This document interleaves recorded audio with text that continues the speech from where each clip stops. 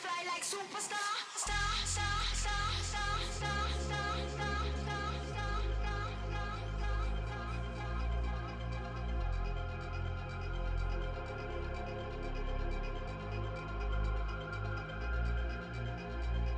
to the world like Space Invader, turn the fader, off the radar.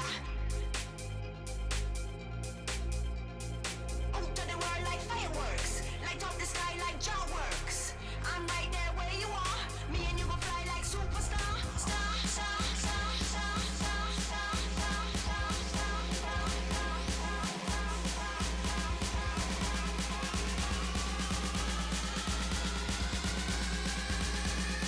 me and you go fly like superstar, star, star, star, star, star, star,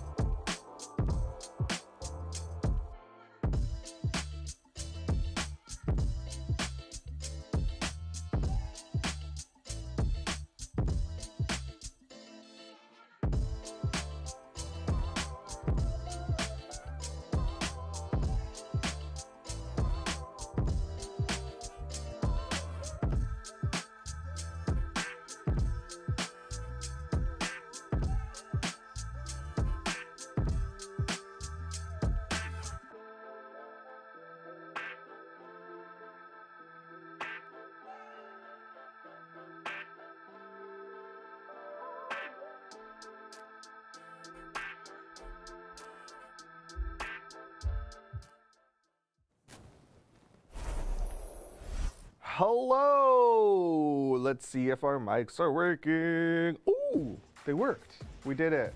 Hey everybody, welcome to the pre-show. The pre-show.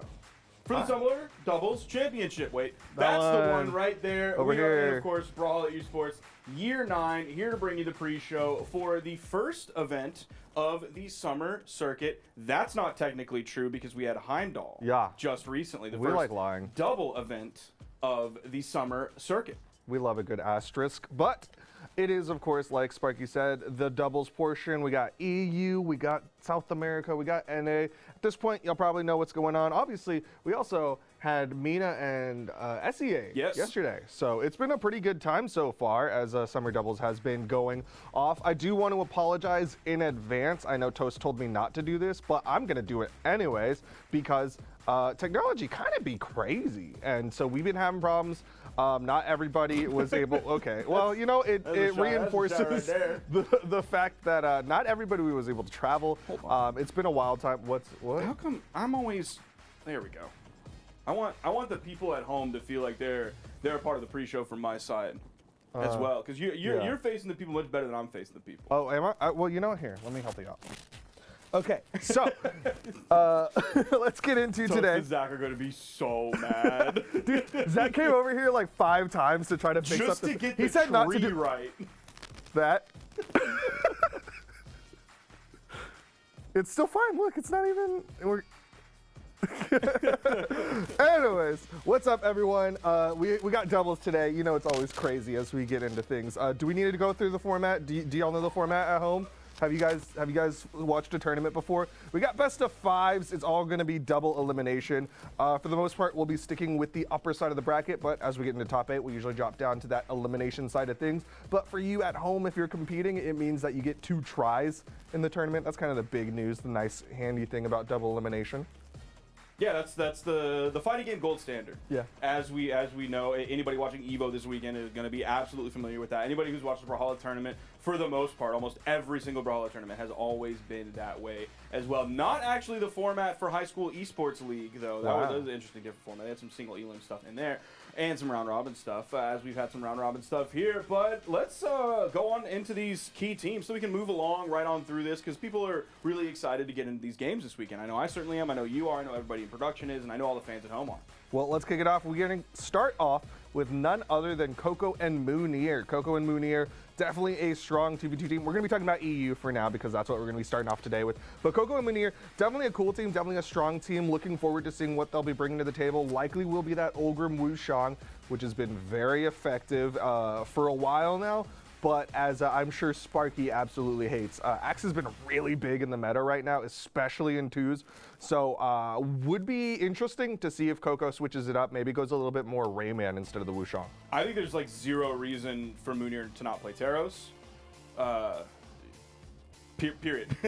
End statement. Right there. I think that's what he should definitely be leading with. But yeah, also the Wushang Ulgrim, probably going to see a lot of Wushangs today. Probably going to see a lot of Ulgrims today. Probably going to see a lot of Wushang Ulgrims today. So yeah, Koko and Moonier, like Moonier is an extremely strong 2s player. One of the biggest things holding him back was he didn't have that like 2v2 teammate that was like really focused on the game and able to really practice a lot. And so like Koko was there for a while, and that's why we've known about Koko and Moonier for a while. But then all of a sudden Koko was like, yeah, you know, I can't take this as seriously anymore. I'm taking a step back from this. I might show up in tournament from time to time, maybe alongside Moonier, but like the focus isn't what it used to be. I don't know if that's come back at all right now. I know for online tournaments, they still want to stick together just because they have that chemistry. That was something that Moonier was talking about at the previous Royale that he was at. Is like I'm really looking for like my LAN 2v2 teammates. Sometimes Koko might make it out, so maybe this will be their team going forward for more than just online events. But it's a fantastic team. I think they're great in this current meta that we have, whether it's the Ulgrim, whether it's the Wushang, whether it's any Axe Legend, even if we have a Petra coming out as well. There's that Taros from Moonier that we've seen so much of in ones too. Yeah, Moonier's definitely been blowing up as of late, and people love to see him do well. I would love to see how well he can do in the 2 space in person. But obviously we'll have to wait and see, especially because today is, again, the start for the summer season. Up next, we are going to be going over to none other than, I believe it's Acno, right? It is okay, Acno and Delta. And of course not Blaze, it's not Knees, it's going to be Delta. We're going from one Taros player in Moonier to another Taros player in Delta. We've also had Delta kind of play some, maybe a little bit of Scythe back in the day in 1, back in the day when you used to play like a once like TM, but there's a lot of, specifically the Taros from this player that I am expecting to see come out, potentially some Ulgrim.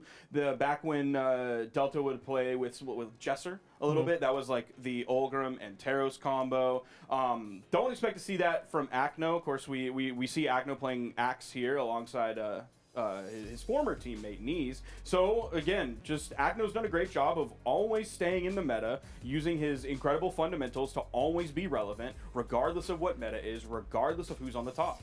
Yeah, I mean, Acno, of course, he's one of the GOATs of EU 2v2s. He's, I mean, basically a GOAT of 2v2s as a whole. An outstanding player. And then you put him alongside Delta, who, like, he's kind of been one of the biggest Taroses in the European region. And you're spelling a pretty scary team, especially compared to some of the other teams that we're going to be catching up with later on today. But there you're seeing Acno right now. I don't know who Acno is playing. We saw the Rayman, but really Acno's kind of just playing whatever. I think he was playing a Koji not that long ago as well. So like, it's really just kind of a toss-up on what he's going to be playing today. Could be playing a little bit of Kaio, but he did kind of take a step back from that, where a couple of the other Kaias didn't really do that. Like Impala, who has been also actually playing a little bit of Koji lately, but that's sort of like a new development that we've seen, but it was Kaio for a long time. Now we are going to be moving on to our next player, who, Duke, tell us who it is. It's going to be none other than Jakey and Saphir. That's correct. Jakey and Saphir. Definitely kind of a team that I don't think too many people are looking at and being like, that's an interesting one, but they're definitely a very solid team. One of the two who have been kind of sticking together in the European region, especially because like even the last team we were talking about, like Acno was with Nice just prior. We don't have any footage of Acno and Delta. So Jakey and Saphir having that kind of team synergy, I think is a nice little plus for them. They've had a pretty solid 2024 so far. They haven't played too many tournaments in their entire career together, but they have played 2 tournaments in 2024. They got top 6 in both of them, and in spring doubles, they actually got 3rd. So they made it all the way to the podium, got into that top 3. They're a solid team. Again, we're going to be bringing more Olgram. We're in EU, of course. We're going to be bringing more Olgram into this equation. And then there's also some Teska that comes in. Who was it Wu Shang as well that I mentioned earlier between Jakey and Saphir? Yes. Val. I meant Val. No. I meant Val. So no is the no, answer. it's Val. No. So yeah, also incredibly meta teams. Oh, we don't have stats on Saphir. Man. That's rude. I'll give you the stats on Saphir. That was rude, PR Creed. number 8. He has 3 top 8s. He has 7 top 32s, and he has 1 bronze. Of course, that's a spring doubles championship we just mentioned. Yeah, definitely a cool team. I'm interested to see again how they're going to be doing.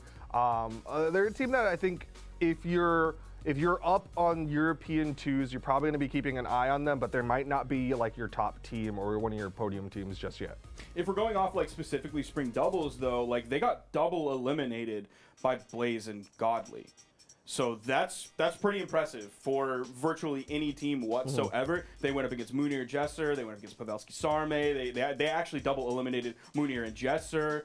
They got Fozy's team out of there. So yeah, like they definitely have some top victories under their belt. Yeah, for sure. Definitely can take out some big names.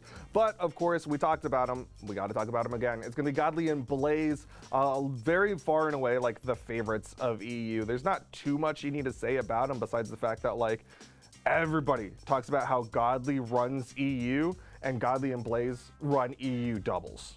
Yeah, Blaze is like for almost all of EU's history has ran EU doubles. So put him alongside Godly, and I mean, we don't even have to like pretend that what the potential is. Like the proof is in the pudding. We've seen it so much. There are mountains and mountains of evidence to why like nobody should really choose anybody other than Godly and Blaze to come out on top in this tournament. I would love to find some of that evidence. Maybe one day we'll get that. I'll make up some evidence for you. Okay, that'd be great. Okay, Godly and Blaze, they've been running EU, but they did terrible at CEO. That is true. What did they get? Did they make top 8? I don't.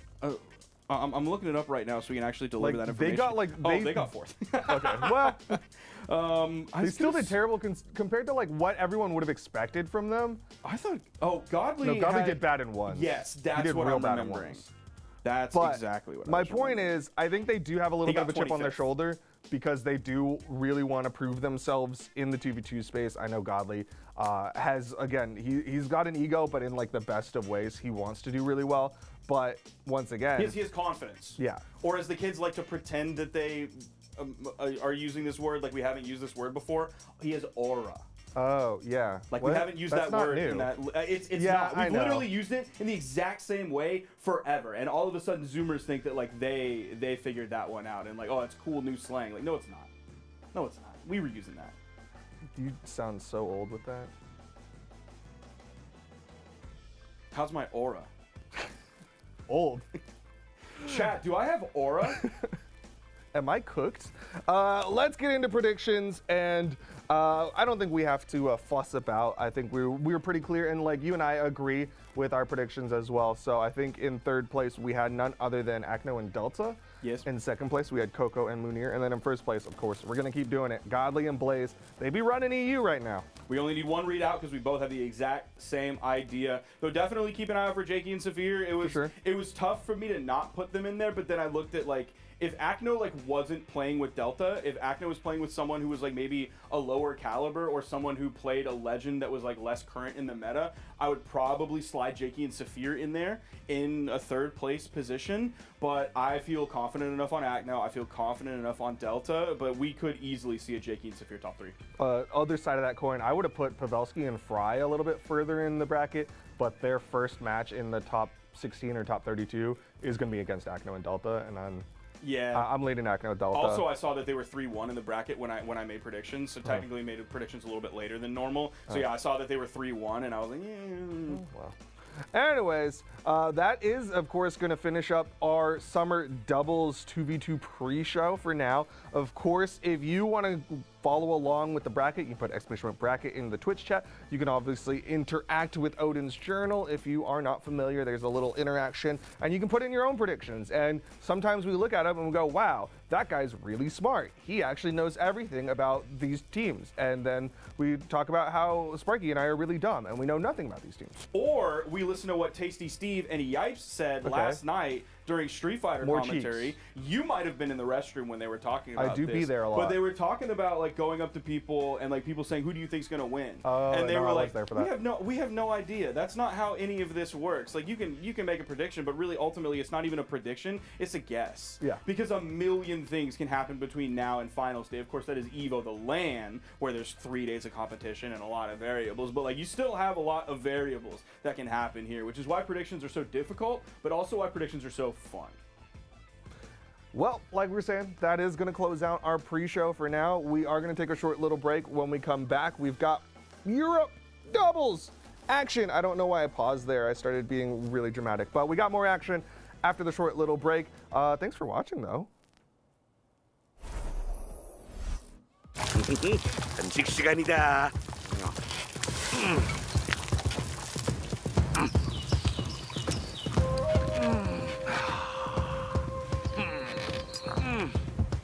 문어 좀 먹을래?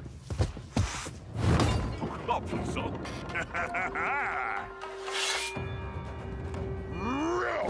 잘 먹을게. 크게 불태워보자.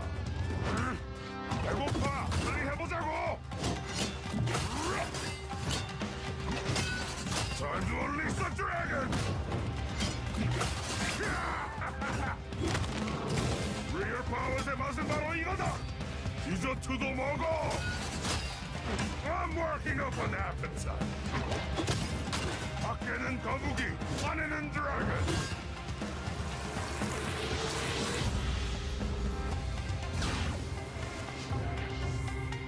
이기는 건 디저트만큼 달콤한 거야. 거의. Welcome to Brawlhalla.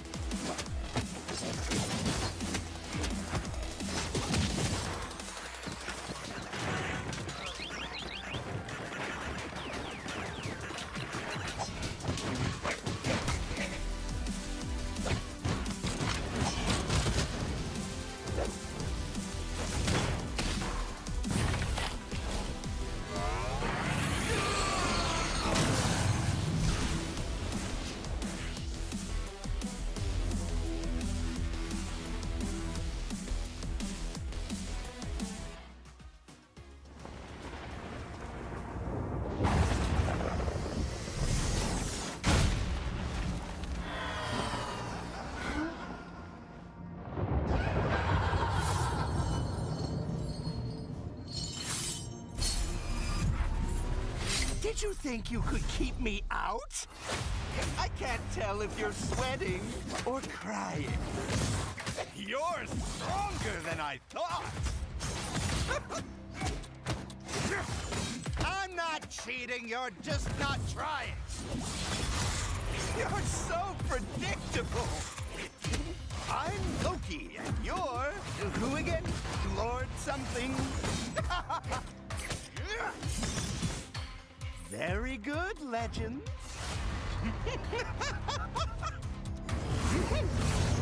I think he likes you.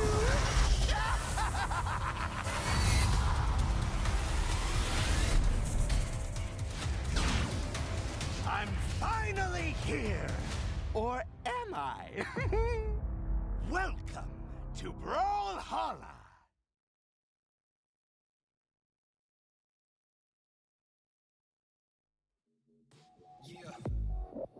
Stay side. Aight, what are you ready now?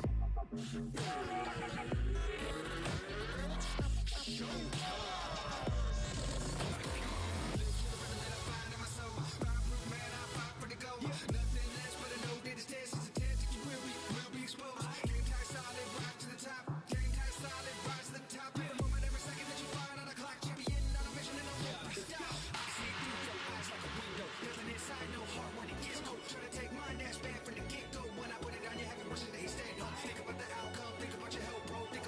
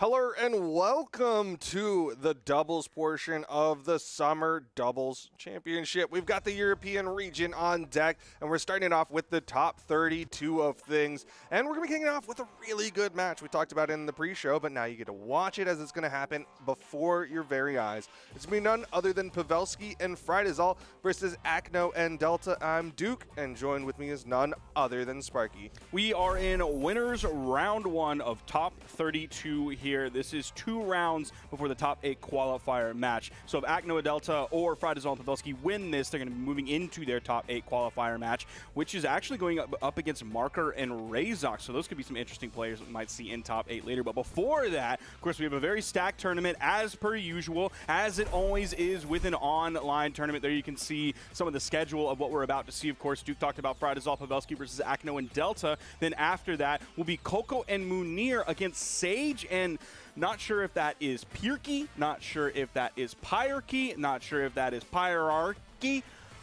Some names that I'm not really... It could be Pirchy as well. So there's a lot of question marks on that team, which means those are new players that we're being introduced to today. And we always love to see that. We love to see variety amongst the players, amongst the podium, amongst the legends that people pick. So yeah, we just get to see more new people that we haven't really seen before. Yeah, and of course, if you're a new player, this is a great time to get into things because, of course, it is the second half of the season. It's that summer circuit kickoff for doubles, which means that you have basically not really 6 months, but you have like an entire season to really build a name for yourself and get ready for the World Championship, which will be happening in November. And you can already plan for it because you can already get your tickets, bcx.live. But it's a good time. It's doubles. It's Euro. And speaking of new people, none of these players are new, of course not. But these teams are relatively new or kind of brand new. Acno and Delta have not played a tournament together. Finalist and Pavelski have not played a tournament together other than Autumn Championship 2 years ago. And they ended up getting 65th in that. So they had a little bit of a rough day for both of them. So we're getting to see new stuff even from our old people. So you can teach an old dog new tricks. The saying is wrong.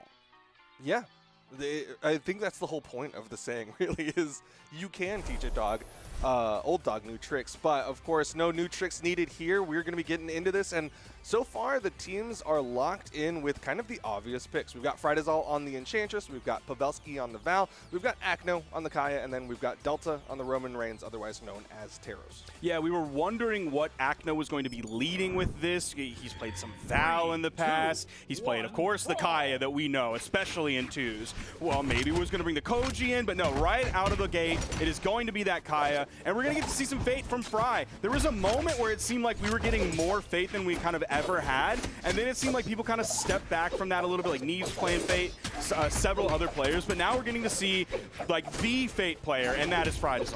Yeah, he's the only one who really kind of stuck with the character in the same way that like Pavelski has really stuck with Val. Like we've seen him swap around a lot, but really at the end of the day, he's kind of most known for the Val at this point. But so far, eyes are on Finalist because he is the most damaged. Interesting option from Delta there. He went for a stomp, chase dodge, turnaround, side sig, maybe expecting somebody to come try to interrupt his stomp Sair.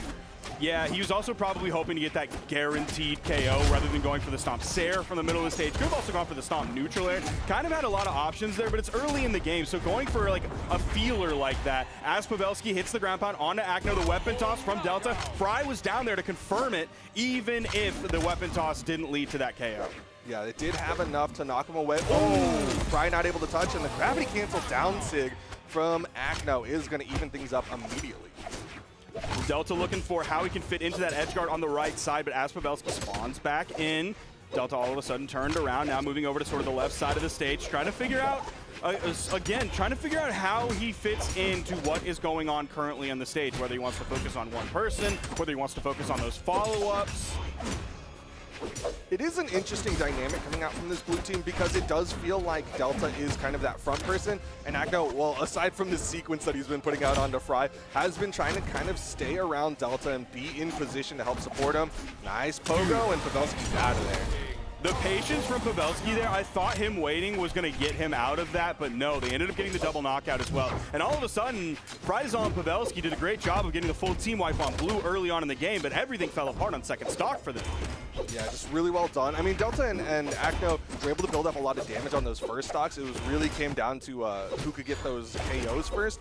but now it looks like they've cleaned things up. I think Acno's going to need to rotate over there, but Delta does get the wall touch. Recovery, Pavelski is done for. Nice side air from Frydazol. Ultimately, it's not going to lead to the victory this game. It does lead to at least one stock, so even clean this up, go over. He's going. No way, Frydazol! The touch, yes, and he will have the movement. Downlight into the down sig. Delta was ready for the follow-up, and that'll be a KO and a W for Acno and Delta. We were seeing the cheekiness come out of Frydazol, though. For sure. That's something we're a little bit used to from him, of course. He is one of the largest Brawlhalla streamers, and once you become a Brawlhalla streamer, definitely at the level that he's at, it warps your brain in a way that the entire point is content for everything, and so that's where moments like that come out. That was a great D-Sig from Acno there. Yeah, but also I think Acno was being a little cheeky. Like, we saw him go for a gravity cancel side sig when basically his only option was to go for a dodge there. So he was really just trying to see if he could keep Frydazol away. But either way, really well done. We're seeing Pavelski make the swap over to the Mordex. We want more Scythe, which is interesting because you don't see Scythe that much in twos. Yeah.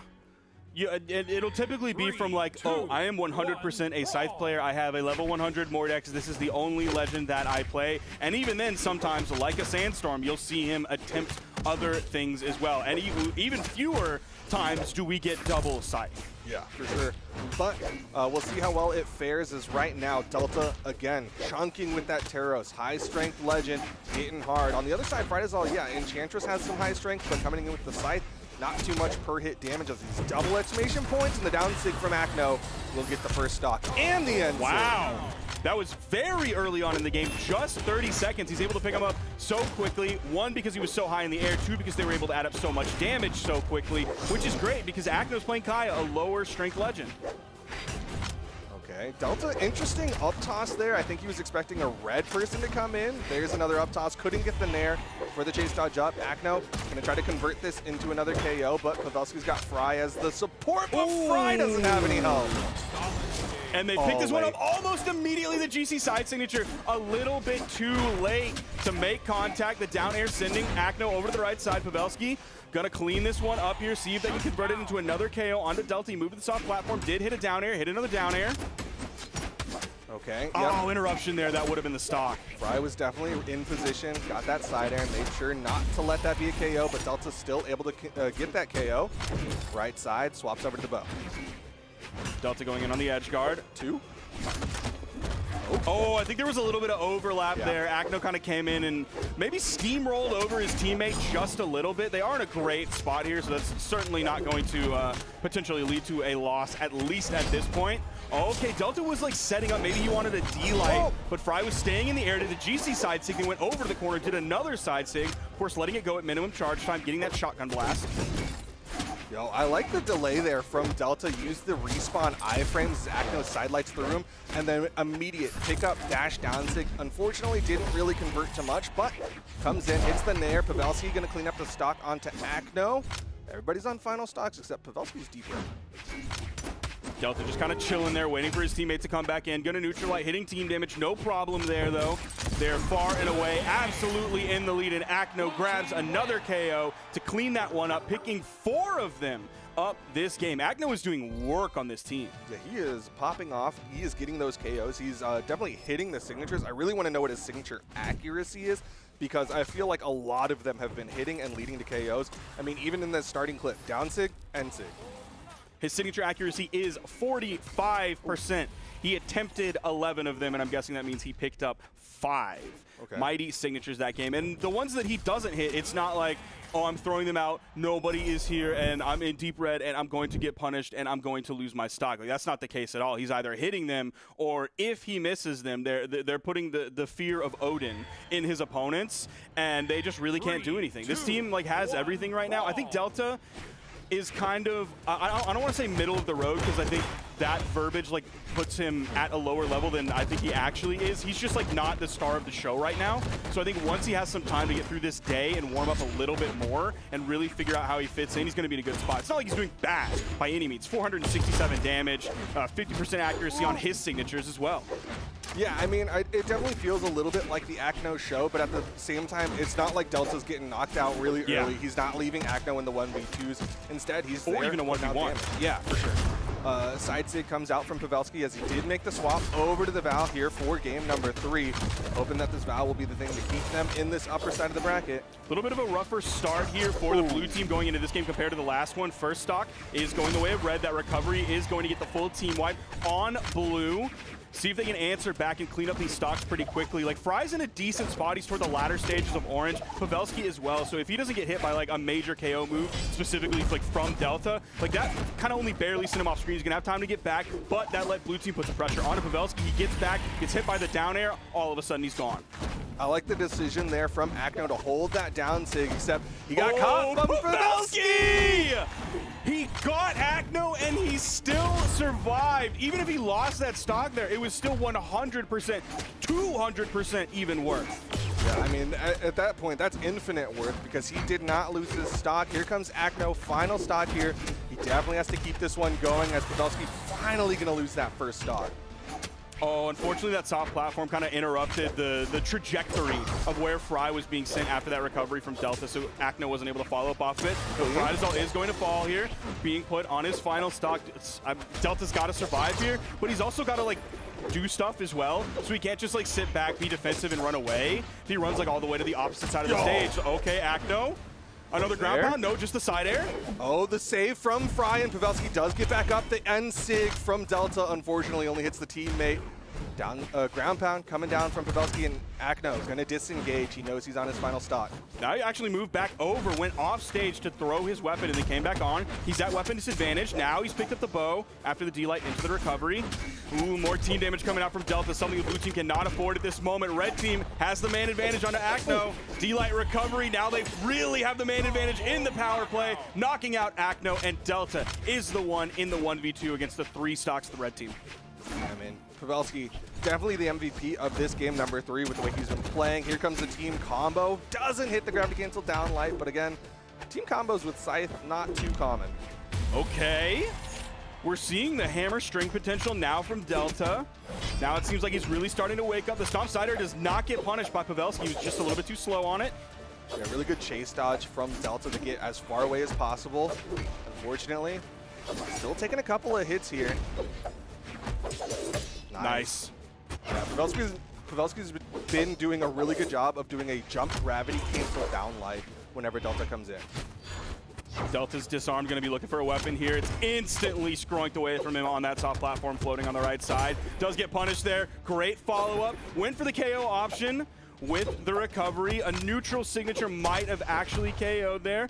Delta's doing a great job in this 1v2, though. He almost took out Friedazol. There were moments where he was doing strings on the hammer. Then once he got disarmed, that's when it really was looking tough. But, I mean, look at the damage numbers right there. A lot of that game was won because of Pavelski. 5 KOs, 637 damage. Yeah, I think one of the biggest highlight plays, of course, is going to be that Gauntlet KO he got on Acno.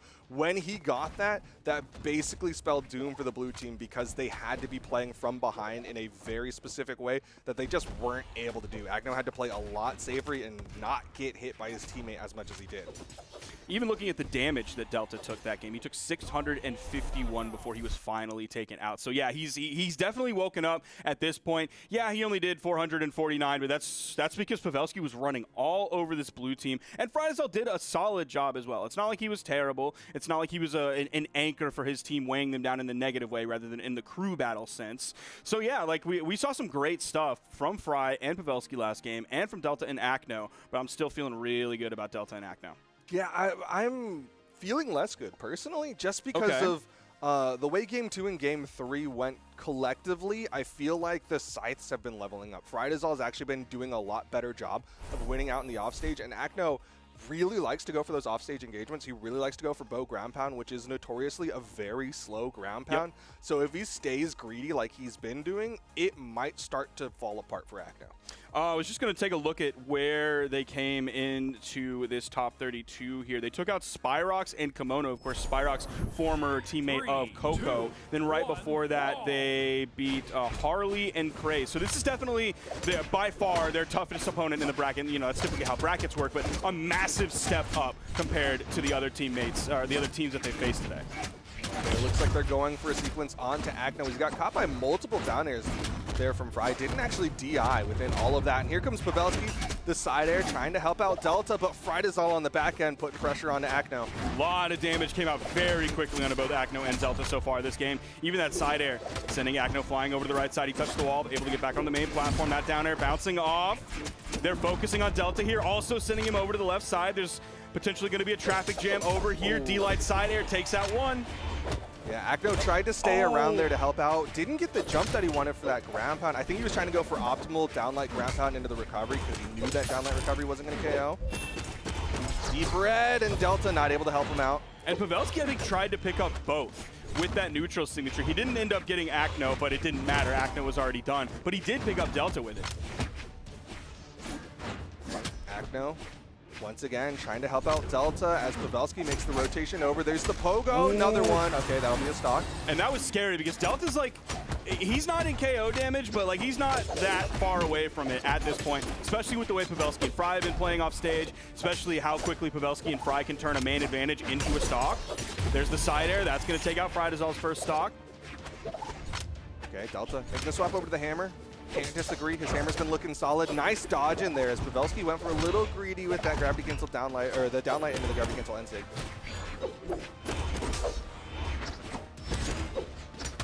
Oh, man, Pavelski almost got the D-Light pickup off of that. That was a great gravity cancel neutral light right out of hit stun. Nice. Acno really riding that one down. But it was all a bait because Delta from above actually hit that ground pound. I thought Pavelski almost wasn't going to touch there, and he was going to lose that stock based on that weapon toss interrupting his recovery. Yo, but blue team actually bringing this one back. Yeah. They've now got the stock lead. They are deep red. There is a chance of the red team to bring this to final stocks. And part of that has been Delta doing a great job. Like he was in red pretty early on. Great save there. And the weapon toss from Acno in case anyone went over there. Yo. And he's able to get back. Dude, Delta has survived so long on this stock. We're gonna need to do pause on the graph. Dude, the help coming out from Acno. He even got a weapon toss when he came back after that chase dodge for the wall touch. Finally is going to get cleaned up, but it is helping out the blue team that they're getting these extensions. Yeah, Acno's weapon tosses have been great so far, whether they're offensive, whether they're defensive in the recovery game. Okay, now, Fry, okay. Oh, he even got the, like, silent side air. Yo, still enough drift there for Acno to get back. Nice side air. Gonna break up what's going on with Pavelski and Acno. Stomp side air, but he's a so little close. late.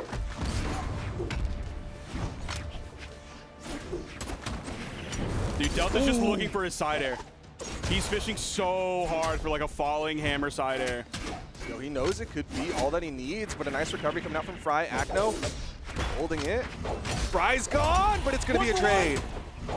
It's Acno versus Pavelski in the 1v1. What year are we in, Duke? Dude, it's 2024, but it's looking like 2020 with how things are going. Acno doesn't get the gravity cancel down light. He still gets the recovery. Pavelski's still living though. Another attempt, but it's in there, and it'll KO. I think he wasn't confident enough with where the D-Light picked up for him to be able to grab the recovery there. Like, he had the stun time, but he didn't have the positioning. Once he like actually started moving up with that it probably wouldn't have made a connection. So that was a bold gambit that he kind of had to take, that split second decision in that moment to see what would work and picking one option. Honestly, I think it was just he was out of aerial movement. It could have been that too. That's only thing that will hit right now, Nair. And it worked out. Acno and Delta going to win it 3-1 over Frydazol. You need to stop banging on the desk because you've knocked two things off already. You knocked that off and you knocked this off. Oh, wait, hold on. Third one. You need to relax. Duke is excited here for the Summer Doubles Championship EU edition. Sometimes you got to be dramatic, but we have a W going the way of Acno and Delta. But like I said, I think Frydazol and Pavelski did start to figure out what they needed to do. I think it was just a little bit late. Seeing some replays here. This was, I believe, that gauntlet string. Yeah, that's where Pavelski gets back after taking out Acno. That was huge. That gave them that game. And then there's that ground pound that was all a bait for Delta to come in from above with a ground pound. Holding that one. Here's the punish. That neutral light into the recovery, into the ground pound, trading 1-for-1 there. So a great set from both of these teams. Of course, Acno and Delta are going to take it. I believe it was 3-1, correct? Yep, okay. 3-1. So they're going to be moving on into a top 8 qualifier match. They will be going up against Marker and Razox. Meanwhile, Frydazol and Pavelski will be going down. Let me tell you exactly where they are going down to. It will not be a top 8 qualifier match. They'll have to do a couple sets before that. It's hard to read the bracket sometimes. There's an L probably, Where's, or like, a letter. Loser of C. I'm looking for loser of C, but I can't find. Oh, it's now updated. So they're gonna go. They're gonna be going up against Urbador and Knees. Of course, Knees formerly playing with Acno. They split up, and now Knees is playing with Urbador. So they're gonna have 2 sets before they even get to a top 8 qualifier. So going down this early, it's never good for your team to go down into the elimination side of the bracket. It really adds so many more sets, so many more variables, so many more other amazing teams that you might just happen to run into down there. But we are going to run into our next match. It's going to be Munir and Koko versus Sage and Pirchi. Pirchi kind of the odd man out as far as our recollection goes, but I think I saw that Pirchi is PR'd, so there's a real chance that Pirchi is actually just like a name swap, and it's just someone that we already do know. He is EU 59 PR. So, of course, that's not typically PR that we see, like, making it onto stream, which is where, like, I'm most familiar with those people. Or, like, once we get into, like, the top 8s, the top 6s, and especially the podiums of, like, community events. So he's sitting at PR 59 here. I mean, Kingdom knows the name. Yeah. Obviously, they've picked him up for Kingdom. What does the C stand for? Community? Community, that sounds about right. I always want it to be, like, Kingdom Come, but I know it's not that. So, yeah, it's going to be Kingdom Community. Has reported Zariel. How many times has he reported that Zariel? On the other side, Sage PR number 88. Yeah. But did make it into the money. One top 8, $150 in earnings. Okay, looks like a Hattori player. That's an interesting combo. Likely won't be the Hattori. We've seen Zariel in 2s for sure, though. And then, of course, they're going to go up with some bigger names, some more established names. It's going to be Koko alongside Munir. Koko hasn't done as well as Munir for sure, because Munir's been popping off in 1s and 2s. Yeah, I'm looking for what Munir's got for us today. I'm really hoping that we can get Koko out to BCX so that we can see this team up, because this is the team that I think has some of the best chemistry for Munir. I haven't seen him with like too many people, but there's no one that I would like point to and be like, oh, this person is having an identity crisis on who their teammate should be. Munir is having an identity crisis on who his teammate should be. Maybe we just push those two together, mix it up, and all of a sudden we have a delicious beverage. We haven't really seen that yet, so I'm just always going back to like Munir and Koko. I would personally love like a Munir Acno. Okay. I think a Munir Acno would be a really interesting one. Of course, we do have this event, and then we have one more doubles event before the World Championship. So still some time. Obviously, there's also community events, but we're getting into it. We got Koko and Munir right now going up against Pirchi and Sage, and we've got the double Street Fighter characters. A nod to Evo as Pirchi's starting to fall really far on the left side. Dalsum and Akuma going to be going up against Roman Reigns and the Ogre. And we were wondering if we were going to get to see that Wu Shang coming out from Munir, or whether he was just going to lead with the Taros, and it is that Taros. We're getting the classic Ulgrim Taros in 2v2s right now. A lot of axes on the screen, and even more once Koko picks up one. But he's going to be hitting that sidelight side air. Opted for a sidelight onto Sage. A little bit of wire crossing there as Munir did get caught inside of that. Oh, stop. Okay, I'm looking at the time right now. It's 32 seconds. Munir's already found a KO, and Munir has already found a second KO 7 seconds later. Gravity canceled down Sig out in the open air. What a wild decision coming out from Munir. Recovery. Exhausted, okay. too. I was worried that we were going to see Koko able to rotate in and hit a ground pound and take out Sage. Well, eventually it doesn't matter because Sage ended up losing his second stock anyway. Now he's on final stock, less than a minute into the game, too. Yeah, Munia's got to be feeling good right now. Sage coming in, didn't get the read, but it was enough to force the dodge out, so Pier could get the KO, and Sage can get that side Sig to follow up. Good dodge out, avoids the stomp and Sig. Ooh, nice landing, Munir, with the falling down air. Try to get the scooping pivot down air as well. Oh, that's your teammate. Oh, a little bit of an interruption from Sage after his teammate got a pickup. He's keeping the pressure up on Munir over on the edge, though, and he's avoiding the potential hammer recoveries. Ooh, so Munir, he's just going to say, all right, I'll fight the other guy. Gets a stomp into the side air to finish off Pirchi. Sidelight Nair coming out. Great punish there from Sage, hitting the GC side signature. Oh, hoping to use the soft platform to extend his sidelight strings. Ooh. Great weapon toss. Perfect 45 degree. Oh, it's the like back bottom Wrong side, northeast, south, the southeast side of that, unfortunately. Did you just draw a compass in the air? I mean, it's like never eat soggy waffles, and I have to do it every time to figure it out. I always get east and west mixed up. You know, it can be hard, east and west, but side air coming out from Koko. Gonna put Pirchi out. Munir is actually gonna take out his teammate. Everybody on final stocks. Yeah, all of a sudden we went from like a 32-second stock to everybody being even, at least in terms of stock. Yes, Pirchi and Sage are quite far behind in terms of damage and given the KO potential that we've seen, especially from Munir, dude. Did he find 5 or did he find 6? He found 6, and he did 679 damage. Holy mackerel. That's an ace right there, and 2 of those were double KOs. Yep. Started off with the double, where he finished off the KO. There's a stomp side air, and then gravity cancel down sig, which is insane, by the way. And then on the final ones, it was a stomp side air into a nair. You said gravity cancel down signature, and my brain was already pre-programmed to be like, oh yeah, of course, thinking it was the axe down signature. No, that was a hammer it was down hammer. sig. I had to watch the replay because even my brain auto-corrected it to being the axe D-sig. So yeah, great work from Munir that game. He did a ton of damage. He even had an accident. Do you remember what his accident was? I didn't notice it, whether it was a team KO or whether he just like fell. Sorry, I got stun locked by saying things I'm not supposed to say when you ask that question. So I don't even remember specifically what I said, so we're just gonna move past that. I remember what I said. It was probably taking out Koko. Yeah, he did. Okay. He did. He took out Koko? He Okay. side-aired Koko. That's what it was. All right, game number 2, though. Munir and Koko, they started off really, really strong. But you know what? Credit to Sage and Pirchi because they did bring it down to final stocks. If they can bring that same energy to start off game number 2, potential here for them to do pretty well.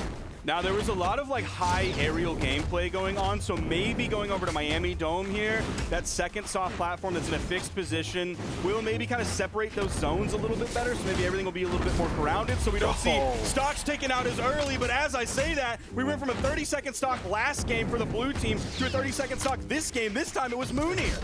Yeah, Munir did get taken out, but he comes back in, hits the side sig. Pirchi not able to quite convert that into a trade. Here's a punish. Not enough. Wow. Yeah, immediately gravity cancel side six back. It was like the top side of that Sair that ended up making connection with Pirchi.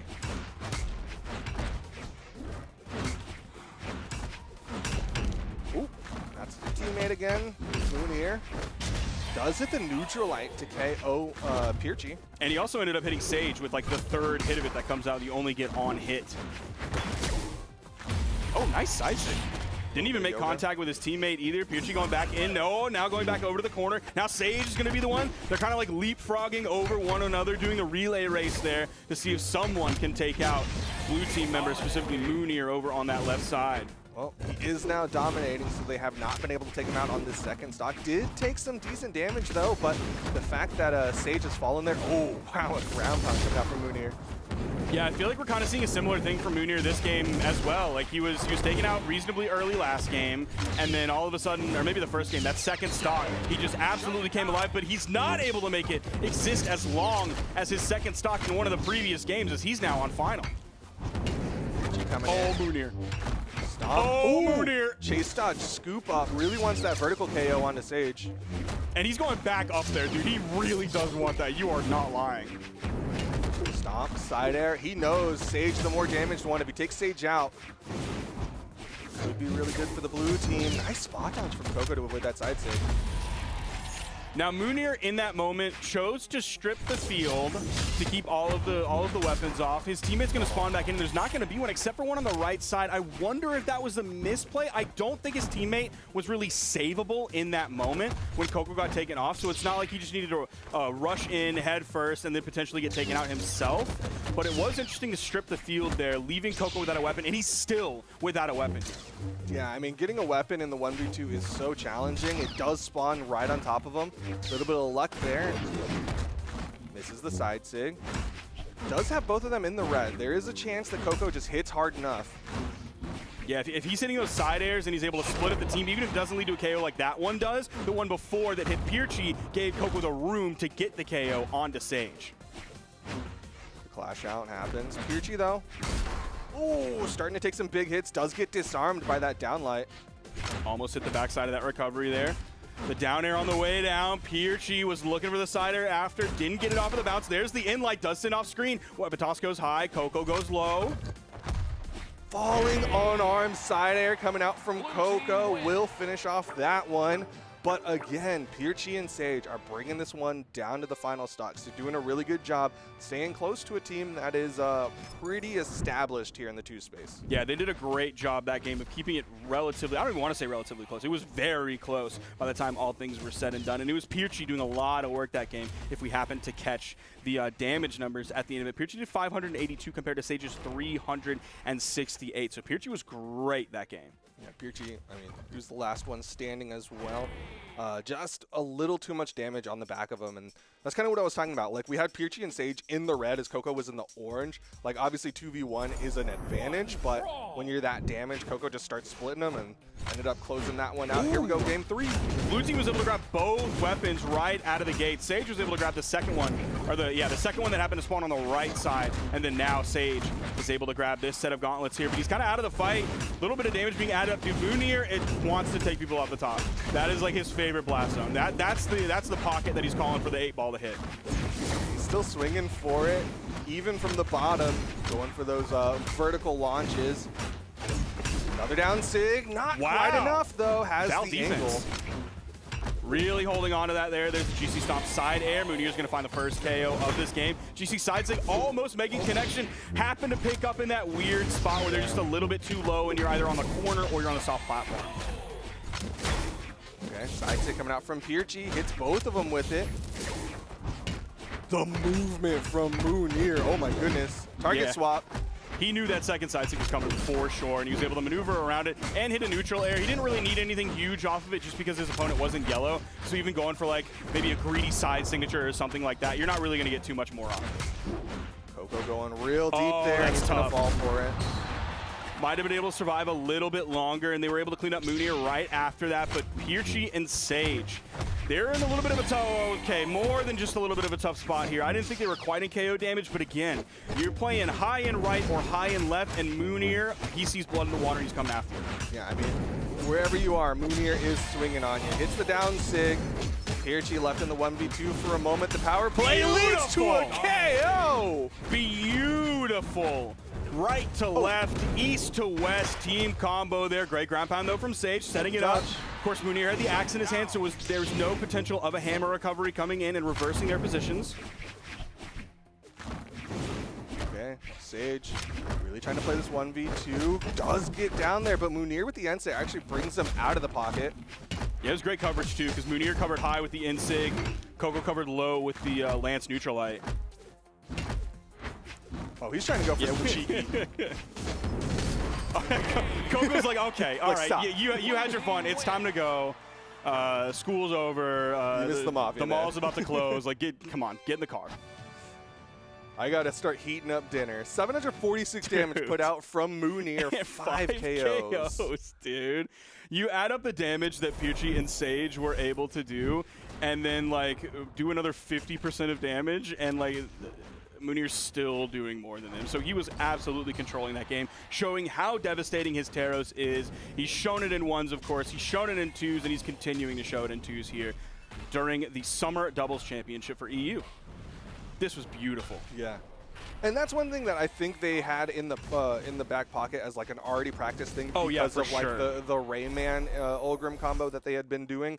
So I think it wasn't like pure improv, but still being able to just pull that out right in that moment, really well done. Those are always like the toughest ones. It's I'll say it's quote unquote easy when you're both facing each other and you're at like the perfect distance and you have the time to do everything the way it is. But in order to like leapfrog over one another from left to right or right to left, those are always so much more difficult. Your timing really has to be there because instead of your teammates sending the opponent towards you, it's sending them away from you. So you have to think about your movement speed, their damage, where they will be, what movement you have, can you dash jump, are you going to chase dodge, all of those variables that you have to deal with. So those combos are so much tougher than the already difficult 2v1 team combos. And they've managed to pull it off, get the KO, get the W, and earn themselves a spot in the top 8 qualifiers. Who are they going up against? They are going to be going up against Jakey and Saphir. So two teams that we were talking about on the pre-show, two teams that I don't want to say we both expected them to be in the top 3, but definitely two top 3 contenders. Of course, Koko and Munir, we both put in our top 3, and Jakey and Saphir, like, I don't even want to call them that, like, honorable mention, but they're I don't even want to call them the wild card either. They're just that potential other team that could make it into that top 3. So yeah, that will be a top 8 qualifier match. And then we will have Pirchi and Sage going down. I'll do a control F for this one so I don't waste as much time.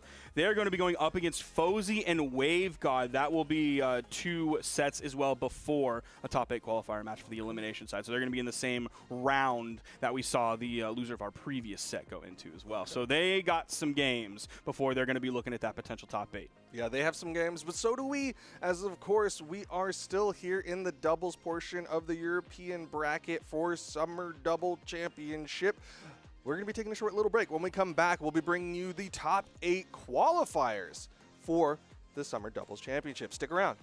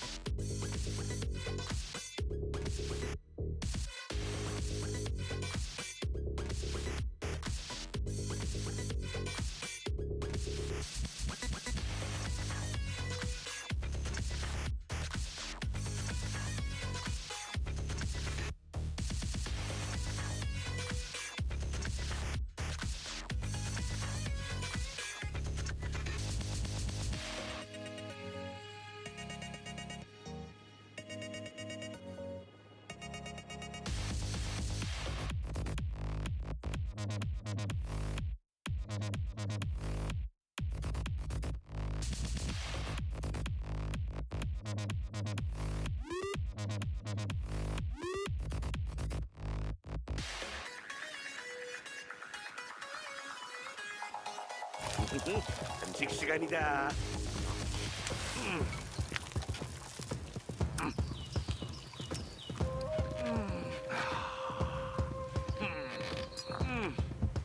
문어 좀 먹을래? 없어.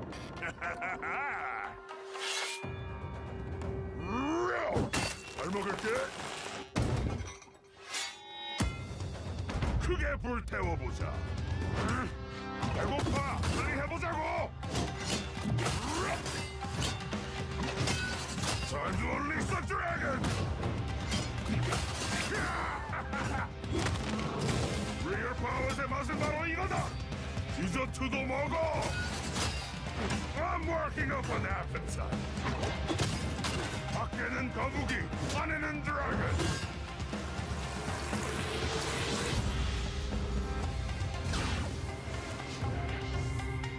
이기는 건 디저트만큼 달콤한 거야. 뭐 거의. Welcome to Brawlhalla.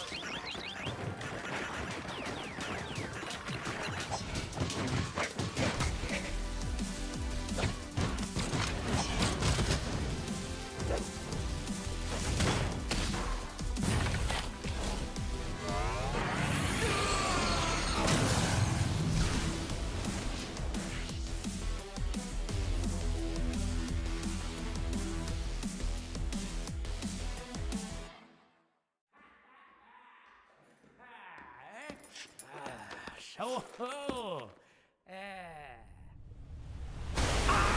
water.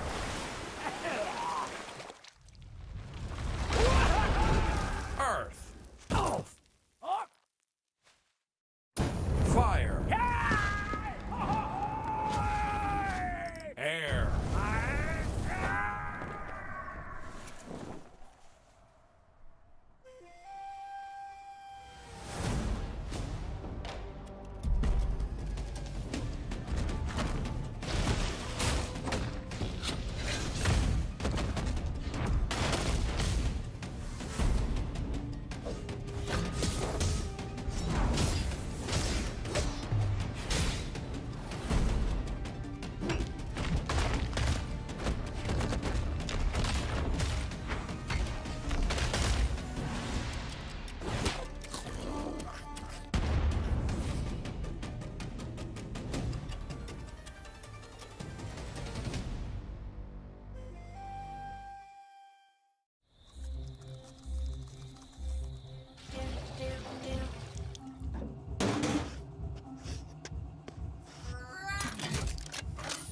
You almost died from a broken heart, so I installed a new one.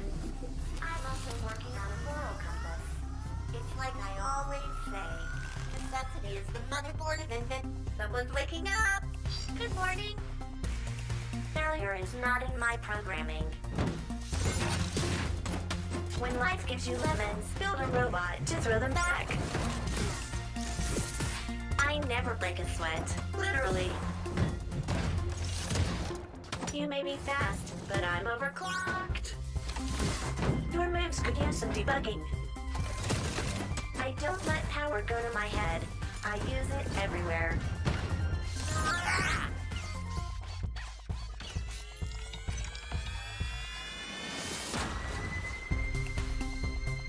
All I need is a wrench, and a plan, and a power source.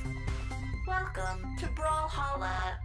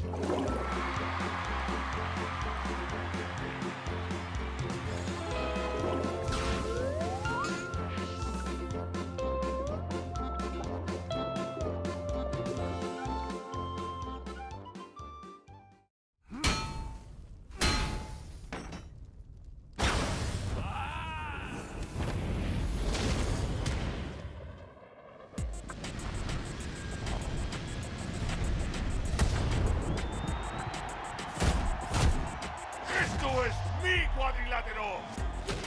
El jaguar pone las reglas. ¿Quién sigue? ¿Te faltan pantalones?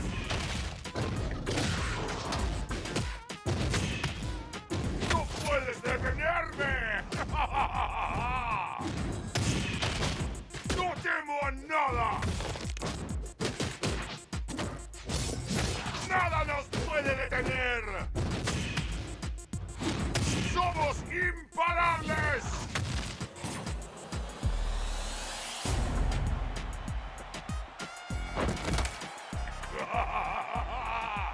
¡Bienvenidos a Brawlhalla! Bienvenidos a Brawlhalla! What's up, everyone? We've got more doubles action because we're here with the Summer Doubles Championship. All about that EU right now, but we've got South America later, which is my tie-in to me speaking a little bit of Spanish. Even though they speak Portuguese. Yeah, but some of them. That is true. Speak That is true. Spanish. Even though Brawlhalla is Some speak absolutely German. dominated by the Portuguese from Brazil, Portuguese-speaking people, of course, from Brazil. There are all of those other countries there in South America. Shout out Argentina specifically for Power Ranger. He's one of the most notable non-Brazilians. Chile.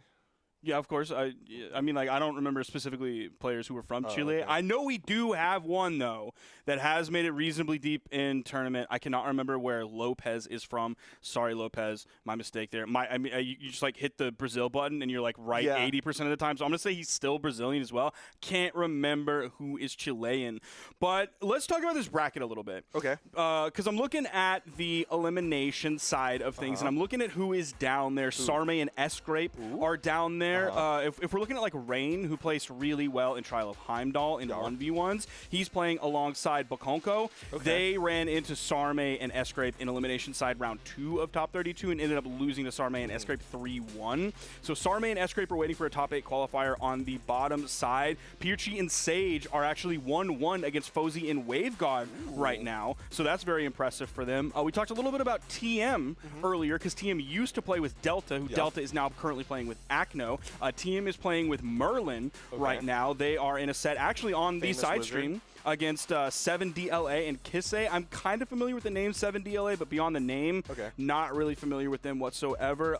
We talked about Urbador and Knees earlier, who went up against Frydazol and Pavelski. After Frydazol and Pavelski lost their set on the winner's side, that was a 3-0 victory for Urbador and Knees, who are now going up against Lil Mev and Teoxys 1 round before a top 8 elimination side qualifier. Is there anybody else you see here that you want to point out while we're waiting to get into these next games? My eyesight's really bad. I thought that said Shakira, and I was about to say, like, hey, that would be pretty beast. I mean, it could be. Obviously, if Shakira was going to enter a tournament, she probably would go under a different name, just so she's not mobbed by fans. You think? Yeah. Because it could be like the tech, right, where they're like, there's no way that's the actual Shakira, and then it is. Could also be what that I mean? true. It's like the double agent. That's not really what I'm trying to think of. Is that reverse psychology? No. It's like hiding in plain sight. Yeah. More or less, kind of. Yeah. Yeah. Kind of. But, you know, maybe if Shakira was looking to enter the tournament, maybe she's trying to insert herself into the Brawlhalla scene and become a future crossover. Ooh. So then you make your way in, quote-unquote, naturally through the bracket. Or, quote-unquote, organically. And then all of a sudden we have a Shakira crossover. Just like how we're organically trying to incept Shakira into Brawlhalla? Yeah. It's two sides coming together slowly, and all of a sudden their fingers touch, and then we have a strong grip. That's how the railway across America was made. How? There was a mountain, and then they both sides met in the middle? Yeah. It's cool that, well, I guess you can steer rail. So it's not like when you do that with a bridge, and then all of a sudden they do a little bit of math wrong, and then there's one part of the bridge that's here, and then one part of the bridge that's like turned a little bit because they messed up the angle, and then all of a sudden you don't have your bridge halves meeting, and that's a problem. That's when you add a ramp. Could do that. Potentially. That's what I do on the bridge builder game, the one where they give you like beams and you have Poly bridge? Yeah. Always add a ramp. What's up, everybody? Welcome to the Summer Doubles Championship here. Hi. We just saw Koko and Moonier go 3-0 over Sage and Pirchi. We then, of course, talked about Sage and Pirchi on the bottom side of the bracket. Let's talk about who we are going to have. Do we have a schedule? next? Can we throw up that schedule? It's probably graphic the for us? first match. Yeah, Usually it's going to be like the first one and then the second one. It's going to be Blaze and Godly versus Blitz and Jesser. I was thinking about putting Blitz and Jesser potential into my top 3 just because Jesser's going crazy. Yeah. Who did Jesser play with recently? Was it Blitz? I can't remember who he played with where I was impressed. Not Pirchi. I don't really know how to do this. Like just looking up Jesser's doubles. Yeah, I'm just gonna hit himself. That didn't work at all. Wait. Oh yeah, it was Moonier and Jesser. Moonier. Okay, yeah, that's Yeah, Spring Doubles Championship. They got 4th place. Yeah. So I was thinking, like, do I want to? But then I saw Moonier and Koko, and then I saw the Jakey and Saphir potential, and then I looked at Acno Delta. Yeah. I was like, I just don't feel confident enough on Jesser alone doing that. So that team is gonna have to show me something more before I'm willing to move that into a top 3. Okay, it looks like we are actually getting ready to get into that match. We don't have to buy time anymore. It's going to be the match of Blaze and Godly going up against Jesser and what was it? Blitz and Jasir. Let's see. Blaze and Godly, have they lost a game today? I'm willing to bet they have not. In winners round 1 of top 32, they did not lose a game. It was 3-0 over Shadra and Baguette Senpai. Okay. Let's see. Previously, before that, no, they were 3-0 over Whopper and Loki. Actually love both of those names. And then a 3-0 over Mukyon and Levi. So Blaze and Godly have not lost a game today yet. Of course, they haven't lost a match because we're on the winner's side, and they have not lost a single game. And we're getting into this one at Godly is on Kaio. Yep, and on the other side, you got Blaze over onto the Brand. They're going up against Jasir on the Ulgrim and Blitz on the Akuma, that Val crossover. But you kind of popped off for the Kaio just because it's a little different there for Godly. It's still like an extremely normal pick in the grand scheme of 2s, but definitely not for Godly, who's very much a Gauntlet player, also plays a lot of Axe, but specifically so much of a Gauntlet player. Meanwhile, Blaze is the absolute classic Blaze pick of the Brent. Yeah, it's either Bryn or Ulgrim for Blaze. Like, if he ever does something different, it's for a very, very, very specific reason. Although, nice start here for Blitz and Jasir, as they are the first ones to get a stock taken off of the blue team. They might be going for Blaze. Blaze is gonna fall, dude. Blaze is down to his final stock already. Yeah, this is a rough start for this blue team. Now, given all the experience that this blue team has, this is something where they're able to, even if they lose this game, which has very real potential at this point, that's something where, like, okay, it's a quote-unquote, it's a game 1. It's just game 1, we can turn around. They may not even lose this game. They could hit the ultimate clutch factor. It's going to be tough for Blaze. He is, of course, as you mentioned previously, on his final stock. He's looking for his way in because he's going to have to do so much damage. So does Godly as well, or otherwise he's going to be put in the 1v2 and he's going to be looking at 4 stocks of the red team. Okay, looks like Blitz and Jasir doing a really good job of just kind of picking one person and then focusing them down. They've got the blue team split, so you see them find the opportunity, get a nice 2-hit onto Blaze. One thing I'm really loving about Jasir's Lance right now, and it's not like flashy, it's not cool, it's not fun, but he's just doing a lot of sidelight neutral airs. He's building up that consistent damage. They have the massive lead. That ground pound almost made contact with Blitz. They have that lead, so all he has to do is that guaranteed true damage. That if they're in the air, hit that nair, back up, hit that nair, use that hitbox, that 360-degree hitbox that kind of rotates around you. Just do that consistent, normal, easy damage, and you're going to be in a good spot. Yeah, I mean, with the lead that they had built for themselves, that's all you really need is just some consistency, just some stability there, as Blaze is already getting into the orange, might be in the red, but blue team bringing this one back. It's gonna be final stocks. Oh, he was going for the recovery after the neutral. Man, we used to be able to hit like reverse nair into the recovery. Those were the good old days for Lance, baby. Used to be a country, but now we are in Europe, which is more than just one country. It's actually a lot of them. Yeah. Don't know how many. I would guess 38. I'll look it up while you do commentary. We're on very different amounts, but right now Blaze definitely the target of this red team. Deep red, Godly doing a really good job staying behind the red team and just putting up this damage safely because the red team has not really swung towards Godly. Found an opportunity. Okay, there's a 2-piece. Blaze gonna break it up a little bit. How many countries did you say? I said 10? What? I don't know. You can name at least 10, so you know there's more. According to the UN, there are 44 countries in Europe, and according to the game state right now, there are 0 stocks for Blaze. 1 stock left for Godly, 1 stock left for the blue team, and that is an easy punish for Blitz. They are going to take game number 1. I was 6 odd, which is pretty beast for someone who's a Mara brained. Yeah, really good. France. Italy, England, I know you can get the Ireland, Spain, Portugal. Russia's part of it, right? Yes. Okay. Hungary, Switzerland, Denmark. That's 10. You're welcome, America. And there's no more You're countries. welcome. According to Duke, those are the only countries in Europe. 3, 2. Oh, man. As we're getting here into game 2, no legend swaps whatsoever here. No map swap either. Well, keeping it the same. I'm a little surprised the blue team didn't switch it up just because that didn't go that great for them at the start, but also they managed to bring it back to final stock, so they know they've got something here ready to go. Godly gonna go charging forward onto the left side. Now, if Blaze and Godly win this tournament, then we'll probably get to talk to Godly as per usual, and we'll get to ask him, like, where did this Kaio come from? Why did you make that choice? And if he doesn't win, then I'll just end up asking him in DMs, because, like, yeah, me and Godly are friends. You're like Godly that. like that. You're on first name basis with him. I'm actually not. I don't think I've ever called him Zabai. Oh, nice ground pound there from Blaze on the right side. Neutralite gonna help out Godly, just putting Blitz in that hit stun. D-Light in the side air. Oh, Blitz went in with the unarmed down air, then right after, because Blaze isn't like that damage and there's not a lot of variable force on the down air, he was still like stuck right on top of Blaze after it was over. So Blaze just threw out that down signature, and that covers all over your hurt box. Left side, Neutralite's coming out from Blaze. More of them. Neutral Sig as a follow-up from Godly. Weapon toss into side signature. Man, that didn't even send off screens. There's a little bit more damage they're going to need to do on Blaze. There's the D-Light side air. He went for that rather than the vertical option of D-Light recovery. I don't know if he wanted to send him towards Godly so that all of a sudden you might have too many cooks in the blue team kitchen there and they pick up 2 or potentially something other than that. So that was an interesting choice. Yeah, maybe it was just kind of default brain as well. Yeah. A very real possibility. Both red team members getting into that red, though. The down sig gonna KO, and they're immediately onto Blitz. Nice! For someone who's relatively new, and I'll actually look up his Brawlhalla after to see what his level on Kaio is. For someone who's like more or less, at least based on our information right now, relatively new to this legend, like he has a full grasp, of course, on Spear because we've seen him play a lot of like Wushang in the past. Yeah.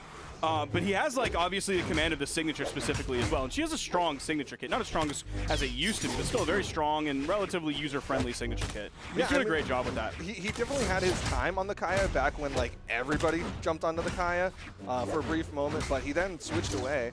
But looks like he's back on it for now at the very least. Side sig gonna connect. He isn't hit stun, but he still gets that wake-up nair. Ooh, Jesser, he was still able to find a connection with that. I thought Godly was going to be out of whip frames there. But no, Jesser came in with the side light. Ooh, didn't get nice the side chase air. dodge. Blitz had a gravity cancel downlight onto Blaze, but couldn't get that chase dodge recovery to connect. Weapon toss actually helping Blaze out. That's going to be an easy punish for Blitz, but it doesn't matter. Deep red and done for. Blue team going to take game number 2. So Godly has a level 53 Kaio. It is his 7th highest leveled legend. Just for frame of reference, his Wushang is only level 56, so 3 levels above the Kaio. I would have thought it would have been higher. He has like a lot of people in the like 50 to 60 range. Like his 12th highest leveled legend is his lowest leveled plus level 50. So he has 12 legends that are level 50 or higher. Okay. Yeah, he's definitely spread out his time across a lot of legends, but again, that gravity cancel end sig showing definitely a level of depth on the character signature kit knowledge that not everyone who picks up a character will know. Yeah. Gonna be going into the next game here. We know at least that Blitz is still playing the Val, and of course, now that we can see the legend select screen as we go into the game, Jasir is still on that Ulgrim. No swaps from the blue team on the right side of your screen either. Tell you what, though, those gold names, man, those gold names look real good now. Looking real good. That color change was great. We love that. And here we go into game number 3. Currently tied 1-1. Jasir and Blitz, first team to get a W over Godly and Blaze as of today. Ooh, almost grabbed 2 with the down air, but ended up getting caught. Blitz, man, he took so much damage so quickly. He's not careful. Now he has to deal with Blaze's axe. Even Godly's moving in, just trying to hit that side light, hoping to maybe get the dodge after going for the double D-Light into the side air to get the KO. Blitz, he's floating around. He's not doing a whole lot right now because he's having to play defensively because he took so much damage, which means they're putting up the damage onto Jasir. Neutral 6 sends off screen, but not into the blast zone just yet. Yeah, like you said, Blitz has been playing very timid since he took so much damage so quick, and it's not going to pay off for him as Blaze does get that recovery. Jasir going for a greedy ground pound with that. Nice down air. The weapon toss going to bug on the head. Godly had to down air one direction or the other. Either way, he was done. What a great weapon toss from Jasir, using the long length of that lance to cover so much area, like right off the wall. So if you went to the wall, you're not going to be able to sneak through. If you went deep enough away from the wall, there's no way you're getting back either. So man, what a weapon toss from Jasir. And he had a really good drift there on Blaze. Instant team combo as Jasir does get taken out. Another juggle, and again, Blitz taking so much damage. He's going to be playing really timid against this blue team. Oh, hit two. Man, Blitz he's stuck on the wall. He can't play the game. Yeah. He's like, guys, can I maybe come in? And the lifeguards are sitting around the pool saying, nope, it's adult swim. Stay on the sand area. My local pool had a little speech around it. And during adult swim, you can only swim if you're an adult. So there weren't like children playing in the water. Well, he is trying to dip his feet into the water of this 2v2 space, but every time he gets a little too close, Godly just swings on him. Nice gravity cancel down sig, actually helping out Jasir and getting himself onto the stage. Sidelight and air once again, Jasir with that consistency. Unfortunately though, at this point, he's done so much damage on his opponents that like you're not really looking for those sidelight nairs anymore. I mean, you're not really looking for anything specifically because you have Lance and you don't have a true KO combo. So yeah, doing those sidelight nairs at that point, a little bit more damage is great. So then if you hit like a side air on the wrong side of the stage, or if you hit like a 45-degree angler where you might not normally KO. But yeah, exactly. I'm still loving that. I'm loving that Lance play. It's simple again. It's simple. It's smart. It's not the flashiest thing. It's not the coolest thing. No one's going to be talking about that for putting clips of it on Twitter, but it's really, really smart. Going into the final stocks here, Jasir and Blitz staying good. The eyes are on Blitz for me because if he takes a bunch of damage early, then it's going to just spell disaster for this red team. Now, even though he was playing a little bit timidly, like he's on pace with everybody now, which means the game really didn't get away from him while he was kind of playing timidly, and that's going to be largely on the back of Jasir as well. It's Blitz looking like a good piece of bait for them to go after, and then it's Jasir like in the background doing work or fighting off both blue team members at the same time. He's doing more sidelights than any other Lance player in the entire world. Yo, but if they're hitting, it's good. Plays with that sider, helping Blitz get past that end sig from Godly. Sider gonna launch Godly a little bit further. Looks like red team might be thinking about the KO option. Oh yeah, they're starting to swing for the heavies. Godly knows he's the target. That's giving Blaze opportunities to get some damage in. Now he's really starting to get punished quite often for those sidelights that he's going in with. The weapon toss down actually hits his teammate, but there's no punish. There's a D-light into the recovery. Does get the KO onto Godly. Blaze now in the 1v2, but it's an extremely winnable 1v2. Yeah, a lot of people in the red. Oh, but he does get disarmed there. That's going to make this a lot harder as these sweat beads and a weapon toss from Blitz and Jasir is going to lead to a W. And now they are up 2-1 in the set against Blaze and Godly, and that's after who was it? It was Blitz, right? Getting bullied out so early on in that game, and they were still able to hold on to everything. Yeah, really well done from Blitz and Jasir. Just able to do so much with so little. Like Blitz, again, he was playing on the back foot for so much of that game, but he still found those little opportunities and made sure that he was staying right alongside Jasir. Yeah, it seemed like the second half of the game, he was really able to be a part of it a lot more, because like his damage was good. He put out 507.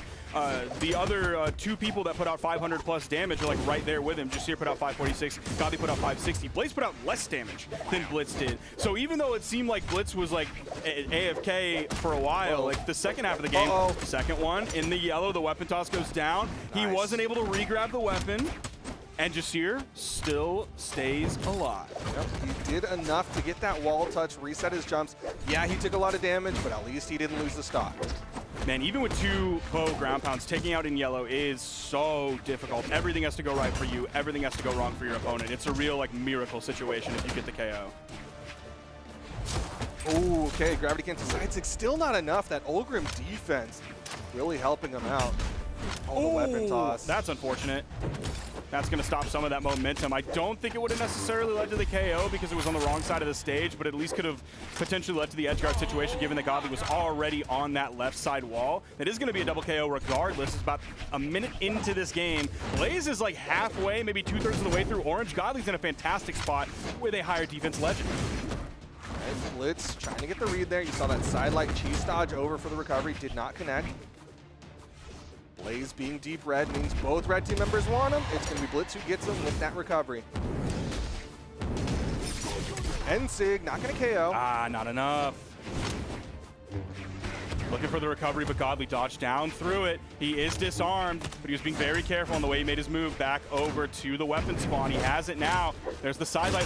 What a turnaround! I thought he was going to continue the extension against Blitz, but no, he turned around, hit the recovery, and served the alley-oop to Blaze. Really good positioning from Godly there to fake out both red team members. They weren't sure who he was going to go for, and he went for the one that led to a KO. This is a good spot for the blue team here in game number 4. Yeah, and after losing last game, like that's a fantastic way to turn things around and really get some more momentum in your favor. They're at 4 stocks at this moment, looking at the 2 stocks of the red team. Potentially might be 1 stock here.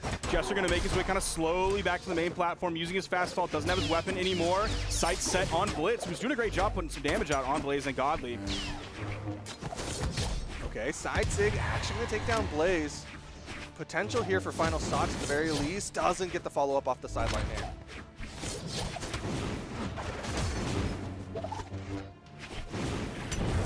Oh, couldn't get the interrupt there. You saw him go in for the neutral light.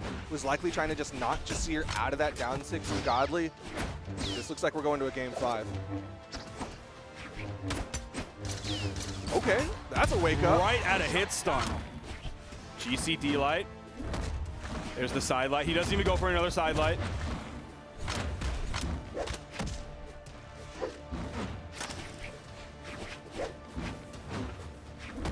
Man, doing this with gauntlets is so tough. He's doing a really good job with his move decisions. He's not going for downer. He's not going for neutral light. It's a lot of just like tap, move around, tap, move around. Even side light though is so scary here because you're at a perfect spot for punishes. Oh man, that was so close. Godly and Blaze still clean it up. It went from like 4 stocks to 2 to both of them being like towards the later stages of yellow. So Blitz and Jasir are really playing well today. They really, really are. I cannot stress that enough. Because like look at the damage that Blaze and Godly did. 679 and like 512 compared to like 417 and 325. And it was still very close. They still got Blaze and Godly down to final stocks. Well, we're going to a game 5, which again, this is a qualifier for top 8. Not expecting this one to be quite the game 5 that we're having, but again, that's a credit to Blitz and Jasir just playing so dang well. Going into this next game, we're on the loading screen. You are looking at the stats at this moment. Blitz took 644 damage. Very impressive against 2 legends that have solid signature kits, have solid stats, have solid KO potential, and also have true combo setups on all of their weapons. Well, except Max. You said except, oh, okay. I was like, X has true combos. True combo, sorry, KO setups. All right, here we are, game number 5. Godly, a lot of damage early, not gonna be too bad. As he's not quite in that KO percent, but we'll see what the red team does as an unfortunate backswing from Jasir. Launches Blitz into the Sig. Oh, soft platform got in the way there. Yeah, I'm not sure if Jasir wanted to like follow that up or if he wanted to just like turn around and hit the impending blue team member that's coming his way. I think it was a little bit of both. Like the dare was definitely going to launch towards Jasir's signature. Okay. A lot more signatures coming out from the red team right now. Oh, good interrupt from Jasir. Lots of people in the red. Who's going to get that first stock? Godly did get knocked into the red first, but he's doing a good job surviving. This is probably one of the latest first stocks that we've seen taken this entire set so far. We've had like an early stock every single game, like 30 seconds in. We see the second one fall very quickly, and red team is actually in the lead even before they got that KO onto Blaze, just because he had a little bit more damage on his stock than Blitz did.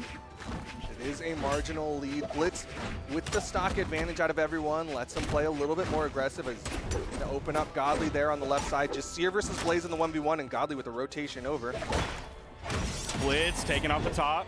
Jasir gonna play around that soft platform, actually moving in between both members of the blue team. A little bit of overlap though. Weapon toss interrupts kind of the flow of the blue team. I believe it was Godly's spear, but I wasn't sure whose spear it was. There comes in Blitz with a little bit of team damage. Swaps over to Godly as Godly does get that weapon spawn. Blitz is in position. Instead, opts to get some damage on the Blaze. Oh, he's gonna go for the sidelight, probably neutral air again. If they can get this stock off of Blaze or Godly, man, red team is in a solid spot here. This would be quite the upset. Neutralite Godly with the interrupt again. Going down for the pogo. Misses the Sair. Weapon toss up. Keeps Godly in this. I think it is a little interesting that we're in game 5 here and we haven't seen Godly swap to something different, which is, I feel like something we don't see from him often. It's not like he's always ready to hit that switch button the second something goes wrong, but he is someone who has that large suite of legends, who has that like diverse character pool, even though there's like the gauntlet through line through all of it. So yeah, I think that's an interesting choice here for him to not do that.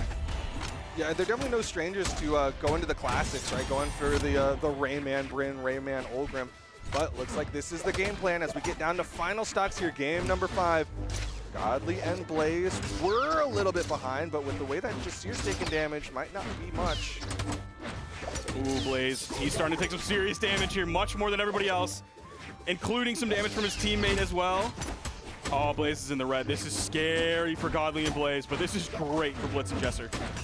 Jasir, again, doing a really good job adding up consistent damage. Sidelight in air with the axe this time. Godly a little bit boxed out by Blitz. Good chase dodge down as Jasir comes for the interrupt.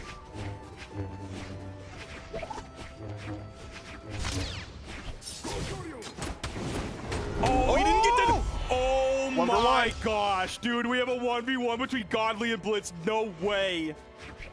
Blitz, a little bit more damage. Godly disarms himself. Unarmed recovery. Blitz denying the weapon pickup with that side air. Godly sweeping! Oh, Godly's gonna no fall! way, 3, dude. 2, Blitz and Jasir are gonna go into the top 8.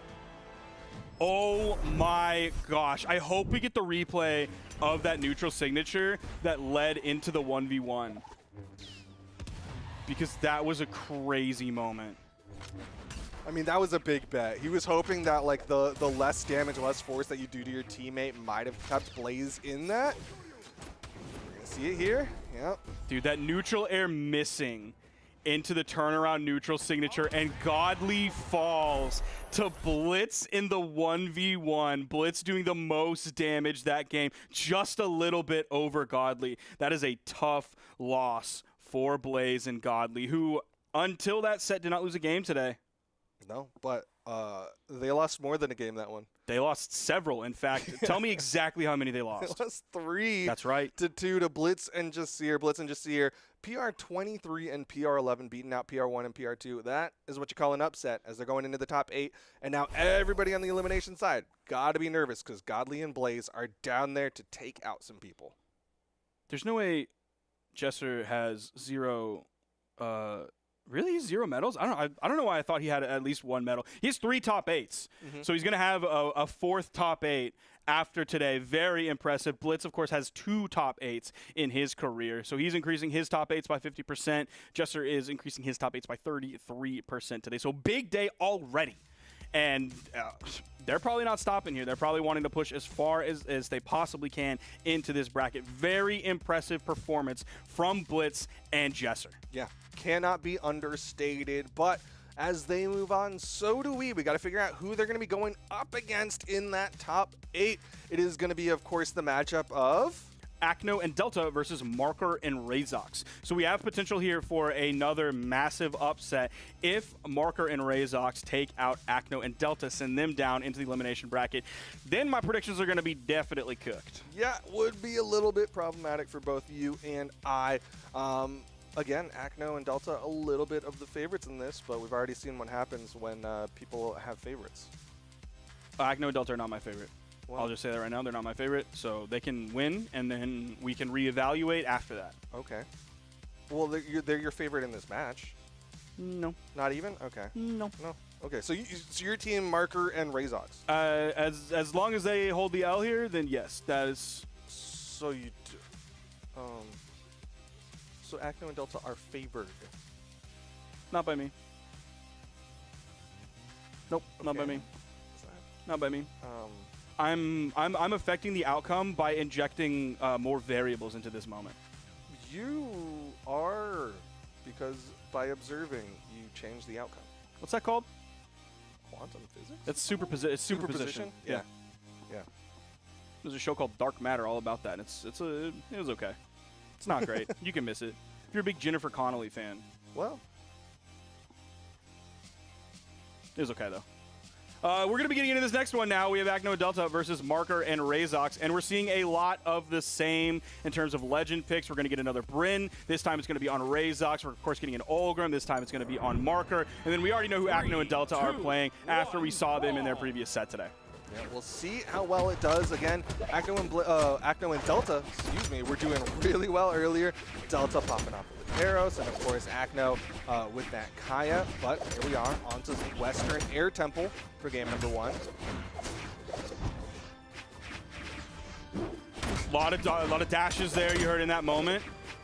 It seemed like the blue team wanted to like regroup on one another, so they just completely disengaged and kind of stacked on top of one another. And red team kind of seemed like they wanted to do the same thing in that moment as well. Yeah, lots of like kind of lines drawn in the sand where each team takes to their side and then somebody goes in, breaks that difference. Marker, immediate recovery. Gonna get him back onto the stage, but it gave a power play onto Razox. A lot of damage there. I was expecting the weapon toss to come down from Acno. In comes Razox. He down airs his own teammate. I don't know if that's exactly what he wanted to do to get him like away from Acno so that he could put out his hitboxes on Acno, and then in the sort of like opposite phase, Razox makes it back over to the wall. Because like Razox is still, or Marker's still living here. Yep, Marker's still in it. Razox on the left side. Falling Nair from Delta. That's how much damage was on top of Razox. Right side, Marker going for the unarmed KO. Instead, gonna KO himself. I'm assuming it does, but I don't actually know the answer to this question. Does bouncing off the vertical wall also remove the same amount? I'm pretty sure just okay. I would imagine it does too, but I've never really thought about it until like that moment right there. Okay, going vertical this time. Acno went for the read with that gravity cancel neutral sig, but Marker went to the right instead of the left. Clean up Delta. That is the dodge gone from Razox, but no one is over really there to punish him whatsoever. Acno kind of backed up. We're actually extremely even in this game as we're getting about 2 minutes into this one. If you average everybody out, everybody's on orange. Neutral signature gonna whiff, but a nice dodge from Acno and a great target switch. Second recovery comes out. He's hoping to finish off this stock of Razox.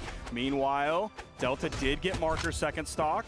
Okay, good job from Delta. Actually fast fell down so Acno could get that Nair. And that's going to keep Acno alive on this stock. So we're definitely seeing a very different Olgrim coming out from Marker as we saw compared to Jester that we saw just a few moments ago. Like, he's definitely not a sidelight Nair Andy. He's doing actually a lot of side air, so he's spending a lot of his time aerial, trying to maybe get around his opponent, wait for them to whiff a move, then come in with a side air. Dude, Razox just pegged Delta in the back of the head with an axe toss, and it was enough to keep Delta from getting that wall touch. It'll be final stocks here for Acno and Delta, and Razox will be joining them. As Marker's been sitting there, he is going to get into the red soon, though. What are you doing, bro? What was that D-light hitting Delta?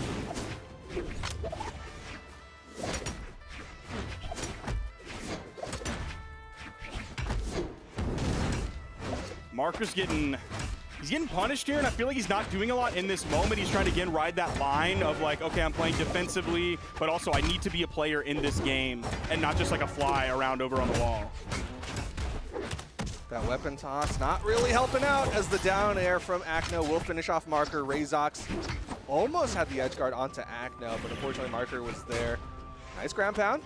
Not quite enough. Okay. Yes, it is. But Delta with the ground pound takes down Razox. Red team win. Red team barely able to close that one out after Acno went in very deep. You know, he was probably supposed to act like bait there in that moment. He's putting a lot of trust in your teammate to clean things up. And if you don't clean things up in that edge guard, then you go into the 1v1. And I would also put my money on Delta in that moment as well, given his track record and his pedigree, all of that.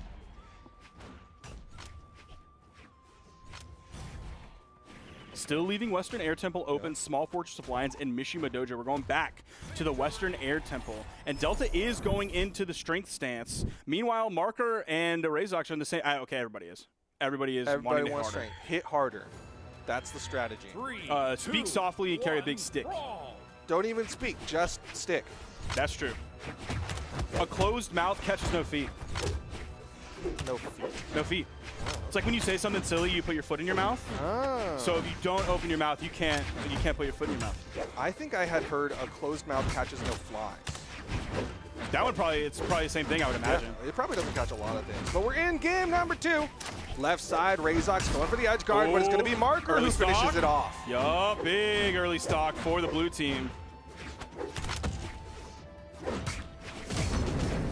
Side light down air coming out from Marker, keeping Acno on that left side.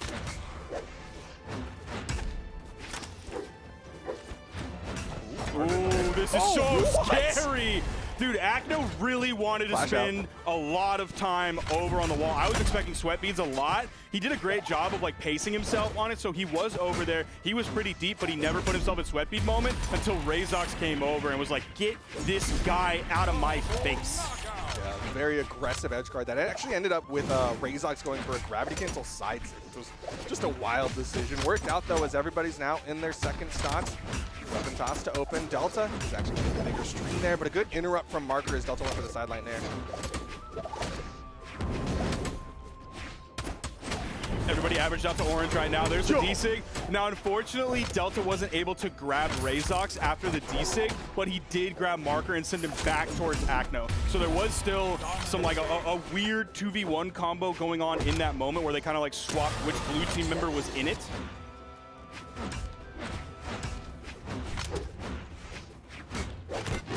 Good interrupt again coming out from Acno. You saw Marker on the right side was ready for the follow-up. He threw out that N-Sig, but he didn't get the launch. There's the recovery, not enough.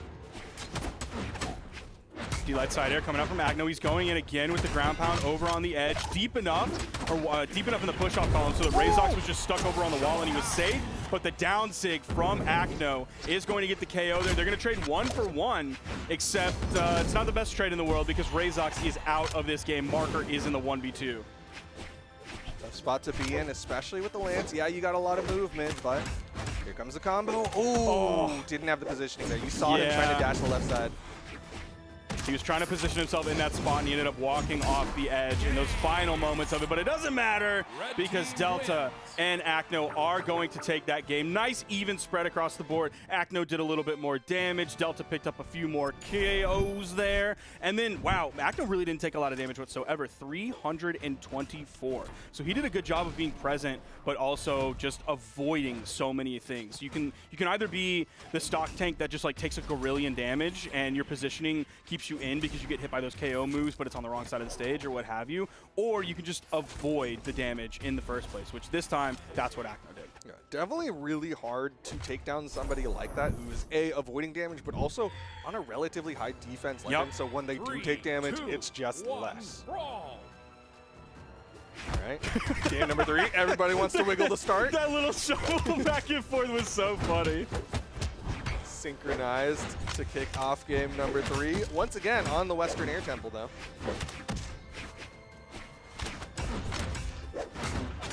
Nice 3-piece from Marker. Started off with a weapon toss, then turn it around, ending with a neutral light. Okay, Marker's putting out some solid axe damage here onto Delta. Meanwhile, Acno is putting the work on a Razox. Yeah, the whole time Marker is putting out that damage, Razox is just getting knocked around. Hasn't really gotten to play here on this first stock. Acno goes deep. Razox tries to punish. Doesn't work out. Oh, but he's going to take Delta on the left side. Nice double Sair.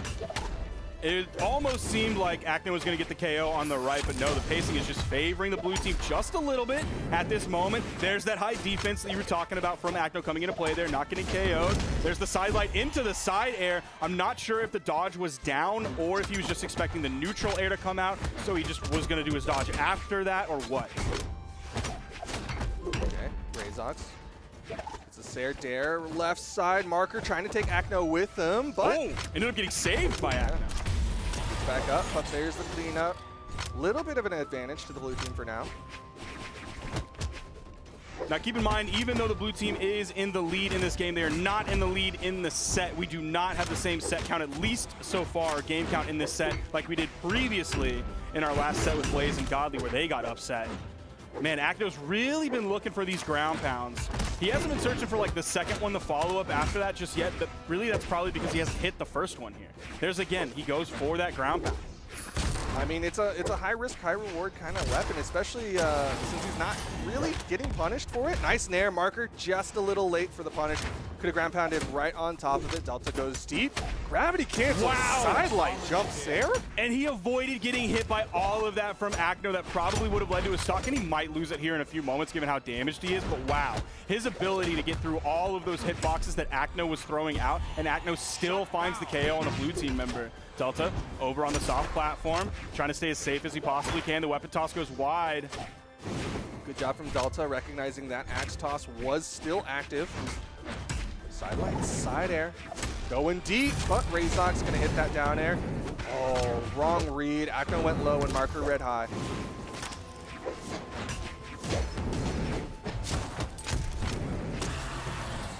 Razok's out of the game here. Marker's gonna have to do not even just something big, he's gonna have to do a lot of things very big to even keep them alive in this set as they're down 0-2.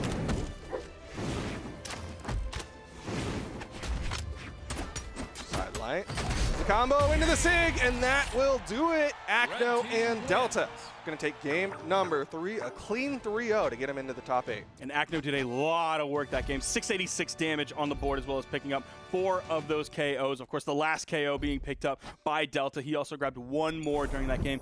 Kind of low damage from Delta, though, 335. He never found, like, his role fully in that set like he did in the previous set against Frydazol and Pavelski. Like, he started a little bit shaky against Fry and Pavelski and then like really slotted himself in and locked into where his role should be. But then that set, it seemed like he was on like kind of unsteady ground. Not like he was falling over himself, but like his legs were just a little bit shaky, especially towards the end of that game. Honestly, the vibe I got was like a parent chasing their toddler. Like Acno's just like running around, going off stage, and Delta's like, wait, come back. I'm trying to help you. Let me try to not get in your way, but also let me try to keep you from running into traffic. Like, he's just chasing after all the chaos that Acno is bringing. So we have 2 teams now solidified in our top 8 of things on the winner's side. Blitz and Jesser moved on in a massive upset in Game 5 over Blaze and Godly, and Acno and Delta kind of brought things back down to a normal temperature, a room temperature, if you will, getting into the 3-0 over Marker and Razox. So those are our 2 teams on the top side. On the bottom side, see if we have any interesting updates real quick before we head to a break here. Sarme and Escrape took out Satyr and Kixay 3-0, so they're going to be facing Marker and Razox to see who makes it into the elimination side of things. That will be going on the side stream as well. All of the top 8 qualifiers on the bottom side will be on the side stream, twitch.tv/pro Brawlhalla, if you want to pull that up in a separate window so you can kind of go back and forth between those 2. Cap and Heartbleed have a potential for a top 8 on the bottom side. Lil Mev and Teoxys are going to be in a top 8 qualifier on the bottom side, and of course Blaze and Godly as well, who we saw got knocked out earlier.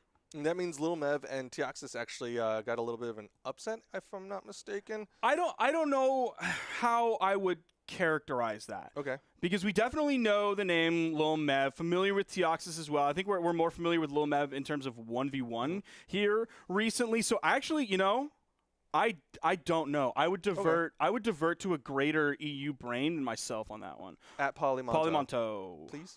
He's probably doing commentary right now. No. That guy.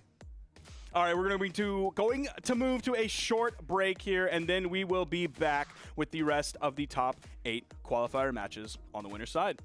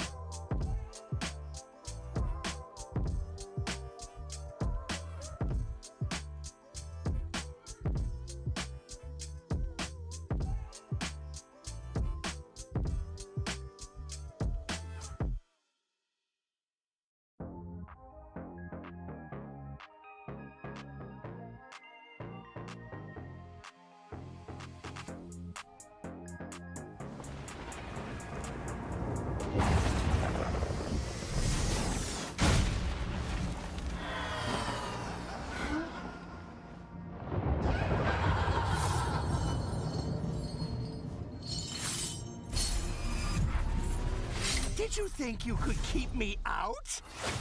I can't tell if you're sweating or crying. You're stronger than I thought. I'm not cheating, you're just not trying. You're so predictable. I'm Loki, and you're who again? Lord something? Very good, legend.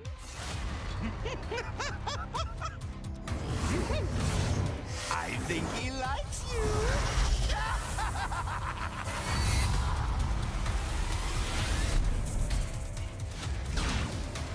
I'm finally here. Or am I? Welcome to Brawlhalla.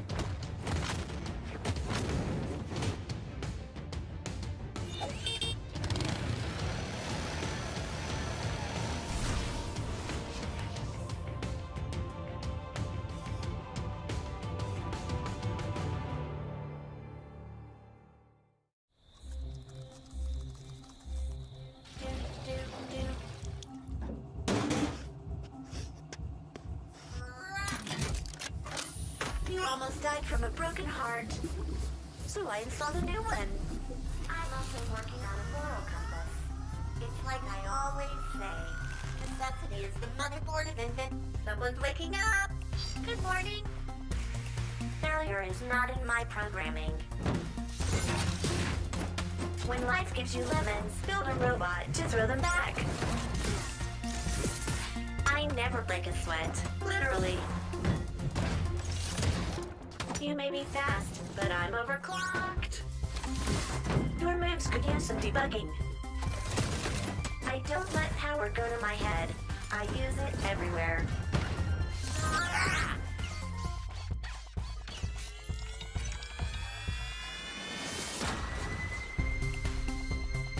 All I need is a wrench, and a plan, and a power source. Welcome to Brawlhalla. Are back with more of the Brawlhalla Summer Doubles Championship. I, of course, am Flambeau, and I'm joined by my homie, June, on my side. How you doing today, June? We are down, but we are not out, Flambeau. I'm super excited to be here commentating with you for the Summer Doubles EU action. And yeah, I am kind of excited as well. Yeah, no, it's been interesting so far. I mean, of course, we are in EU, and so it means there's going to be a lot of Axe, a lot of Ulgrim. We're probably going to get even more Ulgrim. Just is a very quintessential EU legend. And, you know, the doubles meta has kind of had its ebbs and flows over the past year or so. We had our whole little Chronix episode, and then Cross got nerfed and everyone just kind of put him away, but Onyx is still really strong. But it seems like in EU the canon representation just really isn't as prominent. The Ninja, known as one of the better canon players, retired, and then like there's not really much else, and so it's probably just gonna be like, I don't know, Brins and Taros and Ulgrim, because that's what everyone's doing. Double Axe has ruined the meta for years. Yeah, Axe just such a, powerful weapon in twos, just setting up that wall of Sayers and Endlights. And yeah, I have noticed a lot of Ulgrim in twos, and also the pocket Ulgrim when things don't go well. Yeah. Definitely a staple. But yeah, it looks like the first match we're going to get is Sapphire and Jakey versus Munir and Koko. So that'll be interesting. All right, yeah, no, I'm down for that.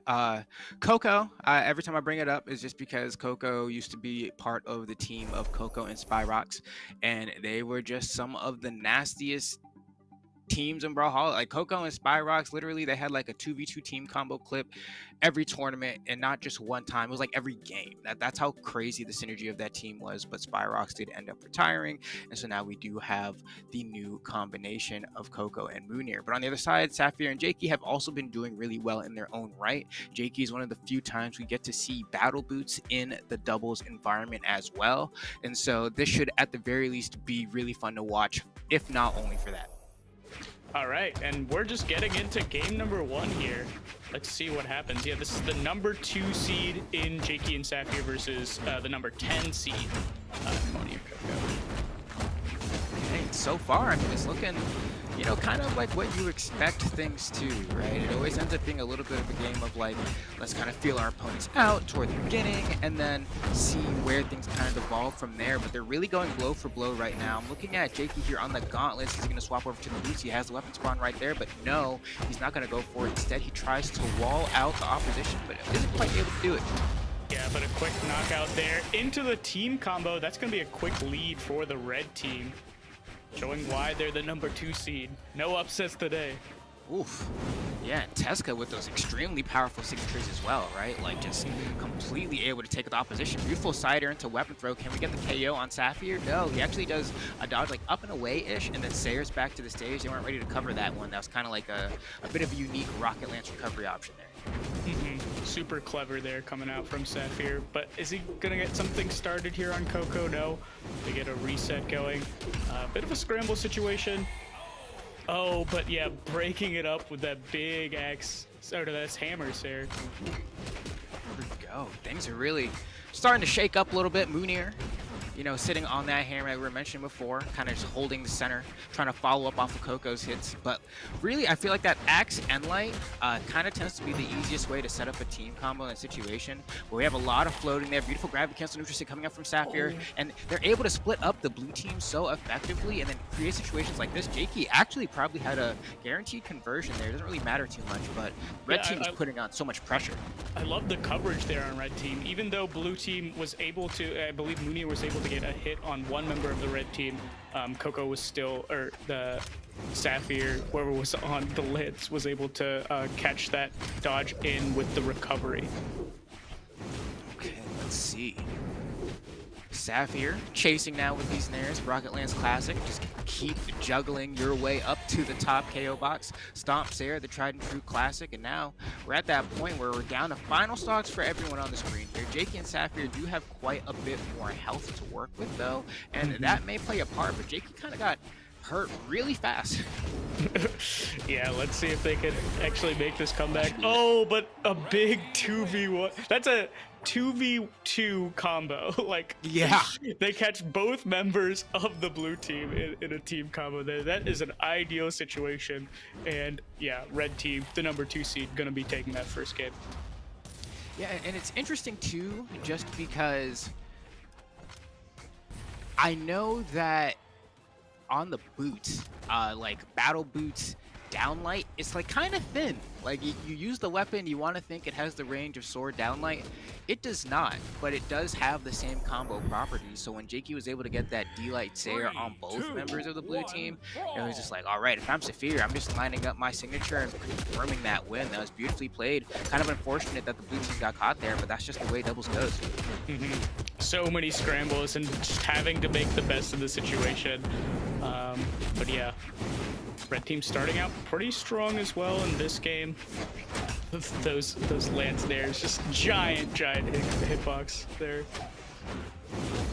Okay. Once again, man, what an annoying weapon to get past. Right? Yeah. Just complete control of like the horizontal plane. It can be really rough to find a way in when you're controlling center like this. And you can see Jakey just kind of lets Sapphire take point. Jakey will wait. He'll look for the opportunity. He knows the pass is coming. I also like that. I think I'm so used to seeing like support Ulgrim just like staying behind, capitalizing off the other member of the team, but it seems like they're really willing to let the Ulgrim take point, which is something that I haven't seen as often. Yeah, and he does have like, I don't know if there's a legend in the game that, oh wow, nice conversion there from Koko and Munir to go ahead and get that stock with that gravity cancel on our light ground pound. But I don't know that there's a legend in the game with better stats than Ogre. I actually don't. I think Imugi's like pretty good, but even then he's like 1 too slow. But Ulgrim like has like no dex and he doesn't need it, and so he gets to just stack all of his other stats and like really have this powerhouse, high defense, high attack, high speed at the sacrifice of effectively nothing. Yeah, and it just makes it so brutal for a mode like twos, where it's like you don't really need to be the dex champ. You don't really need to be confirming at any point of the screen. You just need to have that like high team synergy, high ability to get those KOs. Okay, wait, potential opportunity there. Actually manages to get the knockout on Koko, not off the side that he initially wanted, but still confirming. That was impressive. Oh my god. Nice. And the Wushang down tick, honestly a classic option to go for in that position. A little sad it didn't work out there, but Munir definitely says, let me try it again. At first you do not succeed. All right, no, double KO. Very, very solid here. But wait. Yeah, it like doesn't matter because does not matter. It's a 2v1. Koko's gone already, and like Munir, I think kind of showed some of that X factor that I kind of know him about. It's kind of been my favorite thing to talk about whenever he's on the screen, able to get that double KO. But can he make this reversal happen with this much damage? I don't really think so. He's getting into like hammer and light KO territory. Side light recovery will be more than enough. Jake and Sphere taking yet another game. One more, and these guys are gonna be sitting pretty in the winner's side of the top 8, so I know they're definitely trying to make that happen. But on the side of Koko and Munir, I kind of, you know, want them to get a little something going. Yeah, I mean, what are some of the things that you think the blue team can work on? I feel like, I mean, this always tends to happen with the winning team, but way more team combos coming out on red team side. Way more team combos being done by Jakey and Saphir. Yeah, and it's weird too, just because like Koko and Munir, I know that they're clip monsters. Yes, exactly. I know they have some stuff for Hurst. I think the swap over to Zerial is actually like probably the play here. Just because extremely, like, you don't see Zerial in singles. He's like almost, or they're almost exclusively a 2's legend. But with that said, like, I don't know if that's going to be the difference here. I do think Munir has proven multiple times that he has an extremely wide breadth of legend choices, and so I don't feel like, oh no, why is he on this legend? But I'm also wondering, like, will you find the follow-ups? I was thinking it was going to be a little bit more of the bow, but Munir does play, you know, characters like Petra who are very strong. Sig, there we go. Really quick Sig. Oh, trying to get this edge guard on. Oh, but Saphir somehow makes it back into the reversal recovery? Dang, that's not good. And something that I've noticed all set is just how on point Saphir's recovery has been on the Ulgrim. Just like really making use of the time he gets on the recovery charge, making use of all his dodges. The stairs. What? Okay, Munir gets back there. That was a crazy interrupt of that Sig. I've never quite seen an interaction like that, but I guess just, you know, the red team kind of showing a bit of their prowess there in terms of their confidence. But Munir gets yet another Sig, and that's why you play Zerial, man. You're trying to press that heavy attack button, let that fly. Granted, one of the downsides, like we just saw earlier, is that some of these signatures kind of have some lengthy animations, so they can get interrupted before the final blow connects, and that can be really a game changer. Oh, interesting. Yeah. And I mean, red team just with a solid lead here. Are they gonna get anything? Okay, yeah. Ooh. That's interesting there from the red team. I mean, okay, I was gonna say, yeah, boots, another one of those weapons that have like really long strings, which could potentially hurt them in 2s. But blue team was still able to get the best of it there. Things are looking once again actually pretty good this time for Koko and Munir. They do have the stock lead, albeit not by much. Koko has taken quite a bit of damage. Jakey is looking for that final blow there. Wants the double side leg recovery. That might be enough. Munir sets up a pass right there, but Koko does not answer the door. It's a little bit unfortunate. It was a little bit slow, but they're going to go ahead and reconvene maybe in center stage here. If Koko can find a weapon, he gets the Zeus, or rather Odin's Blessing is what I like to call it there. That is to TK. falls right into his hands. Yeah, Moonier playing super solid with the Nooch on this bow. But yeah, all of a sudden, red team is clawing it back. Oh, big Sayer. Ah! Okay. Almost was magnetized into that, but still Moonier getting KO'd. Oh, unfortunate. Red team managing to make the comeback. Rough. Making it look like a quick 3-0 because it was. Red team gonna be moving on ahead to top 8 winners side. And I have to throw out like some kudos to Saphir in that set, but particularly that last game hitting 644 damage. Oh Meanwhile, Moonier only did 348, right? So the disparity was noticed and felt. There was a period toward the end of that last game where Moonier and Koko did have the advantage going into those final stocks, but we could see that Saphir and Jakey just split them up so consistently for the entirety of that final stock that they never actually had the chance to play together, and I think that's where they were generally the strongest. And so very good work, I guess I'll say, deconstructing that team. Yeah, 100% accuracy. You love to see that stat if you're a red team fan.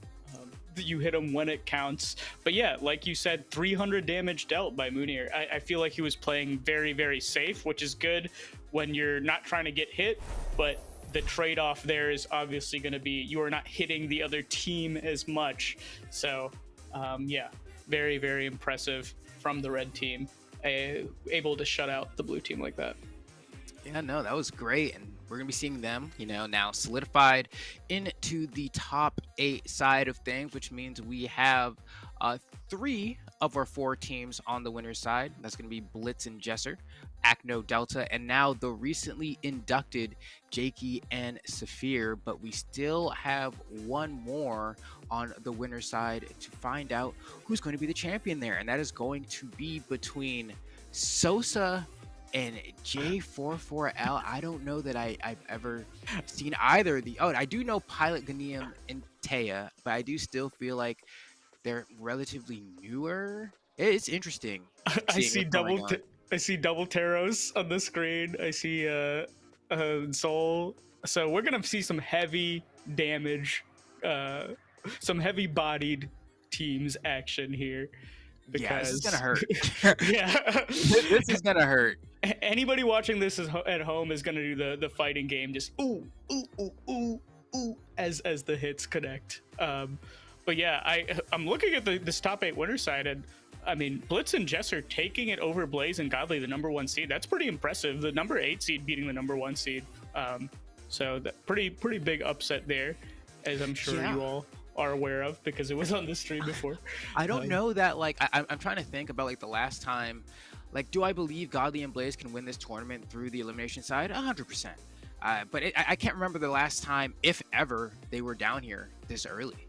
Because they just have had an entire tear across the region. I mean, even in the pre-show, Sparky was talking about it. He was like, yeah, like, who can touch these guys? Like, they're like pretty untouchable, and then immediately got comboed by like, wow, I guess somebody can touch those guys.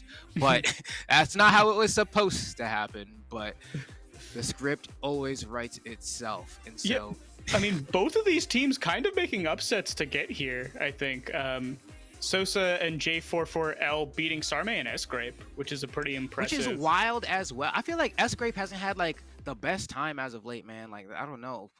So I think Sarme's done on single side of things, but I feel like S-Grape, like, I know he's a force, but then I keep catching my Baro on the elimination side earlier than I want to see him, But then it's fine because it means there's other young blood out here just doing the work to make it possible. But then I'm seeing names like FXL. I haven't gotten to cast FXL in a minute, but once again got taken out by Pelagonium and Taya, right? And so it's really interesting, especially to me, getting to observe kind of the EU side of things. Just to see some of the names that are in or were in the winners side that got taken out. For example, like Bokonko and Rain. Crazy team. They're already in the elimination side. Bozy and Wave God being in like that, like, and that's wild to me, right? And then like TM and Merlin, like, that's okay. That kind of makes sense. Some of these other Knees and Urbador kind of like, I mean, they're cooking. Oh, but they got taken out by Lil Mev and Teoxys. What? Lil Mev. Oh, 3-2. Lil Mev. Lil Mev. Wow. Hold on. What it? Bro, this bracket is insane. Yeah. I'm like, what is this? In a bracket of upsets, somehow the number 2 seed has avoided all of them and just cleanly got to winner's side top 8, which is great. Wow. For sure. Okay. But yeah, I mean, Taya and Pelagonium, that's the number 11 seed. So, I mean, they're definitely favored here in this matchup. But, I mean, the team before, I mean, J44L and Sosa has beaten the number 3 seed, which is really, really impressive. Like, if you're playing well enough to beat Starmie and S-Grave, even though they might not be on the hottest streak right now, that's a good indicator of, like, how good your dub synergy is. So, I'm excited to see what we have here. I want to see what some double hammer stuff can do. Ah, you're not gonna see any of it, man.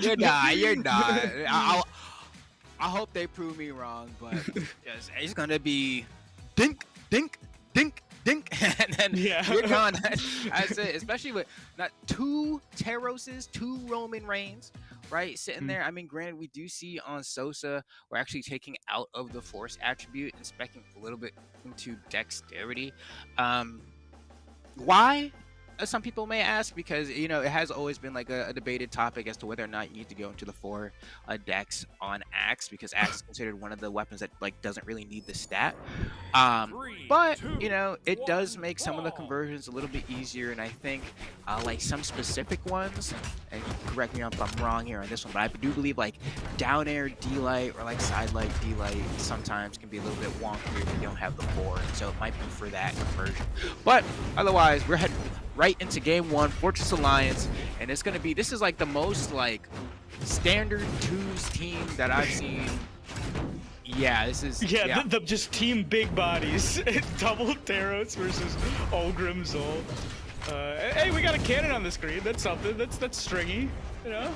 Yeah, sometimes you get to see a cool like cannon team combo. Wow, that was okay. A nice follow up from Taya there. That's gonna be a huge punish. And Enlight kind of soft for a punish there on a gravity cancel, but it doesn't matter. Taya is continuing to kind of disrupt J44L here, and Pelagonium is just winning every exchange. Oh my gosh, J44L looking lost. Yeah, oh my god, the cannon rush down is real right now. Tried to call out something there, but Sosa drifting away. Okay, wow, the blue team is like straight cooking right now. It actually looks pretty bad. Like the red team can't seem to really find, oh no, and that's even worse. Yanking your own teammate there. Pelagonium is going to be all by his lonesome for a little bit there. I don't even know if Taya necessarily had to lose that stock, if they were just throwing it away because they felt like they took too much damage. Either way, like, this is, look at that, right? Like, really solid teams combos. Okay. Yeah, and red team is doing a lot of the straight hits. Ooh, nice! Oh, wait, could this be it? Not the drop! Oh, but the picks. Okay, this is what a team is all about. We like. Oh, you missed that. Hold on, let me get the last bite of that for you real quick. Yeah, I got you. I'll help you finish your food. That was a crazy extended edge guard though. That was off of great awareness from the red team, and honestly, that was the play that we needed. That extended edge guard brought things back to a realm of possibilities. Still behind by a bit though, right? So she's gonna fall, and now there's this whole question of like, okay, we're down a stock, but if they're able to collapse on Taya, well, then they're able to get a 2v1 on J44L, and then things would be more in the realm of possibility. Yeah, and we're seeing also the strength of double Taros too. They lived forever at stock. Like both of them were just high red percent and taking damage. Oh, wow. That was a bit, I don't know what the word I'm looking for there. Just like, that needed to be like a double KO, you know? But it doesn't really matter. I mean, it is going to be J44L all by his lonesome. Taya has like a little bit of damage, but it's Ulgrim, so can take at least like, I want to say like, I don't know, 100 damage more probably. Yeah, probably, if I had to guess, probably like 1 billion damage. And that's going to be a clean 2-stock for the blue team. Okay, yeah, I mean, I will say Pelagonium and Taya there really did look, for the most part, I'd say like 80% of that game, it looked like they were in control. And the 120% where it felt like they lost it, they were able to regain it. Oh, here's the pickup. That was really cool. Yeah, when you miss one D-Light ground pound, just go for the other D-Light ground pound. It's like, thanks, man. It's like, was it Star Fox and Slippy's like, oh, thanks, Fox. I thought they had me, you know? It's like, all right. Yeah. Great. Oh my god. Oof. All right. Good start for the red team, I think. Yeah. Kind of ish, you know. They were able to get weapons, but then like as far as damage goes, they like lost stage control. It's even. It is Yeah. now, yeah. And like as I said, good start. It started to even out, and I'm like, well, should I even say it? Like, do I just have to talk faster? Yeah. Oh no. Friendly fire gonna hurt quite a bit there on that side signature. Beautiful pick as well from Taya, and we did not see a floor touch there, so no opportunity to regain any of those resources. That's going to be the first stock immediately gone. J44L tries to get some cheeky tarot stuff here in the corner, looking for those reverse NSIGs.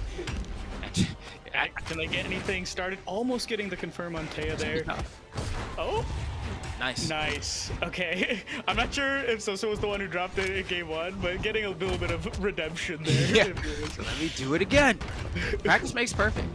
Oh, wow. Misses that D-Light Nair, but gets a side air. Okay, that's fine. Team combo. Oh, okay. It did a Nair into a Nair, so probably able to DI that one. But with that said, still, you know, good damage, good stuff. Okay. But this is actually pretty even, though. This is pretty even. J4 hasn't taken much damage and is getting great damage right there. That 3-piece is going to do a lot, especially with that Taros Force. So really good whiff punish there as well. Okay, so red team. Oh, that's going to be one. Can they get this second one? Oh, nice. J44 getting back on the stage just as that SIG ended. All right. Oh, Olgrim Sayer, so strong. Yeah, Tay's been really good at that, kind of just going off stage, doing these dash jump side airs at kind of ranges where people aren't expecting it. I think they're expecting to have a little bit more space as they try to mix up their way back to the stage. And Tay's just been calling them out every single time. And so now, you know, final stocks, Fortress Alliance again, right? This is game 2 here, but if Taya and Pelagonium ends up winning this one, they'll be in a primo position to go ahead and take the stock, or the set 3-0, which I'm sure SOS, Sosa, and J4L do not want. Oh yeah, just going blow for blow here. Who's gonna take it? Oh my god. One SIG from any of these characters could just win the title battle. You know, it's one side SIG. Oh, you called it out. Yeah, commentator's curse. Just oh, like and the double recovery from the blue team. They wanted that game over. Yeah, I was wondering who's gonna let it rip first. And yeah, blue team definitely just finding it there, and entire vectors of the screen just covered with that double recovery. There was no escape for the red team. Oh man, I appreciate the gall, I suppose, to go ahead and throw out that side SIG. I think they were kind of playing a game of chicken there, because you know, in the situation, if you miss, you know you're gonna be the one losing your stock, and so it's like, all right, well. But like a Taro side SIG, yeah, that'll probably do it. Against some like Olgrim defense might be a hard sell as to whether or not it knocks out. But in the corner, I think Taro still gets it. Yeah, no, an impressive stuff, and those SIG counts not looking great for the red team. So maybe it was also a mix of the blue team just feeling slightly more confident in their SIGs, and the red team just knowing that their SIGs are not connected at all during the match. Yeah, and it's interesting to see which SIGs the red team is using as well, because when I see Taros on the screen, I feel like you're throwing if you're not pressing down SIG on action you have it. I just think it's one of those SIGs that are just like so undeniably good that it should be pressed every game at least once. So that's kind of how I feel. Now granted, sometimes you have people like Kaio who never press a SIG, but then he be pressing that down SIG sometimes and always gets a KO with it. And so I'm always kind of looking for at least that one to get used, but we haven't really seen much of that from the red team. On the other side of things, though, wow, beautiful pickup there from J44L with that that side air. Oh, team combo. Yeah, and this lead actually looks way more massive than it is. I think the other way around, right? Because Taros is going to live for such a long time. The fact that they have this stock lead and they're mid-percents on the blue team, yeah, I think red team has this one pretty wrapped up already, unless blue team can pull something wild off. Yeah, and I'm like, Taya in the corner has been so good. I'm like, you get a side air on Sosa, and then it's like, wow, we're gonna be back to even stocks here. Taya, though, actually taking quite a bit of damage, but that's gonna be the stock I'm looking for. Goes for a weapon throw. Ooh, whiffs the punish there because Taya's unarmed, and that side air is going to be that penultimate stock. And there's a team combo into the side signature. You're definitely not coming back from that one. And it's looking pretty rough for Team Blue. Just a nice little two-piece there from the red team. I really like the patience from J4-4L. Uh-oh, big combo, and they're already at knockout percents. That's lost. You can see even there was like, oh, I was charging that side sig. Yeah, unfortunately. Oh, the taunt too? Oh my god. This is rough. Yeah, we go next. We go next. 4-stock. Oof. Brutal. What a response, though. Fast game. Very fast for game. sure. And go ahead. No, fire.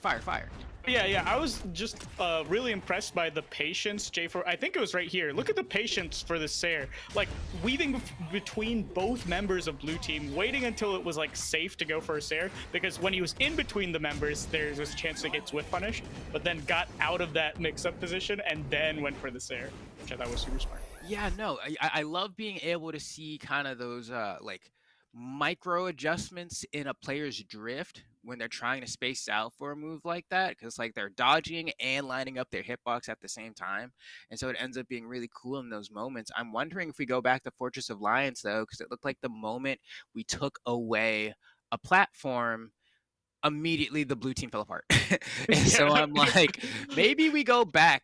Yeah, and that is going to be where we're going. They end up, I think, banning out all the flat stages. And so based off of kind of the track record in the set, if Pelagonium and Taya, we're going back to Fortress Alliance, they should, in theory, have a much easier time. Yeah, I mean, all the hitboxes were connecting for the red team last game. So let's see if the blue team can slow it down a little bit and kind of, I mean, I feel like they were really, really popping off when Pelagonium was on the cannon and just kind of breaking through the wall of double Taros. What the Taya got one? Oh, yep. Any save here? Nope. Got too scared. Didn't want to lose both of them. But now look at all this damage we're seeing J4-4L take because of it. Yeah, and I mean, really, really well played there from Taya. Just super solid play on the lance. That's going to be a punish, and the side air is not going to be enough to KO, but that is humongous damage there, and Taya picks up an axe for himself. Oof. Goes for the ground pound. Nice dodge. Oh, yeah, I mean, they're looking for anything here. That axe and light. Are they going to go for the 2v1? Just kind of putting pressure on both members, like making it ambiguous whether you wanted to continue the edge guard or do the 2v1. Taya. Oh, God. Okay, yeah, it's like, it's gonna be important, and they're gone. It's so awkward trying to figure out where to stand when you're kind of like trying to wait out invulnerability from your opponent, and crossing through your opponent is a popular option, but Hammer especially is really good at responding to that by just jumping and down airing in place. If you try to cross it up, you're gonna run right into it. Oh, right, yeah. Such a good like arc of control there. Okay, nice little 3-piece from the red team. Okay. Ooh. Yeah, this is pretty even here. Oh, nice. Getting a really solid punish on J4-4L. Just looking for that one large opening. Taya, once again, on this Rocket Land seems to be able to do it. Can we make some space here for Pelagonium? The red team actually doesn't even try to put any pressure on the Pelagonium. They just take the time to try to 2v1 Taya, but at this point, either member of the blue team, yeah, you get hit by a Sair, you're going to lose your stock. I like the weapon throw into the unarmed recovery. Actually enough damage on Asosa there for that one to be enough to KO. There's these weapon throws, again, being just such a pesky, annoying way back down to the ground. Okay. Again, man, Pelagonium is weapon throwing. Wants to hold on to this stock forever. Okay, 2v1 situation. Not going to get it on Sosa. Sosa's playing really well around the soft plat. Wow. Okay. They can't get Pelagonium. Pelagonium's hanging on to the stock. In fact, oh my every God. single hit has been I've never fire. seen a red that red. I know. I was like, geez. I wonder how long Pelagonium would have lost, or would have survived if Taya didn't keep hitting him. But still, that was great defense there. Now Taya on the back foot here. J4-4L does still have 2 stocks though. You have to look out for that. Oh yeah, and it looks like they're favoring the 2v1 on Sosa over getting the KO, but just as I say that, getting the KO on J4L, will they get anything started on Sosa? No, Sosa playing it well. This is scary. Taya and Pelagonium are in the danger zone now, but so is Sosa. If they can get Sosa, one side there from Taya could be enough. It's not enough. We have to go chase, and you can see Sosa goes extremely high. J4L got like a huge opportunity. Sidelight there. What? Doesn't matter. Okay, it doesn't matter. J4L got a wild reversal on Pelagonium. Pelagonium burned all of their resources trying to get a KO with cannon, and J4L just came back with axe recovery near the top of the screen. We might get a replay of that. Yeah, it's silly because it's an option that feels like scrubby. But yeah. then, like, it's perfect exactly for moments like that, right? Where it's like, oh my god, why are you pressing that move right here? Oh. Man, that was that weapon throw. It's unarmed recovery. From yeah, so good. We're not going to get it. But yeah, here was the KO from Taya. But yeah, classic hammer stuff. Getting the D-Light into Sair. No SIGs coming out from Sosa. Meanwhile, 6-6 coming out from J4L, 0 connecting. None of them hitting, yeah. On the same side, we've seen no SIGs from Taya. And then Pelagonium sent out 2, and both of those missed as well. And so we do have a Game 5 situation on our hands here. Wow. It looks like going back to Fortress Alliance didn't do the Lord's work for Taya and Pelagonium. And now they have to be like, all right, it's a skill diff now. You know, it's not the stage. Right. They are definitely making adjustments to our game plan, and we have to figure out a way to fire back. And so at this point, they've already removed, Western Air Temple. It looks like they got rid of Suzaku Castle, Small Terminus, and the Mishima Dojo. And so that leaves Demon Island, Apocalypse, and Miami Dome. I think Miami Dome would be the largest shakeup as far as like platform layout. Apocalypse is just going to be Fortress Alliance, but a little different. And then Demon Island did not go well. Yeah, that's the one. Yeah. Okay. Okay. Yep. And then we're going to Fortress Alliance. I didn't see that it was still open. So yeah, makes sense. This was the only stage you've been able to win on in the set so far. So even though you just lost on it, you do know you can win on it. Yeah. And I mean, these picks have been working out pretty solid for the red team, who's on the verge of a reverse 3-0, which would be pretty impressive. But yeah, Game 5 action, Flambeau. Let's see who gets it. Okay, and Pelagonium on this Zol getting a huge chunk of damage on a Sosa. Sosa just got hit like 4 or 5 times in a row there. Still getting chunked. Taya tries to get a quick one. And that's kind of what it seems like, right? Like, all these legends are very capable just because of their raw stats to secure some early knockouts. And because of that, you'll see these moments where either member of any team will just kind of try to go for like a burst option that might just delete the stock immediately, because that level of swing can just be the difference. Ooh! Okay, going for something crazy on Taya there. But it is blue team that gets the first knockout. Oh, big charge. Okay. Yep. Pelagonium just spamming these down 6. Now that was 3, 2 of them connecting. But of course, having that unique property where the longer you charge it up, the more, I guess I'll say, like, pillars of explosions appear. Eruptions, maybe. Beautiful sider for J4L. Huge opportunity for a team combo. Side sig, and it's enough. The power of Teros. Right in the corner there. Yup, that's what it's all about. Are you kidding me? That knocked out so early. That's the power of this team, and that's why in those moments where it's a 2v1, you have to run away. You can spend everything. Oh god. Oh no! This is over. It's over. Yeah. It's 5-2, and with that like amazing early edge guard with the 2v1 combo, there's just no way. They got Teros.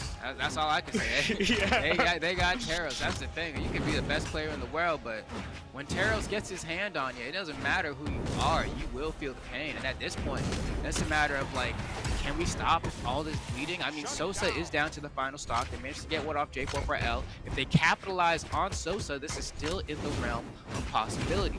But first, they got to do that. And Sosa's getting stomp Sayers, so I don't know. Yeah. They need a really early Gimp and a crazy teams combo. That's the only way they're pulling off this comeback. Because, oh my god. Pelagonium.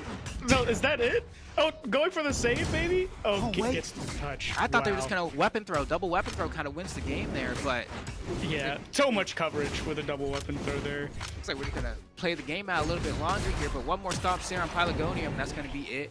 They get a side stick on a J44L. They've actually managed to bring it down to final stocks, but the deficit is so steep. There it is. One more of those, and that's going to be it. But if Pelagonium somehow gets Sosa and then has the God stock, well, you know, it's not going to happen, but imagine. Imagine. And the D-Light Sares coming out in full force when the knockout percent started hitting. Yeah, oh my God. That was, I mean, literally the 2v1 combo broke the game open. This one right here. Oh, right back down into the Axide Light, and then finally the Sig to close out that stock. He was at like yellow.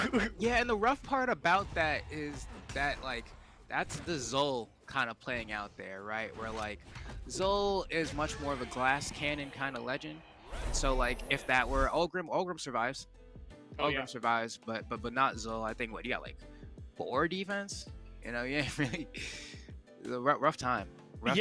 Rough time. And I feel like, I mean, the first couple games we saw way more cannon action, which is maybe one of the reasons that we were opting for Zol over like a champ like Teros or Ulgrim, who has the axe plus a high defense. And then in the last few games, when it became like more axe focused, they were just getting out nooched by the double Terra. Yeah, and it's so rough too, because I feel like you know, using double axe, one of the reasons it's so strong is just because, like, I mean, what is it? Sparky advocated for, I forget which day of the week it was. Maybe it was Thursdays, no axe Thursdays. Just because Sparky hates axe. I don't feel so strongly about axe, but I will say that, like, if I'm teaching someone how to play Brawlhalla for the first time, I'm being like, all right, these are your training wheels, because the neutral game is just so straightforward. And so when it really comes down to a game of nooch, if you step that up a little bit, you see what happens. They were able to get up head on top pretty easily. Yeah, no, axe, a very fundamental weapon, a very neutral heavy weapon, but we will be seeing more axe probably and more Brawlhalla 2's action after a short break. Stay with us.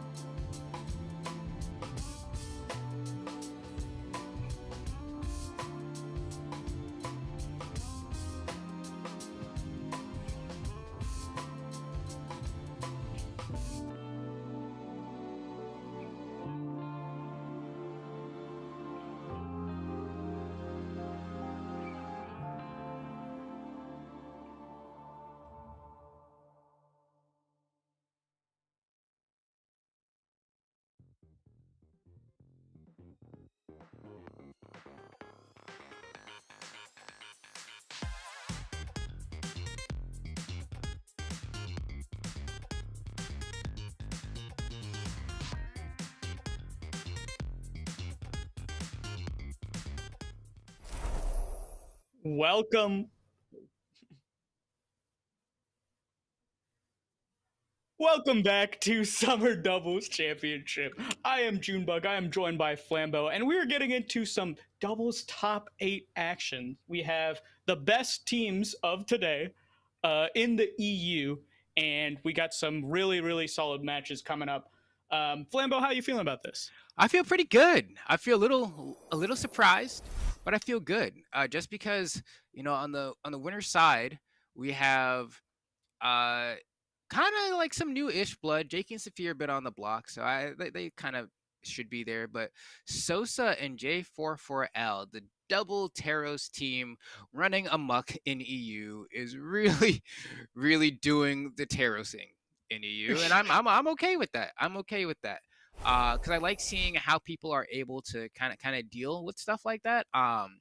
Because I think, and I don't think it's that hot of a take, but I think especially in the competitive Brawlhalla sphere, people kind of play what is easiest, and not necessarily what is the best. Mm-hmm. And so, you know, some people would say, no, Double Taros is definitely the best team in the game. I don't know that I agree with that.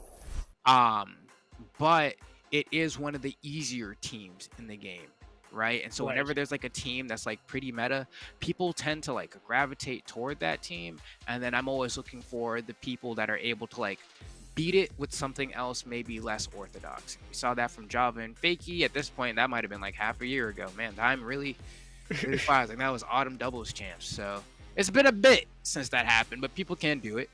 Yeah. But we'll see what ends up being on top today. And to add to your point, I think that, I mean, the easiest method is very, very good when the stakes are high, because people are going to make mistakes. Yes. People are going to play nervous. And, you know, it's hard to play nervous against a team that lives forever and knocks you out at extremely early percents. So that's like consistency of a team like Double Taros will definitely rise up when the stakes are high. Yeah, no, I think that's a great point to bring up, because you have to like, consistency is really what competition ends up being about a lot of the time, where it's like, you're not going to have your best game every game, but if you're able to like perform as close as you can to your best game every game, then you probably want to do that to get as far as you can. And I think the very like common thread we're seeing in the EU side, at least, every team generally has a Taros. If they don't have a Taros, they have an Ulgrim. Right? Yep. And like it makes sense. Both of those characters hit extremely hard. They also have like extreme they're great for team combos. Like Ulgrim, Rocket Lance side signature is a really strong one. Ulgrim also side signature on Axe. Kind of similar to the vein that we saw that Taros side sig KO kind of has a relatively similar amount of juice. A little bit less, but pretty close. And so it's like, all right, cool. And then when we don't have either of those legends, they are paired with like, we have Kaio, right? Which like, again, another extremely high defense legend. And also high speed to combat with that as well. And so it becomes like really rough. Val is just another side of the same coin, because we do see gauntlets, right? We see Wushang, and now we have Val, aka Akuma, right?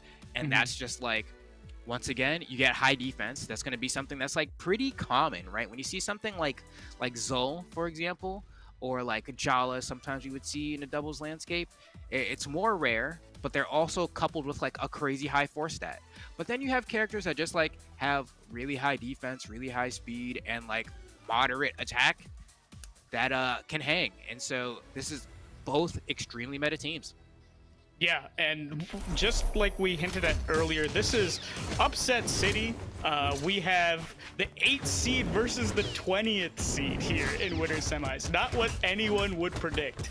The stats nerds are losing their minds right now.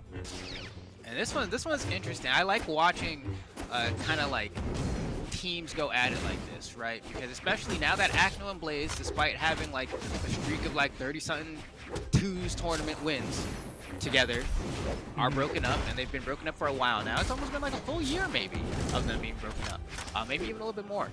But now we have Acno and Delta, and I'm always curious to kind of watch what the arc of their story looks like now that they're broken up. So far, I mean, they're putting a lot of pressure onto the red team. Yeah, no, I mean, Acno definitely, you know, the very solid singles player, and then Blaze thought of like very solid in twos, but Acno is the one in winner semis right now, so maybe Blaze regretting the decision. I'm not sure who broke up with who, but yeah, no, this is very impressive. But red team showing why they took out the #1 seed with a slight lead right now. Wow. Okay, and that Nair's gonna do it. Nice from Acno there. But I actually did like the way that Jester and Blitz were kind of applying pressure in that scenario. There was a nice range where Blitz was hovering from. Oh, friendly fire might cost Delta a lot here. No, the red team is gonna stay on stage waiting. And look at that patience. It actually gets Jester. Oh no. He got baited. That Kaio side sig looks like it ends earlier than it actually does. Got scooped by the very end. Okay, yeah. Now blue team playing this super strong right now. Oh. Okay. Yeah, and I love Acno's willingness to go out there and save his teammate after he messed up and hit them. He's like, all right, my bad, bro. I'll come for you. Yeah, blue team still with the solid lead. Oh, nice conversion. Okay, not going to lead too much there, but I do like the thought process behind it. And I like that side dig as well from Blitz. It is like, honestly, the spacing was a little bit awkward. It should have hit. He had a punish there. He just kind of placed it incorrectly. But now things are looking kind of dire. Jester, I mean, in thread here, gets scooped by the side sig from Acno, and then just immediately gets heated to the KO box. And now Blitz has to do it all by himself. Has a decent amount of health, though. But, you know, they have a team combo, I'm sure, so I like that side, like just hitting both members of the blue team there. Okay. Yeah, just a lot of damage coming out from the blue team. And Blitz trying to hug this side plat, but blue team not giving it to him. Saying, yeah, you're not going to touch ground for free here. We're going to cover this zone. Oh, nice dodge into the dare. Oh, wow. Nice, gets the Raging Demon there, tries to go for a quick side air to turn things around, but a nicely timed dodge from Acno will stop that from happening. Good coverage with the D-Light there from Delta as well. And now Blitz, like, he hasn't gotten enough damage on either of these players to be able to fish for a KO right now. That might just be the stock there. Oh, had to burn the dodge, yeah, to get through the weapon throw, and that's why double weapon throw is so impossible, right? Like, you burn through one, and then there's another, and you're like, well, I guess I lose now because I get it. But yeah, I was liking the cross-ups coming up from Blitz, even in the 2v1 situation, making sure that like he wasn't attacking directly in front of the two opposing members of blue team, just like trying to get those really tricky hits. That's the only real way you're gonna get a safe hit in a 2v1. Everything else is just gonna get whiff punished for free like that. But game number 2 back on Small Fortress of Lions. Let's see what the adjustment is from red team. Let's see, so far just kind of starting off looking like the Acno and Delta show. So much damage racked up already on the Blitz. Blitz with this sword here, this lightsaber. Gonna see if he can get something started, but instead, like, Acno is just putting on so much pressure. Blitz doesn't really seem to be able to find a spot where he can stand. Looks like he's trying to play support for Jester, but Jester hasn't been able to find these openings. Yeah, Acno just looking really dominant on both the spear and the bow. Really solid neutral, showing why he's such a solid player overall. Trying to get a 2v1 here on Delta, but not getting much. Oh, wait, potential reversal there. Not getting it on Acno. Oh, okay. Big opportunity. It's not enough. Sayer interrupts that.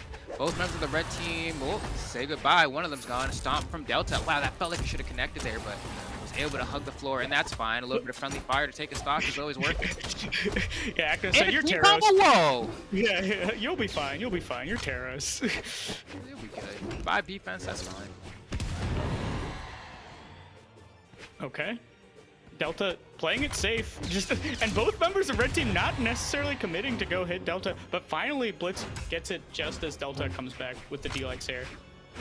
Acno's like, hold on, let me pick up this bow real quick, and Delta's like, you got it, bro, I'll find another weapon, and he does, in that axe. Having a little bit of a moment here, we're just kind of going back and forth. I like the side air.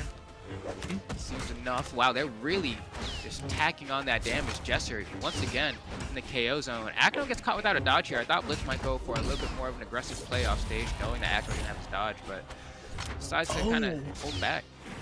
Yeah, D-Light into the Nair there. Yeah, I do love that that conversion as well. Sometimes, you know, you gotta put a little sauce on it. Okay. Unable to get anything started on Jesser, but Acno getting the D-Light Sayer. Oh, big edge guard. Very, very preemptive on Acno's part. Just saying, do not come into the zone. Double KO. Okay. But Jesser's still kind of beat up though. Like, he needs to. I don't care if Jesser loses the stock. Oh wow, that D-like ground pound really makes it a lot easier now. But if Jesser could just like help get one of these blue team members toward like the orange before losing the stock, it's a job well done. He doesn't have to stay alive the entire time. He just has to get those little extra bits of damage. This is where support Ulgrim comes into full effect here. Just cannot get edge guarded there like that though. It's so hard, right? You have that rocket lance. It means if you press recovery, you have to come at that diagonal 45-degree angle, and the bow down air is literally just made. Yeah, I know they're just kind of having a bit of a Western standoff here. Just when do they say draw? You know, high noon. I was like, all right, well. Look, but I get it. You don't want to get team comboed, so you're camping the plat. It makes sense. And this is technically doable from Blitz. I mean, with a small % lead here. Wait. Yeah, you better get out there. This could be bad. You like jump around? He's clutch. Oh my god. And Blitz can do this at the Delta. Like, in fact, Blitz has the advantage now. Oh, but Delta is really good at ones though. I will say. That ground pound still hit. Oh wow! What a Nair to come back there. But Delta looking in the corner maybe. Oh, now it will. Oh, no! You still have recovery? No, you don't. Okay, just like that, Delta's able to put the pants on and say, "Hold on, I got it, bro." That was good from Blitz though. Did the hard part and then just kind of lost the 1v1. Those honestly feel the worst. And I was doubting the. Okay, also, this is a funny standoff here. Just waiting for Delta to come back until for a good few seconds there. Yeah, I was doubting the sort of Western play, just standing on the platform, but it clearly worked out. Blitz knowing his percents well, knowing that the comeback was possible. It's just Delta happened to get the better of him towards the end there. And going down 2-0, that's definitely unfortunate. But yeah, we're going to Demon Island. Let's see. We got a little character switch here. Yeah, we got Sir Roland, which, you know, we're going to see on the King Knight, you know, epic crossover skin from the Shovel Knight series. But it's interesting because we don't see Roland anymore. Roland, I do believe, is a strong 2s character. He has one of the highest defense stats in the game. Now, like, with Imugi and Magyar probably being the highest defense legends in the game. But Acno merciless on him though. And that's going to be maybe another stock here. Can you like ground pound this? Yeah, you just go ahead and get the coverage there on the Blitz and Delta. That's the thing. Roland is slow. And you're kind of watching it happen in real time. So trying to like drift left to right on the mix-ups is not very easy to do here. And he couples it with having high defense, but being slow and having high defense is honestly like not the best combination in Brawlhalla because you have no mix-up potential. And Acno's just been really, really aggressive on these edge guards now, knowing that he's up 2-0, knowing that a little miscue there, but yeah, I think this could be done. Yeah, they tried something, it didn't work. Yeah, the pocket King Knight not working out here. Well, we'll see. I won't count him out just yet, but in the back of my head, I am. Yeah. Can they get an edge guard? No. Big reversal on Acno. Another one? No way. Oh, no. It doesn't have any resources, and that's just going to be... Yeah, no, that's it. This was an absolute and a save. Yeah, because now they get to play with their food. Yo, let's get something to clip and put it on the Pro Brawlhalla Twitter. Yeah, hold on. Let me get a web throw. Hold on. Let's make it easier for the social media manager. Come on. Let's. Oh, okay. Slide cancel. Jesser's still alive. Yeah, this is But not really. Not really though. One of those. Okay. D-Light. Oh, you dropped the combo. So, can we try again? Nah, they wanted to get it right the first time. Oh, so much momentum there. All right, what are we gonna see? Oh, charging. What's happening? Okay. Congrats, you did it. You did it with your style. You did it with your swag, and you're gonna be moving on to winners finals. Congrats to Acno and Delta. And yeah, look at that edge guard just all the way across the screen from Acno, and just being able to capitalize so easily when it's like the reversal there. And still, here was a cool edge guard because Delta actually picked up where Acno left off.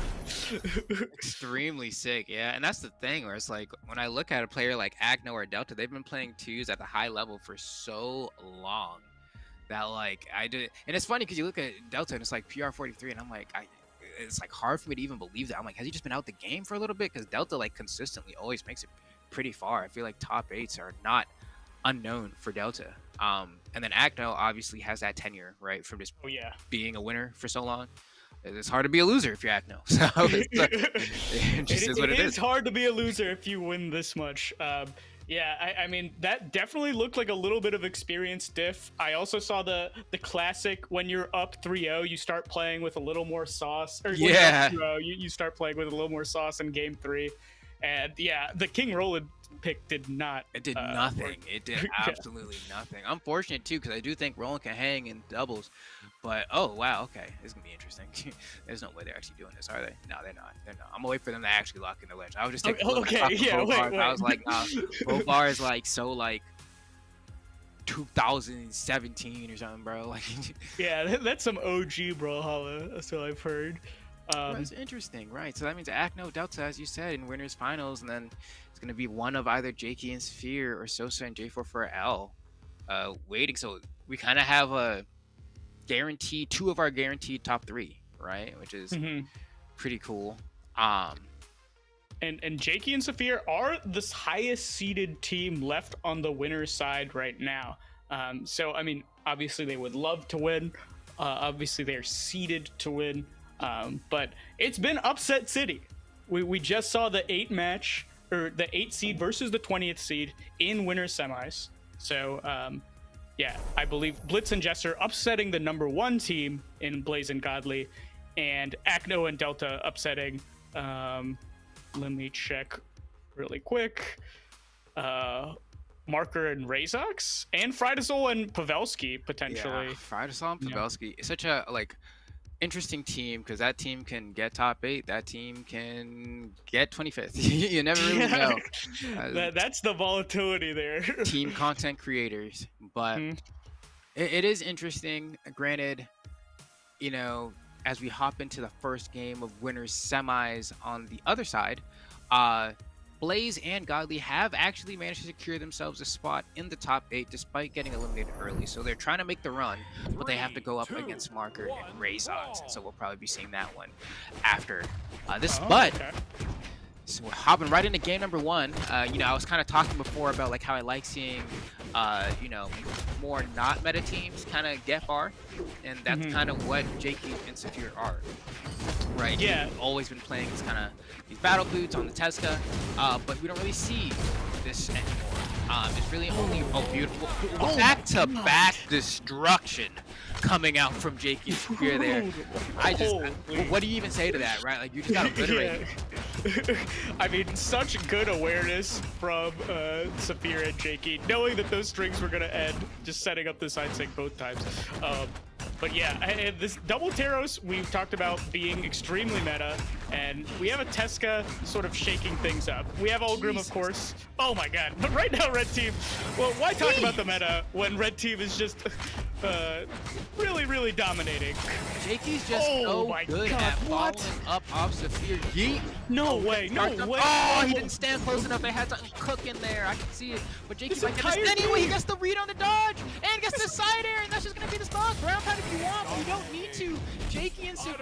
Okay, Complete give a up. 6-stock destruction, obliteration, conflagration, every type of just like falling to piece on fire word that you can think of just happened here. Immolation. I gotta go through like obliteration. Let's warlock like skill tree. I just gotta look at every skill name and just start saying it because that's what we just saw. That was insane. Yeah, please show us the replays because that was mostly just a clip again, and this is just 2 in a row.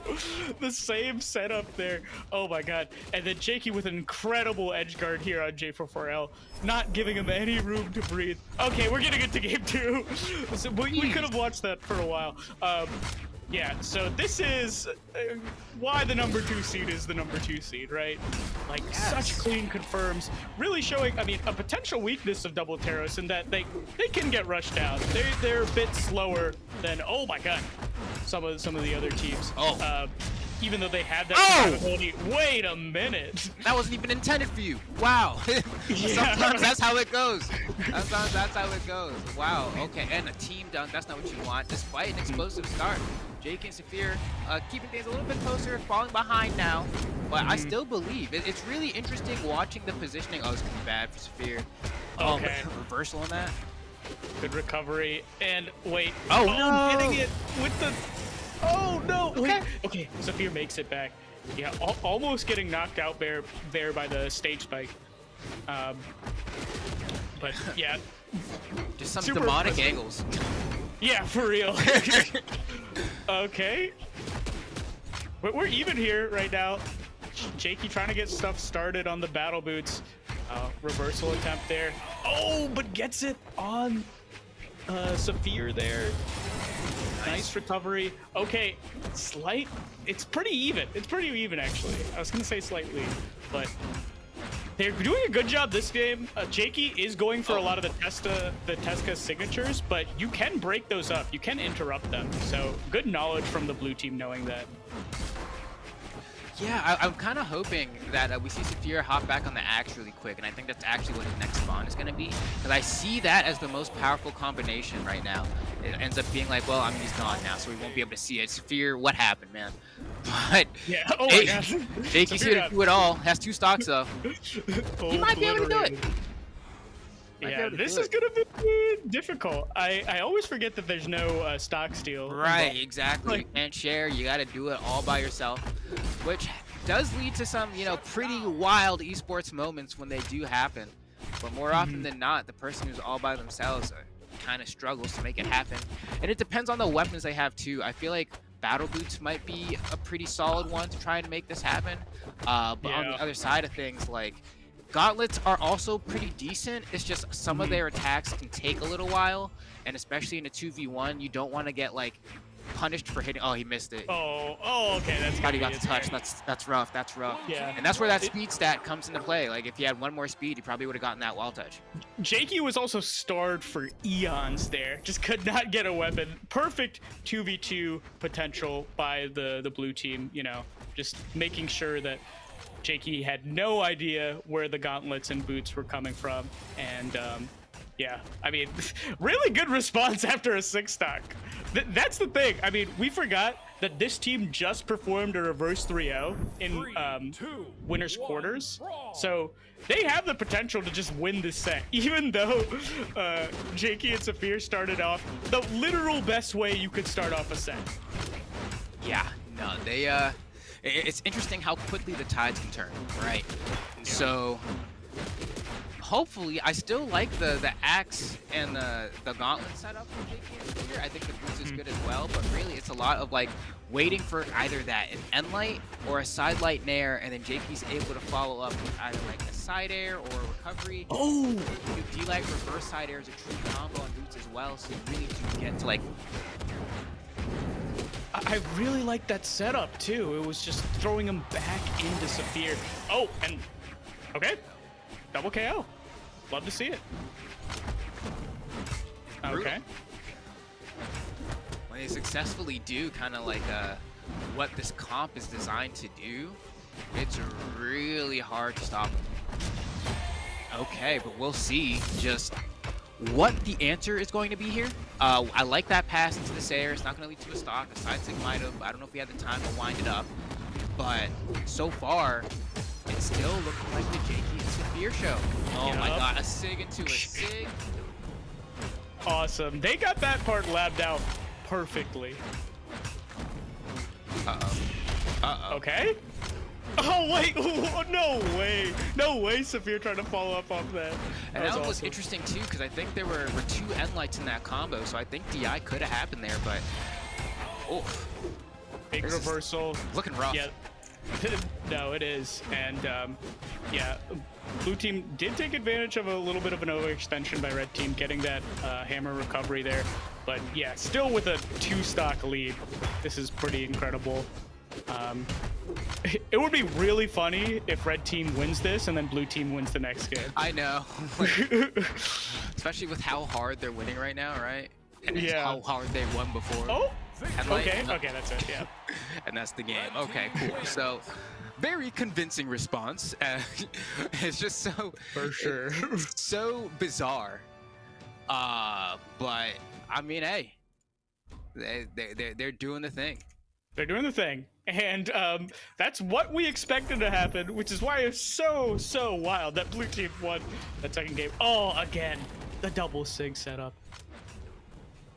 So sick. Axe and light. What was this? Okay, just a very extended edge card here. All right, getting into game number 4. We never get to go to Suzaku Castle, so this is cool. Yeah, I feel like I've rarely seen this, huh? Why is that? Instead.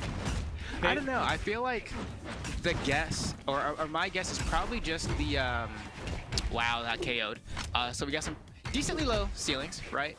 But then also, can you go under the stage or not? Ends up being a like pretty big thing in Brawlhalla. And so on this one, you see the pillar goes all the way down. If you get stuck, you're just kind of you got to deal with it. Those edges also very intense for some stage spiking shenanigans. So people just don't want to get their recovery clipped or something messed up. You don't want on to get the recovery clip. You don't want to fight against a weapon that has a really strong ground pound and have like no wall to kind of. Right. Oh yeah, that wall is really short there. I did not notice. Oof. Yeah, you get the recovery there. You see that recovery KO like pretty early, and when you're used to a stage like Fortress of Lions, where the ceiling can feel so high at times, it's like, oh. So this is almost like this is almost like the Yoshi's Island, where it's like the high variance, like. Yeah. Ish, yeah. I would say that used to be Small Brawlhaven, which has now been kind of replaced with Small World's End. But this one is probably like the second closest we have to like Yoshi's as far as like KO boxes. Right. But we're looking pretty even here, and I feel like in my headcanon, the blue team kind of likes the higher variance earlier knockouts. Oh yeah, they love it. Yeah. We love it. You know, they're here to go ahead and abuse that side sig right now will KO, and that's any sig on us from either of these guys will probably be enough. I mean, red team needs to get chunked a little bit more. We saw how quickly that side air became an instant. Wow, that weapon throw was ridiculous. What was he trying to do there? Yeah, I have no idea. He stuffed out that side air. I don't know. He was cooking something. I don't know.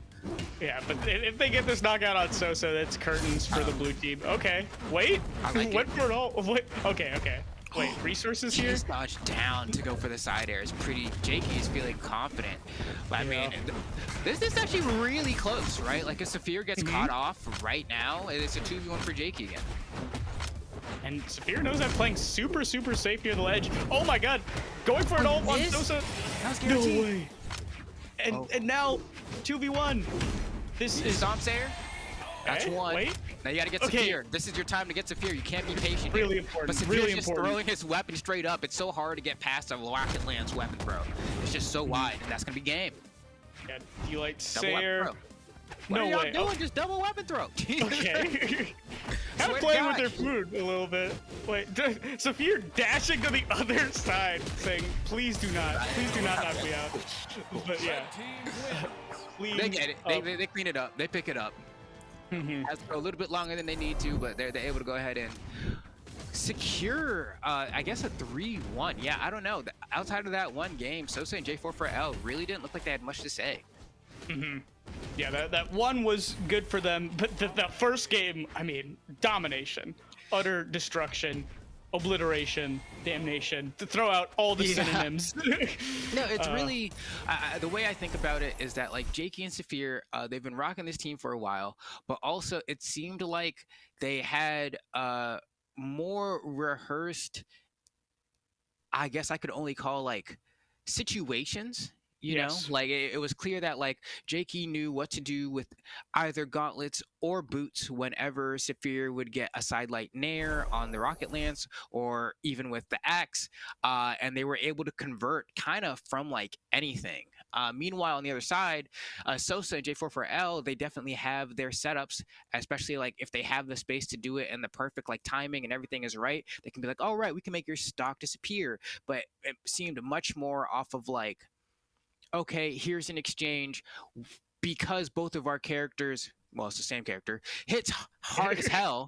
I'm just going to clock you, and then my teammate's going to see it and then clock you as you're clocking, and then it's like, all right, now it's like compounded damage. Whereas on the side of Saphir and Jakey, it was much more so like, we're just going to convert this into a ride every time, and that really goes further. Yeah, no, the stray hits coming out from the blue team just weren't enough to deal with those just like consistent combos into KOs a lot of the time from Jakey and Saphir. So very impressed. They are going to be moving on to winners finals where they will be playing Acno and Delta.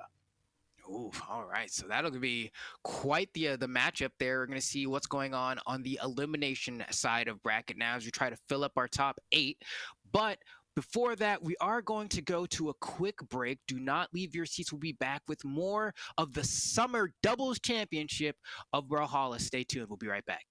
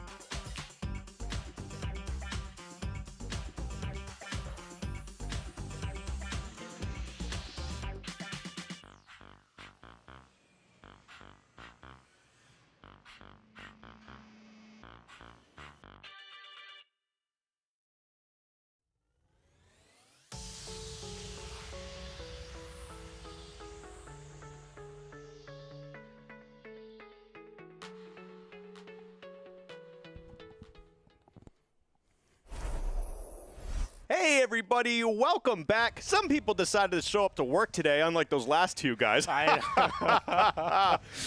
Anyway, it's me, Skiff, and PJ. We are actually in the studio. Again, unlike those other guys that didn't show up today. But, I mean, it's definitely their fault. Yeah. It's their fault. I'm blaming them. I'm not blaming anybody else or anything except for Junebug and Flambeau. Yeah. Yeah. So make sure you add them in the chat if they're watching. So, tell them that. But how you doing right now, Skip? I'm doing pretty good. You know, it's been a hot minute since I, came in to cast some Brawlhalla. I'm excited to be here, man. I love coming down to Atlanta. It's always a good time. Yeah.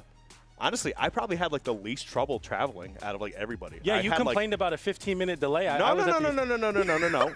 It was longer than that. First it was an hour, then it was a half hour, and then it was 15 minutes. Okay. And I was like, oh, just like an hour, 45 minutes delay. I had the easiest time. That was like a normal travel. Yeah. delay. I mean, that so happened. like, yeah, whatever. You had it terrible. My goodness. I was only You at the should've gone airport home. for 14 hours. 14 hours I was at the airport, but we made it here, and we're here at top 8 of Summer Double Championship EU. We are in the elimination side, so the winner semifinal matches has already concluded, but we're right now getting into the elim side with a team that you would probably not expect to be an elim side. We got Godly and Blaze versus Marker and Razox. Godly and Blaze being upset by Blitz and Digesser in a Game 5 nail-biter. So, we're getting right into it. Me and you, Skiff, I'm glad we made it here because we got some awesome matches to watch. Oh, yeah, dude. I'm always a big fan of doubles in general. I love casting doubles. There's just so much chaos going on, and you get a lot. I feel like you get a lot more like sauciness. Oh yeah, and stuff like that. Especially when some of these players, if they've been playing with each other for a while, they know how to pick up on each other's like openings and then like the strategies they'll be devising and like just the combos in general. Yeah. Doubles is sick. I would rather cast doubles over singles all the time. And I think that's a rare thing, and that's one of the things that when I started with Brawlhalla, I always like to note was like Brawlhalla 2s, with the combos being as confirmed as they are, what's more interesting to me is not when it's a 2v1 and it's a confirmed 0 to KO, but I really like when, somebody gets hit with a Lance down air, they send down, and then they immediately know we have a little bit of time to get some big damage on an open up, and then that's when like in the middle of a 2v2 situation, for a moment it becomes a 2v1, and then you get hit and take 150 damage. That's what I think Brawlhalla 2s is all about. The very on the nose, very on top of it game style that a lot of these teams will play, and these teams specifically here, Blaze and Godly, have played together before and got 4th at mid-season, so of course a very, very strong team. But like I said, in the elimination side here of top 8, this is seed 1 and 5 to get 7th, so we are in quite high stakes already as we get into our first match here between Blaze Godly and Marker Razox. Should be a very exciting match. Sorry for that little bit of random noise there. I realized it's too hot to wear a hat, so I had to take my hat off. Like a dummy. But anyway, we're going to get started here on the Fortress of Lions, of course. Why would we go to anywhere else besides this or Apocalypse? Yeah, it should be quite an interesting team. I think the most interesting pick is Godly on the Kaio, of course, but we have the Bryn and the Ulgrim, the EU Classics in 2s. I mean, just 2s in general right now. We got 2 Bryns on the screen, and already the bow, which Godly has been using to quite a lot of success in this 2s bracket so far, covering so much of that grounded space. But as soon as you get popped up by that Bryn and Ulgrim team, you're going to get hit by 2 recoveries. You're going to get unarmed so quickly, and right now the damage going very well in the favor of the blue team, but Godly on the spear looking to disrupt. Right now, the red team going to be losing that first stock here. So honestly, Marker and Razox doing a really good job, especially against Godly and Blaze. This is like the duos. I mean, if you're going to be looking at things from like a PR perspective, right? Yeah. You got the number 1 and 2 on the other side of you right now, and you took their stock first. First 2 stocks, actually. Yeah, right now, Razox and Marker doing a fantastic job setting the tone here to get started.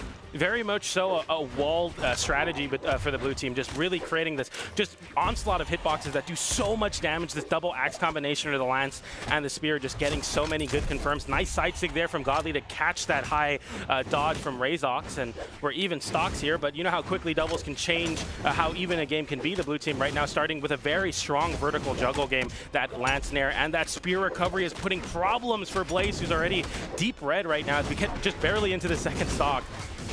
Right now we got that rocket lance, man. That rocket lance is just, that is a weapon of all time. Let me tell you, man. Yeah. I feel like especially when we see it in doubles too, it just causes so much trouble, and not just for the other team, but sometimes for your own teammate if you're just not careful. It just has these big hitboxes and can just be such a hassle to deal with sometimes. But honestly, doing a great job here, and honestly, they're keeping up this pace as well as they maintain this 2-stock lead. Yeah, it's an interesting strategy from the red team to try to get back in this game. Godly playing very grounded. Blaze is the one that's taking to the skies on the Bryn. No pun intended there with the wings, but it's working out right now as they're trying to even up the stock count here. Blaze having an edge guard. The side stick connects for Godly as we get into a bit of a ledge trap situation. The side stick comes in and does find a KO right now as... Yeah, I mean, it's a really tough spot for Ogrim to hold on here. Stalling really, really effectively to avoid Godly, but getting hit with the pogo anyway. We're going to see if Godly commits. Godly gets the side light, but no side air, and somehow able to live, but not for much longer as that recovery comes in to take that stock. Oh, man, they just were not able to capitalize on Razox all by themselves and just try to get some big damage on there. Now, as we take a look, I mean, Blazy is definitely in, not Blazy, just Blaze, definitely in a really tough spot there. Does end up losing that stock in general, but now 2v1. I mean, hey, Godly, you know, they call him Godly for a reason. It's not just because he chose that name for himself. You have to earn that title, and we'll see if he can earn it here in this 2v1. The pogo finds a connection, but they're playing pretty on top of each other as the blue team. The end light comes in on the axe. Godly about to get unarmed off the spear. You have to be careful of that. Sig avoids it, gets a side air for his troubles. Unarms Razox there, but getting hit by that side air, and that's going to close out that stock, and then you know, I feel like Marker there just let it rip afterwards. Like, you know what, we took that game. Let's get that side stick going. As they take game 1 versus Blaze and Godly, Marker and Razox looking really solid right now. Yeah, no, that was actually really good too. Actually, there was a really little bit of sick movement there in that 2v1 scenario as well, where Godly basically jumped forward and then faded back. Yep. It just kind of baited out a couple options. I mean, you got to hand it to blue team. They did exactly what they needed to do in that 2v1, close out the game as they needed. And honestly, one thing I want to see more of is actually what Marker did at the very end of that game. If you win in a 2v1, start beating up your teammate. Just give me a giggle. Like, the action doesn't have to be over, you know? Yeah, exactly. It would be cool if they let you duke it out last stock versus your teammate. Who's the real winner of this 2's match? Someone's got to be the better player. Oh, man. All right, but here we go. Right back into Forces of Lions for game 2 here. And honestly, a little bit of the same, you know, nothing too crazy in terms of pace being changed at all. But the double ground pound. Nice dodge. Oh, but gets hit with the side air anyway, and the blue team coming out with a big lead so far. Godly getting unarmed and getting hit by the big ground pound once again. The axe is just too much of a problem for the red team right now. The double axe combination, the wall has been working, but finally that side air does come in from Blaze to close out that stock, making it a lot more even of a game. But Razox holding on this Bryn right now. The high defense definitely playing into a factor, but taking very little damage as well. Really the stock tank of the blue team so far. Yeah, I mean, you really got to hand it to Razox and Marker too. Because, doing it for one game, right, against this team, really tough. But doing it for, 2 games in a row, that's, you're really on top of your stuff today. And they are certainly playing well, but that is going to be the last of the full stocks being taken there. Everybody at 2 stocks now. Razox still entirely clean, not a speck of damage on him. I'm definitely seeing a lot more side air connections on the axe, especially more than ones where it's a lot more of a commitment right now. It's just looking like both of the teams, as soon as they get popped in the air, are looking to land with that side air. Nice weapon toss there from Marker to close out that stock, and Bryn's able to capitalize on it. We'll see if Godly tries to go for the reversal. Does, and gets punished in a big way. The down air doesn't connect. Godly looking to reversal, but the exclamation points come out, and on the stage, Blaze finds a side stick to close out that stock, I believe. Yeah, Marker going to lose that second stock. And yeah, it's pretty close across the board here. Now Godly could potentially lose another stock right here. Yes, they do, and blue team maintains his lead very well. What an open up! Ooh, that's actually huge. That's a nice little bit of damage, especially while Godly's, taking their time to get back to the stage. That's exactly what you need to be doing and capitalizing on. Down air into GC, down light, off stage to get a pop-up into a side air to get some big damage. I mean, that just could have potentially win them the game. The side stick does come in, though. That evens up the stock count. There's a chance now. Godly chasing high versus Marker there, who almost gets caught out, but doesn't. Okay, and there we go. Blaze off stage. Godly trying to make some play. Here we go. Right into another 2v1 with Godly having to pick up the slack here a little bit. And it's nothing to say that, that Blaze isn't playing well. I just think Razox and Marker, they're just phenomenal at the moment. And Godly just happens to be the last one left. Okay, GC side sig from Godly trying to make something happen by throwing out some crazy options, but that end sig does find a connection, and Razox and Marker again taking a very clean game. It's not coming down to a last stock situation. They are quite dominantly winning these matches so far. I don't know if we're going to see a legend swap coming out from Blaze and Godly, but right now it looks like Marker and Razox are looking to send Blaze and Godly home at 7th place. Yeah, they're definitely playing really hot there. It's just going to continue to get more tough too. I mean, being down in a 2-0 deficit, it's scary. And it's not even just like the games are close, but I think that Razox and Marker, they're also just playing so good. Like their chemistry is on point. Yep. Like the synergy is definitely there. They're getting their big hits when they need them. They're not playing around with their food at all. They are here to get business done. And they are certainly working their way up that corporate ladder. But we're going to see how this continues to play out. Again, on Fortress of Lions, you know, I do like the stage, but, you know, I do feel like there's some other stages. But you know what? Players, they love playing here, so that's all they need. As long as we're not seeing Demon Island for every game, you know, I'm a happy camper, so I'm not complaining. At least one platform, please. I think the platforms definitely work out for both of these teams, especially the blue team, who's been using it, I mean, to some great success off those big juggle states. Nice down air there from Blaze, who's looking to get an edge guard there. Godly going crazy on the hammer right now. We see a legend swap off the Kaio, and it's already paying big dividends as you got some pretty big damage on that Roman Reigns hammer. Yep. I mean, that's definitely, I think, a big factor here, too. I mean, that's going to be so much additional power here to be closing things out. And there you go, the first 2 stocks. They finally get the first stock here for themselves in this game 3. It looks like that switch to the Taros, a.k.a. Roman Reigns here, is definitely the play. Okay, Godly holding on to the wall here. We see an attempt from Razox there to bait out an option, and as I say that, it works out. Dash jump down air to punish the wall. Godly with triple exclamation points. They're really trying to just stall on the wall for Blaze to get back. It ends up costing Godly a stock. Okay, now everybody evened up here, and that yellow as well. Wow. Godly gets a recovery there and immediately chase dodges to the other side of the stage to try to set up a 2v1 situation. Didn't work out, but really, you can see Godly's just trying to get back in this game with this hammer, get those big combos going. The down air does pop up on Marker there. Doesn't KO, but it's a nice little juggle state as they stack on top of each other, and both teams get sent to opposite sides of the stage. All right, yep, tried to scoop him up there. Okay, there we go, Blaze. Oh, wow. And then you got Marker trying to come in to provide some additional support, and they end up losing the stock in the process as well. And now, from what was a 2-0 deficit, looks like we might be going into a Game 4 right after this, the way the red team is performing. Really solid play on the hammer, and as well as Blaze just fighting those KOs on the Bryn. Very important, finding those sig connections. Even in the 2v1, because you're up a stock, choosing to scrap there and getting some extra damage, the blue team have to kind of lay off the pressure. You don't want to take too much extra credit here. Nice conversion there, weapon toss, waiting for the low recovery attempt and getting that side air there, dropping the combo on Godly. That could have been some big damage, but nonetheless, the blue team evening up the stock count and slowly beating out the red team in damage buildup here.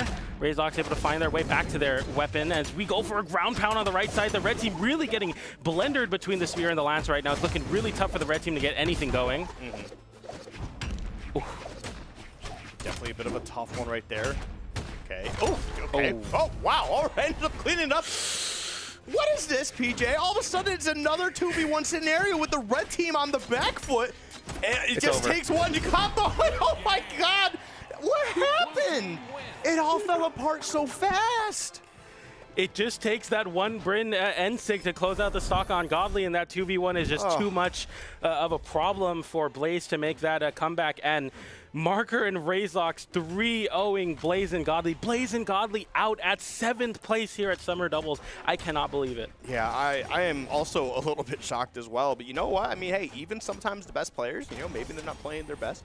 I'm not going to say they weren't there because, again, I'm not trying to take anything from Marker and Razox. But, you know, I think we're all pretty surprised by this result. But you know what? Really got to hand it to them. They played fantastic, honestly. And especially going in that Game 3, we saw that switch into Taros, and we saw the power really making a difference right away as things got started, but it didn't take long for Mark and Razox to, you know, really start to find their footing and say, all right, here's the adjustments we need to make, and we're going to clean up this 3-0. Honestly, just really well played by them. Wow. Yeah, I definitely think that although Godly and Blaze, of course, having a lot of team synergy, weren't getting those big confirms that the other team was getting, where like they were able to just close out stocks immediately or get some big damage off of these, Sig into Sig confirms. Of course, having that Ulgrim and Bryn, we saw that last stock where they're able to find that connection into that big side Sig and closing out those stocks. So they're looking really, really solid. Marker and Razox to continue on in the bracket. They're confirmed 5th place right now, but of course they're going to be moving forward. Blaze and Godly once again out at 7th, getting upset twice. I think they were projected to win the tournament. So some pretty big upsets here in EU Summer Doubles, but a good showing from Marker and Razox for sure. Yeah, no, definitely really well done too, especially with a 3-0. What a dominant performance from them. But yeah, they're going to continue moving on in that bracket there, and I mean, I don't know what else to even say about them. They're playing really good. If they can keep that up, they can definitely make the run today, like for sure. Like that was phenomenal doubles gameplay. That's the stuff I like to see, man. And the thing is like it was there wasn't like a lot of like team combos like too much. Like there were some like some onesies twosies, right? Like they would pass back and forth to each other, but nothing got really too deep. A lot of it was just a lot of good neutral, and then like kind of like 2 1v1s happening at the same time. But like you're also being aware of your your teammate to try and help them out of some really sticky situations. But like that last stock was really like the one team combo we really saw get brought to fruition there. So honestly, yeah, just some good subtle, not subtle. Simple doubles gameplay. Yeah, I mean the double axe is definitely going to do that for you. Yeah, like you were saying, we didn't see like those crazy team combos, but we did see it at the end when it mattered. But yeah, that being said, we're getting into our next match here. Getting ahead of myself here, we got Koko and Munir versus Pilot. How do you say that? Pilot. I'm just going to call him Pilot and Taya. So an interesting match, Munir being PR number 3 in EU. So a very, very strong Tuesday versus Pilot and Taya, who are both lower seeded on the PR, but making a pretty crazy run here all the way into elimination side top 8. Pilotgonium? It's good enough we're to me. We're going to go with that. Well, I'm just going to go Pilot. Yeah, we got Pilot and Taya here who have made both of they've both made deep runs here. Of course, Koko and Munir getting 2nd at Winter Doubles Championship. So a team that's very, very solid in twos, but getting upset. I'm not too sure who they got upset by, but nonetheless, you're making your elimination side run. So 2 very, very strong teams already in Elim side. Of course, we saw Blaze and Godly are eliminated at 7. So we'll see if that upset potential can continue on into this set as we see some stats here. I mean, very, very strong team between Koko and Munir versus Taya and Pilot Gem, who Pilotgonium, that is kind of an X factor here, the dark horse. They haven't really placed that well, so we'll see how they do here in top 8. Man, battle of the bands right now, and I don't mean music. My God, look at the difference between. Yeah, I've got $100. My friend has $100. They did get 7th at Spring Double Championship, so that's probably where their earnings are coming from, if I'm not mistaken. So they have made it into top 8 before. They had some other events here. I see they both played at BCX together, so this is a team that's very well tenured as for both of the teams. So this should be an interesting match. All I care about is we're getting a Zul on screen. Yeah, I love Cannon. I love Cannon characters so much. I think Cannon's such a cool weapon. Whew. I will get up here and preach the gospel of why Cannon is cool all day. But we also have 4 axes. Huh? Yeah, we do have a lot of axes. Axe isn't good, though. Yeah, true. Shout out to Dara. Zul Ulgrim versus Taros and Ulgrim. So this should be a very hard-hitting match between the two. I think definitely the X factor of this is going to come out of the Zul, who, of course, very high defense on the, or high attack, I'm sorry, on the Cannon. We're going to see if the Cannon can find some success or if they're going to get walled out by that double axe. I mean, it's definitely going to be a little bit tough, but I also just remembered with Munir at the Spring Royale, there was a bit of a there was this little bit we were doing where they had like earmuffs or whatever, and they had to like mouth a word to their teammate and try to get him to say it, and he just kept screaming "World Champion," and that lives in my head rent free. World Champion. So, World Champion. But it's like with his accent stuff. Oh, it was so funny.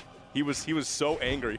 Hey, maybe that anger kind of bleeding into this match. They came out ahead with a very solid lead on the Ulgrim and Taros team, but red team looking to equalize here. We didn't see a lot of Cannon activation. I think Cannon can find success in twos, but not so much as a long-winded string read-heavy weapon, but as a good 1-2 weapon that's a very good disruptor and a very good finisher, especially if you can find connections into your Zul Sigs that do so much damage, have so much force. But right now we're seeing a lot of Axe on the stream. We got 4 Axes. I mean, this is what to be expected in the current 2s meta. A lot of Axe and sometimes a Lance here with the Ulgrim, both getting unarmed here. So we're going to be seeing some different weapons come out. No 4 Axes. Non-stop Axe noises. Yeah, you can hear it. I mean, it's just like this is going to haunt me like when I'm trying to sleep. I'm going to hear your watch ticking in the corner, and it's just going to be Axe sounds instead. Oh man! But right now, really got to hand it to Munir and Koko. They are performing very well right now with 2 stocks to 1. Of course, I say something, nice and conversion. they both lose them. I was like, all right, listen. The one commentator curse, whatever. I've been here before. That double? Oh my God! 2 for 1. I'll take it. The double curse into the double KO. Able to find both there is Taya as we get into a last stock here. And look at this Axe. I mean, they're both taking turns just juggling each other. A side sit coming out from Munir. You don't often see that on the Axe. A little bit slower, but finding a good landing catch. We're switching over to the hammer here. A very good weapon at tapping in those KOs, especially when you get it set up by the Axe. So I like this switch from Munir. The red team, though, keeping this double Axe game plan, the wall, the juggling, and light into side air, dropping it. That would have been the end of the stock, but we drop it. And now the blue team with another chance, but landing with a side air again, and that one finds its connection.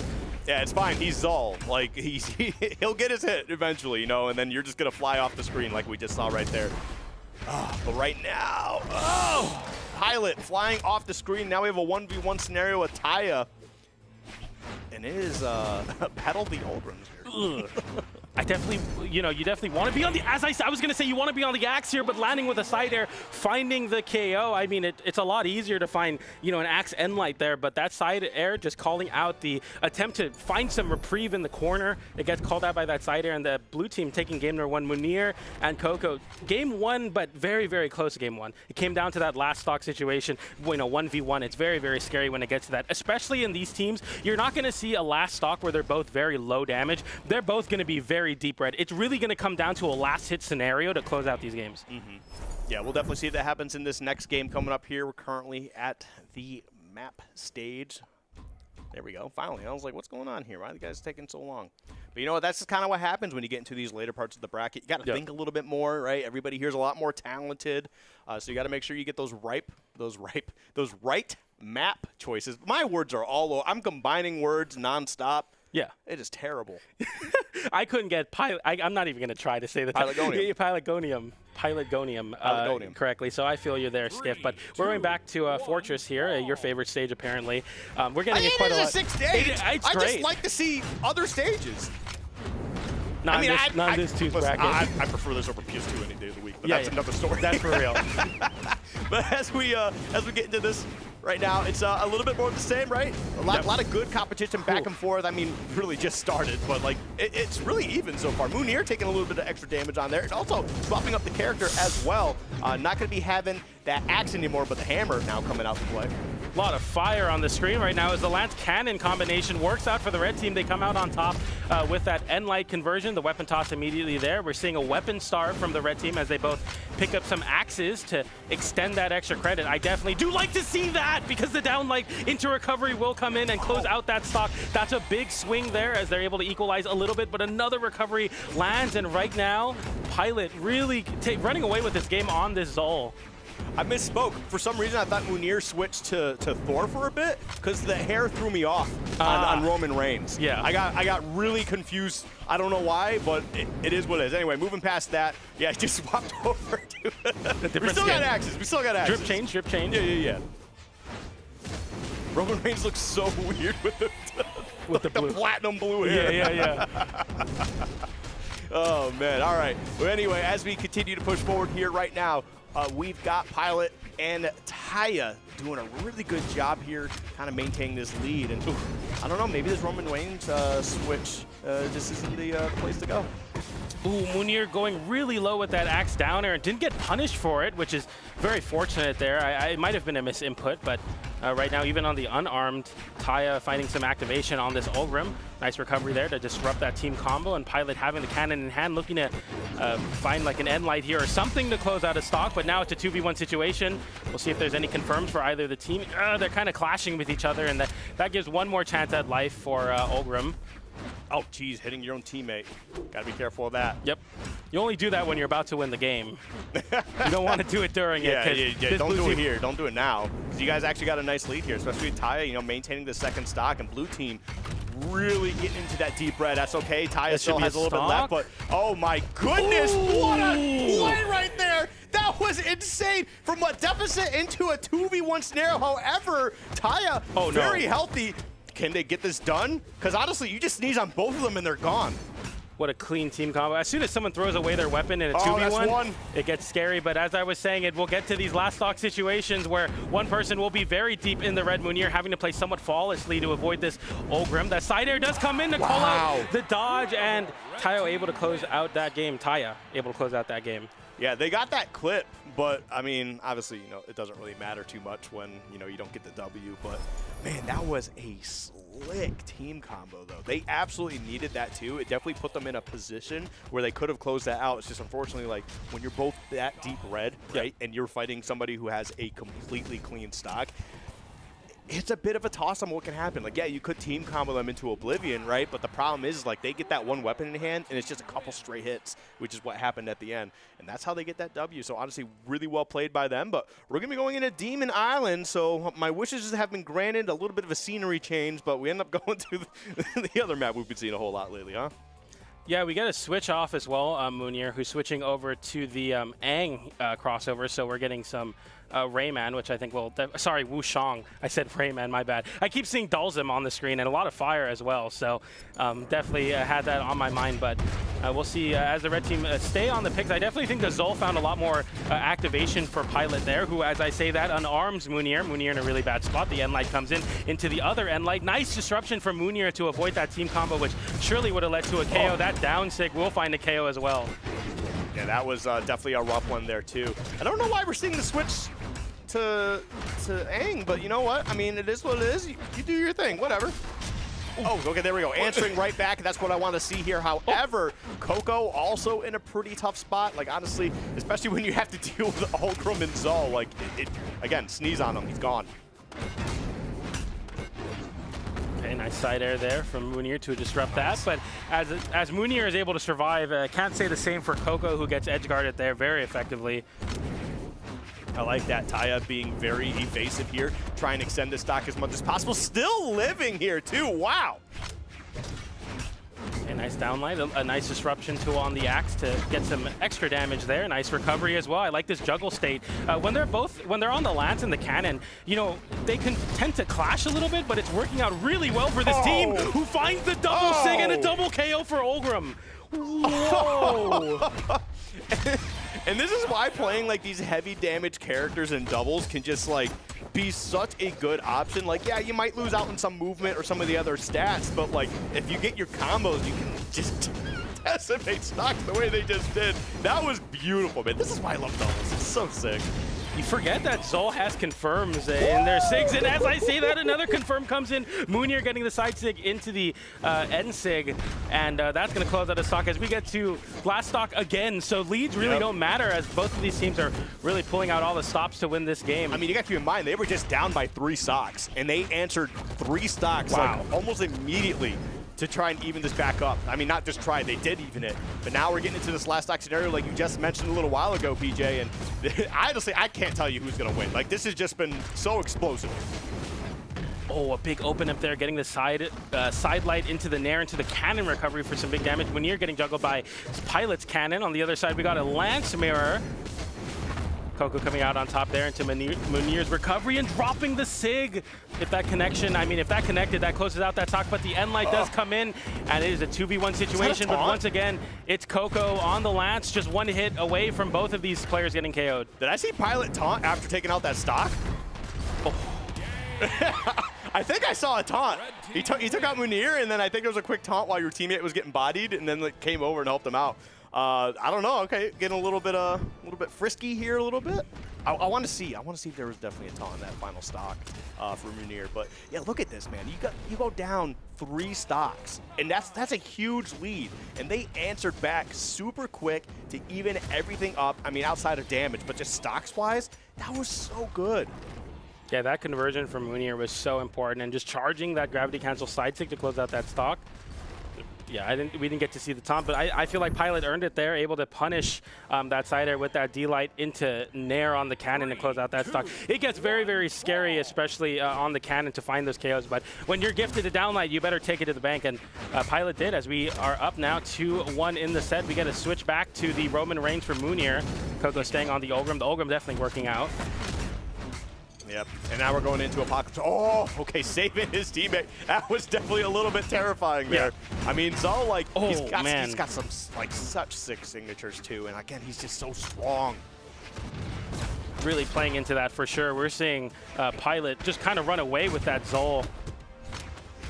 Nice weapon toss there from Taya to close out that stock. That's the first stock of the match getting taken. Moonir falling off as well there, so it's going to be a lead once again, but I mean, you can hardly call it a lead as the blue team was able to equalize that last game. You're definitely not comfortable as the red team.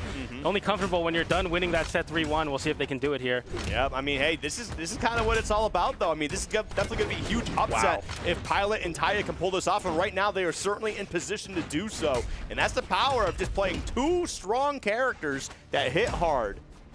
That's why I press button, I do damage. That's me. Well, I hit many move when few move do trick. Exactly. Get it. You get it. I get it. Nice double KO for Ulgrim there to even up the stock count, but blue team looking very worse for wear in the damage department. We'll see if they're able to play relatively safe here as that Nair does unarm Koko. Nice side air from Pilot, sending Koko off stage, forcing that high recovery. Got kind of a 2v1 on Moonir, getting that side light into the down air, into the weapon toss, and that's going to be a stock taken. They're both unarmed. Okay, there we go. Actually, we do have an X in Pilot's hand. I don't know if I just missed that or we just picked that up. But yeah, definitely looking a little bit scary here for the blue team. Okay, that's nice. Good little pickup from Moonir into Koko. Okay, nice movement so far. Pilot playing elusive to hold on to this extra stock here. Koko having an extra stock as well, but looking, I mean, just basically any hit away from losing that stock, that end light. Not quite enough as you get bounced into the wall, but that side air will cover the high recovery. That will shut down Koko and make it so the red team have a full stock lead here. We'll see if Pilot's able to capitalize on it. I really got to hand it to red team. Like, their stage control is just phenomenal right now. There has been a couple times where blue has been able to slip through and kind of disrupt things, but for the most part, red team has just been like, hey, this is a no-fly zone. You got to check in with me if you land in my city, you know? Oh, and from a 3 stock to 2 lead, it's now down to a 2v1 situation. Moonir looking high damage here, but Koko about the same damage with that open up, and Pilot having to play quite well to clutch this game and reject the game 5, but I think we're going to game 5, Skiff. Yeah, we might be getting there. It just kind of comes down to, like, can Pilot take out Moonir? Because that would definitely be a huge, like, burden off your shoulders, and he's got to do a 1v1 versus Koko. And the problem is that you got to beat these guys essentially in, like, in the 2v1, and then you got to fight one in a 1v1. And they are ranked higher in, you know, that's the rankings we see. Those are 1v1 rankings, right? And when you kind of have to do that 1v1 scenario, it gets a little bit more tough. So I think, like, once you kind of get one of the red team out, right, your strength's cut. Because, like, I'm not saying they're not good players, like, but, like, when you look at the PR numbers and stuff like that, but, like, they are definitely they're performing really well together. Like, their synergy and their chemistry is fantastic, but, like, they need to keep both of them on that stage. Like, because when they were controlling that stage, they were doing fantastic, but as soon as they kind of got picked off and split off from each other a little bit, I feel like things started to fall apart just a little bit more. So let's see if red team can dial that in as we get into this game 5 and a potential huge upset. Yeah, to add on to stage control, I think one of the most interesting things about the red team is it's not the double axe that I think is that dominant in controlling space, but it's when they're on the lance and the cannon. It's just making so many big problems for the blue team as they're able to just burst around at these crazy angles, making it very difficult for the blue team to get much going, because as soon as the blue team does get going, we've been seeing these team combos, or just combos in general, opening up for some big damage as we get to a very scrappy game 5 here, first stock, and it's already just, I mean, everyone's just swinging right now. I mean, hey, you know, sometimes that's the name of the game. Yep. Sometimes you just got to swing some stuff out there, and then, you know, eventually you get a hit and you start to capitalize off it. Like right there, very good stuff. Koko taking a lot of damage in the process here. Everybody's starting to get into that red. Honestly, we should be seeing some stocks fly out of the stage here very, very soon. Blue team looking like they might be able to take that first one. It all barely lives. can't believe Pilot's able to live that very barely and comes back down with the recovery as the red team looking very, very bad, just surviving, and Pilot able to get a weapon immediately. And now it's a slight stock advantage, but I hardly can call it a lead as we've seen the blue team able to close out these stocks very well on this Ulgrim. Yeah, I really thought the blue team was going to take that first stock, and then red team, again, just kind of got their positioning on stage, and they did their thing, man. Oh, wow, they almost got a little bit of a happy birthday going on, just was not able to keep that going. There we go, there's one, and there's the other. All right, even things up in terms of stocks, but that is a little bit of that good mac and cheese color on the blue team. See if they can find a way to turn this around. I mean, right now they both have weapons in hand, and red team only has one. Okay, good movement so far, as you're really having to play very evasive as Mooney here, because any open up could lead to the end of your stock. Pilot swinging back with that end light, sending away. The blue team kind of stuck in between the two teams, or the two players, and that end light into the landing side air from Taya. Taya barely sneaking in that hitbox to close out the stock. Instead of it being an edge guard situation, it ended up just being a straight up KO. Well, that's the thing. He also picked up the axe and immediately, because he was on the rocket lance, but he ended up tossing that and picks up the axe and immediately converts into that. That was so clean and just like such good reaction time too. Yeah, and right now the blue team, I mean, you're down a complete 2 stocks, 1 stock on each player, but you know, they're able to even up the stock, but we'll see with this extra credit how much it's going to matter. Yeah, I mean, right now, if I'm red team, I'm not looking to take another stock here for sure. Like, that's not my, obviously, it's the #1 priority. I'm looking to try and get as much damage as possible. Like, play a little bit lame, play a little bit safe here. Get a lot of damage on that blue team, so when you do get into your final stocks, you know that you could just, you know, hit them a couple more times, and that should be the game and the set. But there we go, there goes one, and as you can see, Munir's already kind of getting into that red. Okay, so red and yellow, not like, it could be a little bit better for you, but this is still pretty good, but no weapons in hand. That is definitely a tough one. We are last stock in game 5, and you know, I wouldn't have it any other way that side. Or just find a connection on Munir. We see Taya trying to find an edge guard attempt on the other side. We got Koko who fights all the way to the other side to give some space to Munir, but gets caught in the crossfire. The side air does connect and unarms Koko. Oh, dodging barely through that side light side air. This is such a scary situation too, because Koko's like wants to help out his friend. Okay, doesn't get it over to that other side. But like the thing is like you risk going into a 2v1 with Munir sitting at the edge of the stage as well, just trying to bait out an option. Okay, kind of the weapon, they're hitting each other there. Just, I think, trying to swap over to this very dominant lance and cannon action. We'll see if they can find any sort of KO move. You see the blue team stacking on top of each other, playing the wall very well. We see Koko taking the space on the soft platform, Munir holding onto the wall. Okay, Tayo was trying to pick up that stock after that hit from Pilot, but just was not able to get there. And blue team, they're being very patient right now, which honestly is the right play, but you get Munir out of there, and Koko follows right behind as red team makes a big upset and continues moving on in the bracket here. Very well done. Pilot and Taya with the Zol Ogrim. I think game 1, you know, blue team took it, and it was looking kind of rough for Pilot on the Zol. I was kind of doubting the pick, staying with the Zol, never switching off of it, and it ended up working out very well. I mean, obviously they won the set, game 5, very, very close set nonetheless. That was scary when they get into that spot, but I mean, look at this, and they're playing so patient. They know that any hit KOs here, you don't have to force anything. Catching a jump from the corner, and N-Light to cover the landing in the corner, and that's 2 stocks quickly to close out that game 5. Look at the damage. 717 damage dealt from Taya. That's ridiculous. Oh, but look, I mean, just look how many more light attacks he threw out too. I mean, definitely got to hand it to Pilot. Definitely was a lot more conservative with a lot of their, you know, their options. But hey, they kept it together. But you know, that is going to be the end for Munir and Koko. And I mean, kind of a rough one for them. But you know what? I mean, if you want more money in doubles, you got to win. Like, you don't get more money in doubles if you end up losing this early. You know? Yeah, I mean, it's as we were saying early, but you know, you're in top 8 nonetheless. But yeah, I mean, look at that damage distribution: 392 damage on the axe. Taya, I feel like the MVP of that last match for sure, playing very solidly on the Ulgrim. 100%. Yeah, I mean, it's not even like we're seeing crazy combos, just the ability to pick up on little openings, as well as cover a lot of these corner situations in 2s.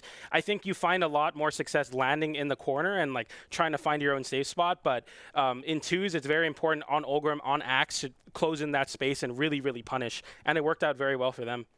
Yeah, but before we get into our next match here, as you can kind of see right below me right here, we are actually going to take a quick little break, so don't go anywhere. We'll be right back with more Brawlhalla action.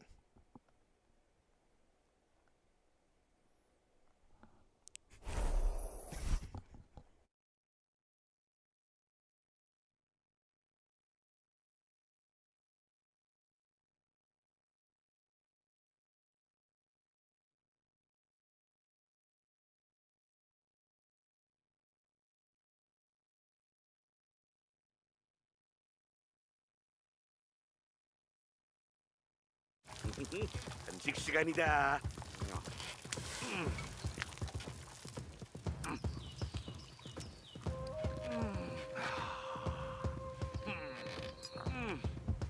너도 좀 먹을래? 아프소.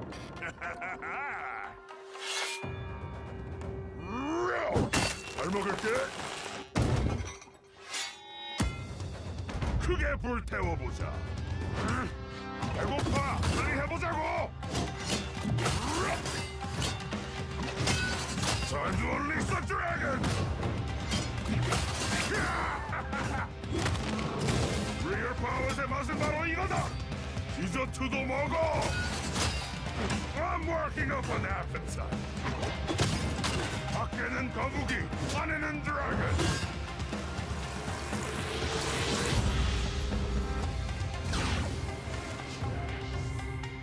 이기는 건 디저트만큼 달콤한 거야. 거의. Welcome to Brawlhalla.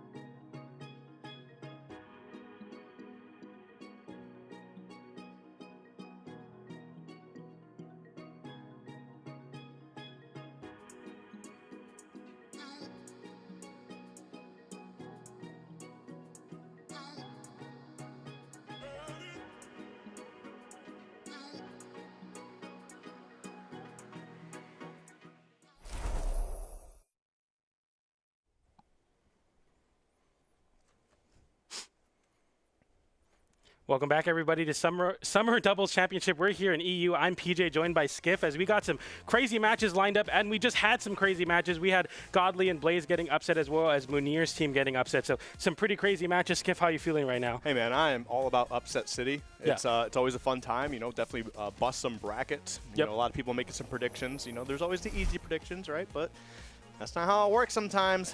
But the problem is with doubles, right? You could always be playing well, but you know maybe your partner just doesn't rise up to the occasion. You gotta have two people playing the game. You can't carry it, you know, all by yourself. You have to work well with your teammate, and that's what we saw from these other players. You know, they played up to that level. They played well together, and that's why we got two upsets here, right? Yep. Again, PR numbers, like I know I keep bringing up PR numbers. They only matter so much because it really comes down to your synergy. And honestly, these lower ranked players, they play really well together. They're hitting everything they need to, and maybe I don't know. Maybe they just want it a little bit more. That's how I feel right now. But you know, that's just me. No, yeah. For sure. And as we get into our next matches here, we have Sosa and J44L, who, you know, just lost in the winner side of the bracket. But Marker and Razox, they just came off of a Godly Blaze win. So they are riding that momentum on the very classic Olgrim and Bryn team. I know we saw some different legends swapped around, but I'm definitely interested to see what J44L and Sosa are able to bring to the table here. And we'll see if they're able to contest with, you know, the team that just knocked out Godly and Blaze for 7th. Yeah, it's going to be a tough one for sure. But that's just kind of, you know, what happens. I mean, you're playing for 5th right now. Everything's going to be a tough one. 5th. Yeah, I mean, it just gets tougher from here. It's not going to get easier.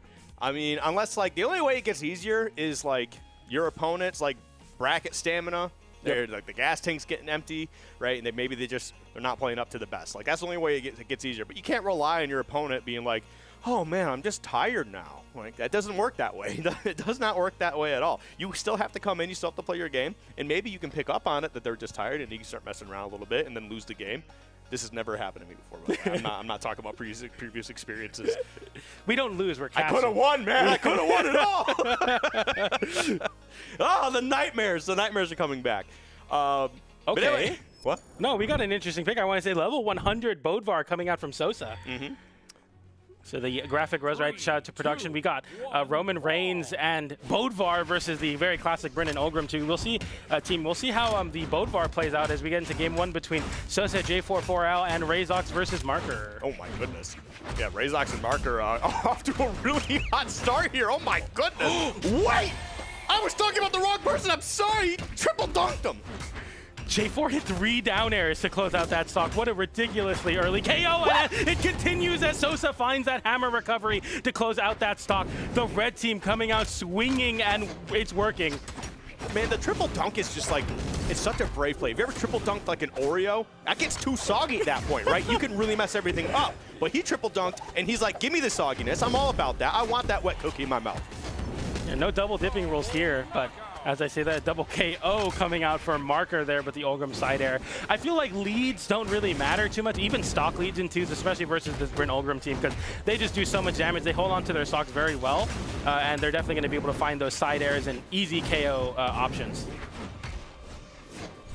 You did such a good job ignoring me talking about wet cookies and people's mouths. Dude, yeah, I mean, you know, I just really want to applaud you. You did a really good job of moving past that, but I'm not going to allow it to happen. You know, someone's got to keep it going here, all right, Skip? But I mean, hey, I mean, definitely everything is keep it going here. We are completely just taking stocks, you know, just dunking people down repeatedly, nonstop. And there we go, man. Oh, there's such a good start from the red team. The blue team really found a way to kind of settle things down. And this is kind of what they've done. They did this against Godly and Blaze as well. They did a really good job of like, hey, you guys are playing well, but it's not about how you start, it's about how you finish, and blue team is looking to finish strong. Nice open up there from Sosa with the downlight into side air. That true confirmed to close out that stock. But okay, a haymaker coming out and getting punished by Sosa, who down airs and then does a little stare down there. We'll see the open up there. Yeah, okay. The down light a little bit too high, so wasn't able to confirm into a jump side air on the gravity cancel. Yeah. We got last stocks here for both teams, though, so as much as the red team started off very well, the blue team equalized very well. It doesn't matter.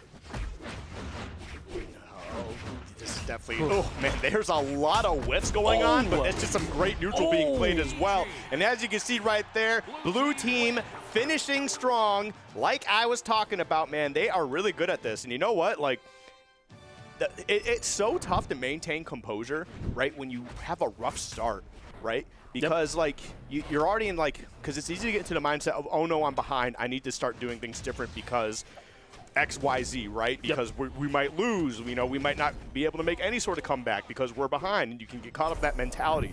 But these guys here, Marker and Razox, they are just really good of, like, okay, cool, look, there's a couple of our we have more resources, right? We just have to play things a little bit differently. We're trying to figure out this game a little bit more, let things develop. And they're just playing, man. They're doing such a good job. Yeah, especially when you lose those stocks really early, you know. No point crying over spilled milk. Sorry. Sorry. Okay, I'm done. All right, we're done with the cookies. Sorry. What am I going to duck my Oreo into now? Orange juice? Oh, my God. You ever done that? No. Neither have I.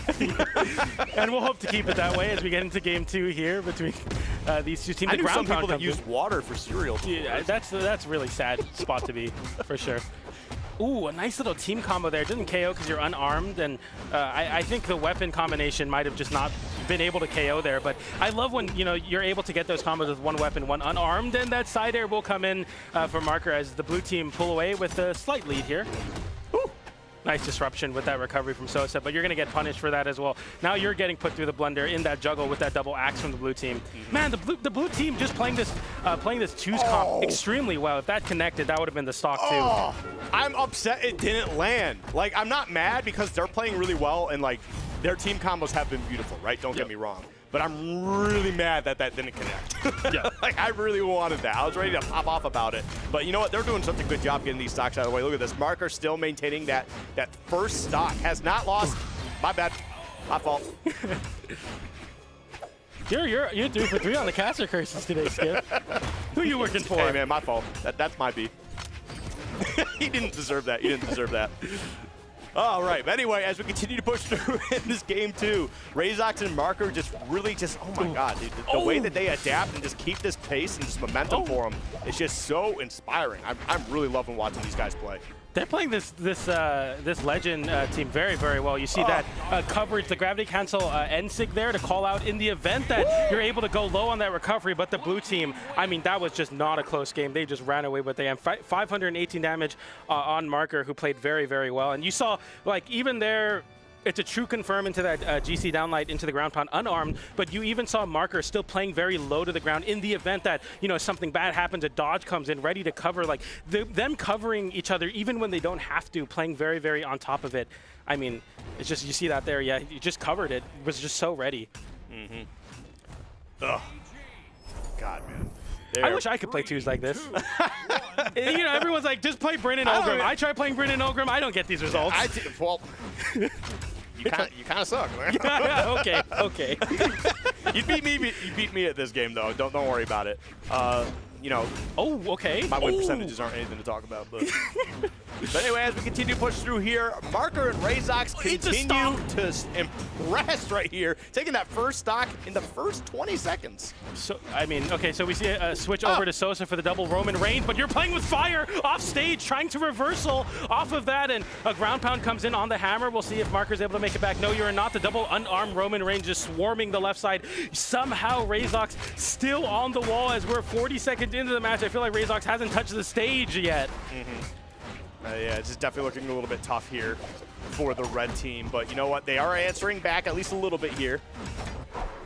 Whoa.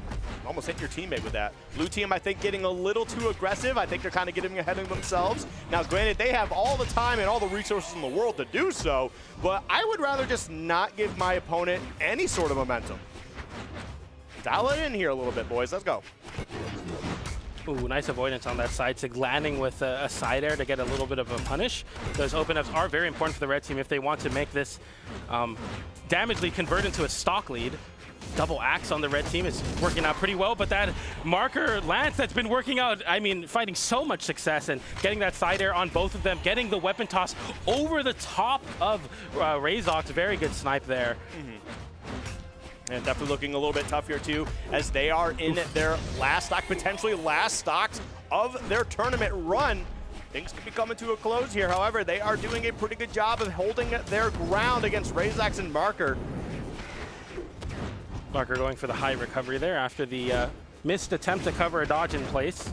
Nice defensive game for the red team to not get to not panic too much, even though this is potentially your tournament lives here. They're playing very controlled in that defense. You don't want to give any panic dodge ins to a Lance player. Yep. Okay. Okay, there's another one. All right, finally, everything even across the board. However, red team is in a much more dubious position. And right now they're just trying to get back onto the stage, and there goes one. Now it's a 2v1 scenario. It's doable, but like with the way that Mark and Razox are playing mostly, I don't know, actually. You know, again, my fault. We're in this 1v1 Razox, very low damage, and I mean, you're definitely worse for wear here as J44L. Yep, and that's the thing too, is like you can just continuously shark them in that position, right? Just slowly just build up damage. So eventually they have to come down. You're gonna get the hit you need, and you're gonna be able to close out the stock. Love the patience from Razox. They're not too sure if they're able to find that end light there and just holding that center stage, making it so difficult because as soon as you lose your weapon, now you're getting weapon starved here, making this comeback even that much harder. But a hammer now online for J44L. We'll see if you could potentially get a nice little edge guard sequence going, or really anything, as Razox is dashing a lot in center, and great avoidance so far. The downlight into side air does connect, going for the ground pound off stage. J44L getting the big GC Sig. This is a big opportunity. I love that weapon toss with the unarmed recovery, but is it enough? Razox finding their way onto the wall. The gravity cancel downlight not finding its connection for J44L, who had an opportunity to take the game away and force this game forward, but now Razox gets the GC downlight and stifles the dream of that crazy comeback. It literally came down to that one moment. If J44L went a little bit lower with that GC downlight, knowing that that dodge didn't have that much vertical, it would have been a game 4 situation, or a forced game 4, but now you see Razox was able to close that out. Man, that came down to the wire. Yeah, man, that was so good though. I was really kind of pulling for him for a little bit. Yeah. And then I was like, man, this would be so cool. Yeah. But you know, at the 3-0, I mean, I did curse the blue team quite a few times today, so my fault. My fault, my B. But you know what? They cleaned us up with a quick 3-0. And you know what? I feel like that's kind of expected the way that they're playing, right? I mean, they just took out Godly and Blaze. Who is any other team to them right now, right? Yeah, exactly. Like they're going to continue to hold on to that. They're going to continue to blast through these teams here. And I don't know, man. They're looking pretty good. They're looking kind of unstoppable. Yeah, it's just like this Bryn Ulgrim team that, you know, gets talked a lot about being like the pinnacle of the meta in twos right now. But I mean, they're playing it to like the highest, you know, caliber of play, playing around each other. Signature kits very well, getting some really big damage, and playing that very consistent wall strategy, creating these crazy scenarios where you get popped up once by one of the blue team, and then you're getting either juggled into oblivion or you're forced into the corner. Now you got this weird situation where they're able to just control so much space in the center of the map that that you're either always trying to land on a soft platform or just forcing yourself into the corner, it makes it so difficult to get anything going. And then Ulgrim picks up a lance, and now when you try to go into the corner, you get called out. Or Razox picks up a spear, so now when you're trying to, land on a soft platform, you're getting recovered by spear. So, this team gets talked about a lot at being the pinnacle of twos right now, and they're definitely, Razox and Marker are playing at the pinnacle of twos. They are playing very, very well. Playing very good, very good. And honestly, I hope they can continue to keep that momentum and just push through. I think we got a couple teams who are just, really making some noise on the elimination side of bracket here. Yep. I would love to see them continue to just dominate, just push forward, and try to get some good placements here. And that's the thing, man. That's why doubles is like such a fun environment for me. Is like it does not matter if you put the two best players on a team together, because it comes down to like synergy. Like how well are you guys aware of each other's habits? Do you know how to pick up on, like, oh, if you see them doing this hit, they're going to follow up into this and this. Are you ready to pick that up on the other side, right? To try and close things out. I mean, that's what it really comes down to. I mean, if you want to be a great doubles player, you got to know how to play doubles like that. Yeah. And that's a problem I think a lot of people have in multiple games, right? Yeah. Is they don't understand how you're supposed to play doubles, right? Yeah. You have a teammate, right? It's almost like another you, right? Yeah. And you can pass the ball to them, and they can score. You don't have to score everything, right? Yeah. I think people definitely go on like hero missions in twos, and I think it becomes like, it's one thing to be two very strong players, but also and then a really strong team. But once you get to that cohesion, it's like one player with two hitboxes at the same time. Like they are able to play so on top of each other, and that's what that team will definitely be presenting farther into the bracket. But right now, we're going to be seeing who they're going to be going up against between Blitz and Digester, the team that actually sent Godly and Blaze into the elimination side in a Game 5 nail-biter versus Pilot's team. I forget who, Pilot and Taya. So that's the Teros and Zol team that we saw found a lot of success there. But I believe Taya was also playing some Ogrim, so we'll see if they're going to do that. And I think Digester Digester on the Macho Man, and then we're getting an interesting pick in the Akuma here. So that's a Val crossover for Blitz, which I think is one of those legends you don't see quite as often anymore, especially not in this twos format. But we were watching a little bit of Blitz, and Blitz showing off some pretty crazy stuff on that sword. So you definitely don't want to be off stage versus Blitz. This is actually probably my favorite doubles team right now. I would be hard pressed to be told that any two combination of characters in the history of the world would be a cooler tag team than Akuma and Macho. Because I think Akuma is one of the coolest characters ever. Yeah. Like, you put him in anything, and he's just so sick, right? He's got a great demeanor, and he's like that typical, like, I'm like this demon person, blah, blah, blah. But, like, he's so cool the way he does it, the way he's presented. And then Macho Man, I don't have to say anything about Macho Man, right? Yeah, you're good. We just know. I mean, everyone plays. Watch some old Slim Jim commercials, man. Just watch any of his promos. He's the cream of the crop. No, have you ever seen that promo? Yeah, I've seen the crop, and he just continues to pull out these little things of cream. I love him, man. He's so great. Okay, so we're seeing a Suzuku Castle pick here. This is the first time I think we're seeing this. It's a very small stage, the smallest stage or stage length in the two's current map pool, and it kind of makes sense here. As we got an Akuma, so it's a little cannon, maybe a little power up there, but we got Akuma holding a lightsaber, which is crazy as well. I love this game. It's so awesome. Brawlhalla is a silly game sometimes. I love it. I love it. Anyways, we continue to push forward here. Nobody really taking. I mean, red team is kind of doing a pretty good job of having a little bit of a lead here in terms of damage. I mean, that's what's going to happen in general when you have two heavy hitters on one team. Like, the damage is just going to get stacked up. And there goes Jester taking out that first stock. Woo! And his teammate right behind him. That's the thing with playing Akuma here, is you don't have like a crazy large hitbox that's very crucial in swatting away the red team. So we were talking about it where, double axe, as strong as it is, I think the success of the red team comes when they're on the lance and the cannon. And when you don't have a move to kind of swat away and play very proactive, it becomes very difficult to not just take a million damage in your attempt to, get anything started. Okay. Oh, whew. Big charge on that. I think he ended up hitting him. It looked like it, but yeah, they are just continuing to just run through this blue team here, and it's crazy. It's just like these two teams who are on the elimination side of bracket got these big upsets, and it's like that has reinvigorated them a little bit to continue to play super strong against these these other teams Yeah. who are like, no offense to them, I'm not trying to downplay anybody. I just want to put that out there. Yeah. They're not as strong of players, singular players, as some of the teams that these guys just eliminated. So Yeah. like it's really crazy just to watch this happen. Yeah, they're both coming in with like swagger and confidence, and I think that's one of the most important things to have as a team in Brawlhalla 2s.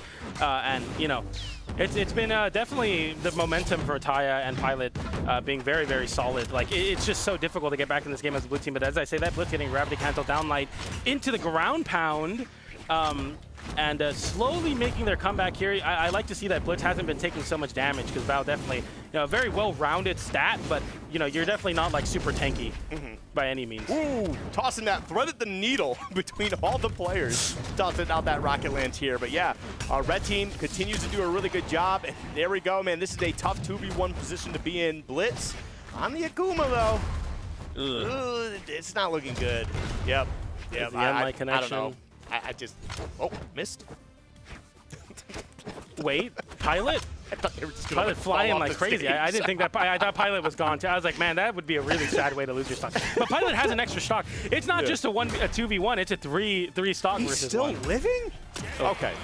I was gonna say this is starting to get a little ridiculous. I thought Akuma was a glass cannon, but not in this game with the Val crossover. Having a pretty decent amount of defense on the stat line, and I think taking the defense stance as well, very smartly, because you're playing against versus you're playing versus Olgrim and Zol, which is just so much damage. Yep. Yeah, I mean, I'm liking it. I'm liking it right now. These guys, they know how to play off each other. I assume they're communicating very well. Yeah. Because again, that's another aspect of doubles. How well is your communication? Yeah. Right. Talking to each other, and like, again, communicating isn't just saying something. It's also hearing something. Yeah. Right. That's a part of communication. That's how communication works. I say something, you hear something, you register that in your brain, and then you say something back to me. Right. And then I register that in my brain, and then we come together for an idea, and that idea is double combos. And that's what these guys are doing. I think of a Boomy clip where he let a random viewer play twos with him, and every time Boomy got a hit, he said, "That's yours now. That's your hit now. That's your hit." And I feel like some people think that that's how you calm in twos, and I think that's definitely not the case. There's a lot of communication going on, especially as you're playing a very high octane team between this Zol and the Olgrim. All right, right now, looking kind of good here. Red team looking a lot better. Or not a lot better, excuse me. I mixed the teams up for a second here. Blue team is still in trouble. Yeah. I mean, they're definitely, okay, I was going to say, at least they both have their stocks, but as I say that down sig does find a connection. Oh, it's not just me. Oh, thank God. All right, well, game two. Yeah, kind of like second verse, same as the first. A little bit better and a little bit worse. Oh, jeez. Caught between a rock and a hard place, and both of them have axes. Yeah, that's a wall just closing in like the trash compactor. I mean, it's just so difficult to get out of that terrible spot. You're just taking so much damage. Blitz somehow holding on. I wrongfully called it with a defense that we're actually on the attack stand, so even though you're on attack stand, still holding on for a while. As I say that, though, I mean, we're both caster cursing like crazy today. That side air will find its connection. And the KO, nice little open up there with the downlight into the recovery on Blitz's sword. This is what I was highlighting before the set started. The sword was very, very solid on Blitz. Nice side sig as well to cover the landing in the corner. Ooh, nice. Ooh. Lots of damage, too. And that's the thing, is like, these guys don't even need those long strings for doubles combos. They just need, like, just getting 3 and 4 hits. They're going to put so much damage on one person for that. And that just puts them in a position where they can just get those onesies, twosies later, and they're going to close out those stocks, man. And yeah, red team continues to dominate here, looking really, really good.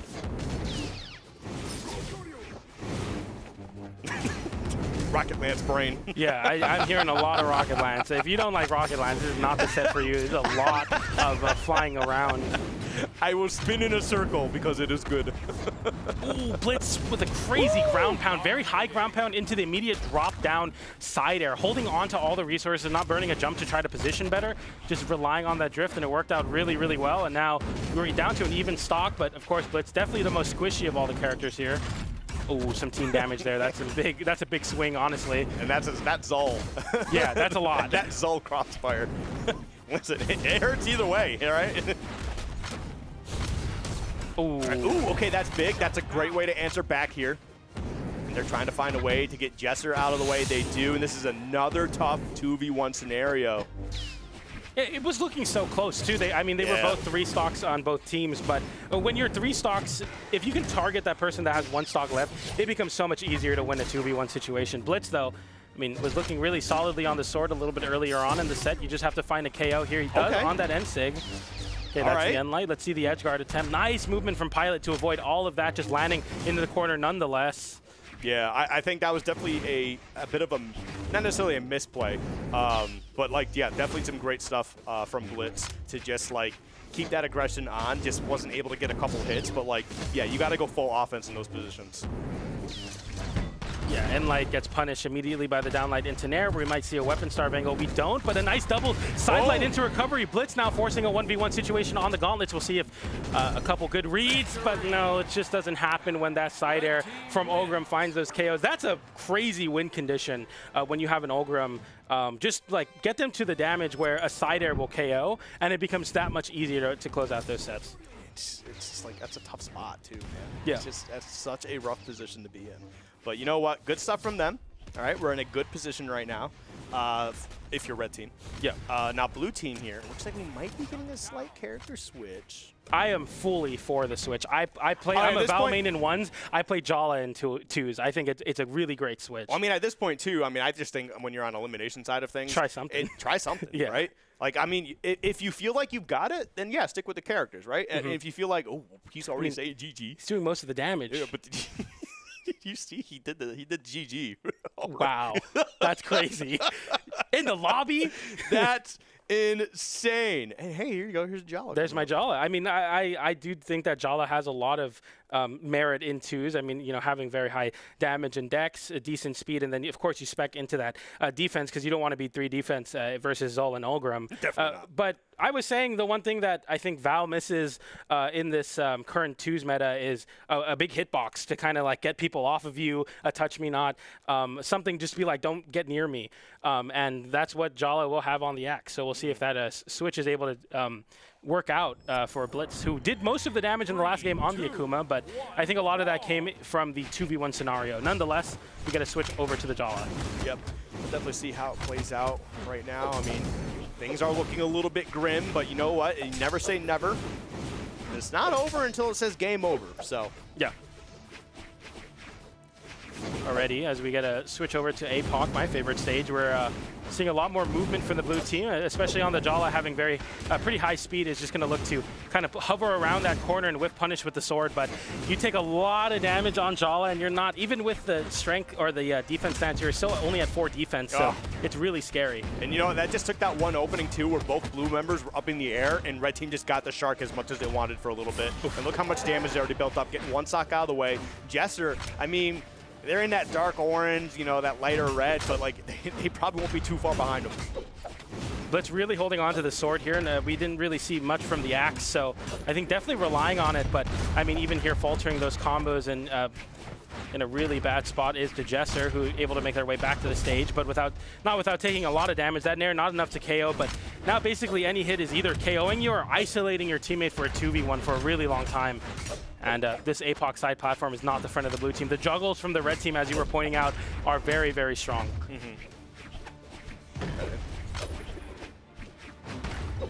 Both of them. Oh, okay, there we go. Finally gets on the board here. So finally, blue can breathe a little bit of a sigh of relief, getting at least 1 stock off of Pilot.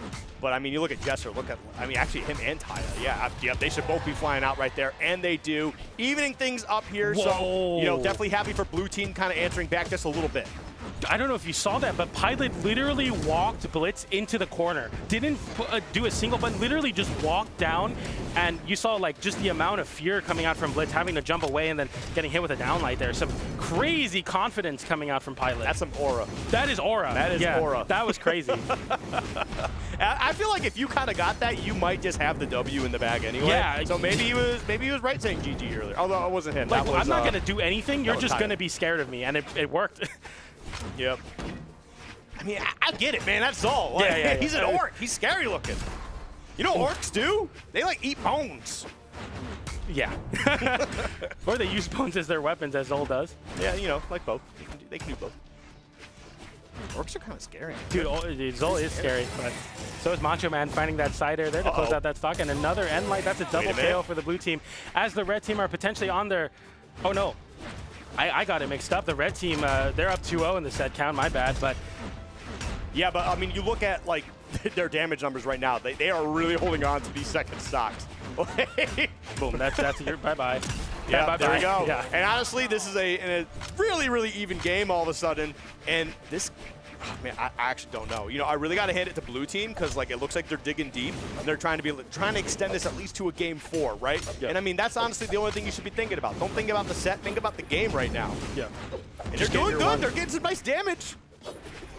I think the plan to kind of find a KO early on Blitz will definitely work out. The sword, you know, not having a lot of range, you can definitely smother sword, but it hasn't been working. We're chasing Blitz. Blitz playing very well around the soft platform, using it to dash off to build some momentum up, and it's been working out. And the red team taking a lot of damage in their attempt to try to chase one down. Yeah, I mean, they were chasing down Pilot, and they were trying to, like, corner him, get him to a position where he'd have to use some resources, and eventually a mistake would come out, and then you take that stock.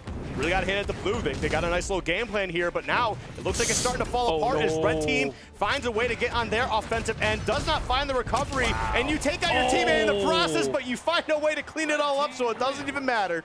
Woo! I mean, I don't even know what to say. Just the call there, I mean, the confidence to say, you know, I mean, I don't know if you have time to communicate it. Just going for the side sig, KOing, and then forcing the 1v1, a turnaround, immediate sig to call out a jump in on an attempt to whiff punish to close the set. I mean, that's just so brazen. But, I mean, I would feel that way, too, if I had 708 damage on Ulgrim. Mm-hmm. Yeah, that was... That's a lot. We are seeing some crazy damage numbers here. Well, actually, if you look at the other side, he hit 638. I mean, that's still a lot, but I mean, that's like twice now that we've seen 700 being hit. Yeah. I mean, I guess it makes sense. We are seeing some high damage. Everyone taking 600 as well. I mean, high damage games for sure. Yeah, high damage games. You know, I love that, man. I love good offense. You know, offense is what makes anything exciting. Yeah, for sure. They say offense sells tickets, but defense wins championships. So that's all I'm gonna say. I mean, there I feel like it was all offense. He just like, I'm gonna side sig and take both stocks. You can have all the offense you want. I mean, that doesn't mean you're gonna win the doubles championship at the end of the day, you know. But we'll see. We'll see what happens. I'd love to see it. I'd love to see us all on top. Yeah. Look at him. Look at him as a motorcycle right there. I love that, by the way. But yeah, I mean, Pilot and Pilot just being the Zol, kind of the X factor on the cannon, was definitely like a very interesting choice. You know, and it's been working out really, really well. Especially, I like to highlight when the red team is on Lance and Cannon, just being like crazy space takers, having just so much control on the center of the stage. And you saw there, even in that last stock situation where the blue team had, you know, a slight damage lead, they were still, you know, just not able to get, you know, pin down the Cannon. And I think that really worked out for the red team.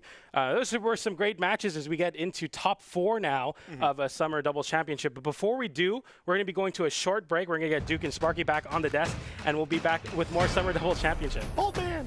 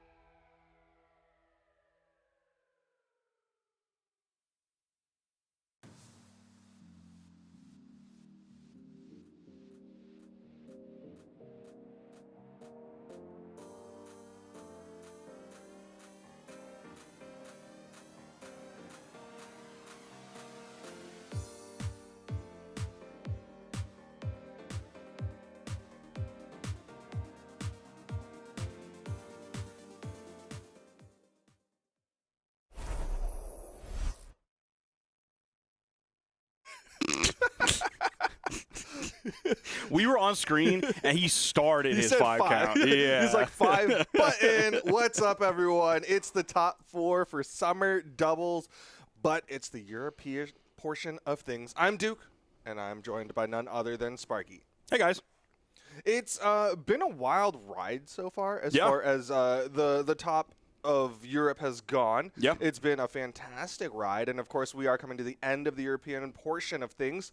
But before we do end things off over here, we do have a little bit of a thing to show off. Is it ready? Are we ready? I think we're ready. Something new for the gamers at home. Yeah, so go ahead, grab your seats. If you're listening and you're not looking at the TV, look at the TV right now. There's a look at video your monitor. portion. We're going to show you something. There's a video portion. It's important. Ready? 3, 2, 1, let's go.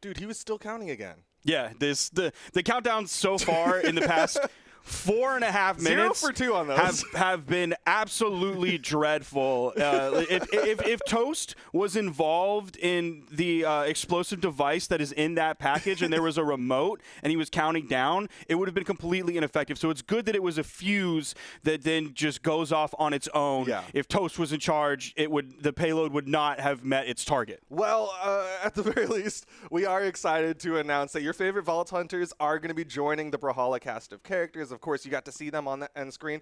Lilith, Krieg, and of course, Tiny Tina are joining, and then you also got to see a little bit of Claptrap in the background. Very excited for all of that. I personally am very excited for Krieg because I used to play Krieg a lot when we were playing together. Me, and Winan have spent a lot of time with this franchise over the years, even before we played Brawlhalla. So this is definitely a franchise that's very near and dear to our hearts, and this is one that I don't know the actual details of it, but surely they can't step away from blasters on this one, right? Like, they can't just not give us blasters players any juice. Like, they have to. That's like a selling point of it. All tarot skins? We don't know. Like, that's like the one thing that the Vault Hunters do other than hunt for the Vault, is that's how they hunt for the Vault. So blasters players, surely we're eating on this one. Except for when I'm playing 0, then I'm a sword main. So, you know. And then everybody else has to do the damage as you're going around trying to go up to people to sword them. Like, and then you get knocked down and you're like, help, help. I'm down. But, well, again, very excited for the Vault Hunters to be joining the cast of Brawlhalla. But now it's time to get into the top. Oh, August 7th. We didn't say that. It was on the thing, August 7th, August 7th, which is not long from now. Today is July 20th, so that's like a handful of weeks. Yeah. And then you too can hunt for the Vault in Brawlhalla. You can. Of course, there will be other stuff that you'll get to hear about, or at least get to see as we get closer to that release. But again, we're getting into the top 4 of things for the European region. Again, spoilers.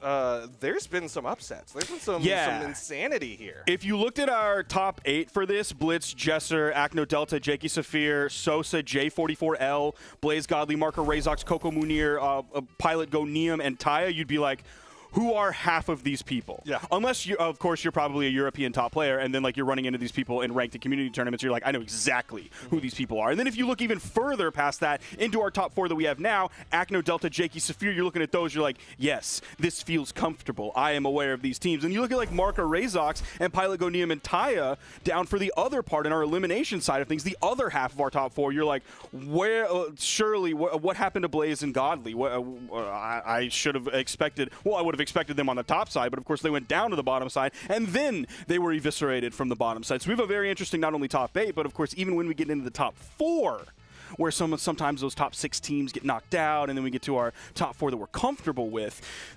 Our top 4 is very interesting here in EU. So EU shaping up to be a very interesting region in twos, definitely not something that we expected going into this weekend, and that's the Summer Circuit, baby. The heat is on. Yeah, Summer Circuit, we, of course, again, are leading into that World Championship, and as an extra level of foil on top of the insanity that's happening in the top 4 is like the team that knocked out Godly and Blaze got knocked out. So it's not even like one of those things where it's like, oh, there's just another really goated team. It's like just a lot of insane upset after upset after upset. But we're going to get into the top side of things. Acno, Delta, familiar with those names. Jakey and Sphere, also familiar with those names. We got to talk about them on the pre-show, but now we're going to get to talk about them now. And we're seeing the legend choices on the screen. Well, you will be seeing them momentarily, but it's everything we've come to know so far during the day. Delta's on the Roman Reigns, of course, that Taros crossover. Acno's on the Kaio. On the other side, Jakey's playing that fantastic Teska. Twos don't have a lot of Teskas in twos. There was a moment where like Sandstorm's playing Teska and twos, Wes is playing Teska and twos. Some people would pick him up here and there, but like Jakey is on that, and I mean, he shows us exactly why he chooses to play this legend in twos alongside his teammate of Saphir, of course, on the classic EU Olgrim. Yeah, they've been able to get some great setups utilizing that Boots kit and leading into a bunch of signatures from Saphir, but we'll see if they can do it here against Acno and Delta as kicking it off. So far, everybody's got a set of weapons. Starting this one off on the Fortress of Lions. Acno sort of rotating over maybe to the right side, now moving over to the left. Now they've kind of swapped the people on the blue team that they're fighting. Now Delta's putting some work on it. How have Jakey and Saphir taken this much damage this quickly? Like, I can't remember which one I was looking at. I was like, okay, he's taking a lot of damage. And then I saw like the neutral signature come out from Acno, and I saw the other blue team member fly across the screen, and it was like, when did all this damage get added up so quickly? Yo, they're just landing more hits, the red team is, but also they're landing the bigger hits. There's been more signatures coming out. Of course, you said Acno threw out that sig, but also Delta threw out a down sig earlier, so they're just getting some big swinging hits onto this blue team. Here's a team combo, though. He's going to launch back for the side sig. And that's part of the beauty of playing the Teska, whether you have the gauntlets or the boots, is that, like, okay, you can choose with some of your signatures with the active input whether you want to send towards the blast zone or like back towards your opponent or your teammate, sorry, so that he can follow up with yet another devastating signature like we just saw. Yeah, and I really like the decision to throw back towards Saphir because how little damage was on Acno in that moment. Right now, though, Acno, the most damaged person on the screen, could get taken out from a neutral light in the right spot. Downlight recovery will do it. Now we're seeing everybody around the same damage. They're mid to the later half of orange, except for Acno, who's coming in fresh. There's the D-Sig, putting some work on a Saphir, who's now at the weapon disadvantage as he's landing on the stage. But he sidelights Delta away. He still is unable to grab the weapon until just now. Jakey get back onto the middle of the stage to try and help out. Put some work on Acno. Now Saphir getting sent down. I was expecting a weapon toss. There it is from Acno, but it doesn't make contact. Meanwhile, Delta on the stage, got that KO onto Jakey. Saphir so damaged right now. It's kind of that desync that sometimes happens when somebody survives a little too long, but Saphir gets taken out. Delta went in with the Perka pivot down air trying to hit that. It didn't. And then out came Acno right after him with the down air, reaching down really low. Ooh, okay, good interrupt there coming out from Delta. Yeah, Hammer players as a whole have been doing that a lot more. It's definitely like less of a commitment than recovery, because obviously you're not putting yourself even further down. Okay, ooh, chase dodge. Yeah. Double chase and then dodge chase dodge through. Really just trying to mix up the blue team there. Saphir was sweat beating, but that side air just kind of forcing his way over to the wall. Oh, Delta helping out the blue team a little bit there. And Sig. Ooh. And then he gets punished right after it. And now Acno got 2v1'd in just that singular moment, and this game is starting to slip away. Definitely not an unwinnable 1v2 here for Delta. The jump there missing. I want to highlight that follow-up that took down Acno just because that shows how much team play comes out from this blue team. Saphir is going to fall, though. Delta might be deep red, but nice little down air coming out from Jakey. Oh, swapping over to the boots there. I thought he was going to try and pick up the gauntlets after they actually hit Delta and then just go in with like a D-light or something like that. Stomp side air. Pick Jakey up while he was a little bit aerial. Just the weapon toss, no major commitment after that. Now they've swapped places all of a sudden. Oh, but good movement, and that was a burn dodge. Jakey jumps high enough. Does he have the aerial movement? Weapon toss, giving him some safety. Side air will finish it off. Good decision not to active input, has less force on it. You can see the damage numbers between those two. Wow, that was a lot more damage on Saphir. I feel like I didn't get to watch Saphir a lot. I feel like I just happened to be focused on a lot of the other players in the game than Saphir. So I'm going to keep my eye on him more now, given that he did the lion's share of the damage for his team. Well, you're seeing some of the replays of that game number one. Here's that team combo that Delta managed to get in there, but he got punished for his troubles there. Great follow-up so far coming from Jakey and Saphir. In terms of the follow-up game, I would definitely hand it to them over Acno and Delta so far. Yeah, it's been like you know, the classic story of like who has better team combos versus who has better individual plays. And right now, red team leaning a little bit heavier into the individual plays, while blue team's more into the team play. They still picked that up even after the downlight. Nothing came after the downlight from Delta, and so Acno was still ready to pick up the combo right after that, add up a little bit more damage. I like the decision there from Acno. He had both blue team members in his spear string, so he's like, you know what? Even though downlight's not a true combo, I'm just going to go for it because one of them will probably mess up. Oh, that was a nice cheeky option there coming out from Saphir. He did the sidelight into the neutral air, then he chase dodged and tried to get back down to the ground as quickly as he could so he could turn around and try to hit a neutral light. The neutral light didn't actually make a connection. Okay, there's the side air. Blue team completely split here. GC Insig, not enough to KO just yet. He picked it up really low. Now blue team's regrouped a little bit. Nice side air bouncing off the stage. Great spike there. Yeah, that was a great punish coming out from Saphir. Acno was getting a little eager to get those KOs. You can see, you saw the way he was swinging throughout the Insig and then went for the ground pound. Will finish off the stock, though, with that side air on the right side. Let's see how long Delta can live on this stock. Oh, he's at weapon disadvantage here, and he gets sent into that down signature from Acno. Taking a little while to get back over to the platform. Blue team just kind of holding the center stage, moving over a little bit to that left side corner where Acno was stuck on the wall for a bit. Delta still hasn't been able to get a weapon, and spending that long, like that deep in your stock when you don't have a weapon, you're not able to make that much of an effect in the game. Like, he wasn't doing very much in that moment while he was waiting for those weapon spawns to come in. He wasn't able to really relieve that much pressure from Acno. He was mostly just kind of a distraction, but the blue team wasn't really falling for it. Yeah, like at best, he was just kind of a fly really in the faces of the blue team, but not getting much done. Saphir, though, getting some good damage. Extra on top of Acno. Nice down sig. Those were the things that were giving them that damage advantage in game number 1. There's the in-light. It seemed, I don't know if Delta was trying to hit Saphir so he couldn't get the follow-up, or if he was just trying to like catch his teammate. I think it was a catch because he ended up neutralizing Acno there. Down sig's gonna whiff. That's a punish.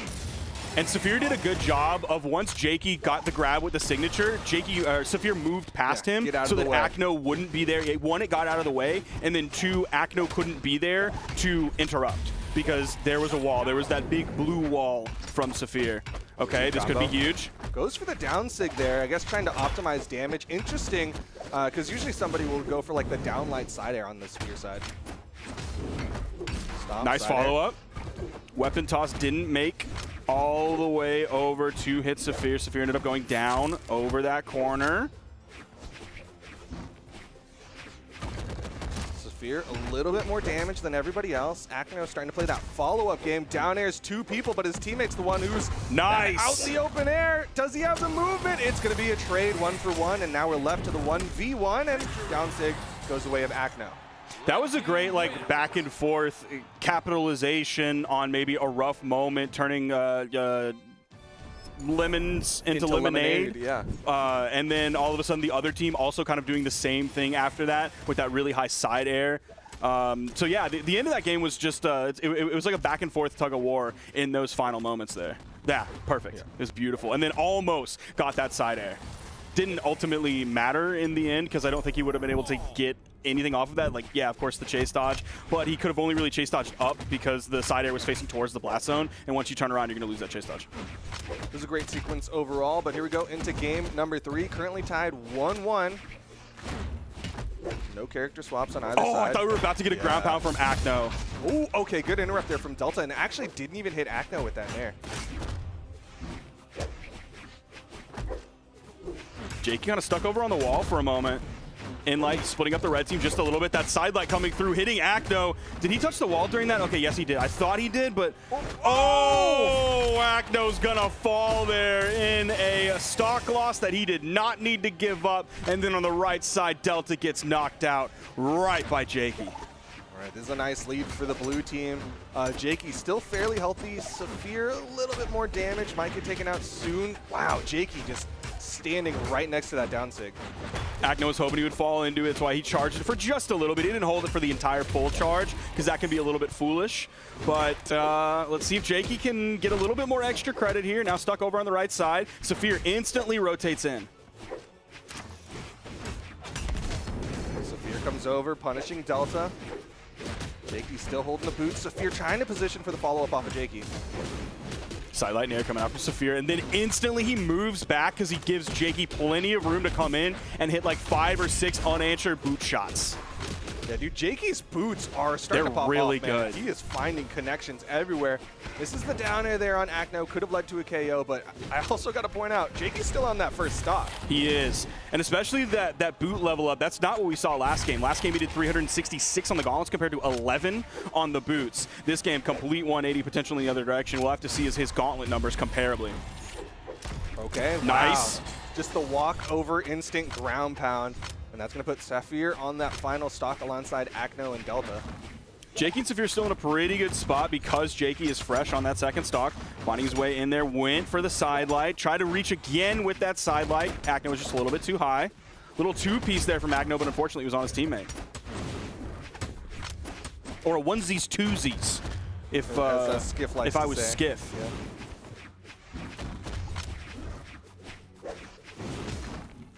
Not able to follow up off of that Nair from Saphir, but you can see the way this game has started to slow down as everybody gets into those final stocks. I was just about to say, it seems like the structural integrity of this match, like the form and function of this match, has all of a sudden gone more amorphous than it was previously. Jakey now in that position where he has to keep Saphir alive unless he can take out one of the red team members. Ground pound from Acno hits a lot of people, but nobody gets KO'd. Nice dodge there from Delta, and the turnaround got the sidelight punish. Going deep. Oh, the recovery did not come out from Delta. Saphir got the hit, got the chase dodge, still stuck around over there, still continuing to stick around, and he gets ground pounded by his teammate. Oh, the weapon toss potentially going to take out Jakey here. He did get the dare into the wall to reset his jumps.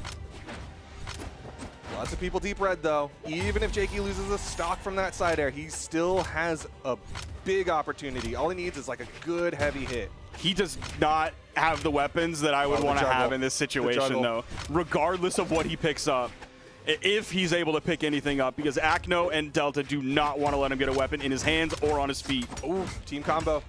This needs to convert to a KO, and it will! The down sig from Delta launching straight up into the KO box. I don't think was he able to find a single hit? I don't remember him finding a single hit. So. No, because I think he was really hoping for a weapon spawn, and he was like so he's playing very back, defensively. And then he just got caught. Yeah.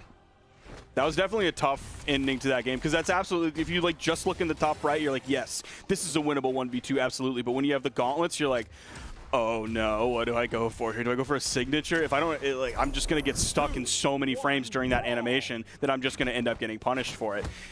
So you can't do your sidelight change, you can't do your D-light recovery, you swap over to the boots. It's the same kind of story.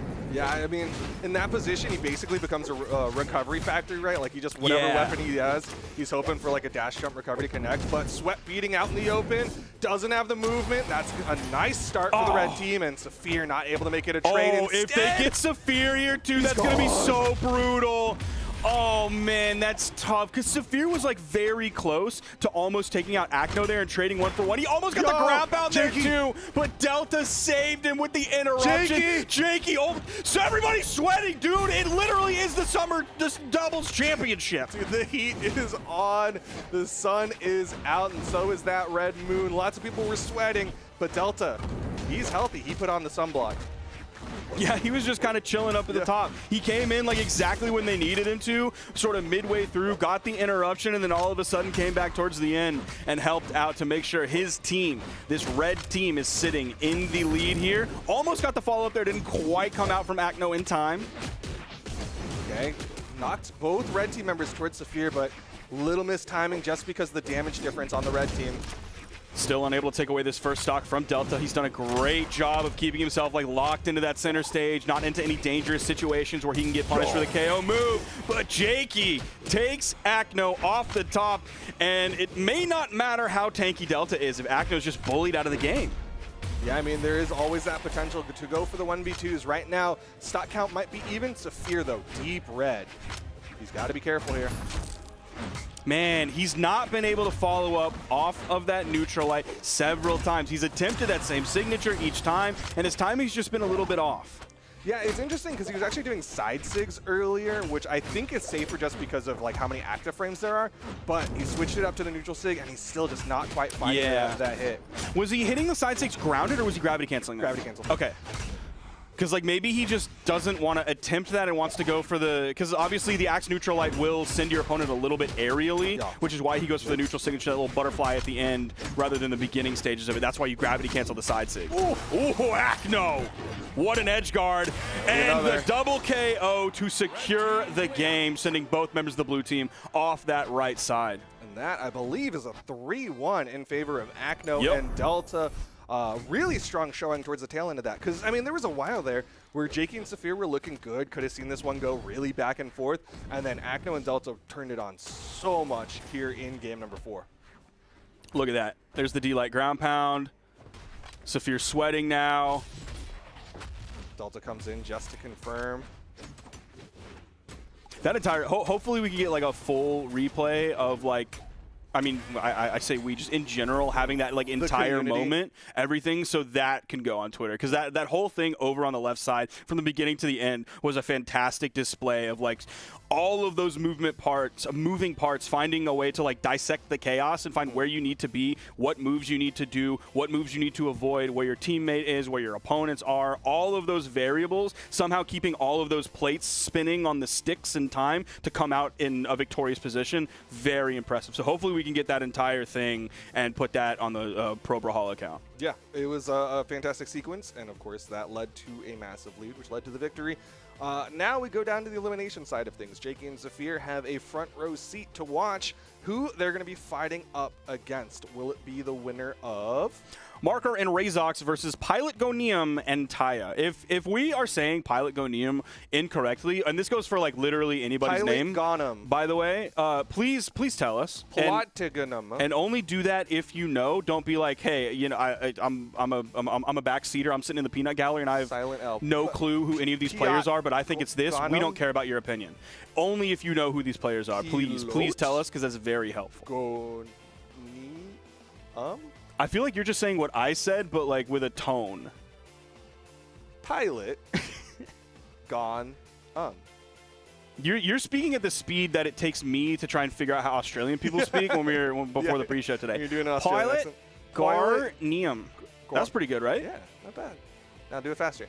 Pilot Garnium. Okay, well, we've got Pilot and we've got Taya going up against Razox and Marker. Big thing from the side of Pilot and Taya is they're coming in as heavy hitters. We saw the Zol in particular do some big damage, and they were able to get some combos with it as well, which is not something you see too often. Do you remember Taya the Olive? Yeah. Okay, I'm almost certainly sure that this is not that person. Okay. Do you know if they were European? No. Okay, I don't either. I didn't know if you happen to know some inside information. If you're Taya the Olive, what's up? You've been around for a long time. Also, let us know that. That'd be great. Give us the lore, Europeans. Yeah. What's going on? I'll have to contact Pauly after this, because I feel like he hasn't told me about either of these players before, and he's someone who has like a shotgun blast of players of like these are going to be the ones who are next up, and he's on most of the time. He's on. It may take him a little while, but most of the time, like, he's pretty good. Like, hold on, who did he? You can talk while I look this up. On the other side, we got Razox and Marker. Of course, has been a lot of Axe. I think we're going to be seeing 4 Axes in this next matchup. You might see a Kaio and a Fate. That's not who they've been playing. Currently, they're actually locked in on the Olgrim and Bryn, which definitely seems like what they've been playing, if I remember correctly. Yeah, real big possibility of just a lot of Axe coming up. Kimono. That was the last person he told me about. Okay. That was actually yesterday at 9:15 a.m. I believe Kimono is teaming with Spyrox. Oh, okay. So that's who Pauly has potentially next up.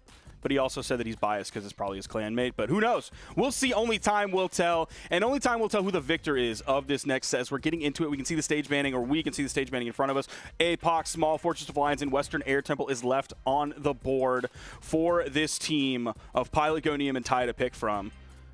There's a lot of Axes on the field here, and it's been that way in Europe, and I kind of expect it to be similar. Definitely not as many probably in North America or even South America, but yeah, it's Europe, and it's not even just the Olgrims. And here we get some nice variety, because we're also getting the Zol into this. It's not just Olgrim and Taros. Of course, we're getting some Brins, which is a classic, but we're also getting some Zol here from our new friend, Pilot Gonium.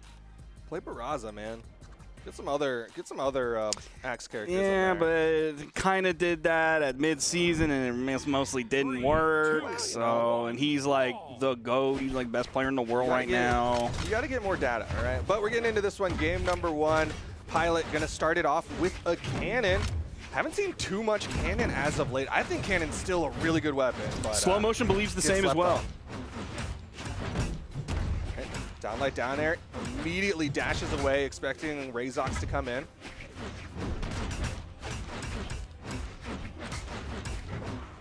I don't know why, but just because Pilot is the only cannon player, it seems like all the Axe players are on the same team. I don't know why. That vibe doesn't make sense at all. Low key though, we are. That's fair. I can understand that. I mean, if there were 3 blasters on the screen and there was cannon, I'd be teaming up with the blasters guys for sure. For sure. But right now, it's Marker, first one to fall, already getting taken out by this blue team. And again, that's the advantage that this blue team has coming in with these high-strength legends. That side air, KOing from the center of the stage with that cannon. Taya just kind of sitting around that weapon, and it instantly gets picked up and grabs 1 KO, and then Razox grabs another KO. First one was an in-sig, second one was a side sig. All right, trying to get some damage built up onto Taya's second stock. Got it, the double neutral there.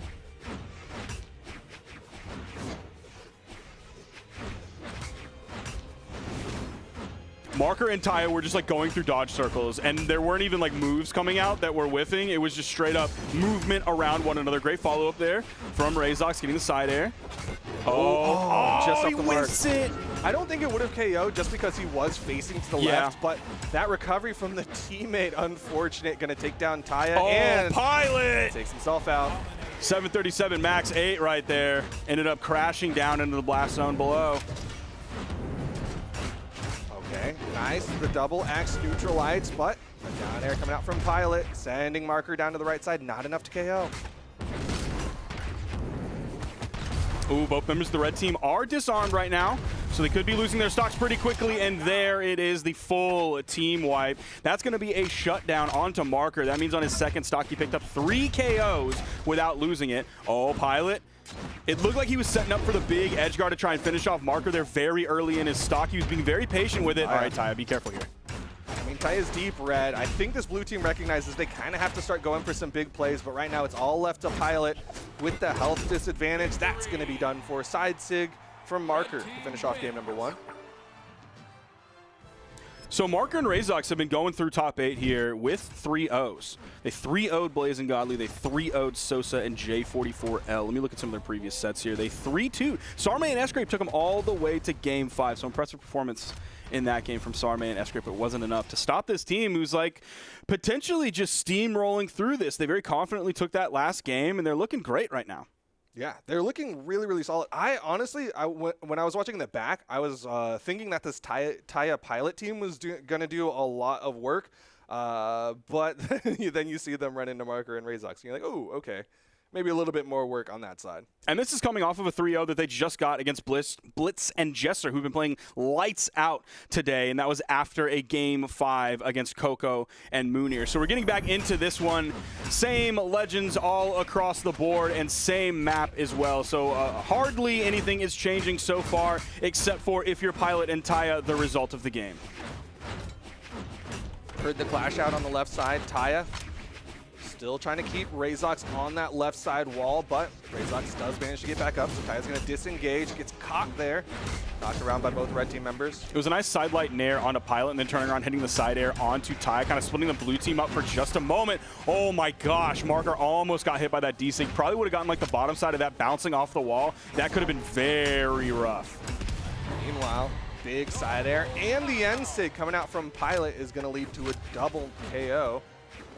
Pilot's all been looking pretty good so far this game. Had healthy numbers last game in terms of damage dealt and damage taken.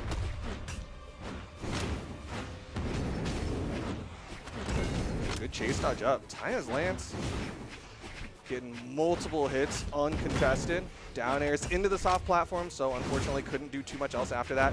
Right side, good movement. Marker turns it around onto Pilot.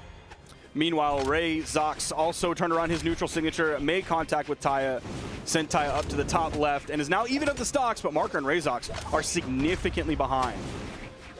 Yeah, they're playing with that damage deficit. Ooh, Razox! Might not matter. Can they keep him out there? Razox again, downlight side air. Pilot sweating, but he's still got the cannon. That's the dodge burn, too, after that down air. That's why. He's high enough. Oh, man, the dodge came off of cooldown in time so that Pilot could dodge through that ground pound from Marker. No. Helped by the weapon toss. Pilot did take a lot of damage, though. Recovery still not enough. Instead, it's going to be Razox who gets KO'd. Yeah, Pilot took so much damage that the weapon toss into the recovery down on the right wall was almost enough to take Pilot off of the top. The defense still holding tough. Oh, Razox get on the stage! Okay, the neutral light. Taya feeling good here. You saw a little bit of shuffle coming in towards Razox.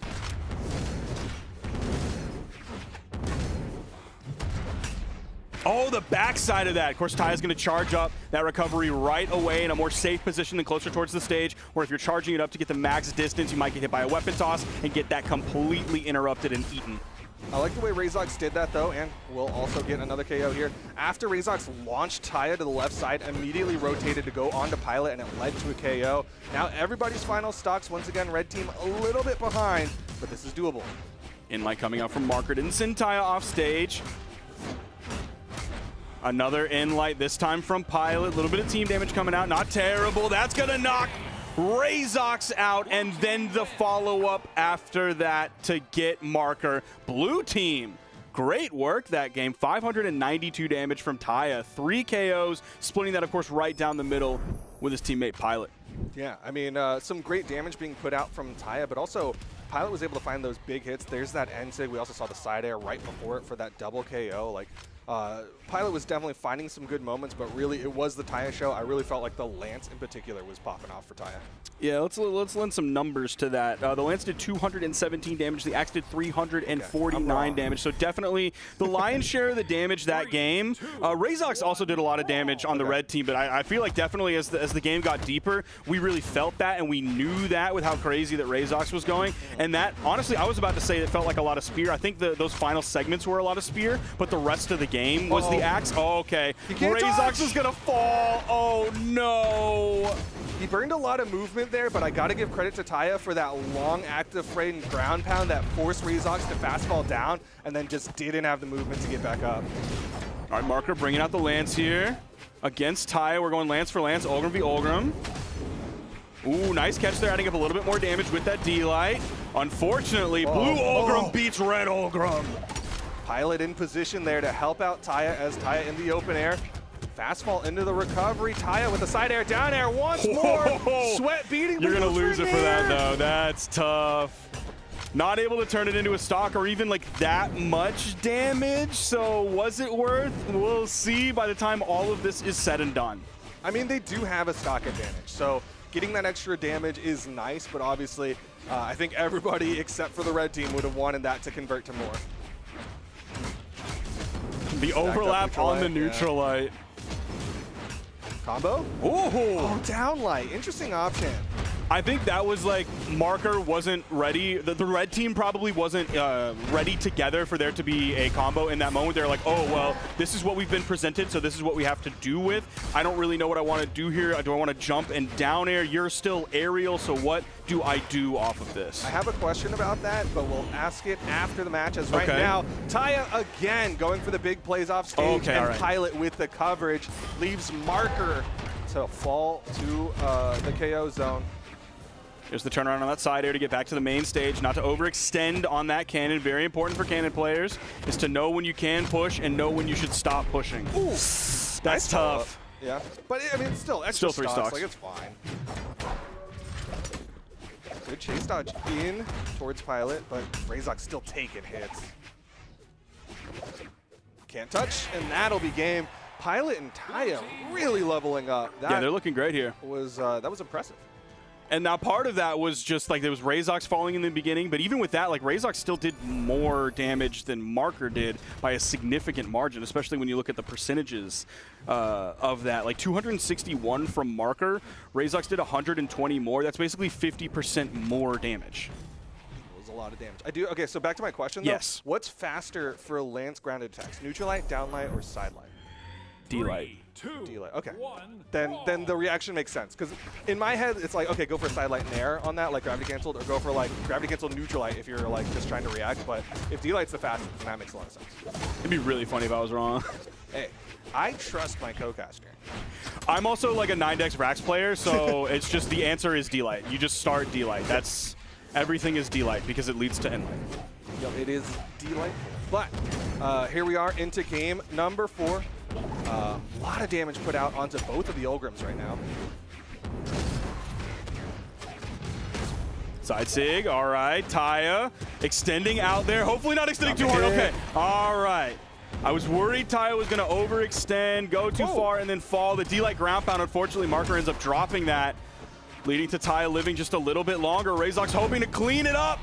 That's the stock. Really good gravity cancel neutral light there, catching Taya. You saw Pilot try to support. Huge. GC side sig coming out from Marker will lead to the stock advantage. Marker needs to hold on, and Razor's cannot afford to take too much damage here. That was either an orange KO or like the final hit turned the opponent red right at that final moment. So that was a super early KO. Yeah. Okay.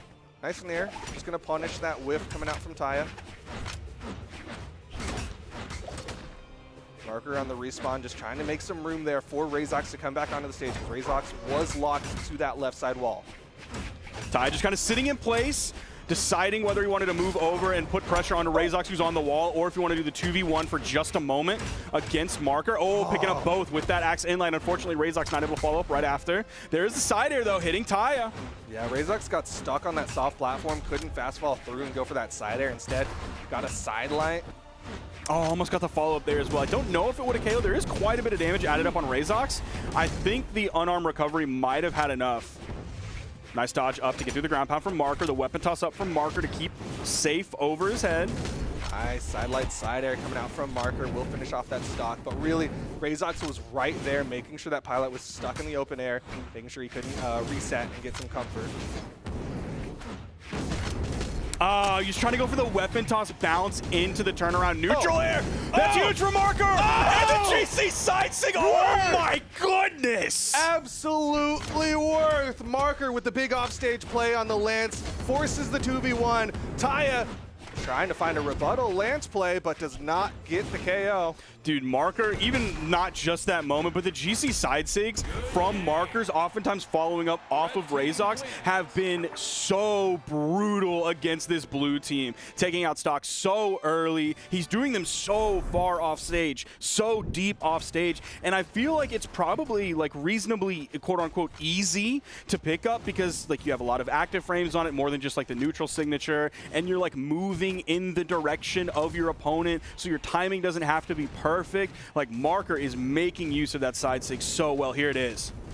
Oh my gosh. You can see like Taya was right there just like trying to interrupt, but the way Marker was moving just ended up leading to a KO. That is going to force a game 5 here. Elimination side of the bracket. Winner of this, I believe, goes into the top 3. Yes, that is correct.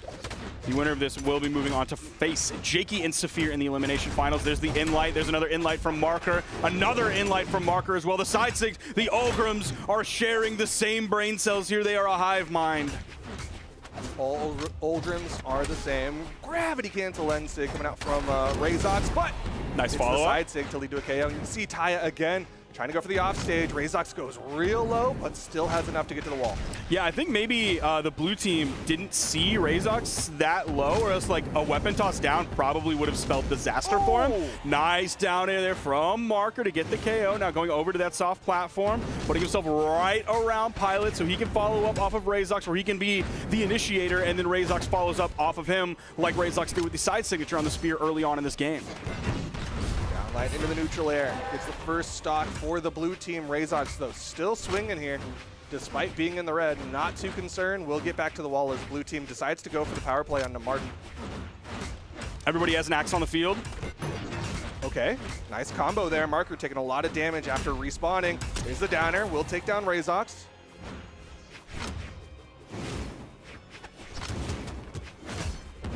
Oh, nice interruption there. There was a little bit of the follow-up that came off of Taya. Obviously, they wanted to do a lot more, but there was the interruption from the red team there. It's a great thing to halt that momentum. I'm surprised Pilot didn't just sit there and continue to do that. Yeah, just with those down signatures. Charge it for a while, but I guess decided it would be too unsafe. Marker gonna eat that neutral light, still surviving, but the recovery and the side air. Taya can't make it a double as Razorx with the ground pound makes it a trade instead. Weapon toss from Pilot. No, gonna go over on that corner, just kind of stand watch before going high. Then using the weapon toss down to attempt the safe landing. D-Light into the neutral air for the KO. Taya chasing after Marker. Yeah, power play opportunity. Oh, Marker able to jump out of that. Taya was reading low.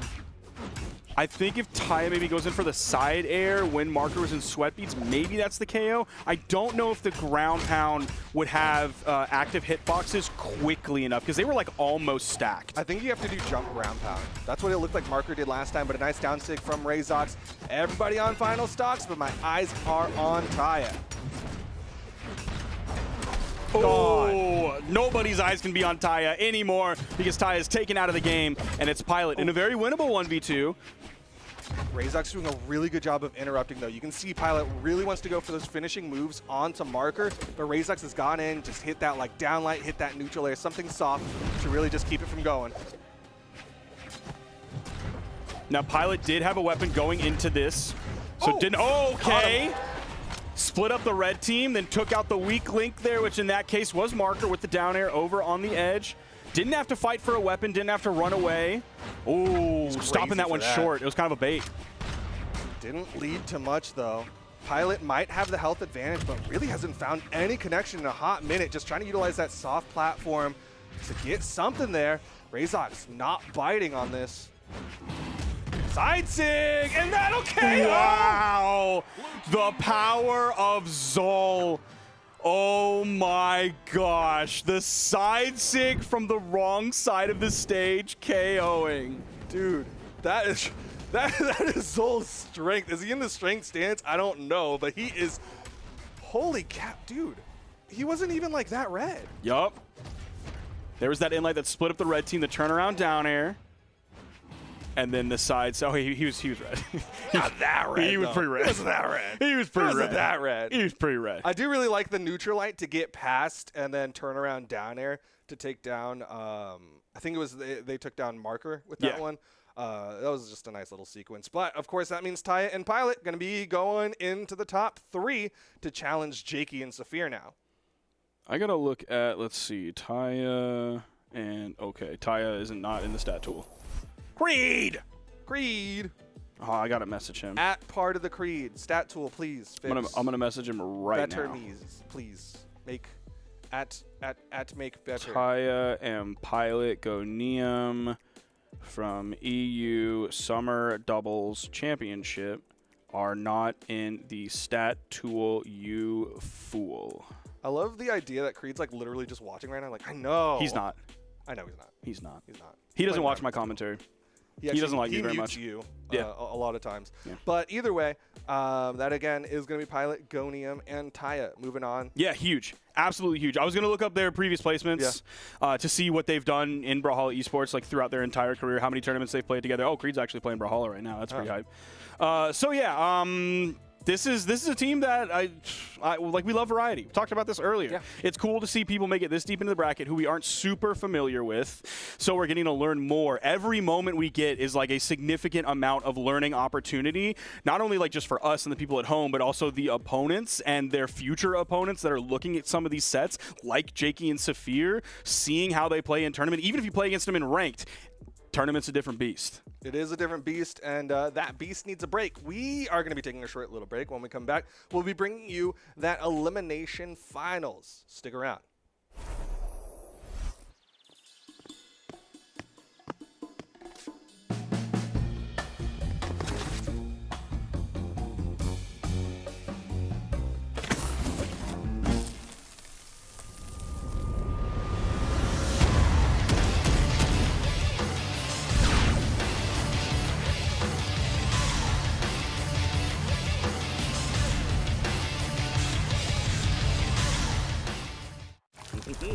간식 시간이다.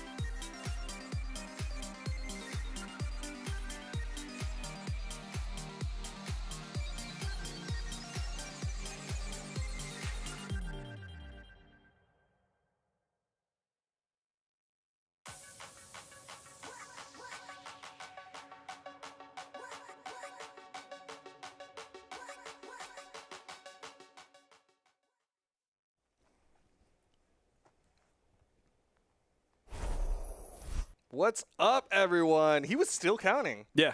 He was. Yeah, he said he was going to give us the worst countdown, and then he said mics are on, so I thought about talking at that moment. I wanted to say what he was counting out. Yeah. Because he, again, still counting. Yeah, he's just doing numbers all over the place. Just it's like he's pulling numbers out of a hat. Yeah. None of them are in order. It's like odds and evens all over the place. Lottery? Bingo, maybe? No, the thing where there's like the wheel and then the ball like rolls down and you're like 15. Both. Okay. It happens in both. Okay. They do that in lottery, but they also do that in bingo. Wouldn't know. I don't go to old people homes. I just watch Better Call Saul. Oh, okay. That's fair. But, of course, we've still got 2 more sets to go to determine who are going to be our grand champions for this Summer Doubles European portion. We've got Jakey Saphir and Pilot Gonium and Taya currently on the elimination side of things, and the winner of that goes on to fight Acno and Delta. Yeah, let's see real quick before we get into this one. Acno and Delta, they have lost very few games today. It's maybe been like one. They lost one to Fry and Pavelski. They beat Marco and Razox 3-0, and then they beat Blitz and Jesser 3-0. Then they lost one game to Jake and Saphir. So very few games have been lost by Acno and Delta, and several have been lost by both of these teams we're about to see, Jakey and Saphir and Taya and Pilot Gonium. That's why they're down in this elimination bracket. If you saw the pre-show, that's why we talk about what a double elimination tournament is. You have that second chance. Because here, we're compassionate, right? We believe in second chances. Always, it's very important. Not everything deserves a second chance. Especially like people who DM left stick right before the tournament to say, hey, can you put me in the bracket? I forgot to sign up. You don't deserve a second chance. I'm sorry. And if you DM part of the Creed right now, he will, on the first chance, probably give you an esports V5 code for the legend of your choosing. So make sure to DM part of the Creed on X, the everything platform. At Grok. Tell me how to DM part of the Creed. Here we go, game number 1, Saphir and Jakey. We got no surprises here on any of the legends. Lots of axes. Jakey, the Lone Ranger here, coming in with that Tezuka. We've seen way more Suzaku Castle today than I would have ever expected. It is interesting because I think a lot of people will vilify this map, but for some reason, EU today is liking the map as the cannon toss from Pilot. Gonna take down Jakey, and the neutral light will take down Saphir. Jakey hoping those iframes would have lasted a little bit longer, but they didn't, and he ended up having to go over to the left side. Does grab that set of boots out of the air. The neutral light does get punished by the down air from Pilot. Jakey figuring out whether he wants to keep pushing onto Pilot. Actually sends him over towards his teammate. Saphir was just a little too far away. Went for that dash jump down air. Would have been an interesting follow-up to say the least, but it's going to be a side sig to lead to the KO. Taya eats a recovery, still alive. Saphir using that side sig just like we've seen Marker use that side sig in previous games as well. The Ulgrams have been using it so well over towards the edge to get those stocks so early. Oh, the second blast of the neutral light ended up picking up the second red team member there too. Unfortunately, blue team wasn't able to capitalize off it too much. The onstage ground pound from Pilot. Immediate disengage from Pilot, launched Saphir away, and then said, I don't really want any more of that. Weapon toss in. Dude, Jakey's been playing so aerially. He's been looking for a lot of like recovery, not just for the KOs off the top, but also for the juggles. He's been floating so much in the air, making sure Saphir has a lot of room to play with on the ground. I mean, that's, again, one of the reasons why people don't like Suzaku Castle is how tight it can feel. Like, 4 bodies on that map can feel very close-knit and claustrophobic. Right now, though, Saphir needs all the breathing room he can get as he is getting into the red on that final stock.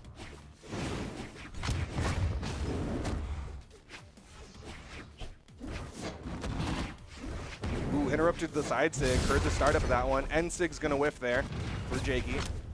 That's going to be a dodge burn for Ty. Okay, touchdown very quickly. Pilot actually kind of gave that wall of down signature potential explosions for Ty to get behind Pilot and then touch, reset everything, and get back to a safe spot. Wow, that follow-up was so fast. The timing on that from Taya instantly. Yeah, the second Jakey whiffed that gravity cancel downlight, that stock was gone. Unfortunate drop there. You saw Pilot try to get the follow-up off the downlight from the lance of Taya, but they couldn't convert that into a team combo. Backing away, didn't get the neutral light. They are not able to get this team combo set up. Taya just waiting patiently, close enough to be behind Pilot. Still also giving room, even while Jakey was putting some pressure on a Pilot. Doesn't want too many cooks in the kitchen. That's how somebody gets burned. Beautiful follow-up. They're like one-hit follow-ups, one after the other. Have been so good so far. Oh, Neutralite just barely missing. That dodge came through right in time for Jakey. Neutralite. Weapon toss. Good dodge coming out from Jakey, but it might not be enough. Sweat beating, another. He went for a ground. God! That was the greediest. He wanted the most tight play he could get, which would have been a ground pound on the head of Taya and then get the wall touch and get that 1v1. Did not find the hit. Quite unfortunate. I think they both went crazy greedy at that moment. The ground pound was insanely greedy. Gravity cancel NSYNC. The gravity cancel NSYNC towards the stage. If you would have been a little bit more to the right, that ground pound would have been like the biggest brain play of all. Whereas you could have just like chilled for a moment and gone for a down air potentially. Well, either way, game 1 going the way of Pilot and Taya. And now we're getting a little bit of a wider map as we go to Demon Island. Yeah, it's going to give a lot more runway for the Lance gamers out here. Still going to have pretty small sidewalls, but we do have the option to go under the stage here, as opposed to the last stage that has that kind of post in the middle. What's the name for that? Like what's the formal name? I've always called it ice cream cone. I know that's not the actual formal name, but I've always called it the ice cream cone. We need to figure out a name for that. Team, get on it. Oh, okay. Taya with a ground pound, getting on the and another. Ooh, gravity cancel NSYNC from Jake. Actually going to turn that one around. Yeah, great response back. Trading 1 for 1. Now the red team is still going to be a little bit in the lead here, just based on the damage that Pilot and now the stock loss from Pilot. Jakey holding down that stock advantage. Pretty healthy here, too. Pilot just kind of floating in the air, then going over to the right side. Jakey just didn't pay him any mind and moved over to the left. Pilot's throwing out a Neutralite, but I feel like we haven't seen Pilot do much of anything in the past 20, 25, maybe even 30 seconds. There's an onstage ground pound. The weapon toss down does get the neutral air bounce, and a second, and gets the KO. Making me eat my words here as we now get about a minute 15 into this game, and everybody's stocks are even. Jakey, though, coming in fresh. Was unarmed, picked up a pair of gauntlets. Left side, Saphir going to punish that with side sig. A little bit of team damage there, but also did some good damage onto the red team. That first neutral air, hitting who he needed to. His second target, though, was his teammate. Almost making that side air. Hitting Jakey. Okay, the sweat beat's coming out. Still had enough to get back up. Ground pound again from Pilot. Dude, Stingray was the one who talked about that. Is actually the cannon ground pound on stage. It's just actually just a really good tool. And he's actually not using the strength stance. Pilot is going into the defense stance. According to the overlay that you can see on the bottom of your screen, you see that little blue shield all the way on the bottom next to that PR. That's going to be your stance. The team KO, though, as Pilot goes over there and side airs Taya away. Stock count all the way even. Might not be for long as Pilot making that long run back onto the map. There's the recovery. Taya was sweating. KO off the top. Pick up side air, Taya! Taya like overextended one time and ended up falling and basically getting nothing for it, if I remember correctly. And ever since then, Taya's like offstage extensions have been great. Dude, Taya heard people say, yeah, Lance is bad off stage, and was like, no, let me show you. Oh, I almost expected like the side sig or the neutral signature. Maybe even the down signature would have been good as well. But there's the GC side signature going the other direction. Enough mustard on that one to get the KO. Look how even those numbers are between the blue teams. Splitting KOs right down the middle. 467 damage, 463 damage. Only 4 difference between those two. So that is one of the marks. There are many marks, but that's one of the marks of a very good team, able to split those responsibilities right down the middle. It's like a good relationship. Yeah, it's a shared household. You both do some of the chores, and you make sure you each do your part. But here's that efficiency. That was sick. Dude, when they got the pickup and then turned to the left, I was like, they're gonna get this side air, and it was so clean. Taya and Pilot now currently up 2-0 over Jakey and Saphir, who came in on the top side for the top 8. Who sent Pilot down? Who was that? That was Sosa and J44L. Wow. And they got taken out. Yep. They got taken out by Marker and Razox. who then right after that got taken out by Pilot and Taya. So we're thinking some thoughts here about the stage banning. Suzaku is gone. Demon Island was gone as well. It really looked like Red Team wanted a platform. We got rid of the no plat maps. We don't want any non-plats, but we want at least one platform. And it's going to be the Fortress of Lions for game number 3. We'll see if that platform comes in handy. I can definitely see that with how vertically Jakey was playing previously, wanting to get those KOs off the top. Like, that soft platform is only going to help extend his sphere of influence up into the air, where he can touch down to that soft platform before recommitting and re-attempting to get the KO off the top. A little bit of a scramble as everybody diving on top of each other. Jakey coming down, hits a nice little neutral air. Taya taking the brunt of the damage as the N-Sig from Saphir connects. Pilot's going to grab that weapon. Unfortunately, Taya, one of the more damaged, I believe, on the blue team. Still without a weapon. There's a spawn on the right side, running over to grab it. Pilot doing everything he can to kind of cover the approach. Inlight, and Taya's gone. Back to not having a weapon. There is a spawn on the left side of the stage. There's another one. So likely, okay, Jakey's actually going to strip the field there. Yep, not going to give Taya an opportunity. They know they need to win this one and then the next two if they want to stay in this. Down 6 coming out. The classic Zol. Saphir's going to camp over on that wall while Jakey's spawning back in. Able to grab that weapon while still under the influence of iframes. Very safe way, or really the safest way to grab that weapon. Yeah, nice recovery there from Jakey. Into the combo, nice. Into the side sig. That's going to be a KO. Taya now down to their final stock. And that's where doing that with signatures is really smart, because they can do that in 4 moves. Signatures are going to give you higher damage per move. So the amount of time you're spent in that 2v1 combo is so much less. Fewer punish windows, all of that just compounding on one another for a very safe, like, 4-piece guaranteed KO if you actually hit all the moves. Yeah, I mean, like, that combo happened so fast. Pilot didn't even have the opportunity to think about getting in there. Nice fake out there from Pilot, but unfortunately swung a little early there. Should have let Jakey go for the entire sig. Pilot now down to their final stock alongside Taya. Yeah, Jakey Saphir definitely saying, all right, it's time for the reverse 3. We went down 0-2. It's time to stop messing around. It's getting a little hot out here during the Summer Doubles Championship. Jakey instantly, going over to the wall and actually moving back up pretty quickly. Now taking 2 hits, almost the neutral signature. Pilot charged that one as long as he could try to get that, like, weird delay. Try to throw off that timing there. Jakey did have a position, but a nice falling side air from Saphir forces Pilot to a 1v2. Pilot almost got the side air. He was just a little bit too high to grab the catch in time. If it would have been like maybe 2 character hurt boxes lower, he would have been able to grab that. Maybe the KO here, going for the 1v1 for just a moment as Jakey spawning back in. The second he touches the ground, grabs the gauntlets, and the blue team is already done. Saphir doing 722. So much work being put in from Saphir. I can't fault Pilot on that final cannon string. They did end up getting punished by a dodge and then a turnaround side air. But in that position, like, I can't fault him for just being like, I'm going to swing. I'm not going to wait and try to react. I'm just going to swing. And if you read wrong, then I'm going to be in a good position. There's the D-Sig. The side light, unfortunately for the blue team, gets punished. And now we are going into game 4. It was looking like it was going to be Taya and Pilot's set with a 3-0 against Jakey and Saphir to then move up and face Acno and Delta, but no.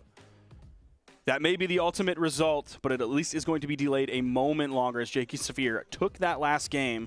Going to be moving into this next one. We're going back to Small Fortress of Lions. I expect to probably just be on this map the rest of the time. Probably. Unless, well, okay. There's a world where Jakey Saphir win this one and Taya and Pilot go, okay, you know what? Not our map. We're going to ban it. Okay. But they did leave this map alongside the 2 that they did win, so it was pretty much saying, hey, let's go back to the same map. And I see very few things that are unique to this map that are playing to the detriment of really either team. It just seems like it depends who's playing better. I don't think it has too much to do with the map, whether you can go under, whether it has big walls, small walls, whether it's the soft platform, whether it's 1, whether it's 2, whether it's 3, whether it's none. Because you just need the side sig. Hit the side sig over on that corner. You're an Olgrim player. Use those signatures because they are so effective. Axe, Lance, doesn't matter. Side sig still a really good tool for the Olgrims. Charged it up, but Saphir comes in with his own Axe side sig. Taya's going to end up falling. We're going to. It was a extended 1-for-1 trade here. So we're getting to about 45 seconds into this game. Saphir was like pacing back and forth on the left side just for a moment. There's the sidelight neutral air. Little bit of overlap as Jakey comes in with the neutral sig. I like that Taya ended up letting that entire thing go out, get all the damage put out from Jakey. Gravity cancel N-Sig, Jakey goes below it. Pilot did get the wall touch though. I almost expected Jakey to kind of stick around over on that corner, stick on the bottom side of it, given how like under the stage Pilot got sent. Taya's trying to run away, please. Given an opportunity for a team combo, Pilot does end up eating a neutral sig on the respawn. Oh, Jakey was looking for the turnaround there. Neutral light, still not enough to take out Jakey. Oh, yes it will. And then Saphir left to the 1v2, but really no weapons in the hand of the blue team. Nice. Oh, I almost expected like a D-Sig or a neutral sig coming off of that like neutral light pickup interruption.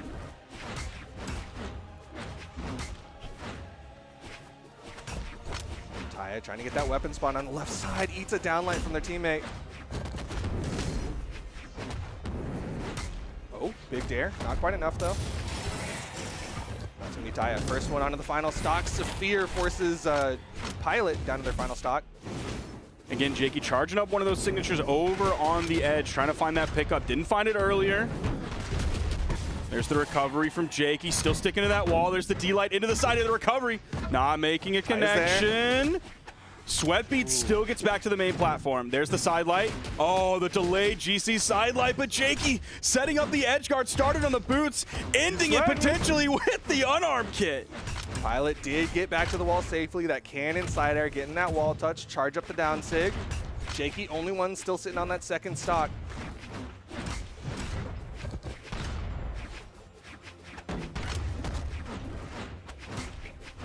Yeah, Pilot's really fishing for those weapon toss into the pickup neutral air bounce.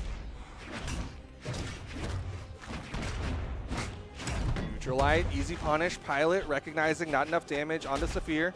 Just went for the downlight down air. Recovery comes out from Taya. 1v2. And it was smart from Pilot, like, not to pick up his teammate and be like, okay, we'll get it and we'll trade 1 for 1 because the blue team's behind at that moment. So really what you wanted to do was go punish, like, Jakey or whoever ended up starting that rather than the person who was caught in the middle of it. Great risk-reward understanding in that moment. Risk assessment as well. Neutral light, okay. Do Pilot and Taya have the team combo to KO Jakey and win this one 3-1? We're back to kind of a similar spot that you and I had previously where, I mean, I think it was Jakey as well, okay? Does get the KO there. There was a lot of damage on Taya. But, like, again, in the 1v2, I don't want really either of those weapons, the boots or the gauntlets. But now, in the 1v1, we have a different situation, especially given how much health that Jakey has right now. He's got to be careful, though. Pilot definitely looking for an opportunity to go all the way off stage. Sidelight, there's the dodge. Pilot tries to dash back, but a little delayed there. A clutch here from Pilot goes crazy. Won't happen, though. The bounce up, and Jakey still finds the downlight to lead to a recovery. We got a game 5. Yeah, Jakey did a great job that game, almost 700 damage. On the other side, Pilot was the one doing almost 600 damage. Gonna need Ty to step it up just a little bit there, coming in at 336. Not terrible numbers, but definitely got to step it up here a little bit. There was that down air from Pilot, and then getting back onto the main stage. Kind of dash jumping back and forth between those two, trying not to get too close to one of them for too long. Here was the beginning of it, ending with that recovery, and that's the KO off the top. Jakey got it. One thing I noticed in that last one, okay, we're going back to Fortress Alliance, is that Taya was not going for the big off-stage plays anymore. Yes. Like, that's one of the things that looked so well for this blue team, and suddenly Taya's just like, nope, I'm too afraid to do that. And it's not like Saphir, the other like Olgrim and Lance player, was going for them, but Saphir definitely would like sit on the wall for a moment and then throw out like a dare. And then find a stock off of that dare. Not some huge offstage initiation with 4 different moves and some turnarounds and chase dodges and all that kind of complicated stuff, but just like a single dare, kind of putting your presence out there, making that known. Jakey completely disengaging from that, knowing like he got what he could onto Taya, and now I'm going to go back, try and force the man advantage. Now, forcing that 2v1 onto Taya for just a moment, and then on the Pilot, and then back onto Taya. Dude, Taya went for the sidelight side air, and it would have connected, but ended up going past Jakey, so Jakey ended up getting that free side air to stop it. Right now, Jakey the least damaged on the screen. Everybody else 1 sig away from getting taken out. That's going to be Taya to take 1. Combo. Ooh, not enough. Thought that one might KO. Saphir did hit the side air onto Taya, splitting up the blue team. Now both of them have regrouped over on that wall. Now Taya's back on the main stage. So was Pilot, but Saphir's going to hit the side air to get that KO. And a second side air, the other side of the stage, to get the KO onto Taya now. That was a full team wipe. They did a pretty good job adding up a bunch of damage onto Jakey, though, in the meantime. Yeah, they're making sure this one still stays close. Now that they're on these fresh stocks, there's a real opportunity of just finding that big hit. Down sig to throw towards Saphir, and Saphir saw that Jakey was getting caught, so he just goes for all the conversions he can. Red team was keeping it going for a while. Jakey was doing a great job of surviving. It took over a minute and a half before they got his first stock. But in the meantime, like, not a lot of damage was added up on Saphir, so it's not like Jakey got sent away and then there was power play against Saphir the entire time, because they definitely have the lead in terms of damage. Big recovery attempted from Saphir going in off stage. He was waiting, seeing if he could get away with something cheeky there. Jakey going high, and Taya not really covering the high option. Instead, gets that recovery. Gonna take Saphir down to the final stock. Gauntlet recovery. He's hunting for those recoveries to get the KO off the top. One was just raw. The second one was a sidelight into that recovery. Grabbed him, plucked him out of the air, sent him down to the blast zone below. The raw down sig and a side air on the left side. Jakey with the delayed double KO. Oh, Jakey potentially was getting juggled there, but all of a sudden they turned that one around.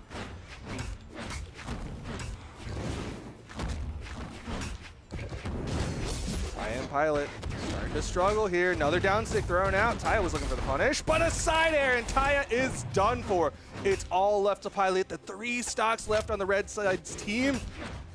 This would be huge if Pilot can get the clutch. Yeah, this 1v2 for Pilot is going to be a lot different than the previous one. Oh! Doesn't have the timing on that GC side signature after being fed Pilot. Nice pickup. And that'll do it.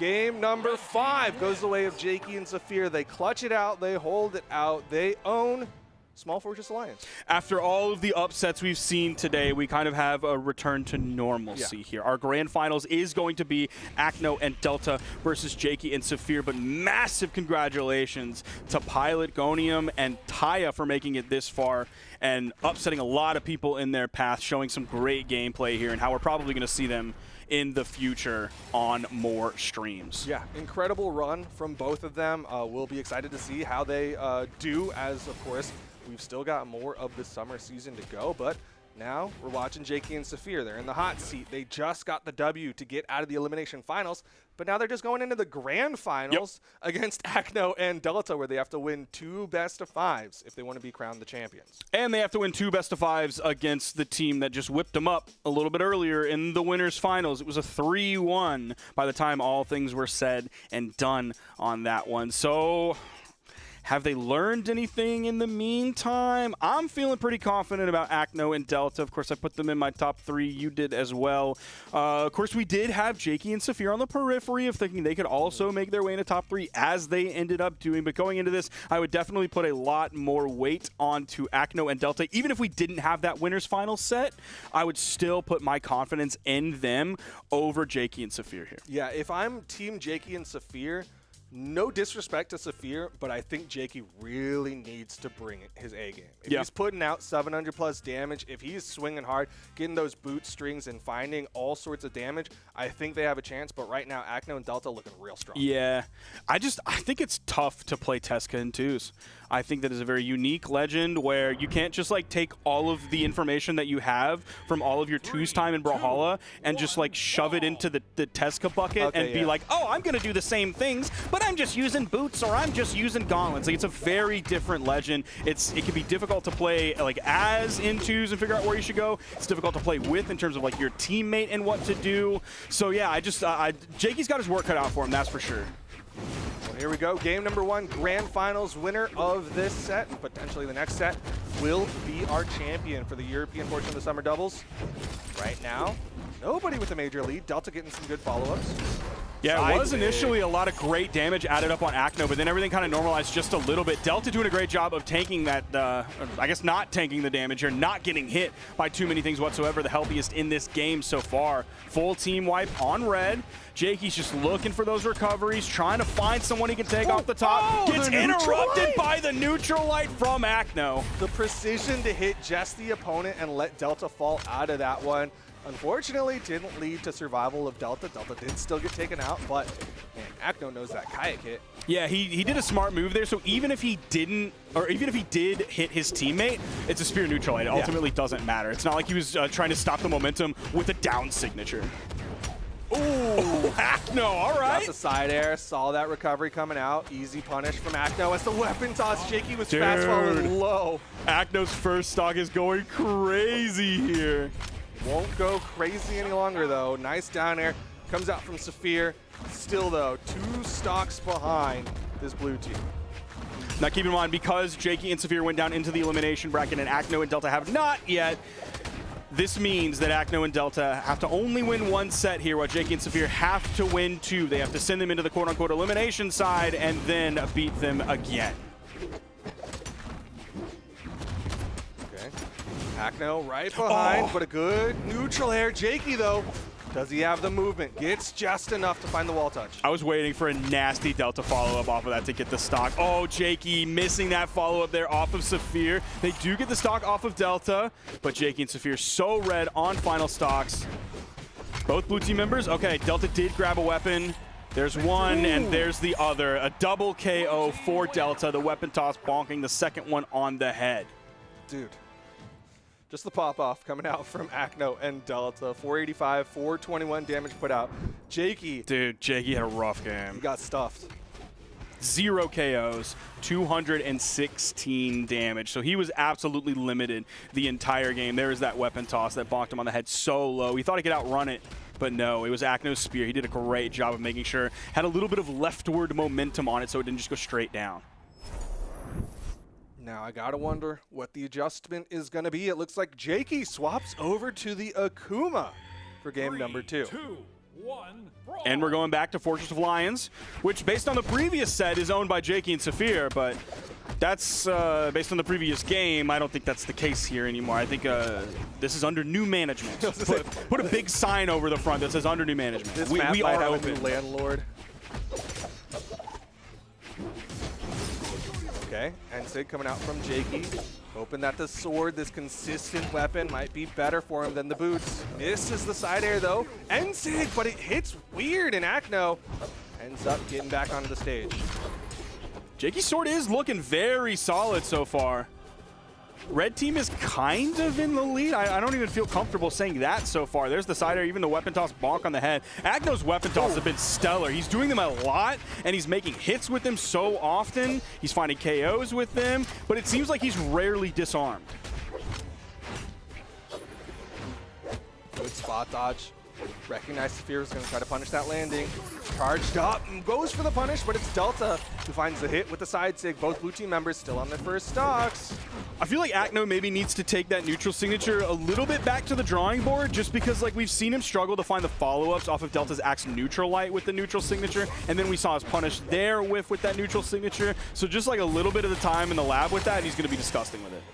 Unfortunate there for Delta. You saw the weapon toss come out. I think it was, oh yeah, it was from Jakey. And Delta likely thought it went past him, and you saw him jump, and he ended up jumping into the weapon toss there on the left side. Nice weapon toss. Again, Save. another weapon toss from Acno. Both members of the red team were in sweat beads in that moment. Saphir hoping he can turn this into at least a one-for-one trade. Gets the interruption there, and he's still going. He gets the trade that he wanted, but now he wants more. Here's the team combo. Unarmed Delta, just low enough to avoid the neutral air from Saphir.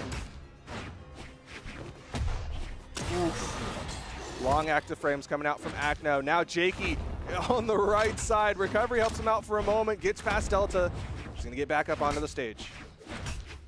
Delta, again, the healthiest person in this game. Seems like that's been a motif so far for a lot of the Delta Acno sets today. Nice punish on that, but he went for the D-light into the turnaround side sig. He tried that earlier, right? It was an interesting mix-up. We haven't actually seen it since like the It was like the very beginning of the tournament.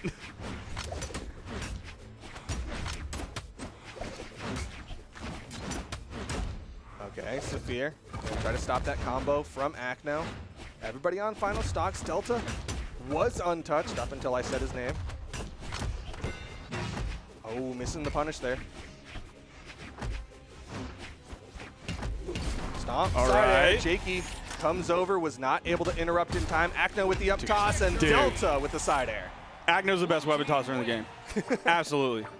Absolutely the best weapon tosser in the game. He has used them in so many different ways. The variety, his skill set with the weapon toss, like it's a Swiss Army knife for him. It's like I'm coming back to the stage and I'm worried there's going to be someone like pressuring me from above. Weapon toss. I need to finish off a stock safely. Weapon toss. I want to zone someone out of somewhere. Weapon toss. I need to extend a combo. Weapon toss. I need to stop my teammates' momentum. Weapon toss. All of those scenarios and more. He just seems so comfortable doing. And again, I said it earlier, and yet we rarely see him disarm. Yeah, he is so good with the weapon tosses. We actually track weapon toss accuracy as well, so you could probably figure out how well he has been connecting with those. Is that in here? With those weapon tosses. I know we do it for singles. I don't know if we do it for doubles. 3, 2. I don't see it. All right, game number 2 though. We're going, or sorry, game number 3. We're going over to Western Air Temple.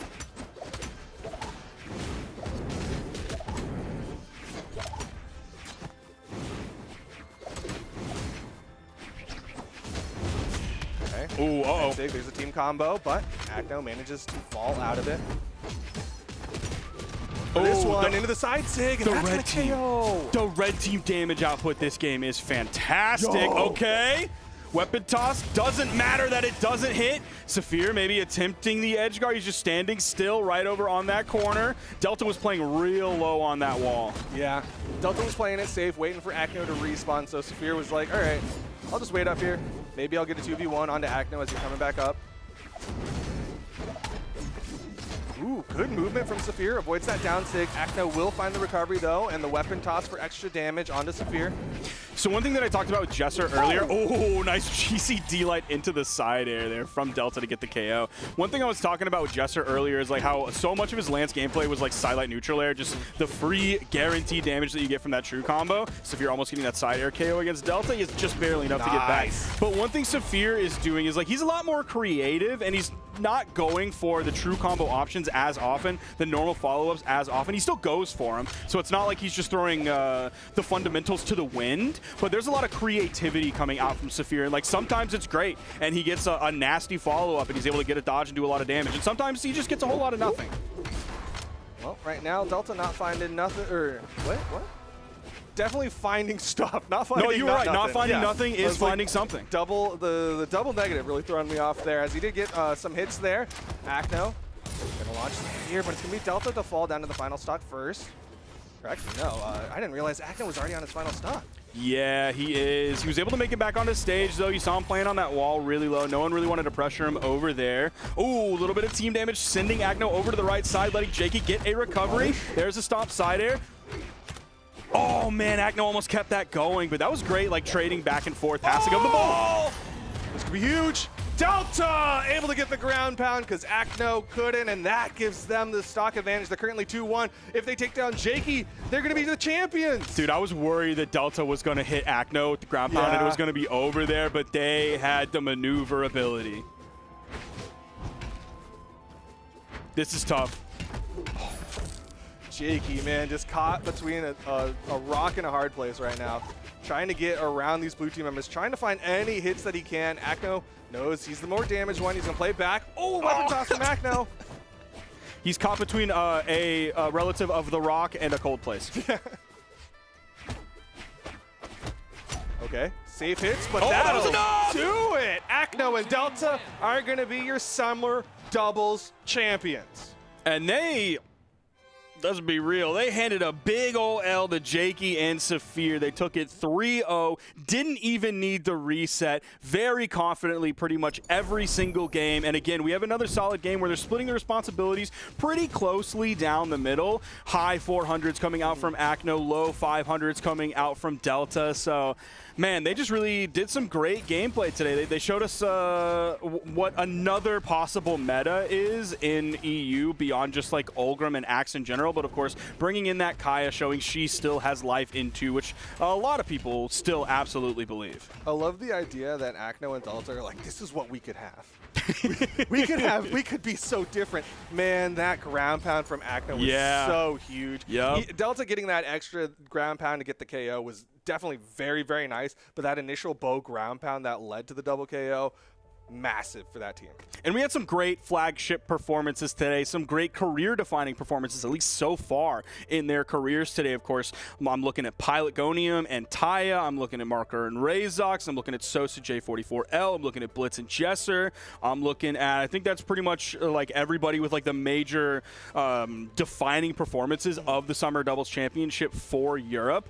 And then we also had a rough weekend from Blaze and Godly. They came in to top 8 on the bottom side of the bracket and then got beat 3-0 by Marker and Razox. So the balance of power in EU2s is not like completely shifting, but like we can feel the ground rumbling certainly. Yeah, EU 2v2s is definitely a scary place. It's feeling like the Wild West. You never know what's going to happen. You got to keep an eye over your shoulder because you just never know. Everybody could be a heavy hitter. That will do it though for our European portion of the Summer Doubles. If you didn't hear, I gotta let y'all know, we did announce something. Check it out on Twitter. Twitter.com/Brawlhalla likely has the video up already. But also, we got all sorts of good stuff. It's the Summer Doubles Championship. We got South America coming at you in just a little bit. Sparky, any parting words? You're right that it feels like the Wild West, or maybe it feels a little bit like Pandora, where the Vault Hunters are. Maybe. We'll see if South America feels the same way, as we'll be going into a short break, and then we will be getting back with the South American Summer Doubles Championship here at twitch.tv/Brawlhalla or YouTube if you're watching on that platform, or if you're watching on X, the Everything platform. I don't know if we're on there, but we should be.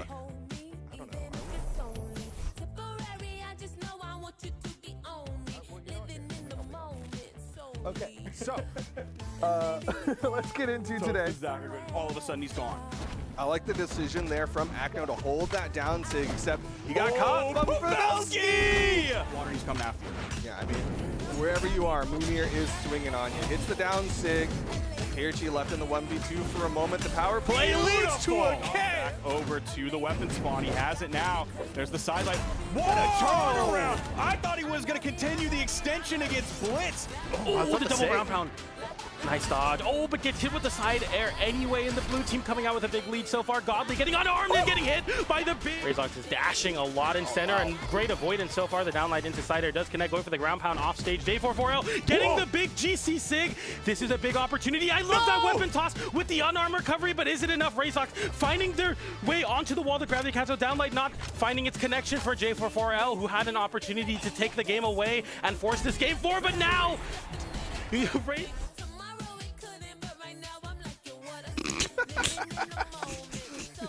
we were on screen and he started his 5 count. Yeah. He's like 5 buttons.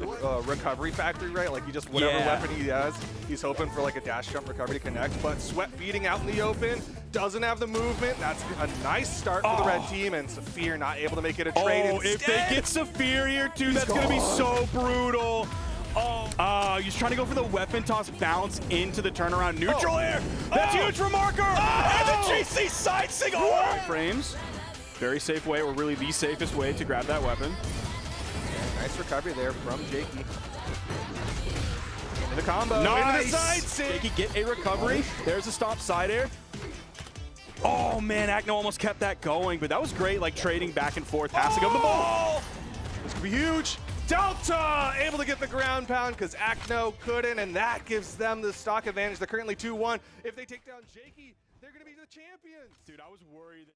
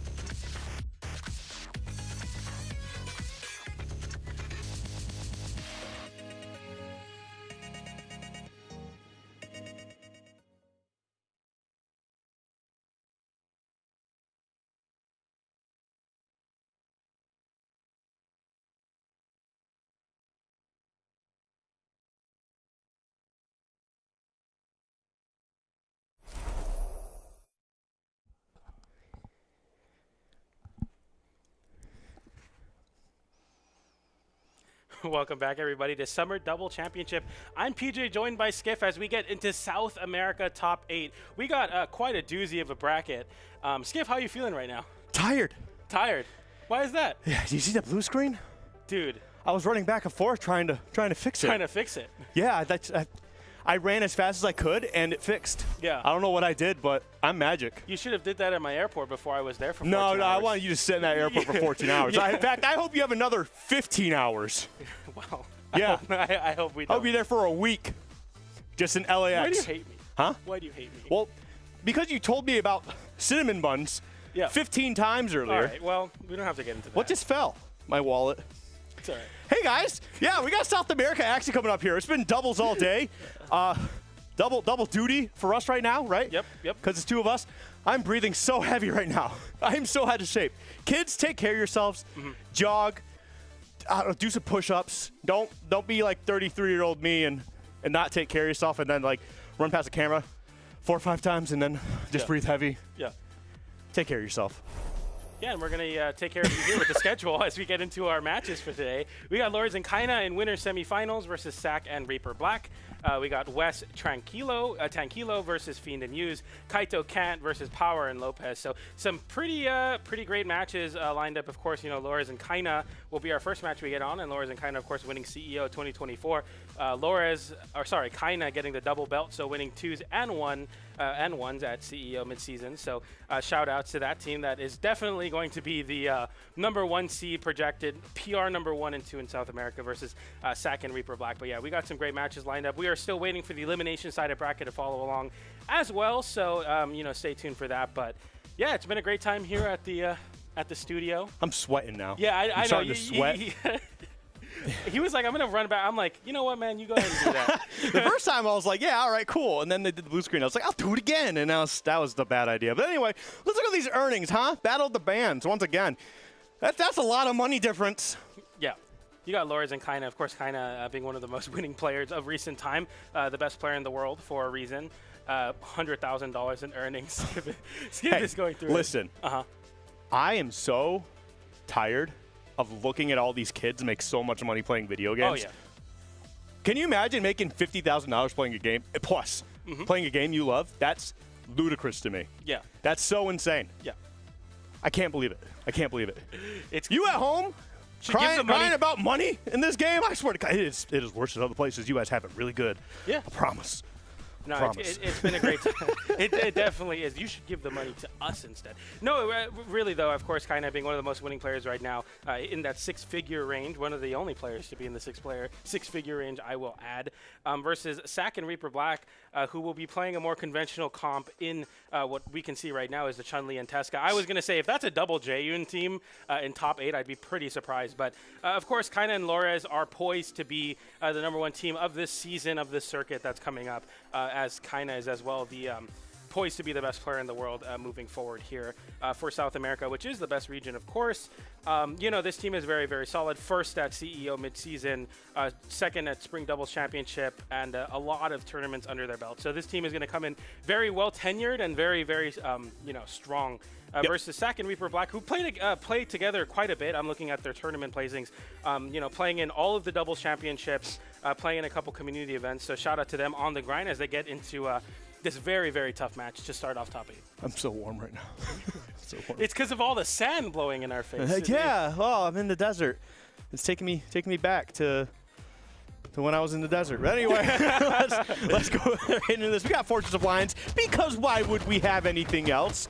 Yeah. And man, these guys are scrapping in medium. That's one thing I love about South America. They love to scrap. Yeah, even on the unarmed, I think it's something that South America will show off is their ability to contend versus weapons on the unarmed, which makes us there's really never a downtime in the action, as you can see now. Willing to take these situations where you're hitting your teammate and the opponent and just trying to get as much damage out as possible, because this team in Kaina and Lores is going to be very, very solid. You need to pull out all the stops of the blue team here as they look to do so right now. Kaina using those jumps, but never burning the dodge. Sack trying to find a way to call out something, but kind of just playing so controlled already, even in these bad spots. Double hit on that downlight as Loris looks for that recovery to find it. Kaio hasn't found it quite yet, but still very solid positioning here for the red team as the juggle comes in and gets the landing. I think that was a ground pound on the spear and kind of getting the end light to follow up on the dodge back to center stage, and red team with a stock lead. And the double weapon toss there, and they pick up those weapons. Yeah, keeping blue team kind of unarmed. I mean, we do have Zach there with the gauntlets at the moment, looking for that sig, maybe trying to get that stock out of the way. But yeah, red team right now holding on steady with these stocks, not losing anything at the moment. My goodness. Kind of. I mean, still on his first stock and doing so much damage on this hammer, looking to take even more away with that side air. Laura's looking to tap it in, does find the connection on that down air, goes for a ground pound to really secure it, ends up losing the stock, but that is still Laura's first stock as the blue team looking pretty tough here. I think that's completely worth it. Yeah. You're in a position where you are already up a stock, and you could put so much pressure on them off stage that they basically have to drop it. You lose your stock in the process. That's a 1-for-1 trade that maintains your lead and puts them that much closer to losing. Like that's brilliant. That's brilliant. I love that. I love when people utilize their resources and they realize that resources are meant to be expended. As we say that, though, Loris gets caught in the blender offstage by the gauntlets, getting It's a little late.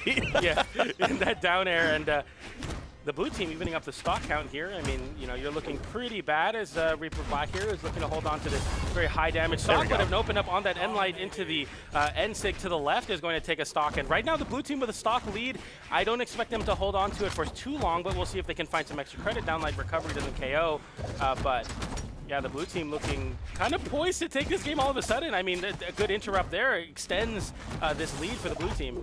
Yep, I mean, nice again, ground pound catching Loris' recovery. Loris can't make it back. Kinda now stuck in a 2v1 situation. Reaper Black is fully healthy here as the double gauntlets come in, and we'll see the team combo there. And light into down air, into the double sig, triple sig, sending downwards, and the weapon toss as well. Blue team taking game number 1. Oh my God! I didn't think that was. I didn't know that. That was so sick. I wasn't familiar with their game. Oh man! And that's the thing. Again, it's not about how you start; it's about how you finish. Like the red team started off so high, and we were sitting here. We were expecting the red team to try, close that one out. Unfortunately for them, they ran into. Oh my God! This was so, and then the weapon toss as well, man. So 2 weapon tosses actually. He hit his teammate. 3, 2, 1. That was so dope. That was so dope. Well played by Reaper Black and Sack, though. Getting that first game on the board, that's huge for them. That is a really, really big deal. Yeah, and making that comeback as well. I think something that we've been seeing Laura struggling on is recovering versus these gauntlets. The blue team having very, very good awareness on when to, really put in those finisher moves. So you hit the ground pounder, the nair that sends down, but you really need to time the down air to trade out with the recoveries. And it has been working out really well, making Laura's lose stocks extremely early. Okay, there we go. Lots of trades going on here. Just kind of one right after the other. A little bit of a domino effect going on. And, oh, yeah. Wow, thanks for the assist. Oh, my goodness. You did it to yourself. You did it to yourself, kind of. That was all your fault. I'm going to be real. Oh. Kind of tried to save Loris with that nair, but it ended up being Loris losing stock and then kind of getting comboed into an edge guard, finishing off with that weapon toss. And oh my goodness, getting hit by a boot side air into the gauntlets ground pound, already kind of taking so much damage here.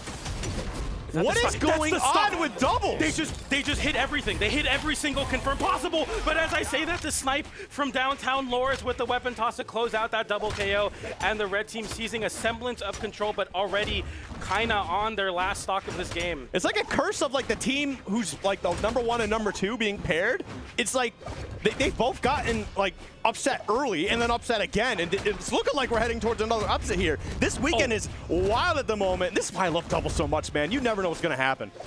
Reaper Black reading Loris twice there, getting the double recovery on the gauntlets, getting so much damage on Loris. The side sig comes in, it does hit kinda in the process as well. Can't interrupt that sig that way. And nice, the side light into the recovery comes in. Now all of the red team is stuck on their last stock. They still have an extra stock to work with as the blue team here. The downlight comes in. Okay. Loris with the breakdance. Always time to dance here at Summer Championship as an SD comes out as well. And we're in it down to a last stock situation. Loris on a fresh stock though.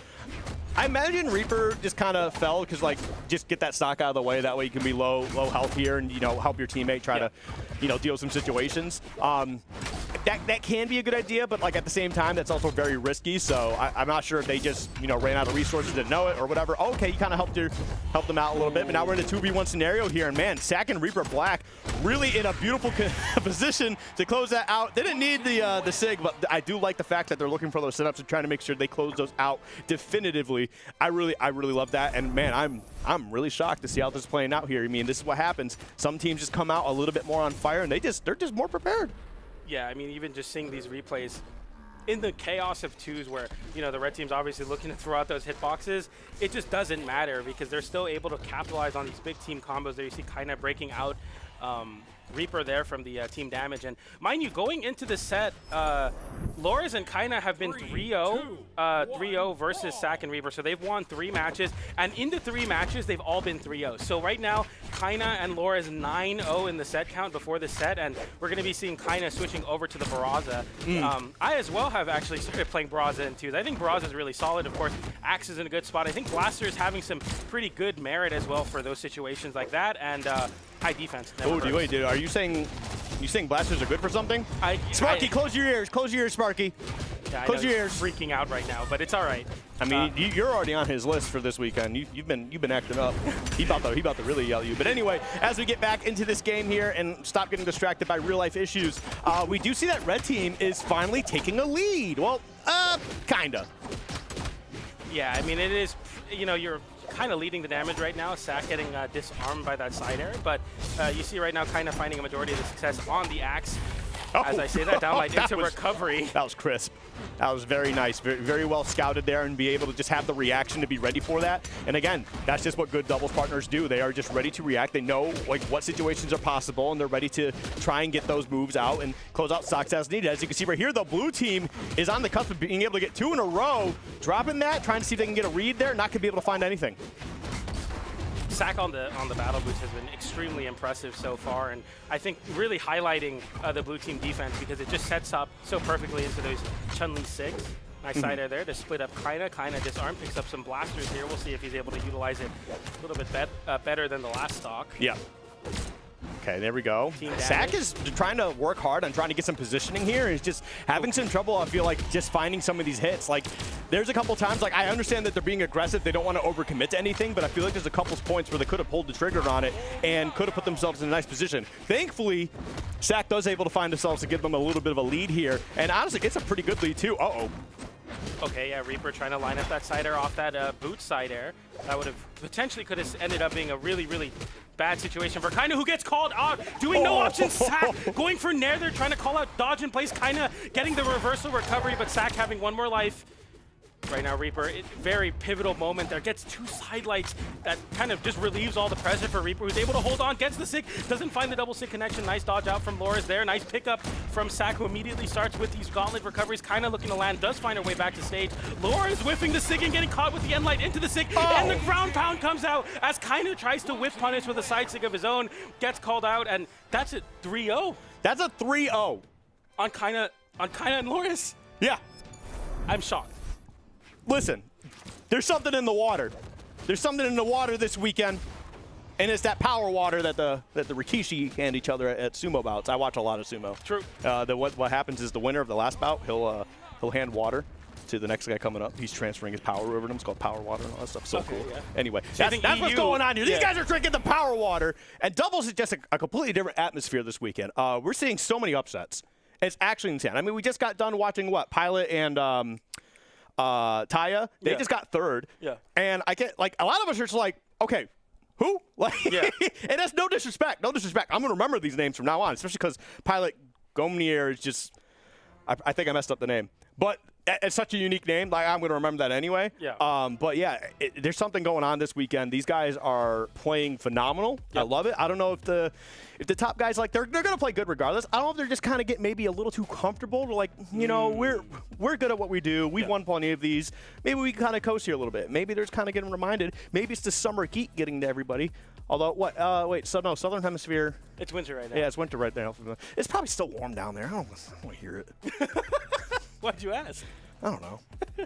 Yeah, but nonetheless, that's going to be one of the biggest upsets I think I've ever got to see here on the mainstream. Oh, yeah. And it happened so quick that I really couldn't even react to it. I mean, very dominant 3-0s. You saw Sack really run away with it. I think there was a discussion on X about, you know, Tesca in 2s and how different it is. I think Sparky as well was talking about Tesca in 2s. And I think, yeah, really showing off the strength of it. And we saw a lot of pickups between the Chun-Li and Tesca team, and just how Boots being able to just put you in these really long-winded combos is such a great way to set up into these really great scenarios where Chun-Li is able to either extend off with a Sig or juggles, and then in the double gauntlets. I mean, the double gauntlets, we saw the team combos that double gauntlets is able to get. It's just over if you get into a 2v1 versus the double gauntlets. And they were playing, I'd like to say, kind of perfectly for a lot of those spots. So shout outs to them moving forward.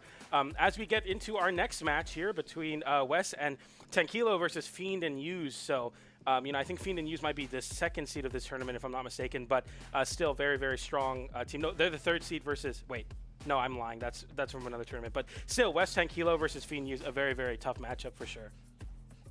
Kind of phased out for a second. I was thinking about myself running past the camera. Yeah, yeah. It's been a long day. And here. I just kept thinking about it and why I'm tired. And I'm sure you made some good points. Yeah, I try my best. I try my best indeed. Well, we are going to be getting into our next match here, which is going to be Wes and Vem taking on Fiend and Use. And keep in mind, Vem, you can see him rocking that title right there, 2v2 Spring Champion from 2024. So they are currently reigning South American double champions. So this is going to be interesting to see how this plays out. We got Dalsim and Rayman taking on Hattori and Jae-Yun. Yeah, so Fiend and Use, especially in Trial of Heimdall, playing a lot of that Jae-Yun. I think we were all kind of curious on why in midseason we weren't seeing a lot of the great sword from Use. We were seeing more of like Fate, for example. But now even in 2s, Use is going to be playing the, of course, very, very known Jae-Yun that won BCX. Yep. And right now, yeah, double Rayman team is interesting. Rayman is a demon pick. This character is something else. Yeah. I mean, I love Rayman. I played Rayman games when I was younger and stuff like that, but my goodness, Rayman and Brawlhalla is a different beast. That is for sure. Yeah, I think we were talking a lot about the success of the EU teams with double axe. Yeah. Why not also double gauntlets? We saw in the last game how solid double gauntlet can be in finding those 2v1 situations as well as just extending. But as I say that, Hattori or Fiend able to reversal there with the double sword on the blue team. It's kind of funny you mentioned that, though, because Rayman has gauntlets and axe. Yeah? Yeah, so he's kind of the best of both worlds there. Oh, yeah. But, yeah, as we see here, Fiend and Use taking a nice early lead. And neither of them going to be losing that stock yet. Use going to be able to recover and survive just a little bit longer. Can't say the same for Fiend. And, of course, I said something. So Use has to fly off the screen. They're listening. I swear to God, they're listening to us talk about the game. Just like, I'm going to make this guy look dumb. Like, we're going to the people at them. home already think we don't know enough about the game, right? Yeah. I mean, now these players are conspiring against us to lose when we're talking good about them. I hate it. It's a conspiracy. It's a conspiracy. It's a conspiracy. It always is a conspiracy. Everybody hates the casters. Everybody hates the casters. But as we continue to dive into this, though, Red Team is still kind of struggling to kind of get their footing here. Now, they're not in a terrible position, but they haven't really been able to pry this lead back from Blue Team ever since they, were able to get that first dive. Yeah. Nice side air into side air there for the Red Team. Nice little pickups here, which aren't leading to KOs, but some pretty big damage. That near attempt gets reversed by Use. He gets it down light into recovery. Wes looking worse for wear as well. You need to be careful of that. The Hattori side stick and the side air from Use, but getting caught in the crossfire as well as 10 Kilo is able to get the recovery, and right now we're down to the last stock. You see what I'm talking about when I was like, they can't get the lead back for themselves, and then Red Team gets the lead? I'm telling you, man, there's a conspiracy here. There's a conspiracy. It's all against us. If only I was above 2,500. I know, right? But right now the Red Team, I mean, I think both of the teams playing their sides as the Blue Team looks to take the skies a lot more. Of course, having that sword in hand, Use playing a lot more grounded or very vertical, playing those the polar opposites very well. Use getting disarmed, though, as this 2v1 situation is actually going in the favor of Fiend there, but as I say that, getting hit by the Nair into the side air. Nice recovery from West to call out Use, and we might be seeing another upset happen right now as that Nair into side air does come in. I like that about the Red Team is, they get their onesie twosies, as you say, Skip. I appreciate that. Before you lose the stock, you just toss the spear anyway. Yeah. Yeah. Yeah. Just a little bit of last damage. You're going to go down, and they're going to remember you for it. I like that. I like that. I respect the hell out of that. Even in defeat fighting, that's what it's all about. Mm-hmm. Yeah, Red Team with the double Rayman. You were talking about the demon that Rayman can be in 2s, and just in Brawlhalla in general, that recovery to call out used there. And it wasn't a lot of extended team combos, but they were really good at like getting that extra damage, right? So you get like side light downlighted by an axe, and then Wes is able to get a nair into another side air on the axe. So it's just like a lot of damage build for the red team. Makes it a lot easier to find those last hits, and I think Rayman, double Rayman is definitely going to find, basically with either of the weapon combinations, either double axe, double gauntlets, or axe gauntlets, are going to find really easy KOs, especially when you can rack on so much damage. Yeah. Use no counter pick here. I feel like the Greatsword wasn't finding a lot of success, but we saw some pretty good success on the sword, so it makes sense to keep it. But I'm curious to see if the Greatsword will find more activation as the set goes on. I mean, it can't hurt to experiment just a little bit. I mean, you do have, it's a best of 5, right? You have plenty of games. Try to get something going here, like some sort of motor running, because you kind of need a little bit. So, but we'll see how things play out right now. Not looking bad for either team in this game, too. Wes getting pretty close to that blast zone, but, you know, is going to be able to survive just a little bit longer. Almost getting Fiend, actually. He's going off stage with those dash jump down airs to try to occupy the ledge, and the other side, Wes is able to find a conversion, and another side air comes in, and the red team with a slight stock advantage right now. They both have a stock, but you know, they are very red, so they will be losing their stocks quite quickly here. Used with the sweat beads there, trying to burning all those resources in order to chase high. Nice conversion there from Hattori on the unarmed to close out that stock. Okay. Oh. Hey, this guy loves his ground pounds. Hey, if it ain't broke, don't fix it. Yeah, I feel like Wes is bro loves ground pounds. Bro loves ground pound. Oh. Yeah, no, but honestly, like, it's got a, honestly, I don't blame him. It's got a really satisfying sound. Oh, the chase from Wes, going all the way down, double jump from Fiend, trying to drift away, but Wes scours out that edge guard. He got lost in the sauce right there. Yeah. He got lost in the sauce and used it and paid for it. Oh, man, all right. And, you know, it's actually, it's not super even, but, like, X is not even really even at all, but it's not in a bad spot here. I mean, blue team can still definitely battle back. We're seeing that Greatsword come out, trying to put a little bit of damage on, you know, trying to get that going a little bit. There we go. Loses the stock in the process. Ugh. These ground pounds are gross. I don't know how Wes is hitting so many ground pounds, but it's just working. Maybe it's just because of the confidence of 2s. Just let him rip, and it's working. Hughes having to recover low there. I like that patience from Wes going back to center stage to help with this ledge trapping from 10 Kilo. Yeah, 2s is like a weird like environment because like it seems like you can get away with more, but you also can't get away with more at the same time. It just depends on how the other team is going to be able to respond and react. Yeah, like a lot worse disadvantage stage, but a lot better advantage stage where you can go for like those really risky plays. Because like, he dodge read his own teammate. Hey, you know what? Hey, I'm telling you, man, Raymond's a demon character. All right, well, another 2v1 scenario here with Fiend being the last hope to try and get this game out in their favor. And it's going to be a bit of a tough one. Wes was getting juggled just a little bit, but, I mean, Wes does still have Vem. Try and turn things around here.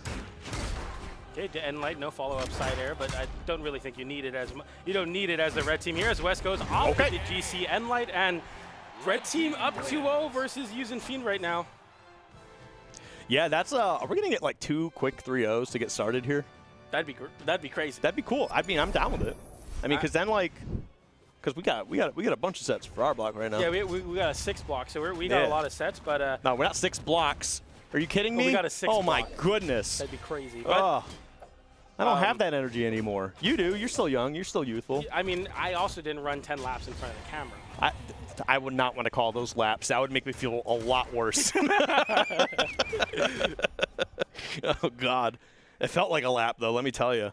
I wish we could see how many times Wes hit a ground pound, because I feel like Wes hit like 7 ground pounds in that game, and 3 of them took stock. So yeah, I mean, he did hit like 4 in a row. Yeah, it's crazy. Like as soon as you use, I mean, that's the thing with Greatsword, right? If you commit to going for either a side air or a down air pretty low, it takes a while to recover. You have to get through the end lag and then go for the really slow recovery. And Wes was really good at not only calling out that, we saw Wes getting a side air high and then immediately doing an instant ground pound to call out Yuzu's recovery on Yuzu's second stock, I believe. But we're also seeing Wes soul read Fiend. Fiend was really stuck, you know, just trying to drift back to stage, not wanting to burn a resource into the ground pound. Wes chases, goes in and then out and covers the recovery angle, and Wes just in total has been like pinpoint perfect on these ground pounds. Something that, you know, is very, very scary as the blue team with 2 recoveries on the spear and the greatsword that are very ground poundable. In the previous,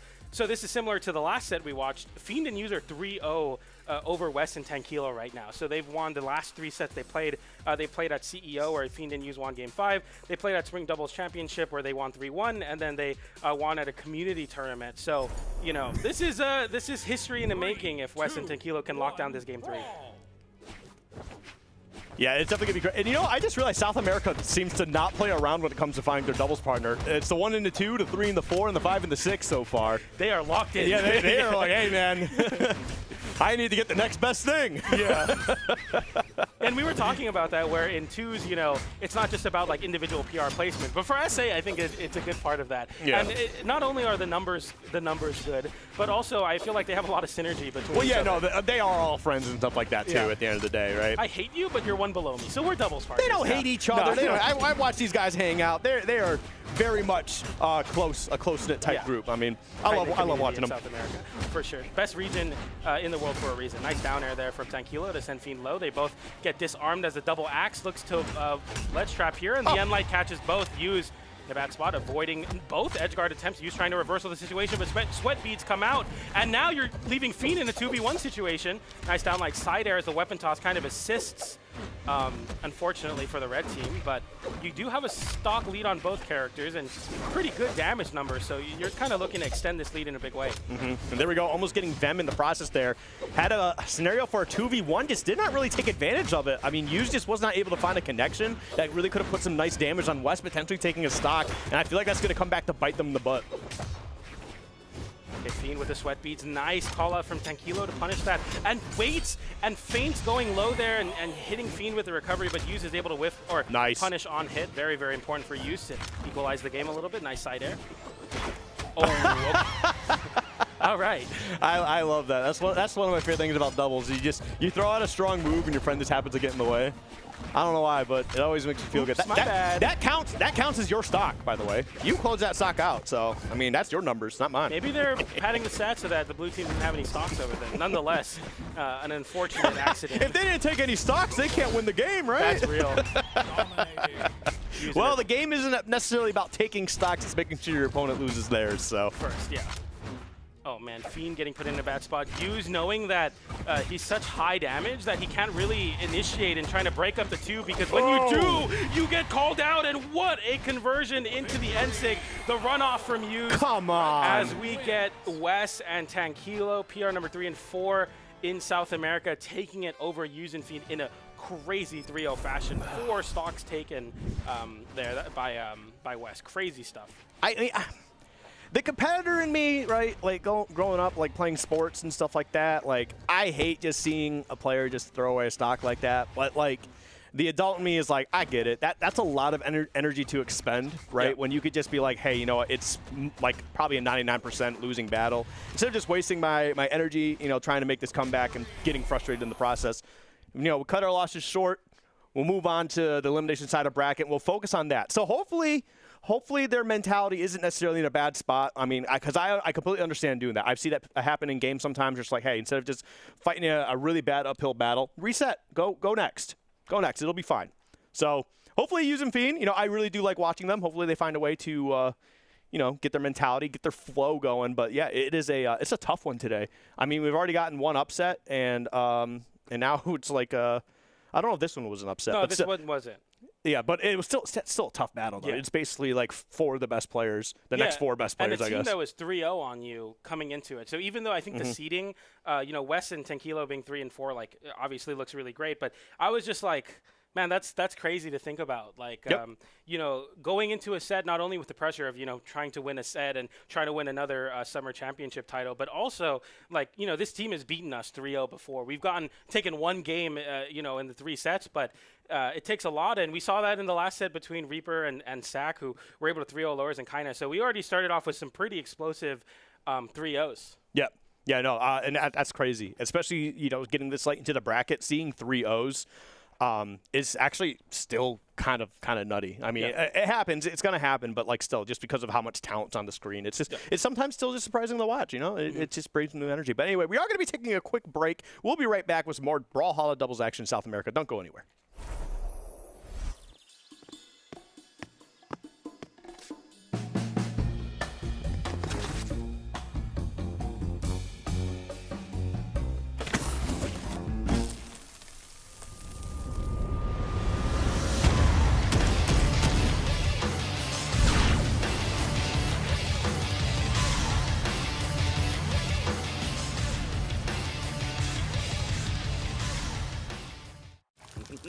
간식 시간이다.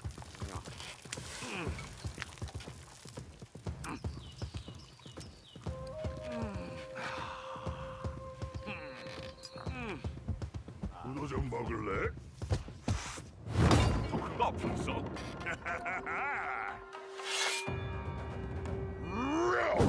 잘 먹을게.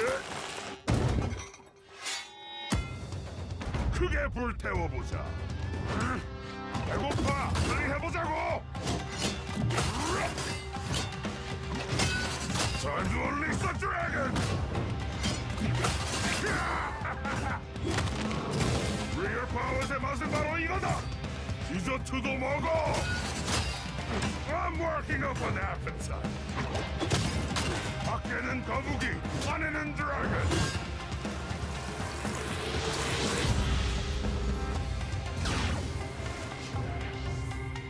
이기는 건 디저트만큼 달콤한 거야. 거의. Welcome to Brawlhalla. 期待を裏切られた仲間よ。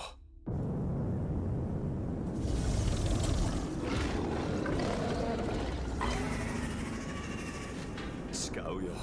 死ぬまでこの世界を守ってみせる。失われた魂を見つけてやる。魂を貸してくれ。カルダー！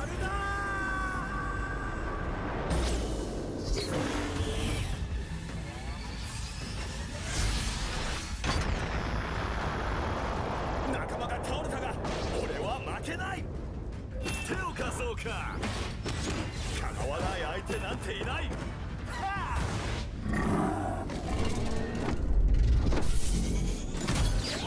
仲間よ、力を貸してくれ。多勢に無勢だが俺にはかなわないぞ。ラプターフォースの真の力を見せつけろ。お前の攻撃は強いが俺の意志にかなわない。まだまだ仲間のために戦う。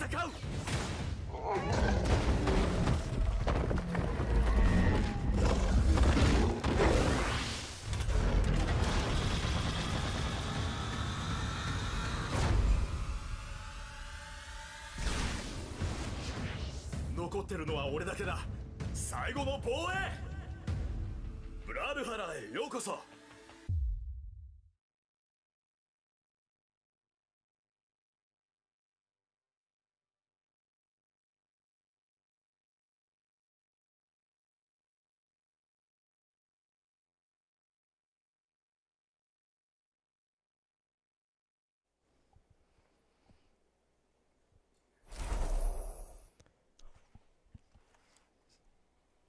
Hi! Welcome back, everybody. Oh, man. If you missed the action, don't worry. You might have missed it just because you blinked, because those games ended in a 3-0. Yep. I mean, that's just the South American Classic at this point. I keep looking at that camera, but there's the light clearly there. Now I'm looking at this one because the light is clearly on that camera. Okay, Toast. Yeah, you think you're so funny. You were looking. You were looking. Oh, my God. Okay, I'm actually going to get dizzy. At this point, I'm already like barely keeping myself awake right now after nearly fainting from running and being out of shape. But we do have some South American doubles action coming up here. But as I said before, those first two matches were over in an instant. Yeah, they were. They were both. Like, what is that? Look at that. Yeah, like Sack and Reaper Black 3-0 Lores and Kaina, by the way. And then you got Wes and Tranquilo 3-0ing Fiend and Use. Yeah. So. Yeah, what do you think about that? I mean, I think the sack in Reaper Black was definitely the most insane upset I've seen in quite a while. Just completely dominating the mid-season champions in Loras and Kaina. Very, very solid team, and just getting completely. I mean, it was just complete and utter destruction. So it's cool to see, hopefully, some more normalcy as we get into the elimination side of the bracket with Kaito and Kant versus Power and Lopez. Yeah, it's definitely going to be, again, South America's just loaded with talent. Like, it's just going to be more and more really good players just going to be on the screen. Like, honestly, we're getting spoiled because, like, it's like, you know, normally you do the 1v1s. Everybody likes the 1v1s. You know, like, you see this good player versus this good player. But when you do doubles, you get more players on the screen at once. Yeah. That's more action. That's how you do, like, a 2-for-1 special, right? Mm-hmm. You get more in less. Right? Yeah. There you go. Yeah. Thank you, Skip, for the economics lesson there. I used to work in a grocery store. Oh, okay. So you know all about that. Yeah. But as we get into... I worked in the deli section. Really? Yeah. Slicing meats? Yeah. Mm. You ever try Boar's Head? Yeah. Oh, God, I love Boar's Head. All right. Woo! Boar's Head Brawlhalla crossover. That'd be sick. I don't know how you would do a deli meat crossover, but whatever. Put a honey maple ham right in the middle of the screen. Skin. Yeah. Just saying. Honestly, a honey maple ham as an orb skin. We don't have that. We need it. Oh, my goodness. All right. Anyway, let's get back into this right here. Oh, okay. We're starting off at Apocalypse. You love the stage. I love APOC. It's my favorite stage for sure. I definitely do like seeing the difference. I love the art in the back. But we are getting quite an interesting team comp for both players. We got Rayman and Barraza and Rick versus Kaito and Kant, who are playing a more conventional Dalsim and Onyx team. We'll see what comes out on top, as Double Axe is present once again for the red team, but the blue team mixing in a cannon there as well. Onyx being one of the best two legends in the game off the gauntlets and the cannon. Okay. Oh, man, there is a lot of back and forth here. These guys are like, there's already so much damage on the blue team. It's like I'm watching a wild game of tennis, but the ball has a little bit of a mind of its own. Yeah. Like, you know when you ever watch the first Space Jam? That's way ahead of your time, little baby man. Yeah, little baby boy. Yeah, okay. There's a part where like the basketball starts doing some weird stuff too, right? Yeah. Just like that. Yeah, just like that. Okay, so we have the red team with stock lead on both. Lopez playing the Barraza, which we saw Kaina attempt in the previous set, but I definitely do think Barraza has a lot of merit in twos. You know, high defense, Axe is always really strong. I think Blasters do some things, so that will definitely help as well. Disarm from Power, though, as they're both on their first stock. The side sig does come in into an end light the unarmed end light into the down sig from Dalsim, or the end sig from Dalsim. So a double KO very quickly for the blue team. Yep. Blue team definitely starting to make some noise here a little bit. Again, it's not about how you start, it's about how you finish, and also, I guess, throwing your teammate into the ground if you can't. Gotta keep your teammate on their toes. Listen, I'm not biased and want Kant to win because they're playing Onyx, and I love Onyx, and Onyx is my favorite character, but I would really like to see them win. Cannon's so cool. I love Cannon. That's crazy. He just shot Dalsim. Yeah. With his blaster. All right. Okay, a side light into recovery open up there from Power. Didn't find the recovery, but Kant does find a recovery, and the red team, I mean, Lopez somehow holding on there, getting hit. I mean, that's just all the defense of Barraza for you, and somehow the red team is able to take the stock first as both Kant and Lopez at very deep red here. Basically, any big hit will find this stock. You're looking at the side airs from Lopez, which does find a connection. A very disjointed move, and Power going for that deep recovery and attempt to catch Kaito there. Kaito able to make it back as well and getting a side air. I like that. Punishing Lopez charging up that ground pound.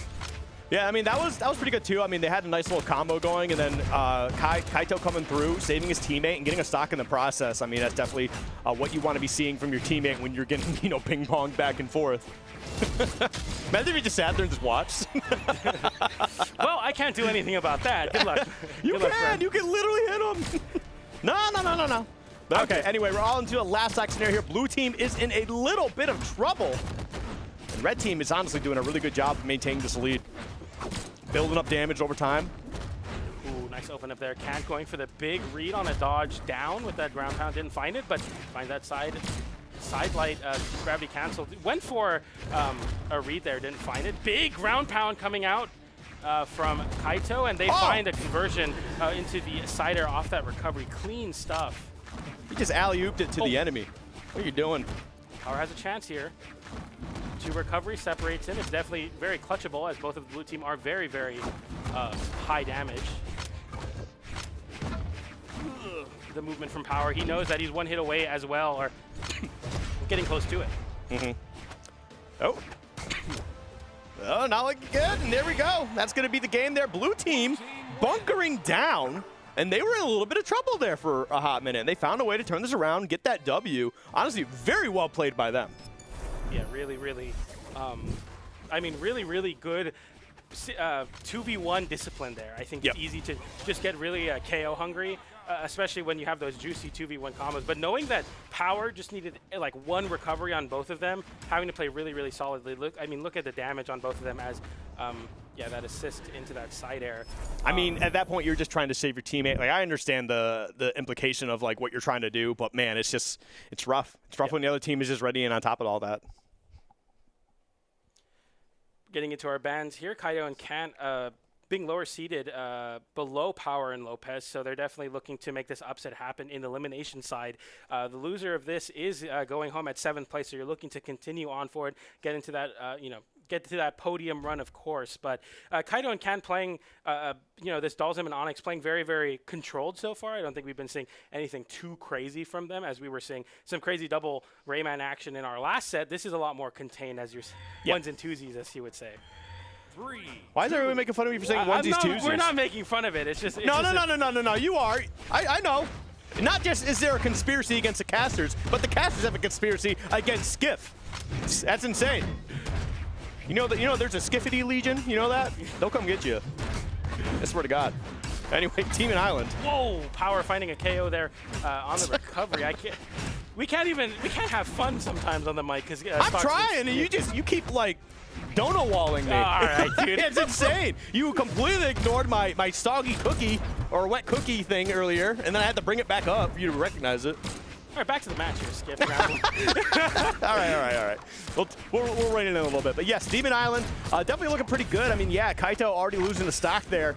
Blue team started off a little bit rough that last game too, and they were able to kind of, again, bunker down and turn things around. But that is, wow, 2 very early stocks for Kaito. For the chase dodge, Power going for it there. You see Lopez goes for the gravity cancel end light, which would have given a chase dodge back and also popped up his teammate. Didn't find that. That was very wishful thinking. But unfortunately, again, an attempt from Lopez to try to save their teammate gets caught out, covered very, very well. Nice landing side there on the side of Lopez to get a stock there. You know, I really got to hand it to Kant. I mean, they came in, they put in some pretty solid damage for losing that stock. And I mean, they had, like, everything was tied up in terms of stocks, but, like, now they're down 1, especially after Kaito losing 2 very early stocks. That definitely put them in a tough position here. But again, they're really not in a bad spot. They can find a way to get power out of here, and they can try to get some good damage on Lopez and just, wash, rinse, repeat, and go from there. The movement right now coming out from Kant. Even on the aggression, playing very controlled, but right now the red team is running away with this game, finally finding a stock on Power. Lopez looking to ride the momentum into an edge guard on Kaito. Kaito makes their way back, but Kant has to put themselves through the crossfire, literally. Yeah, this is definitely a tough spot, especially for like Kaito, because you have to play so passive in this position, right? So you're kind of like banking on Kant, trying to open up the enemy team and see if he can split them up so you can try to get like a stray hit on them. And I just like, I don't know, it's kind of working right now, but I think it's going to be a tough one to really solidify this. However, they've made things happen before. Last game is definitely an example of that.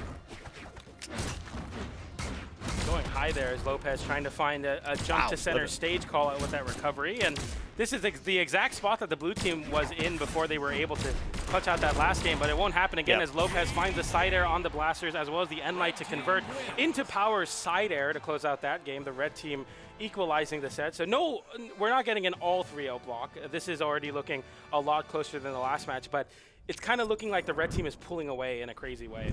I don't know if I'm fully on that right now. Okay. I think it's definitely pretty even. Obviously, they they both have a game under their belt. But the biggest issue is just the fact that Kaito lost such an early second stock there, and then you see how much damage he took in that last stock, and it kind of put the blue team in a weird position where Kant had to be the aggressor in these awkward 2v1 scenarios, and if they find a way to get him out of there, they can go chase down Kaito. And Kaito did a good job surviving, but the offense basically stopped existing at that point, unless Kant was able to get something going. So hopefully in this next game, we don't lose that super early second stock, and we can kind of play this out a little bit more as a full team, and they don't have to, because I feel like that's like a crazy warp to your strategy, at that point in time, because you're trying to utilize those resources so carefully. But here we go, right back to Demon Island.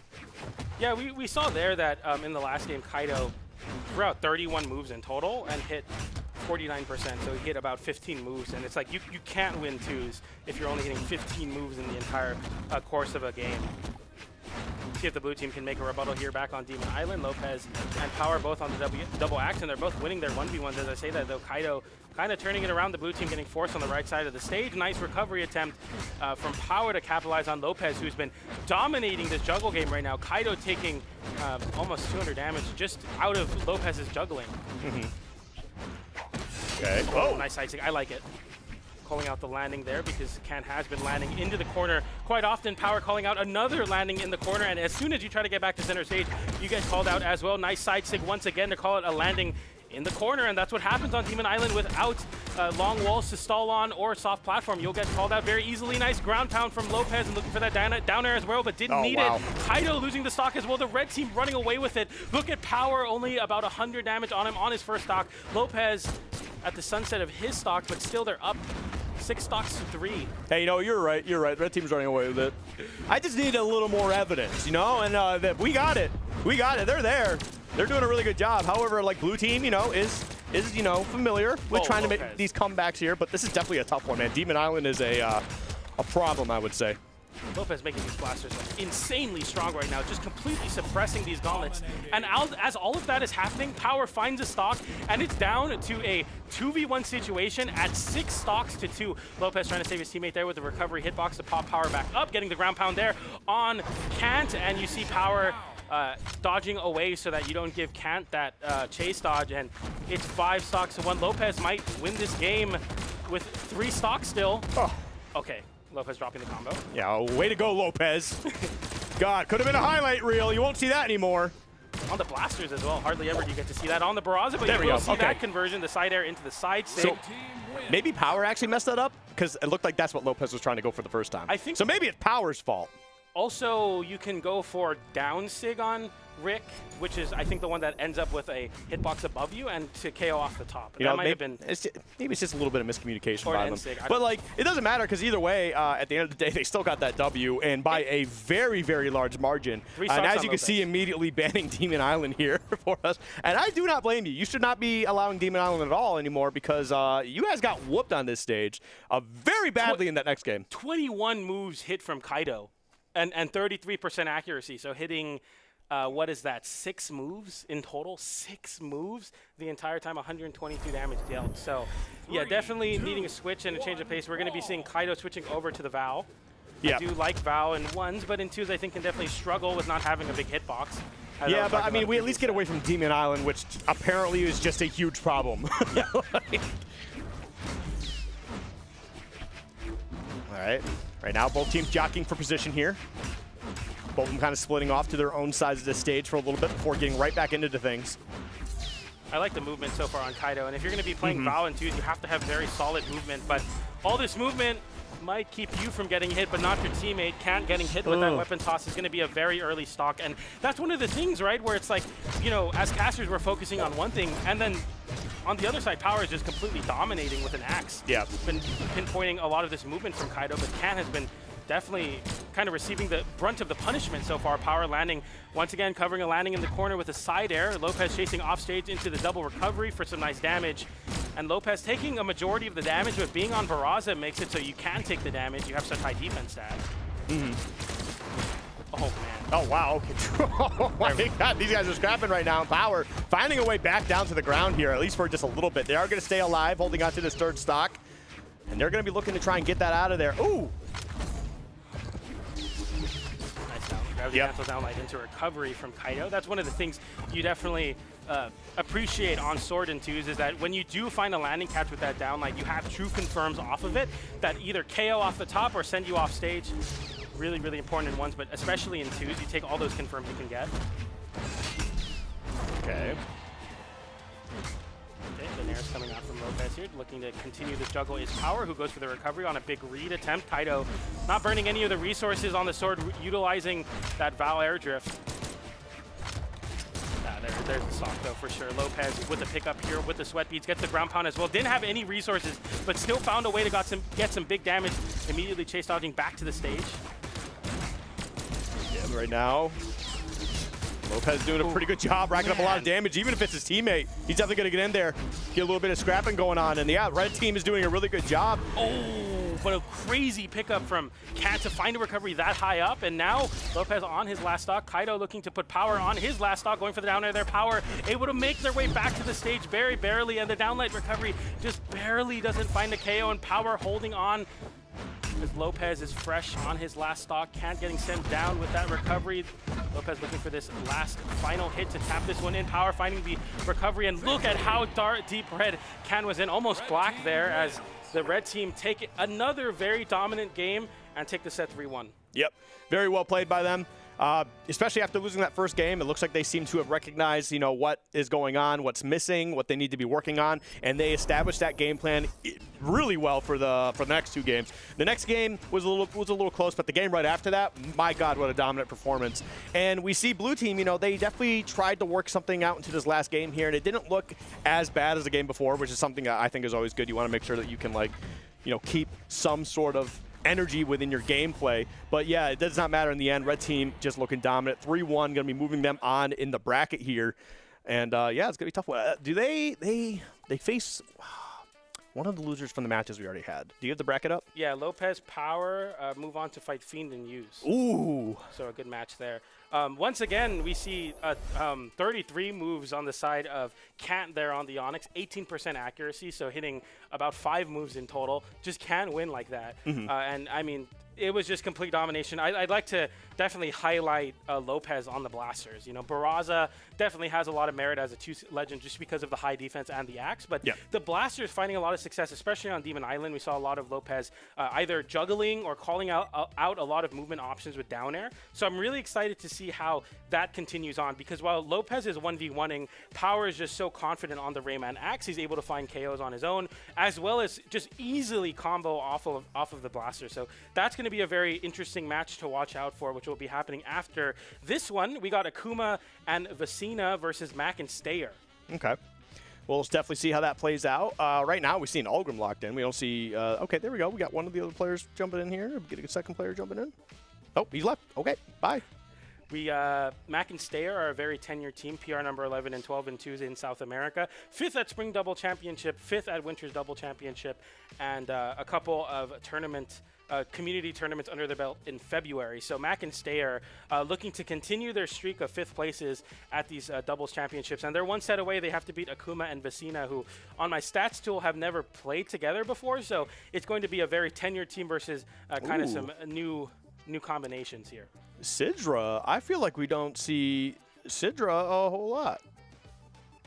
I really like Sidra. Sidra's cool. Yeah, no, I like her. It's just, it's been a while. Not only is it a Sidra, it's a level 100 Sidra. Yeah. I mean, how many people can say they have a level 100 This dude likes Sidra. This dude likes Sidra. Bro loves Sidra. Bro loves Sidra. All right, but looks like we're going to be getting Sidra and Wushang taking on Algrim and Poe. And Dragon Warrior. Yeah, and so basically it's 2 Wushangs, but Yeah. But yeah, the Sidra, I'm really excited to watch this, because I just feel like we don't see Sidra at all.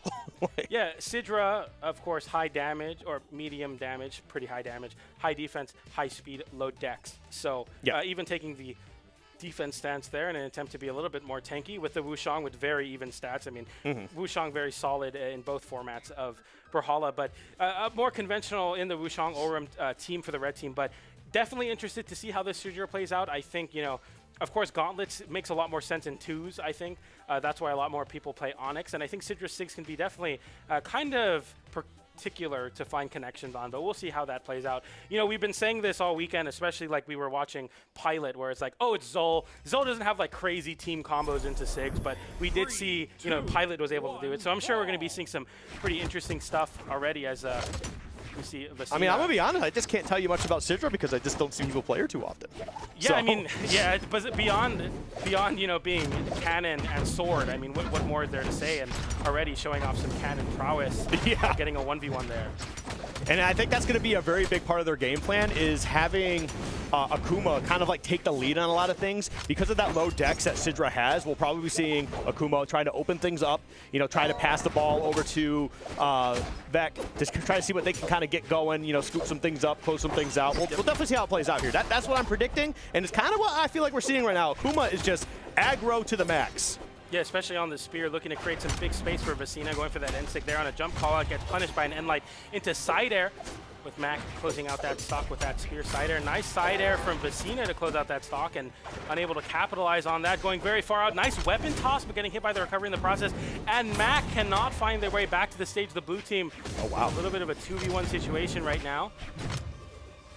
Yeah, and we saw Steyer kind of thread the needle to get back onto the stage there in between the two of them, so that was pretty nice. And even things up pretty much across the board here. I mean, Mack is going to take a little bit of damage, but for the most part, I feel like Red Team's in a really good spot to try and turn things around here and, you know, try to push things for a nice, strong lead. But they're also kind of getting a little bit bodied right now. Yeah, this is, I mean, I said this in the last set, but this is definitely the closest set we've seen so far. Nice down sig attempt there from Vecina, kind of similar to Val down sig as well as Ezio down sig. A great way to, Orb down sig, I mean on Ezio. A great way to try to cover right when people are hanging at the wall. Very comfortable spot for a lot of Twos players. Yeah. All right, well, there we go. Getting one more out of the way, and Red Team is looking a little bit worse for wear. And there we go. Bit of a rough spot. I was kind of hoping that they were going to be able to make a bit of a comeback, and actually that's a good opening, but Vecina is going to find their way back, although not for long as Mack closes out that stock, and now it's Akuma by himself, and he's trying to just struggle along. Yeah, you want to definitely hold on here, because if you lost your stock there, it would have been another 2v1 on Vecina.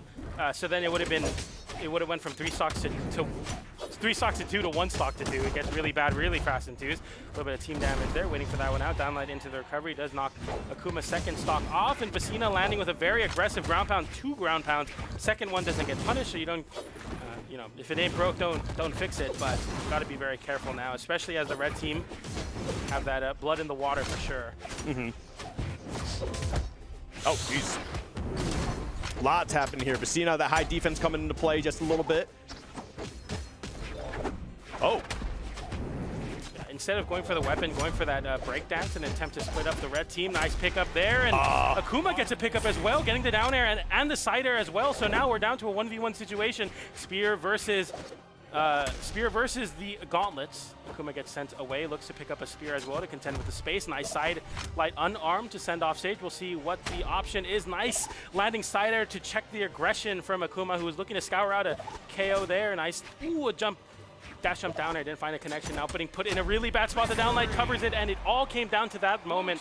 Mack making the big gamble to do that dash jump downer to cover a jump from the wall, and instead gets the situation swapped on him, and that downlight is going to be able to cover that jump. Very, very clean stuff. Very, very clutch. You love to win those for sure. You know, clutching out those 1v1 situations.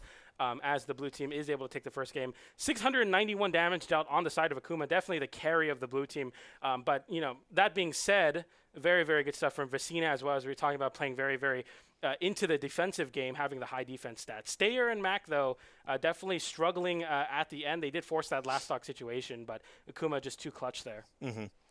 Yeah, very, very well done by them. And I like this. No changes. You know, just going to go right back into the same thing we were just doing, which, again, you know, going into game 2, we'll see how it plays out. Game 1 is usually, I feel like, the big indicator of, like, figuring out what the immediate game plan is supposed to be, right? Yeah. And but game 2, I feel like if you're still struggling to figure out what you need to do after game 2, that's not a good sign. So hopefully, you know, Red Team can figure something out. Okay.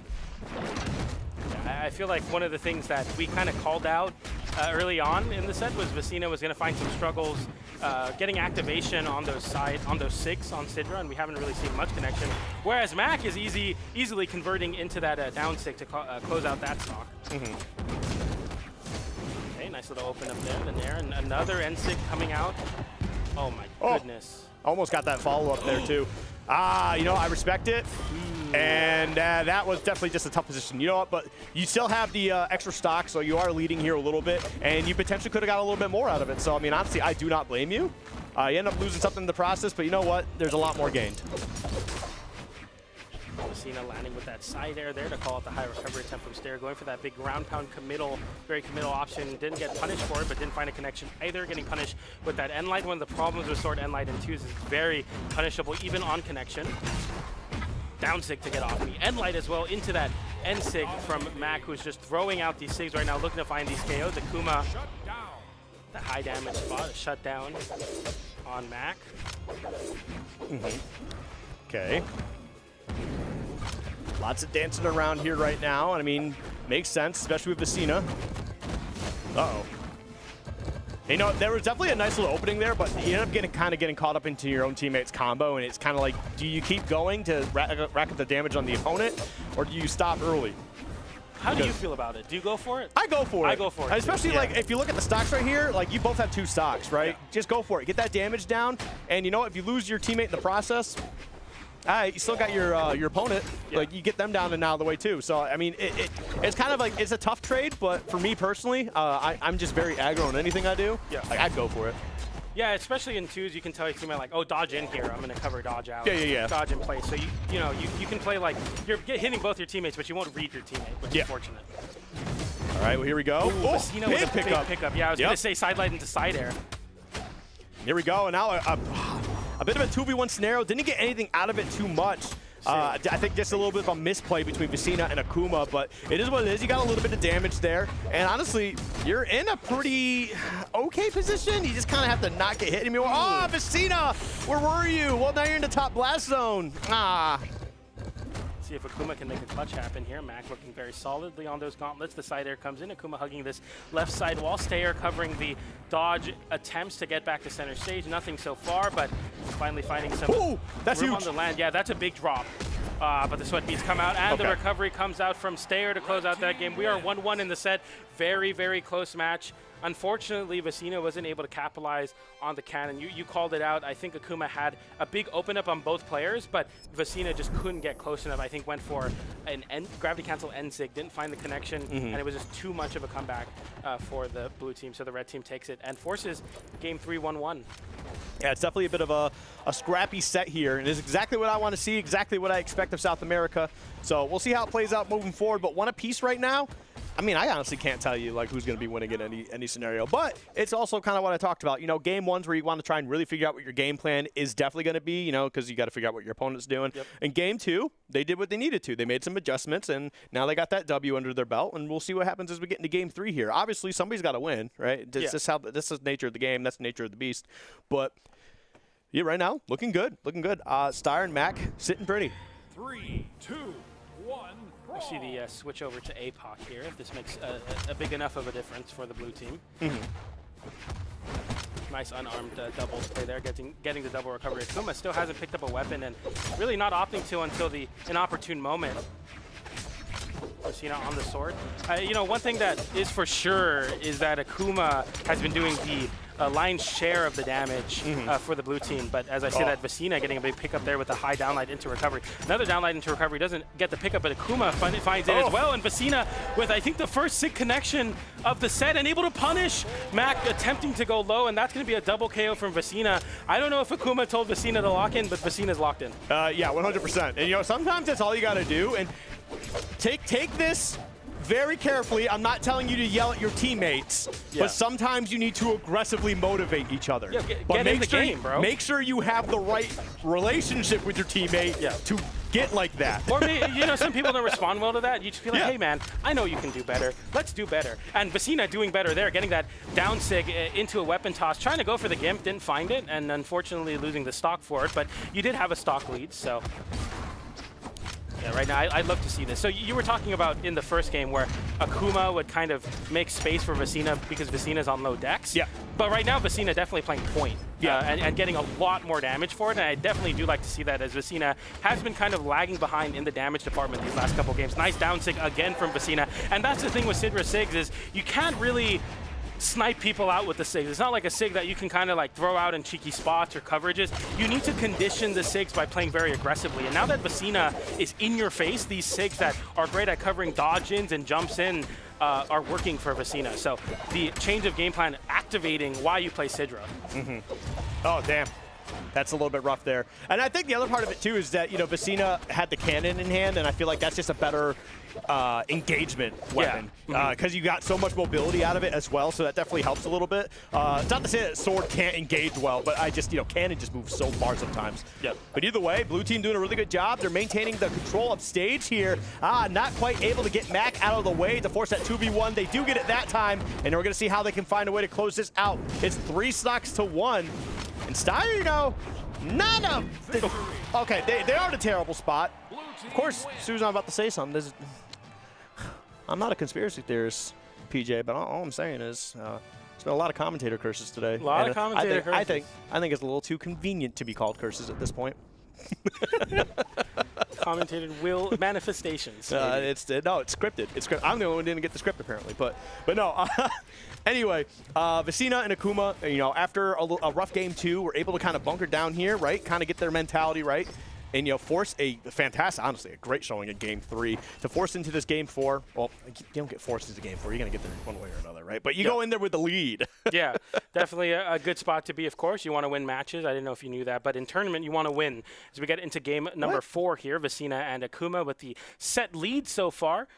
As Vecina is getting weapon starved and really struggling to find a weapon, does pick up a cannon, so we like to see this. The last game, Vecina playing very aggressively and forward, as well as the first game. The first weapon that Vecina picked up was a cannon, starting off the match with a very aggressive cannon combo. Whenever Vecina starts off with a cannon, they win the game. That's all I'm going to say about it. Yeah, I mean, look at that. I mean, Vecina just continues to go in, and that's a good first stock. And they're looking for a way to get Mack out of the way, too. Mack, great defensive positioning to turn it into a little bit of a counter. Wasn't able to get a stock in the process, but now back on stage. Is Akuma going to be able to make it back? And he does. Yes. And I think that's part of Vecina, just, you know, they're turning around, trying to get the 2v1 on that, but also Vecina maybe just being a little bit of a chaos agent there, getting, hey, look at me, look at me. Human flashbang. Yep. Very, very important strategy in 2 sometimes. You pull that attention away from your teammate, and ooh, that's a bad spot. Yeah, if Mack had that one dodge, and if that dodge went in any other way, Vecina would have found a KO. And speaking of KO attempts here, going for the deep ground pound. I like this from Vecina. Vecina plays very aggressively when that first stock is online. And yeah, this might cost the life of your teammate though, but a misinput from the red team is going to make it so that you couldn't find that. Akuma trying to look for that down air on the spear. Ooh, chaos is happening on the left side of the stage right now. They both need to get off of it because the red team, you know, their luck is running short there for sure. These guys are holding forward. Yeah, they are not stopping. It's just constant. Man, where's the footsies? Where's the nooch? They don't have that in this match. No, they don't. They do not have that here in this match, that's for sure. But there we go, another stock loss, and I guess that's just a little bit too much aggression, I would say. But, you know, it's still not a bad position to be in. Vecina, again, high defense, high offense, right? Can still find a way to turn this around. They do get the stock out of there. Now things are completely even across the board. Yeah, even the high nair was able to find a KO because Mack had the triple exclamation parts and sweat beads. So it's really, really tough spot to be in. That nair high, just sending far enough off stage. Nice recovery from Akuma to force the red team on potentially their tournament lives here. Nice little open up with the unarm into the sword on Vecina. Punishing that recovery that did find a KO. Steyer with a SIG and covering the high option. Another ground pound, calls the ground pound short, or cuts it short. Oh, gets that double recovery, not able to close out the stock. I don't like that Vecina keeps going for ground pound to land, but it's been working, so I guess I can't be too mad about it. Yeah, but it's something that you're kind of like, when's the adaptation come out, right? And everything just falls apart. But Mack getting sent off stage, 2v1 scenario. They don't find a way to take out the stock, but they do actually get Mack in the process as he finds a way back to stage and then right back off stage themselves. Enlight into the Enlight weapon toss as well. Missing the weapon toss there, but Steyer in a bad spot, getting caught with that down air, and that is it. The blue team is able to take it over Mack and Steyer. Another upset here in 2s. Akuma, Vecina have never played together before, but they make it into top 5 and ending the 5th place streaks for Mack and Steyer. Yeah, definitely an accomplishment, I would say, just in that. You know, when you see someone with that much consistency, it's just kind of like, okay, you know what? The chances of them coming in not playing well today, or like us just playing a little bit better than them, it's probably not super high. So you're just going to have to grind this out, grind the set out, play against your opponent, make adaptations as needed, because these guys they're going to show up. They're going to show up one way or another, right? If you have that type of streak, you're doing something right. Like that is actually really, really hard to do sometimes. Yeah, I mean, their worst placement in the season, or for the double championships this year, being this one, falling at 7th place. That's going to be a great showing from from Vecina and Akuma that move forward to play versus Loras and Kaina. So that's a tough match in an attempt to continue on. But yeah, these have been some pretty cool matches. I think that's what we expect with South America. Whether the format is 2s or 1s, we are seeing some high-octane action from South America, the best region in Brawlhalla at the moment, and for good reason. Maybe the best to commentate, too. I've been having a lot of fun, Skiff. All right, I'm not going to say anything on that part. So, like, because I'm not trying to get people more mad at me. I love South America. No, I do too, but I'm not going to be like, oh, they're my favorite. Because then the other two are like, what the heck, man? Because the thing is like, regions aren't necessarily a thing for me. It's players, right? There are players in every region I love to watch. So, and it's just because they're just nutty. They're just nutty like that. But I think we're supposed to be going into, wait, is this the second match we go? Yeah, that was it. I mean, these matches have been going by fast, but that was the second match. So we are going to be going to a short break as we continue on to top 6 here. So stay tuned for some more South America Summer Doubles Championship.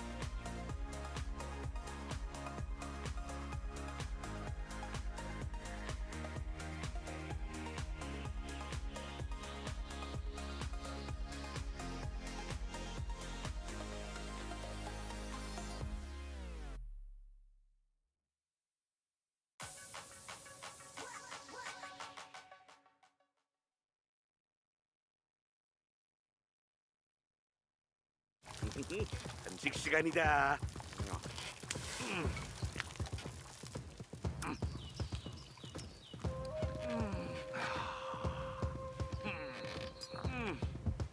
너도 좀 먹을래? 아프소.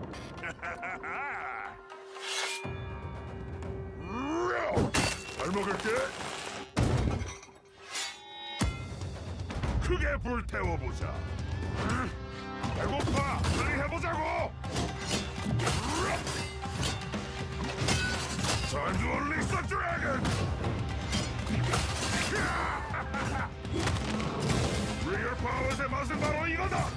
디저트도 먹어. I'm working up an appetite. 밖에는 거북이, 안에는 드래곤.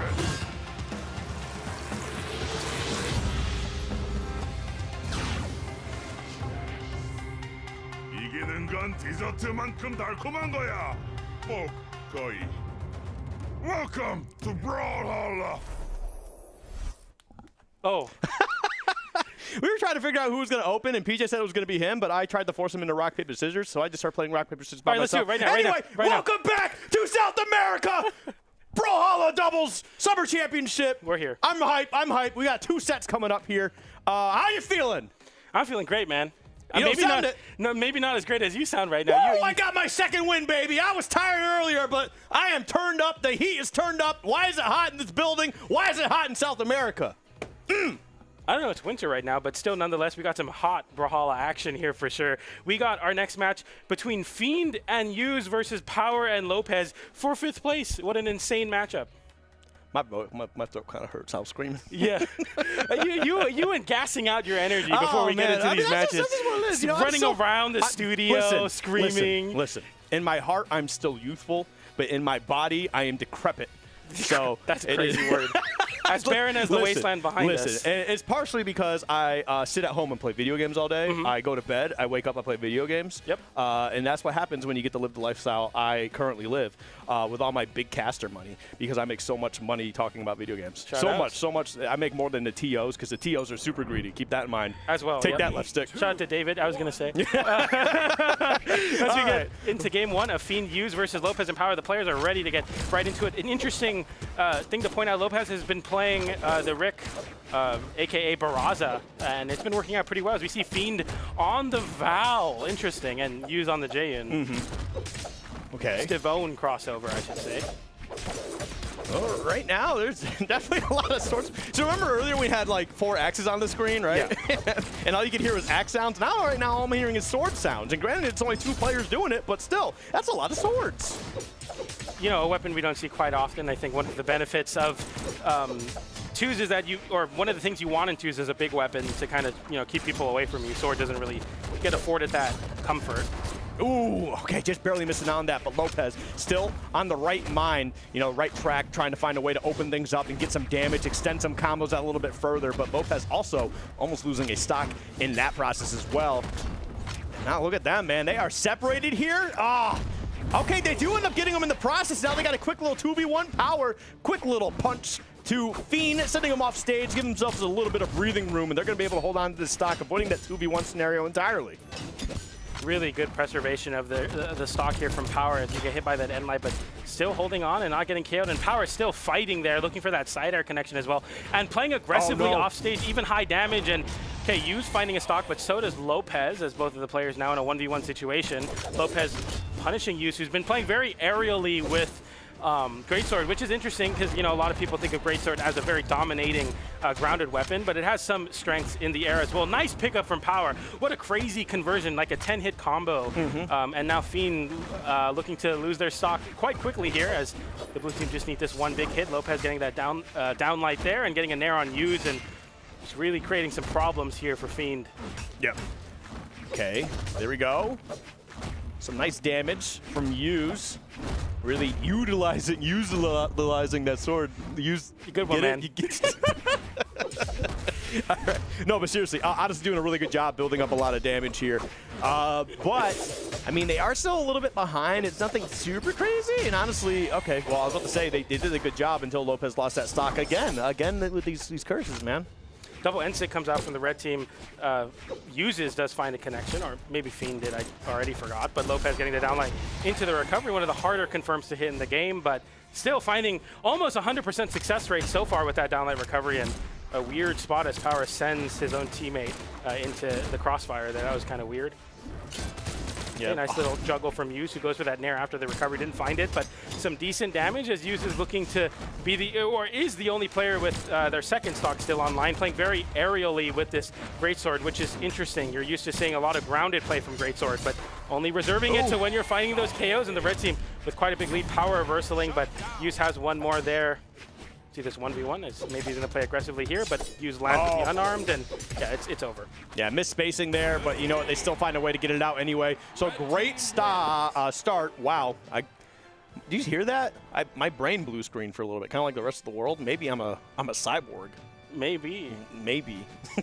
Apparently you run on Windows, so yeah, I get that checked out. I feel like I run on Windows 98. I'm gonna be real.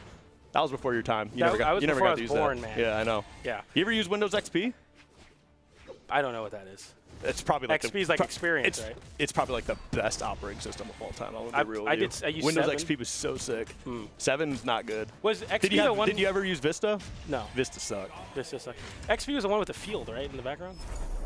Yeah, I think so. Yeah. Oh, okay. Yeah, I've seen memes of that. XP's so good. I mean, Windows is good now, but man, Vista was definitely a tough time for a little bit. But either way, we all got through it. We're all here. We're all in a better spot right now. At least I hope so. And right now, I would definitely say that Yuz and Fiend are in a good spot because they're up 1-0. Yeah, I think interesting to note, Fiend and Yuz have played against Power and Lopez before, and they were able to take it 3-1. But you know. This has been the tournament of breaking set streaks. So we're going to see if a streak continues or starts here, or if they're able to make this comeback after. But right now, Lopez and Power, although playing very well, just like these last situations where Yuz just plays so elusively and so difficult to catch. And yeah, I know South Americans like Demon Island, but I don't think this is a good call versus Yuz. I think Yuz on the Greatsword is just too dominant, finding these KOs really, really early. Okay. Oof, nice little open up there, but immediately getting caught with that downlight into recovery. Fiend chasing high with that recovery as well. Power burning the dodge, getting caught by Yuz, but Lopez disrupts just enough to give some time to Power, but Power in a terrible spot right now. As I say that NSIG will find a connection. You don't see a lot of that JU and NSIG, but when it does connect, it does have quite a bit of force behind it. Not a lot, but enough. Enough to make a difference, but here we are, Yuz. Ooh, Sweat okay. beat. Wow, able to make it back there. So does Fiend, and I like the that. blue team. I think like just trying to like be a buffer between him and Fiend. You know, trying to be like, hey, come out here, I dare you. But then, you know, able to get his touch on that wall as well. Very crucial, very crucial. I mean, this is Yuz still on his first stock. This is one of the things that we saw in the last game, and a big part of their success has been Yuz, who gets one hit, and chase dodge is so difficult to punish even on hit because he's just chase dodging after the bridge. And Sig attempt from Fiend there, who uses that as a pseudo jump as well to set up a downlight. Didn't find the connection, but I like these ideas from Fiend, who's getting a majority of the damage here. And already the blue team one hit away for both their stocks. Yuz getting a stock there, and finally losing their first stock. Fiend getting in there. Lopez able to barely survive. That's Barraza's high defense for you. Yeah, but this actually is a bit of a problem here. I mean, Lopez is probably going to be losing the stock very soon, especially with Yuz back on board here. Going to be able to, you know, put on some pretty good damage, but ends up losing that stock in the process, and Power is in some trouble. They are struggling a little bit. They do find their way back onto stage. The 2v1 is now over. Lopez coming through and kind of reminding everybody that he's still here. Yeah, Fiend definitely, I was going to say, about to lose the stock. So does Yuz, and now we're in a last stock here. That was big. That was big. They needed that. All right. Yeah, big axe hits by blue team right now. They are going to town with these. Oh my goodness, the damage they're outputting. Oh, using a terrible spot, getting caught by that ground pound to end light into the side air. Gets the weapon toss as well. Fiend with basically one more chance to make it back. Sweat beats come out, but able to dodge back to the wall. And one more hit is all it takes. Lopez missing the downlight. A chase dodge diagonally down to get away. And Fiend somehow still in this game. Maybe not for much longer, but I mean, you have to applaud the fight here from Fiend. The downlight, one more downlight should be enough. Val not having the most defense ever. As I say that, the downlight comes in, and the blue team takes a game.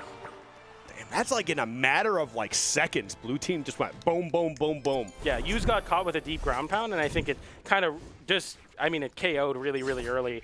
I think that was one of the problems where Hughes was able to hold on to the stock so successfully, finally losing it there. I mean, after taking 2 stocks or maybe even 3. So, you know, Hughes having the longevity, but just in this very crucial moment at the end, I'm sure we'll see it in the replays, losing the stock very, very early. We didn't get to see it, but a ground pound low from Power, and yeah, this 2v1 just too much. The downlights came in, and we got a game 3 now.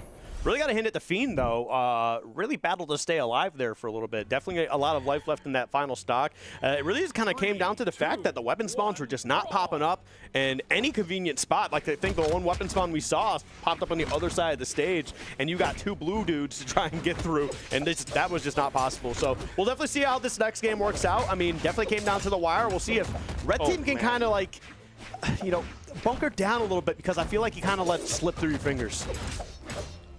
I like these, you know, slight 1-2s that they're getting from the onesie-twosies, as Skip would say, with these open-ups, with the gauntlets and the sword, and very, very tight combos as well, because Hughes gets them and then immediately gets away from danger. You don't want to get reversaled by the blue team because they have very, very strong juggle tools in both of the weapons for both players. Nice side air there from Hughes. Lopez in a terrible spot. Does make it back somehow, though. Sometimes getting put in really terrible spots, but Power able to find that ground pound. Another ground pound comes out from Lopez, and a ground pound from Fiend, and somehow the stocks are somewhat okay. Never mind, the ground pound comes in again. I said ground pound 6 times because all 6 hit. Okay. Nice reversal. Yeah, right now, though, Red Team doing a really good job controlling that left side of the stage. I mean, Power just trying to get back on, and gets a little bit of an extra assistance so they can float up a little high there. But yeah, that was just really good, like a good 10 to 15 seconds of them just kind of controlling that space, and blue team just trying to find a way to kind of, you know, reunite with each other. And Hughes again stock tanking here. My goodness, that is a deep red. And that's not even defense stats, Jae-Yun. It's also on damage. So not only is Hughes preserving using that movement, but also just doing a lot of damage in the process. Nice conversion into that Barraza side sig to close out that stock. And now the red team down a stock here, but it's not too bad as Lopez has quite a bit of damage racked up on him already. Nice recovery. Yeah, they're definitely playing really strong right now. It seems to be a little bit of a rough start into a strong finish is kind of their special at the moment. Great damage, not able to take out the stock, but you put them just under red pretty much. That Stavoni side stick looks crazy, by the way. I have not seen that before. It looks big. It looks like the hitbox is bigger. It's the skin power up. Yeah, for sure. I mean, it looks crazy. It's the rose quartz bubble charge there. Yeah. Nice recovery from Fiend to send Power high, and Hughes once again stock taking, Power stock taking as well, but finally getting caught by that gauntlet recovery, and yeah, it looks crazy. Yep. Okay, and now trying to find a way in here. Nice landing side air. That's going to force Hughes on their last stock. So everybody on their last stock. 2 players with fresh stocks, though. Might be getting down to this 1v1 territory. We'll see. They're able to find the stock on Fiend, though. The blue team having very good chances in taking this game.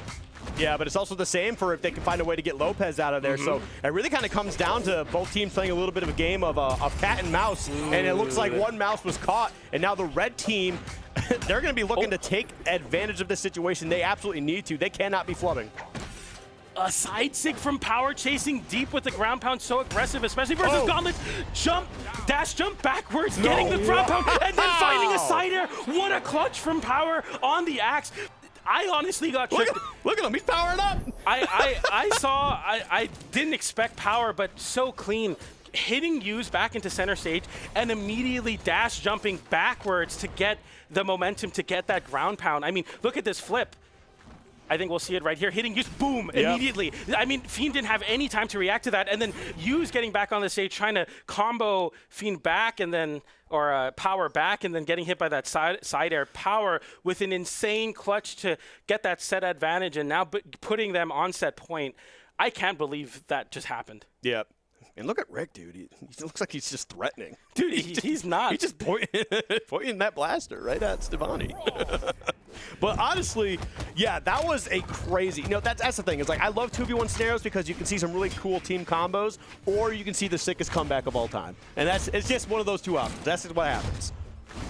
Clean stuff from Power, and if I'm Lopez, I'm definitely thanking Power for that game win, because now you're 1 game away from eliminating a team that beat you last time you guys met. So we'll see. Hughes trying to get something started on this greatsword, getting really stuffed out so far. Basically only getting 1 or 2 hits. A lot of the time it's down airs and side airs, and then immediate dashes away. We see that from Yuz, who waits out the swinging from Lopez with that gravity cancel downlight. A side stick comes in from both of the blue team.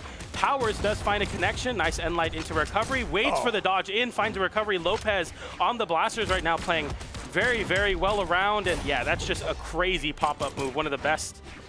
I'm gonna be honest, man. I think blue team might just have it here. They're playing so good right now. They're getting their openings. They're separating red team very well, getting some great damage combos in the process. They got that first stock, and man, Yuz was almost able to answer back, getting a stock for themselves. And actually they do. And they get 2 actually in the process. So, I mean, hey, after everything I said, of course, you know, they throw it all away. Yuz once again stock tanking. This is a very similar scenario from what we saw game 1, where Yuz just held on, but it won't happen this time as that side light comes in. Nice X pivot on that nair. That's some pretty decent damage for the blue team as well. And Fiend definitely taking the punishment for Yuz holding on to that stock for so long. Okay. Yep, there we go. Blue team doing a really good job keeping the 2 of them separated here. Okay, gets 1 shot. And yeah, you know, red team's just doing a really good job of kind of battling their way back into this match. Granted, they just lost the stock there, but they're really not that far behind. Nice landing side air from Lopez, a great disruption tool. It's been a lot of, I feel like the onus is on Lopez to continue to kind of be this big disruptor with the blasters, and on the axe just look to tap in these KOs. As I say that, finding a side air, and then immediately switching back to the blasters in an attempt to set up power on the axe. Nice side stick coming out from Fiend, though, the double chase dodge to get away from danger. And the blue team with the stock lead once again. I feel like they really needed to capitalize on that 2v1 scenario right there, because now, like, you just kind of allowed Power to just dance around a little bit. Granted, you do want to be careful. You have to respect Power. Fantastic player. So if, like, you get too, I guess, nonchalant in your approaches, he will punish you for that. Yeah. Oof, what an N-stick to call it. Jump back to center, and Power holding on to the gauntlets here. Yep. Oof. Oh, Lopez landing with a deep landing side air. Yuz landing with one as well, and the dodges come out. Lopez able to avoid Yuz and remain unhittable. The downlight into recovery comes in. Now the 2v1 situation. 1 stock separates the blue team from taking this set. They both throw their weapons away. And the same art, too. Same, basically, they all went to the same place. And there it is, the nair into the unarmed recovery. Blue team in Power and Lopez taking it over Fiend and Yuz for the first time. They played once before at Spring Double Championship, and this time Power and Lopez send Yuz and Fiend home at 5th place.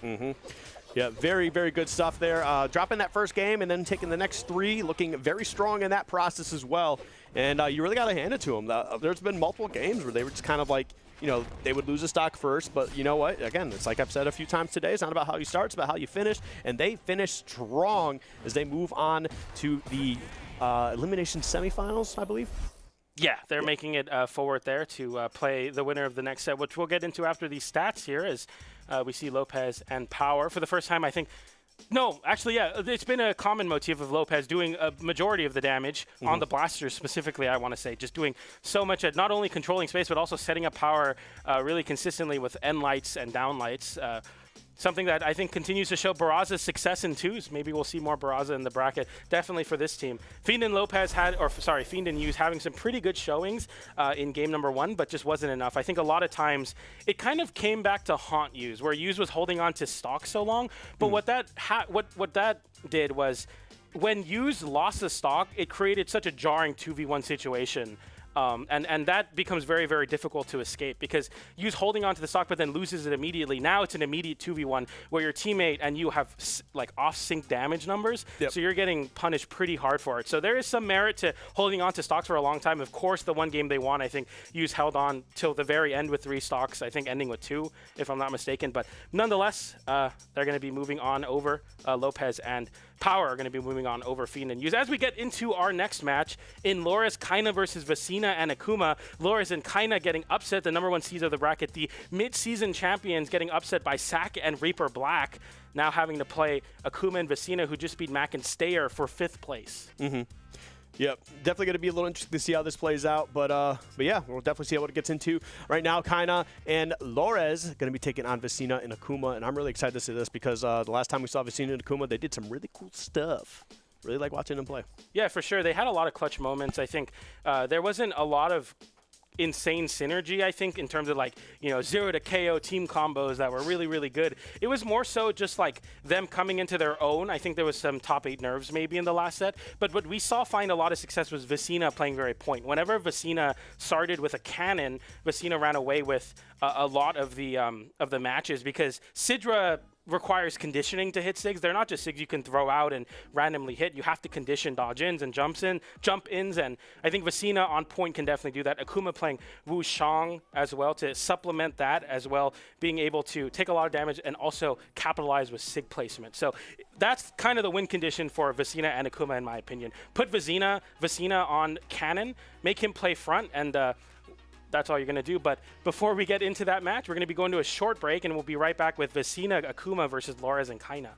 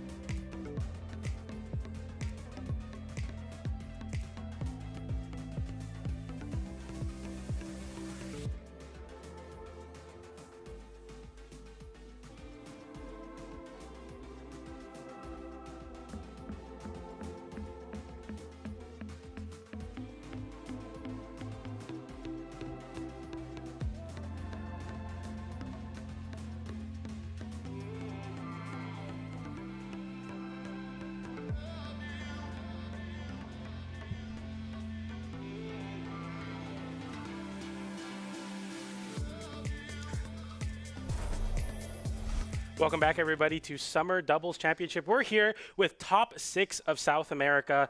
We got a crazy match lined up as we are wrapping up our block in the elimination side with Lores Kaina versus Vecina and Akuma. Oh, yeah, this is top 6, yeah. Yeah, top 6, okay. yeah. I was doing the math here, and I just felt like something was wrong. And it was me. It was me. It was actually a journey of finding oneself and learning I'm bad at math.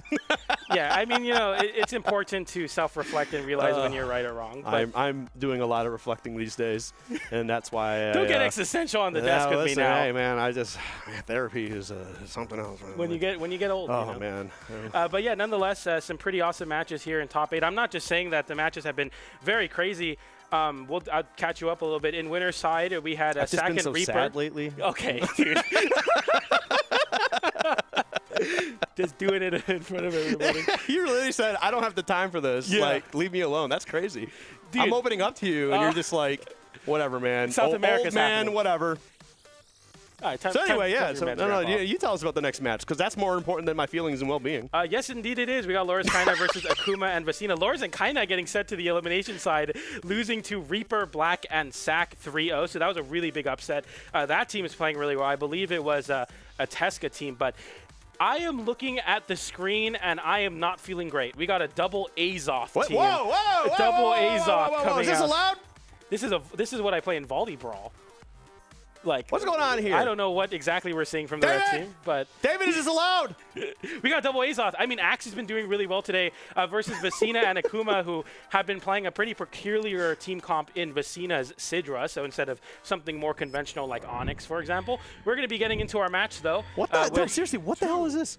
Okay, so I will give some credit, right? Kind of playing Yumiko, so having a little bit of bow practice as well, and Laura's of course being good at Kaya.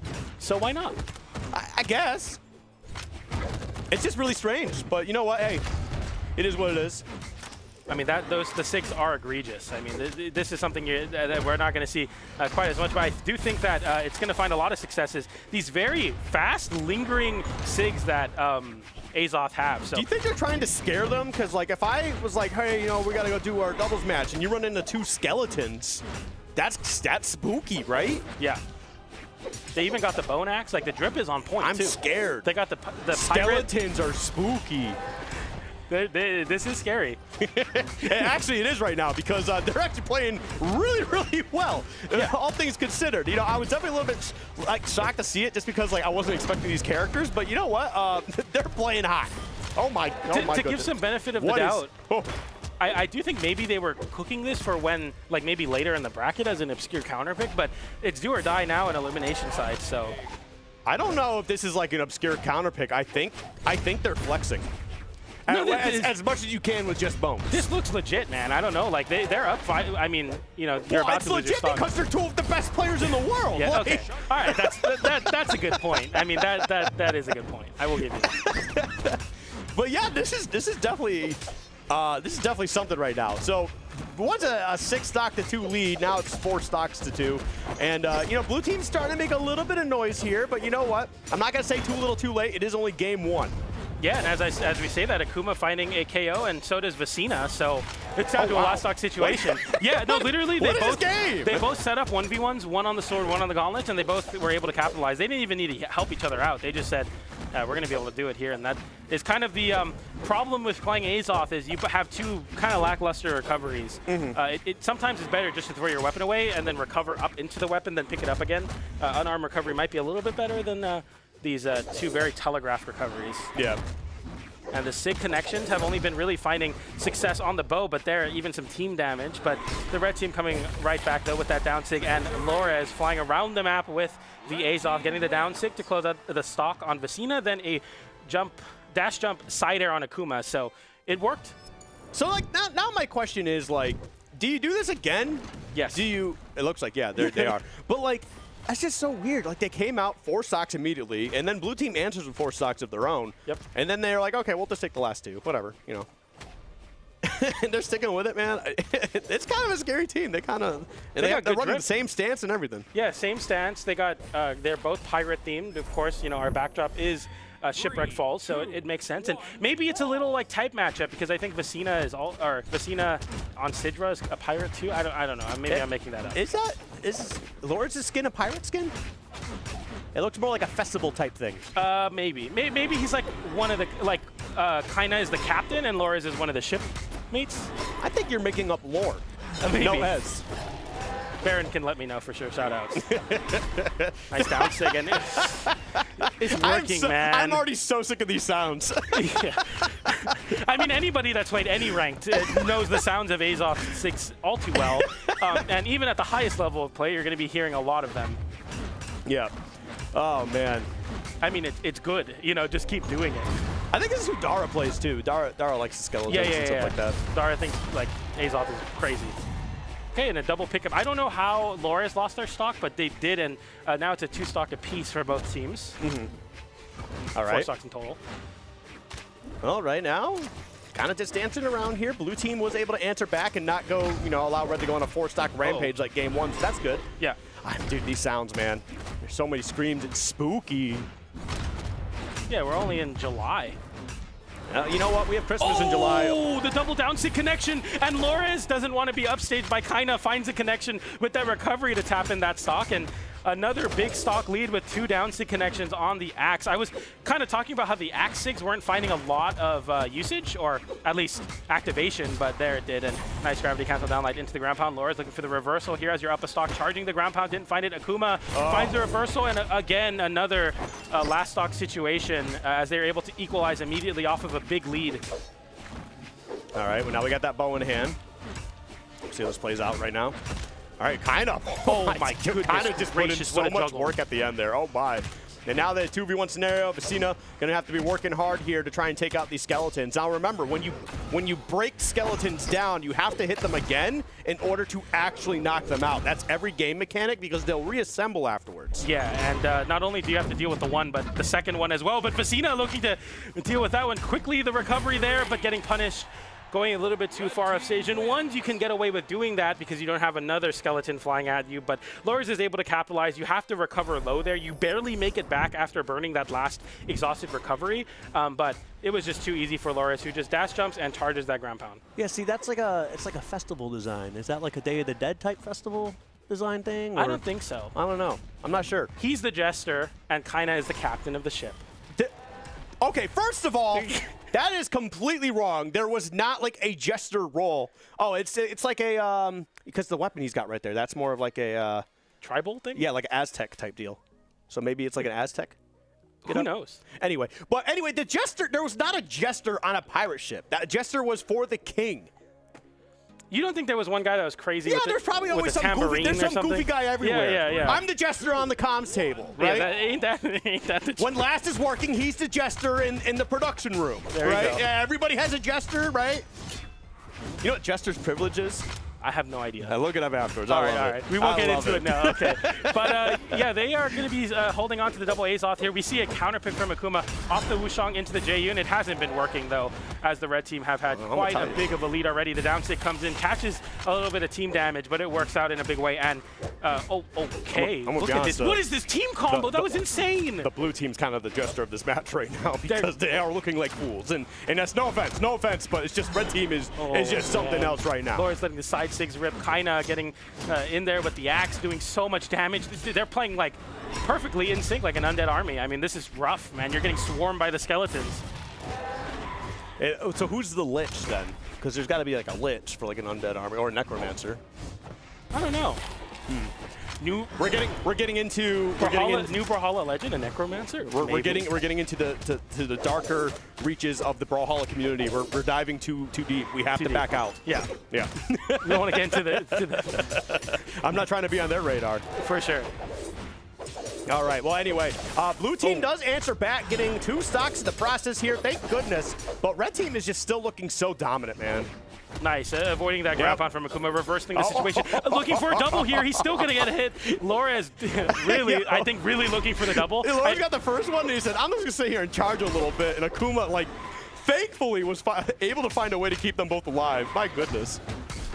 Yeah, and another recovery from Lores to close out that stock. The weapon toss interrupting that sig, and another down sig. That's like 7 down sigs. I think 4 of them connected or something ridiculous. And it's a 2v1 situation. Vecina in good spirits, looking to play it out, catching Kaina with their own down sig. This is disrespectful. This is a top 6. And you're seeing this in top 6. Now imagine like what you see like when these guys are playing like some of the teams in pools. Oh, it's like over. what they're doing there. Oh my goodness. All right, Lores didn't need to do that to him. Let's just wrap that up. On the unarmed, 2 hits to close out that stock as the red team move forward with a dominant 3-0 on double Azoth. Sometimes it just works. You see that shipwreck falls in the background, and I'm seeing them offline after that. Yeah. I'm like, all right, man. I'm like, bro, I thought we were friends, man. What is this? Yeah, but I don't know if that was disrespect or just maybe they were cooking. They look like they knew what they were doing. I'm telling you, it's because they're 2 of the best players in the world. Yeah, of course they know what they're doing. All right. We'll give them that but credit. maybe they really did like, hey, we have double Azov. Let's just do this. It makes sense, right? Because Kaina plays multiple characters, Axe, Braza, and Teros. Right. And then Lores plays Kaia, which has Bow. I mean, yeah, you just kind of give him an axe and he's just...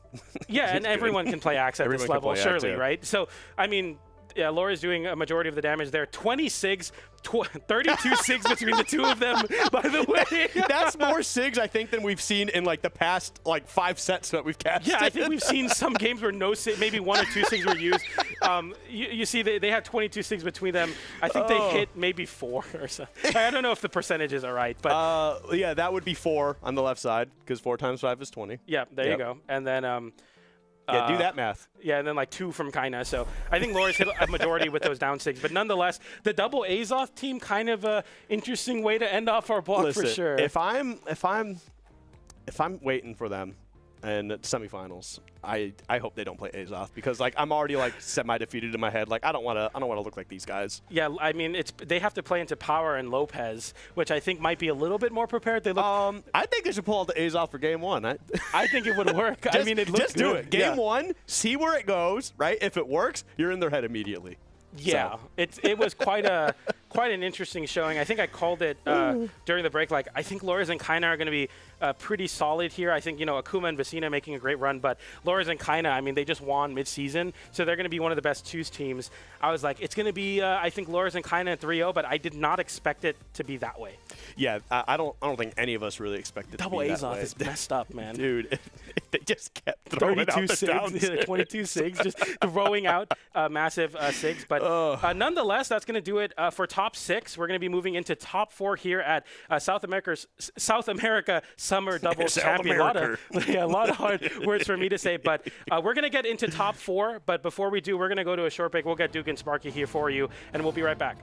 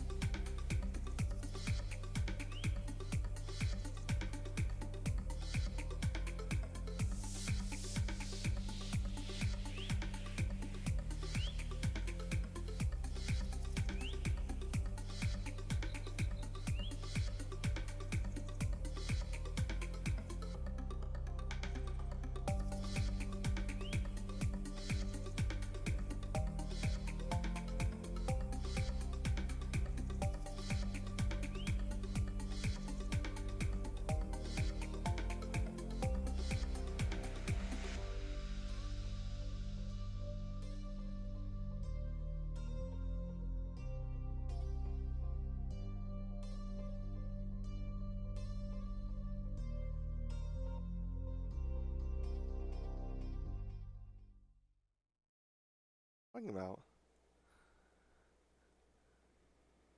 Hi. Are we on for real? Are we on? For real, for real? Dude, CrowdStrike is like I don't know if Toast's brain is running on CrowdStrike, but his brain has blue screened this weekend, seemingly only whenever we're on the desk. The good news is he didn't even count us in. Yeah, he was just like, run it, which is very dangerous. You stand to lose a lot more from that than we do, brother. So, oh, man, you need to be careful with the weapons that you are wielding, Toast. Double-edged sword on that one. But we're here, top 4 South American summer doubles. It's been a good one so far. Again, some expected, some not so much. I think Reaper Black and Sack are definitely kind of the outliers here. Yes. After their W over Kaina and Lores. But at the same time, they're not like complete randoms. They're not, of course not, like out of nowhere per se. Yeah, but it's just the fact that they beat Kaina and Lores. Yeah. To get here. So there you see some of the sets that happen and some of the sets that will happen. We got Sack and Reaper Black versus Wes and Vem10 Kilo. Then we have Lores and Kaina versus Power and Lopez. Lopez found himself here in the top 4. I've been waiting for the moment, man. I've been waiting since Lopez came back for the moment because like all the South Americans were talking huge. Even while he was banned, they were like, the second Lopez comes back, it's Lopez's game. And not to say that he came back and like is washed or is terrible or like didn't live up. Well, technically he didn't live up to expectations, but that because everyone's expectations were like off the screen. I can reach to the top of the frame, and they're actually higher, much higher than that. We have a drop ceiling in here because it's an office building, higher than that, probably higher than the building itself. So yeah, man, I'm waiting for that moment. Like I'm waiting for that moment with Wes as well. And we got such a strong taste of it at mid-season when Wes took out Sandstorm. Yeah. That man, I'm waiting for Wes's moment, and I'm waiting for Lopez's moment as well. Summer doubles here could be, well, either of theirs, and we're about to see at least part of that as we have Wes and Vem10 Kilo coming in against Sack and Reaper Black. Well, Wes at least has had kind of a moment in the 2 space alongside Vem10 Kilo.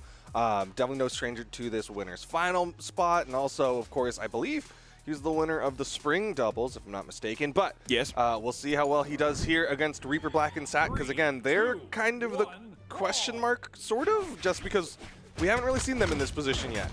And they're playing some like slightly different legends, still obviously very meta. We've seen Tesca today already, not even just in South America. And we regularly see Wushang. We were talking about Wushang on the pre-show today. But of course, most of today has been dominated by Axe and the handful of Axe legends that people are playing in 2s. So even though it's not the most weird meta, it's at least outside of what we've been seeing this weekend. So that's some fun variety to inject into this equation. Yeah, I mean, I personally always love seeing a Tesca in the 2v2 space. Granted, they're going up against Wes, one of the kind of most established Tesca players in the region. And that might be one of the reasons why Wes and Vem10 Kilo are doing so well right now. They've got both blue team members in the red.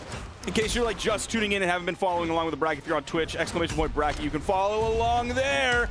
Right after, are we going to get the full team wipe here, Wes? Babysitting back. Away. Oh, no, not getting back. But we are in the winners finals here. Both of these teams are guaranteed top 3. We'll see who gets a guaranteed top 2 with a victory after this best of 5 set. You know, I respect the back away, but that is going to be a wipe coming out of the blue team. Each one taking an aim. Reaper still in the deep red, still on that first stock. And here comes a team combo. Vem tries to come in. Try to break that one up. Wes got that uppercut. Off stage, nice. Wes gonna convert that to a KO. Man, the deep GCs from the gamers this weekend, they have been so prevalent, more than I'm used to seeing. Yeah, they're very willing to go off screen and go real far out there. Okay. Some chunking hits. Everybody kind of just pummeling right now. Yeah, that was a great sidelight that came out from Reaper. It didn't hit, but it got, I think, dodges of both members of the red team. Unfortunately, Sack wasn't in range to be able to punish right after that and get some real juice once those dodges were down and only jumps were available. Oh, that weapon toss barely went over Wes's head, almost made contact with him. That would have sent him flying, probably, even though it's from his teammate. Yeah, might not have KO'd, but it definitely would have put him in an awkward spot. It would have split the red team. Yeah, for sure, split him further. Right now, Wes respawning Vem in the red. But really, Sack's the one who's got to be careful here. He's on his final stock and getting close to that KO percent. Honestly, I've also been waiting for Sack to have a moment again in twos because like Kaina and Sack is crazy. Back. There's the start of it. Oh man. We're seeing the rise of 2v1 team combos that are exclusively like signature driven. And is it just a Tesca thing? Because we've now seen it from 2 different Tesca players this weekend and nobody else. Dude, that's the value of, like you said earlier, those active input signatures, that ability to really control where you're throwing your opponents. But it was enough to bring this one kind of in favor of the blue team, really. Yeah, just by a little bit, maybe around like 40 to 50 damage, given that Vim is starting to take some punishment here, getting deeper into the orange, and Reaper is still in the yellow. Oh. Droid only hits his teammate, but the side air will take out Sack. Both red team members in the red. Do they have a team combo of their own? Reaper kind of playing around that soft platform, gets over, lands on the right side, still looking for a weapon. Wasn't able to grab that one. Wes dropping that side signature, wasn't quite in the right spot at the right time to be able to pick it up. Here comes the gauntlets, but I think like one more recovery from Wes's gauntlets and Reaper's probably done. The GCD light, not quite. Going all over there. Goes for the ground pound, still has movement. Will get back up because of that recovery. Now he's got a weapon. Sig takes one, but Vem makes it a trade. That was sick, though. The turnaround to get the Sig, and then who ended up punishing him? Was it Vem or was it Wes? It was Vem. It was Vem, yeah. And then Vem's punishment on that. So that was both sides, the blue team and the red team, doing a great job right there at the end. It's just one of those things like there's another guy there. Yeah, that's the value of that 2v1. You can at least make it so that it's not for free. Down air through the dodge, and then there was Wes with the GCD light into the side air to get that stock away over on the right side. Sack was going deep there, wanted that big play. Unfortunately, it just went big in favor of the red team instead of his own. Here we go, game number 2 though. No character swaps.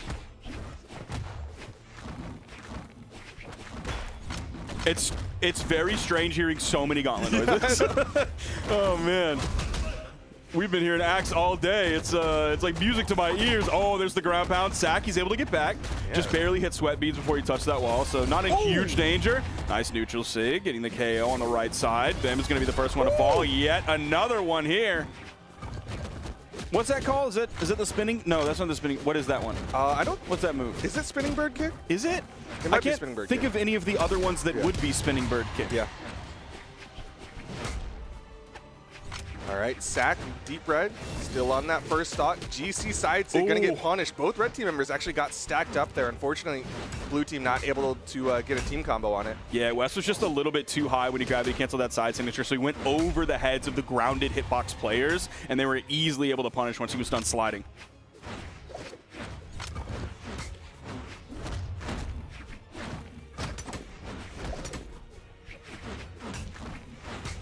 Oh, two Reaper. pieces of team damage and the stock there. That's tough for the red team. They're really starting to fall behind here, especially if they get this stock off of Vem. There's the dodge burn, but Wes instantly rotates in. He puts another warm body there to kind of get in the way of what the blue team wanted to do. I think like one more side air from Sack and he's probably done. And yep, there it is right there. Vem is taken out. Wes is going to do his best to try and zone out both members of the blue team while Vim comes back in. He's able to grab his gauntlets pretty quickly, though, in light, but that also picked up Wes. Off-stage opportunity. Vem not able to find any hits on the Reaper on that left side. Now Wes and Vem starting to fall apart here. They need a KO here. They'll get one. Can they get the second one? Sack with the movement gets around the dares, but that'll do it. Vem Tenkilo finds a connection. And that was smart for Vim to really take over on that one because Wes started getting the 2 exclamation points. I don't think he got 3, but he definitely got 2. And so he was like, I got to get out of here, main stage, so he can reset all of that. Let Vim take over and handle it because he has a lot more time before wall slips coming into play. Still, though, playing on that back foot. That team damage doing them no favors. Gravity cancel downlight from Wes. Good reaction. Dude, Vim's going crazy and he has to. Ooh, doesn't hit the dare, though. Oh, man. Vim almost got the side sig KO on Reaper. It would have made the 1-for-1 trade worth it once Wes fell. But then shortly after that, it was over. That was a really good game, though. It was looking really tough at one moment towards like the beginning of the final third of the game. And Wes started taking like a step back and he was like, okay, I'm going to stay grounded. If they get near me, I may throw out a neutral light, may throw out a D light, but I'm going to let Vim go crazy. And he did. Yeah, Vem really was doing a good job of kind of picking up the slack. Like you said, Wes, I mean, he knew he was the most damaged. He had to play back, and Vem was really trying to take that front position. But here we go into the next one. Again, no character swaps.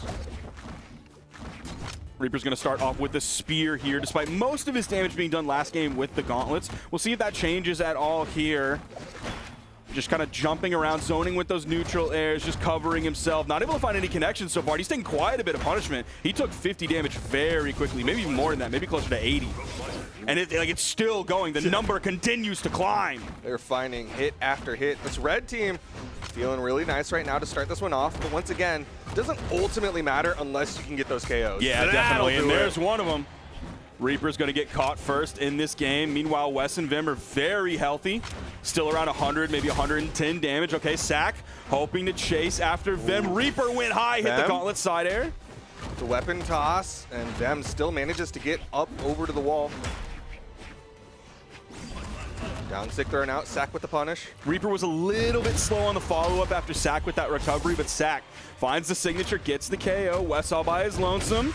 Other side sig, he's going to throw him straight towards the KO box. Stock advantage to the blue team. Reaper's still sitting on that first one. That's now 2 times that Reaper's been the one to like go high and cover that high area, while Sack kind of stayed a little bit more grounded, or at least close enough to the ground that he could cover that zone as well. Oh, Reaper got bonked on the head. There's the side air bouncing him off the wall. The dodge, the sweat beads. He comes in.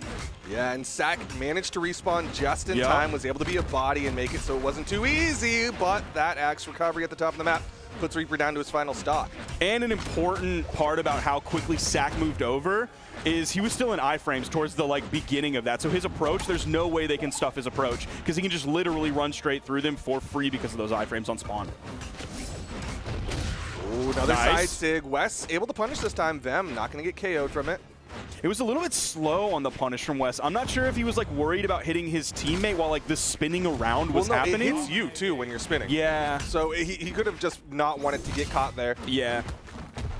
Okay, Sack able to hit the downlight ground pound. Wes got the touch, but the ground pound from Sack will shut down Wes. We got ourselves a nice game here. Reaper is pretty damaged. We'll see how conservatively he's able to play here, if he's able to make this stock last. Of course, you saw him instantly swap over onto the gauntlets. Oh, another inlight, almost. Point blank side sig from Vim 10 Kilo. It does look like the blue team's really trying to set up for a combo. Oh, that end sig not going to help. Yeah, that's spinning bird kick. Yeah, you can hear her say it. There were so many noises going on last time that it wasn't quite as obvious as the Kikoken on Linfei or Sakura. Nice recovery. Again, the axe recovery is connecting and KOing. Yep. Red team currently up 2-1. That was a tough game for Reaper. I think he did basically as much total damage that game as he did on Gauntlets the previous game. So he definitely struggled that game. He did even less damage on Spear than he did the previous game, only 62. So he definitely seems to be Gauntlet focused, and maybe just the double Rayman Axe gamers are just keeping him zoned out. I personally would not want to play Gauntlets into Axe because it feels like your longest range move is going to be that downlight. They're basically going to be able to match that freak with anything. If you go in with a side light and you whiff, you're in perfect punish territory, whether it's an in-light, whether it's a D-light, whether you want to go for the side light neutral air, playing Gauntlets into Axe is not something I'd be wanted to do. Yeah, I mean, when it comes down to it, Axe players can match the nasty, but I do think that Reaper started to figure out a secret in how to play the Gauntlets against them, just because Reaper started to do more follow-up plays. Wild side sig there from Sack. Imagine that would have been Sack throwing Reaper across the stage and then they pick up the 2v1 combo off of that. That would have been so cool. Side sig hits and KOs. Weapon toss. Wes manages to avoid the second one that would have KO'd him. Reaper is without a weapon here. Sack getting sent to the blast zone over on the right side. Oh, Reaper comes in. Wasn't super focused on getting that weapon spawn, and I think Vem was more focused on stripping the field, and in that moment, because their ideas were diverged, then Reaper just got to come in and get the punish and the KO. Yeah, I mean, Vem was right there, but had a completely different game plan, and Reaper was like, I'm still sticking around for this fight. It was which way Brazilian man, and one of them is to the weapon, and the other one is punishing the opponent for KOing your teammate. Yo, but look at Sack's health bar, already getting into the red on the second stock. Ooh, Vim sliding off, and he actually moves quickly back onto the stage. I don't know if he meant to do that side signature on the charge signature, hitting his teammate, and now Reaper's taking some punishment. Got hit with a head bonk and an axe dare as well. Okay, the side air. Them gonna eat that weapon toss, get KO'd, but Sack gets traded out. Stock count even, West the most damaged. Yeah, Reaper and Sack still maintaining this lead because Reaper's been so healthy this game. He now has the spear. There is a weapon spawn on the field, but he kind of leaves it open, maybe for Sack to go grab his set of gauntlets. KO off the top. Ooh, Sack was going for that gravity cancel side light. Didn't quite have the reach on it.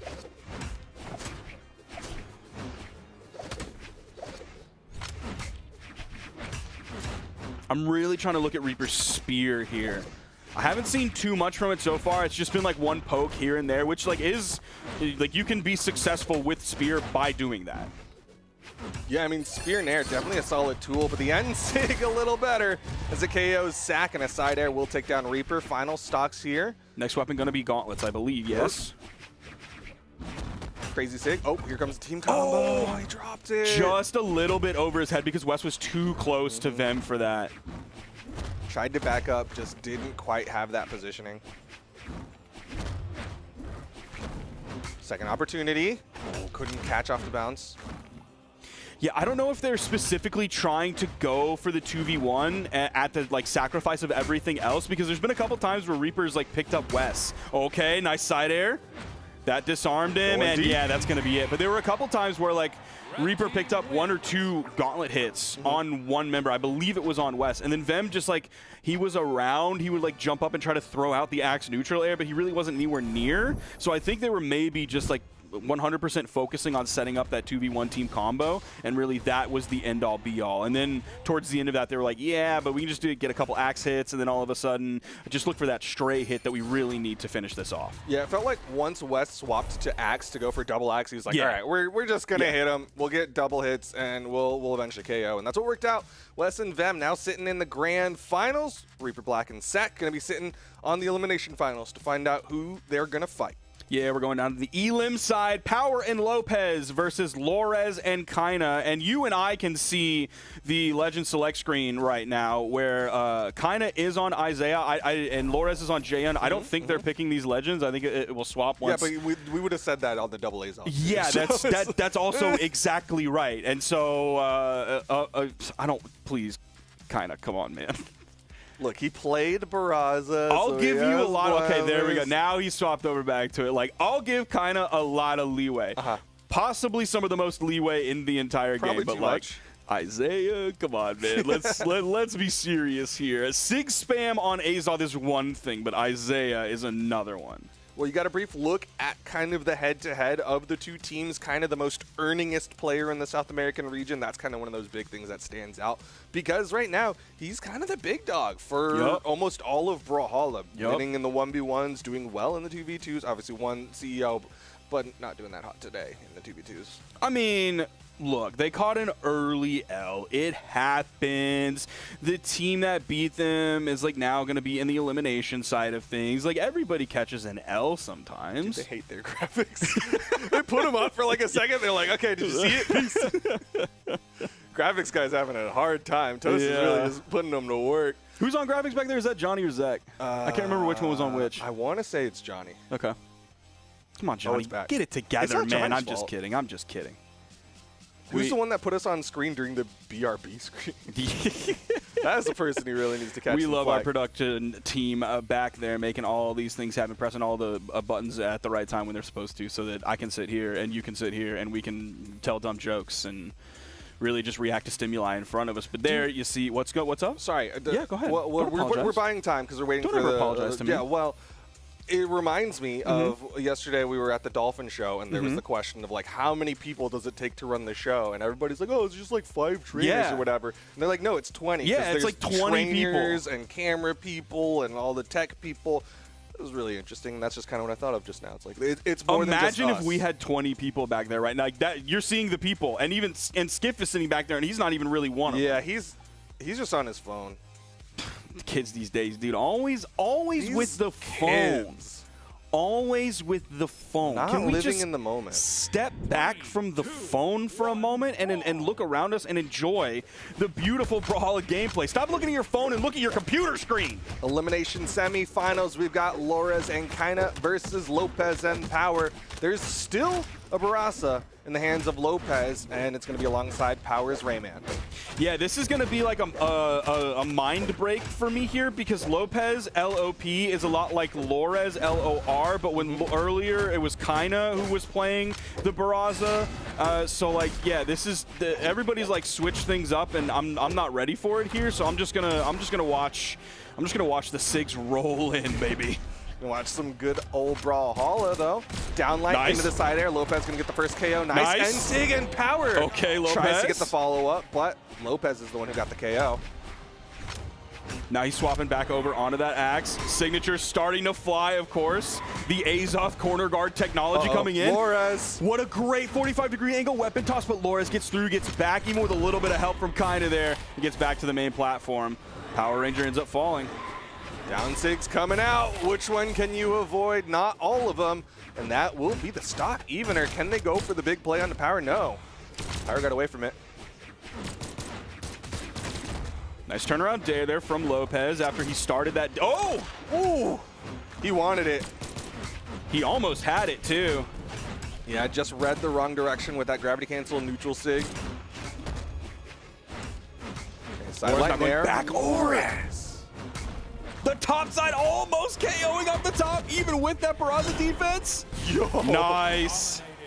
The wake-up side SIG coming out from Lores, just really pieced up Lopez. Lores still getting the wall touch. Good spot touch to avoid the ground pound, but Lopez is right there for the finish. Lores has taken every stock from the blue team in this game so far. Nice side air again from Lopez. Doesn't take quite as long to KO with that on Barasa as it does if you're looking at like a Lucian, given that higher strength. Going for offstage. Recoveries right into the ground pound. Tries to go for the exhauster recovery. That's not going to give you, definitely not enough vertical height. You have a lot of horizontal height with it, which is very nice, but you're not going to get the vertical that you needed to get back over to the wall. And then right after that, Power is going to fall. This is going to sound kind of mean, Ooh, but love it. This is like literally the only thing I can think of is that it's like Lores and Kaina when they're like your last two brain cells, like they just are doing so similar of things. Yeah. And that is going to be a W for Lores and Kaina. And dude, look at that. 1 damage difference between the two. 516 and 515.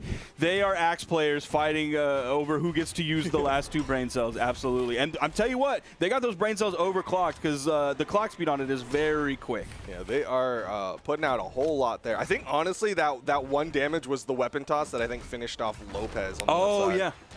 You're exactly right on that. But yeah, it's like we look at SIG spam in a way, and we frown, and we look at like the quote unquote simplicity of it, like in a very negative light.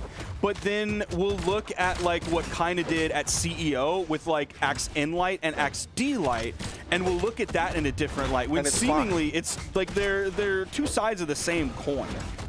Yeah, you're just changing the button you're pressing. Yeah, whether it's N light, D light spam, or whether it's SIG spam.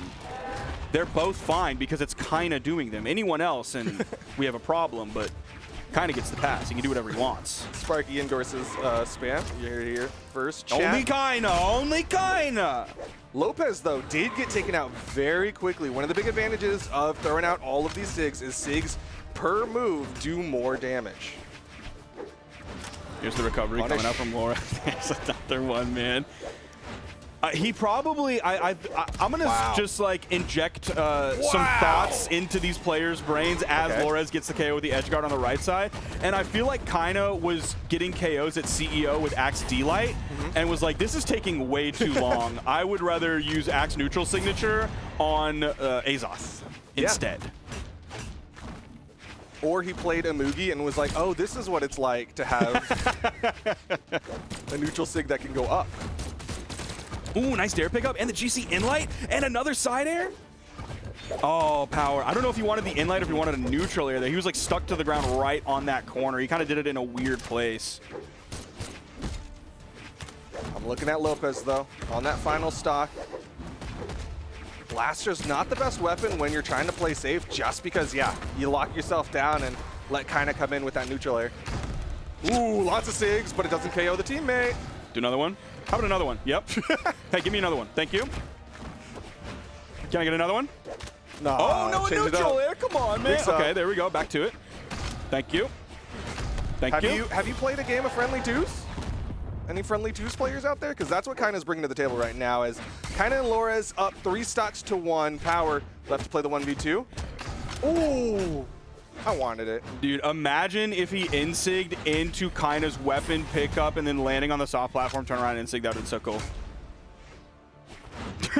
That was the coldest thing I've ever seen. The Axe Inlight turn around and stand still as Lores and Kaina pick up yet another game, going up 2-0 against Power and Lopez. Ooh, Lopez, 197. He did not get to play that game. Yeah, well, Kaina put up 768, so... Oh my gosh, I don't think a lot of people got to play that game. That was my gosh. some big damage coming out from Kaina.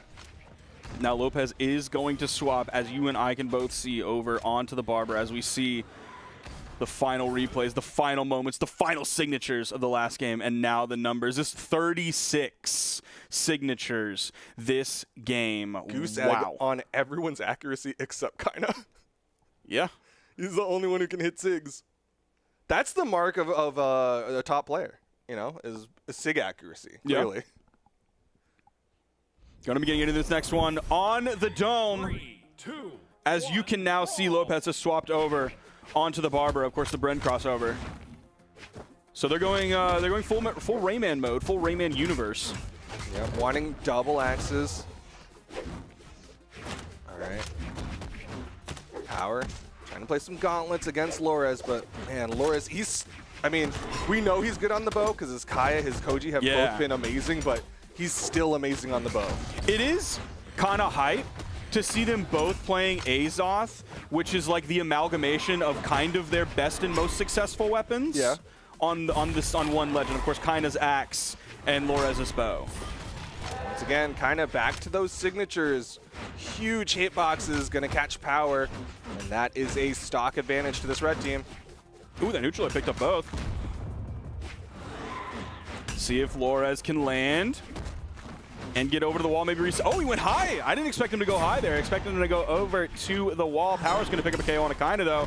The side air from Lopez is going to get the full team wipe. Lopez definitely doing a better job this game in terms of the damage taken so far, though his second stock is starting to wind down if he's not careful.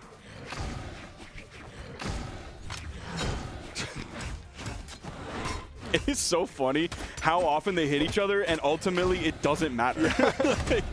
Like, part of me is like, okay, blue team, maybe just like sit in the back and just let Kaina hit Lores. Just watch the cutscene. It might be because, like, okay, Lores isn't that damaged, so if I hit him, yeah, I'm gonna do like a solid chunk of damage, but like it's not gonna be that bad, and what I can get from it is probably, okay, never mind, I take it back, because he just used it right now and Lores is red. I think he just doesn't care. Yeah. He's like, you know what, risk reward, my reward is I could get a KO. Yeah. Charging it up, kind of trying to downlet. I think he was trying to basically just get him out of that situation, but kind of still finds a KO. It's all left to Power against the 3 stocks of this red team. Ooh, nice grab of that neutral air. And the turnaround GC Inlight kind of just wants to take this by himself. It's like he doesn't have a teammate right now. Silent recovery, kind of there with the ground pound from Lores. That was so cool. Did I just push the desk a little bit? No. Maybe the floor just moving after that. Okay, that was kinda so cool, though. Hits the side sig, and that's kind of in Lores with this double Azoth. Yup. Getting the W again and again. 3-0ing over Power and Lopez. Yeah, made it honestly look very easy. And that's a very tough ask when you're going up against a team like Power and Lopez. Skiff said it was disrespectful, and like at the time I was like, I big agree, because it feels really disrespectful, but at the same time they're playing really well. Yeah, they are. Like, I would be demoralizing. Furious, yeah. but like they are playing really well. That weapon toss got the dodge. Do we get to see? I don't think we're gonna get to see that ground pound. No, unfortunately, because it wasn't a KO. There it is, the 3-0. You and I were laughing earlier because, like, why is Kaina so small? Don't talk to me or my son ever again. Being the captain, obviously, you have a Napoleon complex. Yeah. You got to be a little bit shorter. Or it's like Mikola and her King Consort or whatever, or his King Con. I haven't gotten to the DLC, so I actually I get confused by all the names in Elden Ring. But you have like the ruler person, and then you have the big man with big sword who gets them. Okay. So yeah, it's like that. Or it's Joffrey and the Mountain. Okay. Yeah, I was thinking of like the SpongeBob episode where they're like in the fighting ring, because I don't actually know what like. Oh yeah, and then the guy big comes man in, comes and in, he turns around. As Patrick. Basically the same thing, except that also kind of is a monster in his own right. Yeah. He's just like a little monster. He's a little scary baby.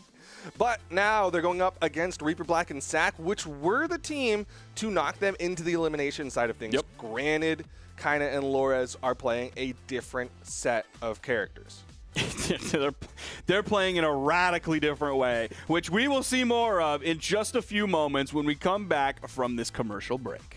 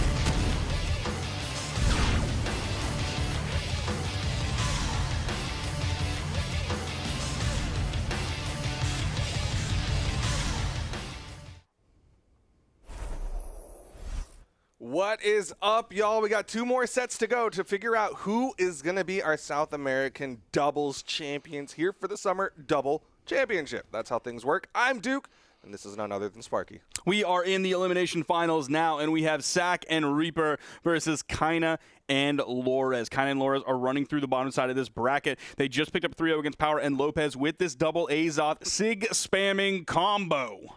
The question is, who has the answer to all of the signatures? They're doing a really good job of not overlapping too much on when they're doing their SIGs. They're kind of taking turns, alternating when they got the double axe for the double down SIGs.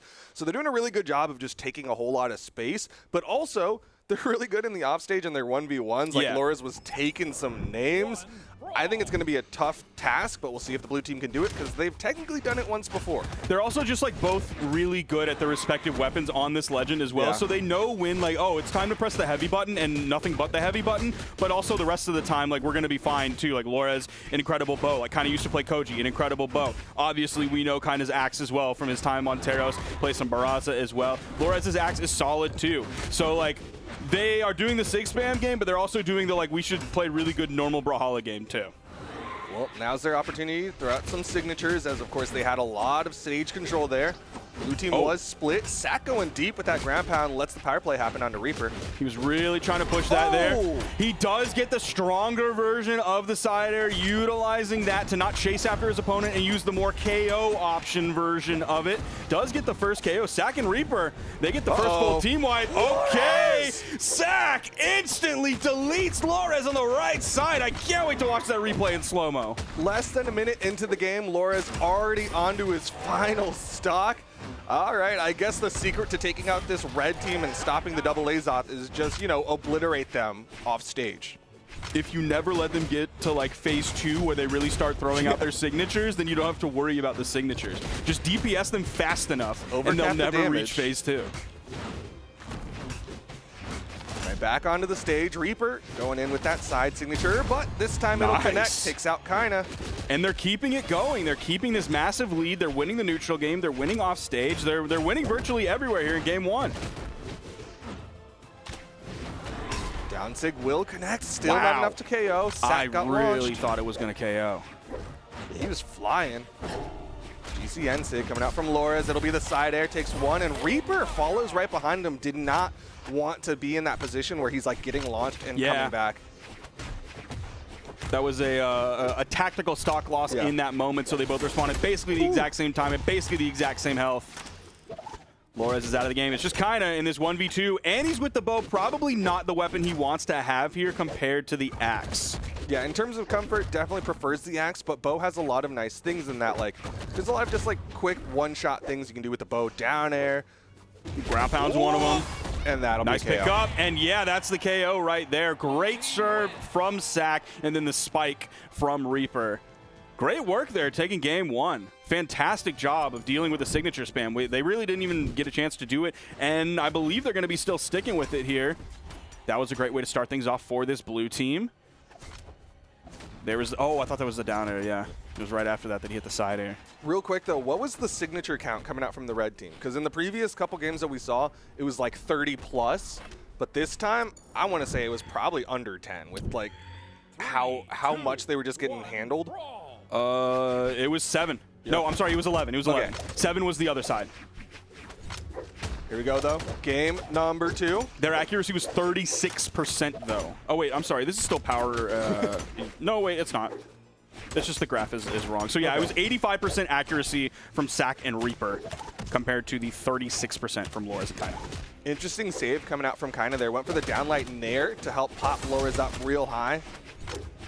Lores has taken quite a bit of damage here.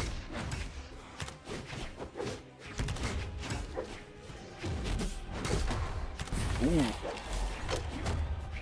A little bit of a rougher start this game, but except for Reaper, he starts games so strong often enough, man. He just does not take a lot of damage early on in these games. Here's the combo. Wow. Perfect. Yeah, perfect positioning coming out from Reaper to catch off of that bounce. Does lead to a KO off stage, and Lores now on the left side.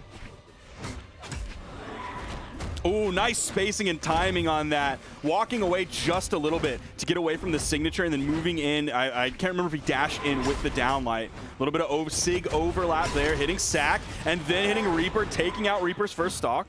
Oh man, blue team took too long. Red team, they've started their game plan. Yep. Set up. Oh, and he actually goes forward and then Yeah. turns that around so he can't get interrupted by the blue team member that was sent over to the left side wall. Puts the hitbox between himself and the opponent. Red team with a slight stock advantage now. Down Sig thrown out. Sack doing a good job staying just above it. Down Sig, Charging that easy punish. D-Sig. Oh, get the interruption in time. He didn't quite get it. He was close there. You know that he wanted it with that downlight, but he actually got interrupted. Great work from Reaper. He also got the stock off of it, too. Okay, that down Sig will clean it up. Everybody on final stocks. Team combo opportunity goes this into is the scary. recovery. I'm a little bit surprised he didn't go for a GC Insig. Yeah, absolutely. With that power play with Reaper respawning, I think that would have been the play. Would it have KO'd? Not 100% sure. Would have felt good. That's true. Down Sigs. Red team trying to get into their game plan, trying to get in position. Blue team doing a good job staying outside and then above. They saw that Lores was going in the air and then kind of is just like sitting down there, throwing out signatures, and they're like, okay, well, we'll just jump aerially and go for Lores. Lots of people in the red, kind of the healthiest right now. Sig thrown out, still not finding hits.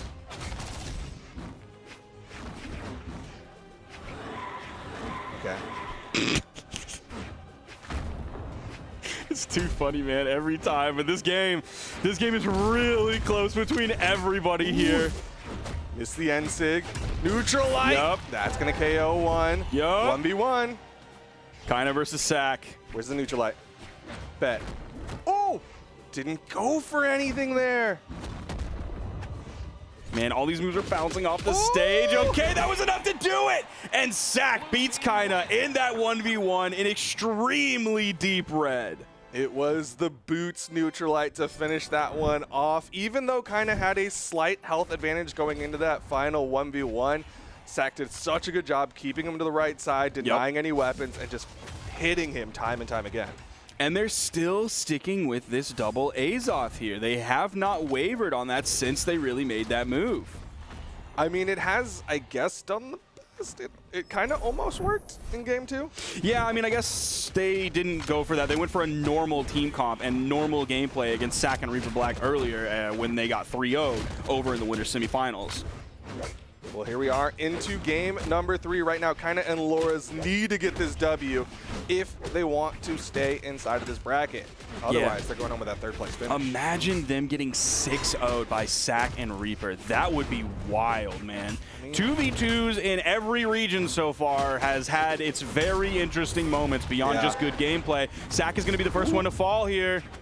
It's kind of going to be able to get back. Lores wanted to go and save, but he ends up falling, and it's a double KO. He was trying so hard to save Kaio there, but ended up just going into Reaper's feet, and that means Reaper and Sack now have a stock advantage. Yeah, Reaper really did not want to give him that save for free and then like respond to the aftermath. He's like, I'm just going to shut this plan down right now. Before it really gets into motion, that's the easiest way to stop anything from happening here.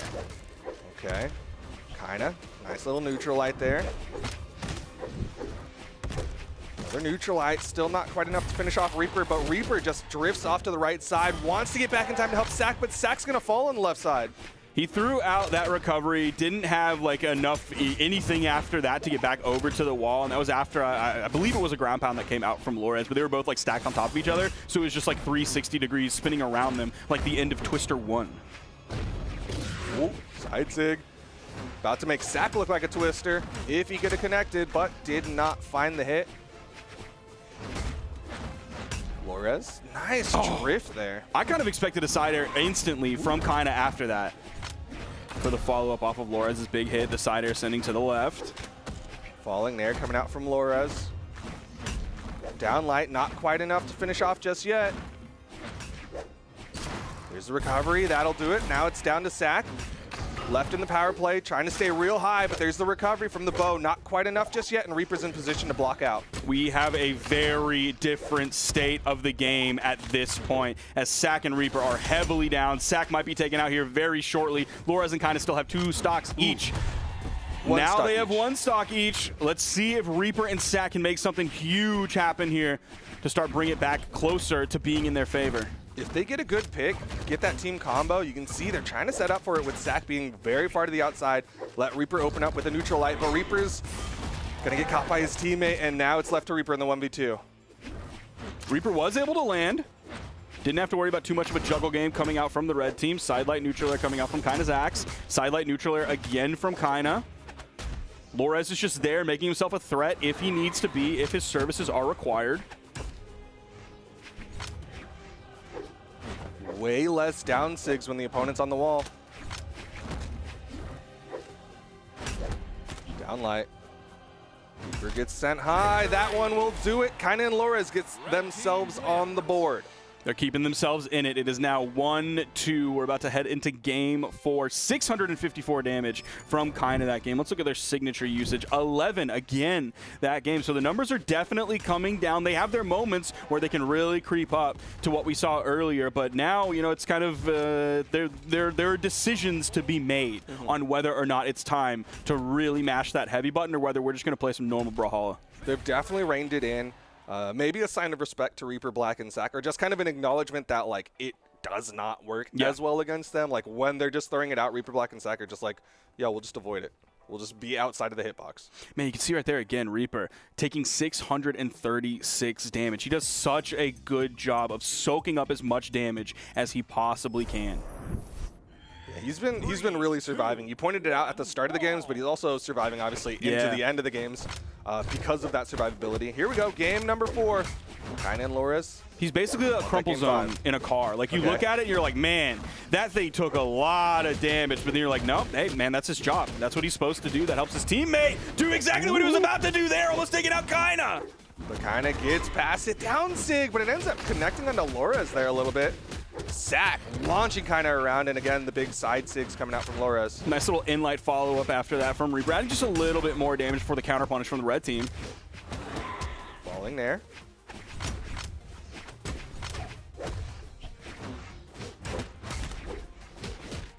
Down light goes for the side air, Kina trying to punish, but he's just a little late on the interrupt. Sack was still in the air, so he was just a little bit over that downlight that came out from Kina. Ground pound will connect, and Kina was in position just in case the dodge came through. The juggles, but he doesn't hit the nair. Oh, Lores wanted it so bad. You saw him go for that neutral air to pluck off the top. Kina the only one still on first stock. The side light does get interrupted by the D-light into the side air from Reaper, so Kina wasn't able to find that second hit. Here's a team combo. Reaper not in position. Still some good damage put out onto Lores on the second stock.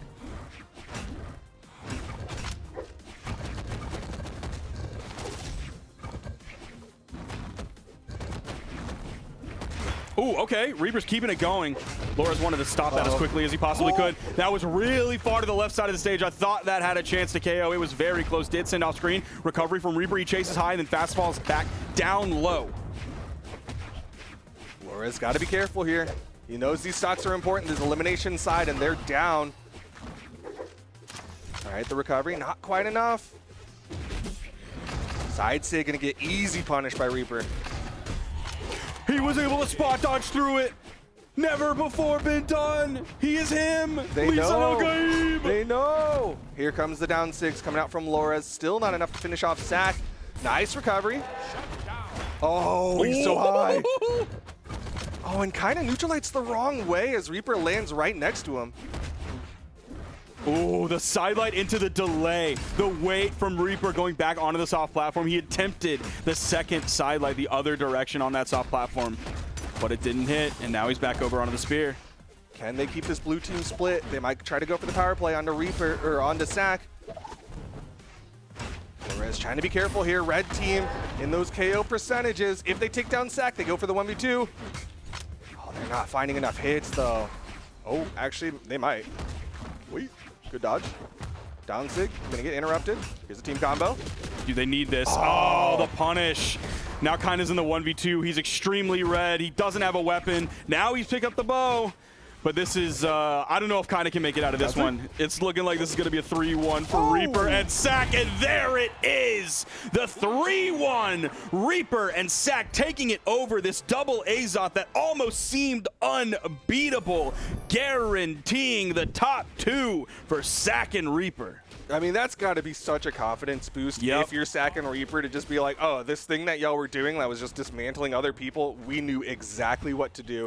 Huge confidence boost as they are now going to be going up into the grand finals. We dumpstered you earlier in winners semis when you brought your quote-unquote your like mains. Your best gaming, and then you tried to gimmick us, and all of a sudden the audacity thinking that you could take us out with the double Azoth. No, sir, you're going to sit down on the 3rd place spot on the podium with the bronze medal around your neck here at the Summer Doubles for South America, and Sack and Reaper are going to get their second chance to go up and fight Wes and Vem Tenkilo. Some insane damage numbers on that last game. I believe it was Kaio who put out 600 plus damage, but on the other side, Sack and Reaper not putting out that much on that end screen that I saw. Yeah, it was definitely a very interesting game there, all around, and not even like just the signature stuff, but even the move to like, hey, you know what we should do? I have an idea. Here's a soft pitch. Let's play double Azoth. So I'm still very confused on where that came from and what really like. Oh, are they okay? Whoa, hello. Oh, hold on. You okay? Hold on. I thought this was the animation from one of our older tournaments that we used to have coming out here. I wasn't ready for all that movement. Cloud. Bravery still struggling. It's crowd strike. It's crowd strike. Cloud strife. It's crowd strike. It has nothing to do with a cloud. It's cybersecurity software. It's a cloud software. I'm sure it probably has a cloud component because let's be real, everything is a cloud component these days. But it's crowd strike. Crowd strike. Yeah. Okay, I will forget that in 5 seconds. Vem Tenkilo versus Wes, though, currently sitting on the top side. Sorry, Vem Tenkilo and Wes currently sitting on the top side, going up against Sack and Reaper, hot off their win over Kaio and Lores, the winners of CEO. It's going to be, again, more confidence boosting for this team. Definitely. Going into this one, they are still going to have to deal with double Axe. They're still going to have to deal with a double Legend pick, but it's going to be, of course, that Rayman coming out from Wes and Vem that we saw earlier. Going back to Fortress of Lions here. Okay, a very early start to this big damage. That's already 50 plus damage put on a Sack very quickly, and Reaper. Ooh. Wes going real low there, wanted to go for the edge guard. Neutral Sig connects onto 2, so Reaper's going to throw out more. Dude, he's really going out there. He wants it. Vem can't find the hit. Oh my gosh. So that was really smart because he used some of his just like attacks to get over there. So that meant that even though he was very low, he could use his vertical options like his jumps and his recoveries to get up and then side air back over to the wall after that. So it was a lot of in-air movement economy, like using it very smart and in very efficient ways in order to still be a threat and then still get back and survive. The red team, man, they're looking really good here. Yeah, strong start into this game, though. Red team having that stock advantage. Still got to be nervous for Vem, though, because he's already taken a lot of damage on the second stock. 1v1 opportunity here against Sack, though, and not able to get the setup. Reaper with a side sig behind Wes will put him on the second stock. Gonna strip the field there. We have double gauntlets for this blue team. Reaper, of course, throwing his spear away, then picking up that set of gauntlets. Wes, after the neutral air, is able to go back down to the main platform, pick up a set of his gauntlets as well.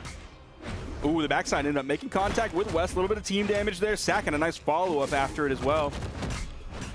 Oh, man. Vem, I guess, did not expect a follow-up. Oh, the recovery at the top of the map as well. Because Wes had a setup there. He had both of them in the neutral light, and Vem just came in and was like, I'm going to sidelight everybody. Yep. Wes again searching for a weapon here. There is a spawn. Ended up again hitting the unarmed recovery. Last time it was a neutral air. Nice move in from Vem to dash in, hit the end light, and then get the full double knockout, fully wiping the blue team while also kind of keeping the pressure off of Wes for that moment after he got hit. All right, everybody on their final stocks. Pretty even looking match so far. Ooh. Wes is real high in the sky. He is getting knocked around. Now the blue team goes for the team combo, but Vem a little too high for that side sig from Sack.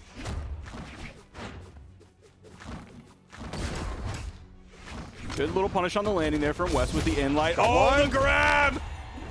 Vemtank Kilo happy that you can only pick up one person with that attack from Sack. Otherwise, he would have been cooked. 1 for 1. And he Okay, touches?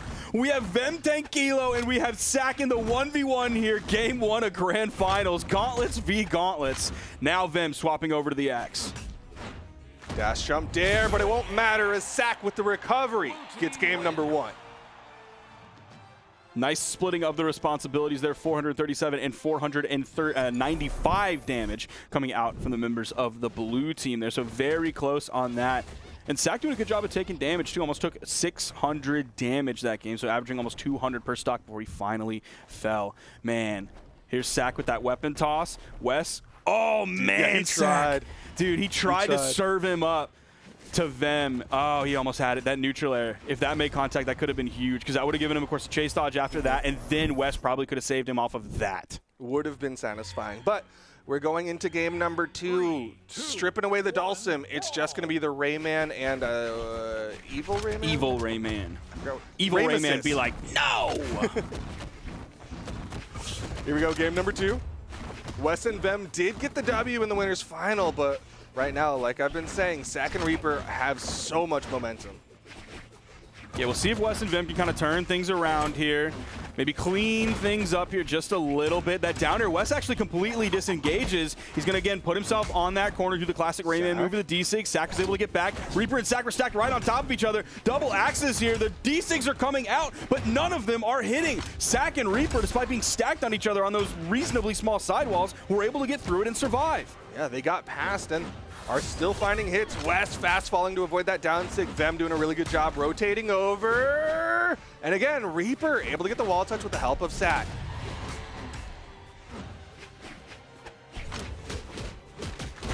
Okay, goes for the turnaround. Interesting option there. I thought he would have wanted to split the red team a little bit more there, but he eats a side air. Unfortunately, Vem wasn't able to grab that neutral after the neutral air from Wes. Dude, Sack just ran in there, hit the heavy button, and knew he was going to hit a red team member. He's like, hey, it's a grab move. It's going to hit one of y'all. Still, though, Wes sitting on that first stock, going aggressive. Reaper going to punish that recovery, hits the down air, stuffs it out, and now we're all on even stocks.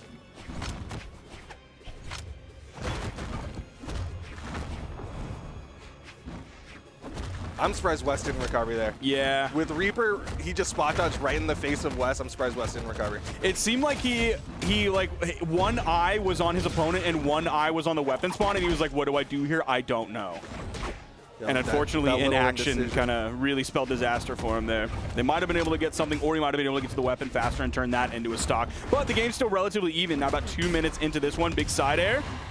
Take down Reaper. See if they can clean up Sack here. The dodge was burned. Oh! Okay. The power of the juggle, but the power of your axe circle. Gonna launch Vem, but it's gonna be Wes who falls. Weapon toss goes just below Vem. Nice down air into the D-light. It wasn't even the grounded version of that down air. Wes waiting for the teammate. Jumped real high there, and now there's Vem on the respawn. And he's back in. He was able to grab a weapon very quickly. Both Rayman players stacked kind of one on top of each other. Now split just a little bit, but they are really maintaining that closeness so they can follow up off each other's gauntlet strings. All right, weapon swap coming out from Wes. Going for the bigger hits now. Throwing out the neutralize, throwing out the recoveries. Wow. Sack, now the most damaged in this game in the 1v2 and eats that side air from Vemtank Kilo, who takes the victory there, tying up this set 1-1. Dude, that axe neutralite from West just gravity canceled, really just held the opponent in place for Sack to come in, or for Vemtank Kilo to come in and hit that axe side air. That was almost the overlap, the interruption from West. That's probably really what they needed there, rather than Vem's axe actually him getting the hit in the first place. I don't know if they would have gotten the KO, maybe, but the fact that the dodge was already down so he could get that GC sidelight in the recovery. Yeah, you saw Vem was coming up with that axe recovery, but West had the better option there in that situation. Here we go. Game number 3. Fortress Alliance continues, and once again, the double Rayman.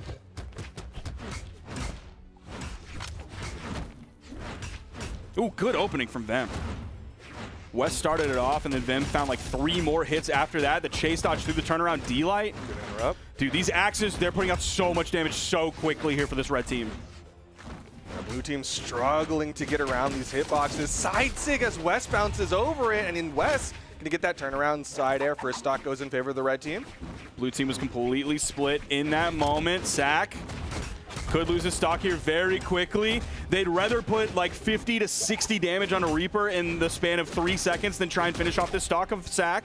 They know they can eventually get that later. What a reaction from Wes there to spot dodge in the face of Sack, and Sack whiffs that downlight. Neutral light comes out from Sack. Wes unarmed, still putting out damage.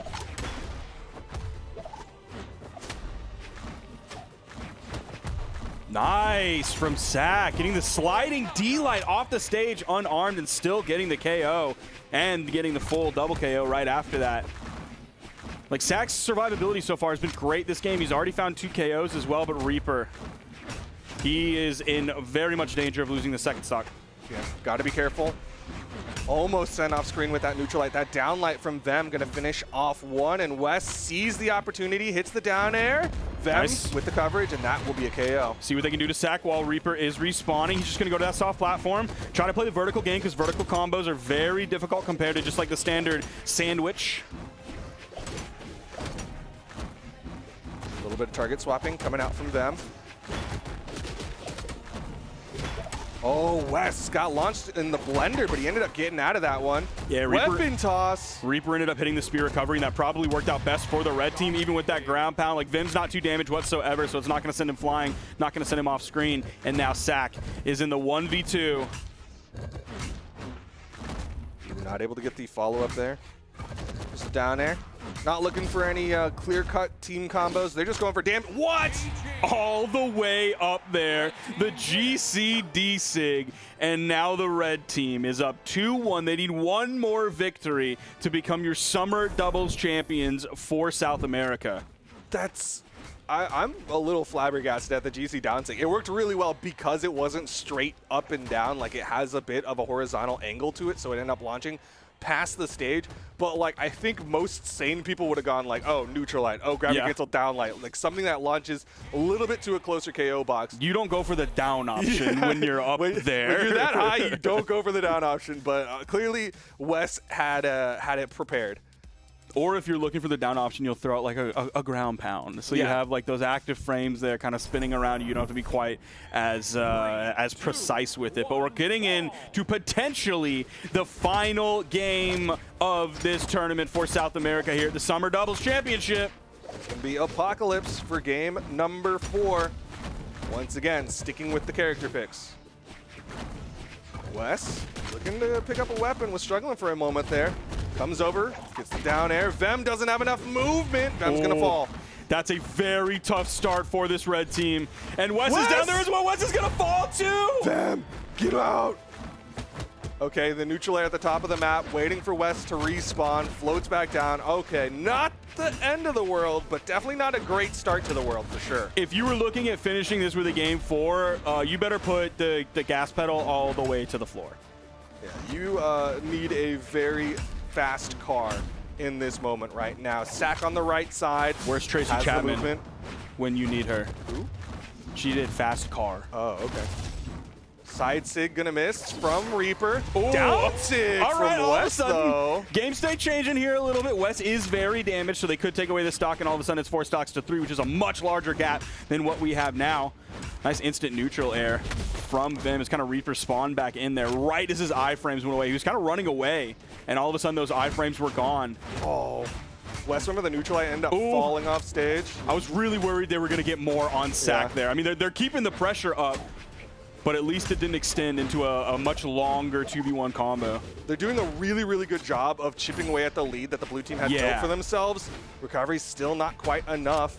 And they're spreading it out evenly, too. They're like, oh, Sack, you're in front of me. Here's 2 for you. All of a sudden, Reaper's here. Here's 2 for you, brother. Oh, my gosh. Huge save. Needed that in that moment. Even that recovery from Reaper off the soft platform wasn't enough to KO. All right. Vim 10 kilo now on final stock.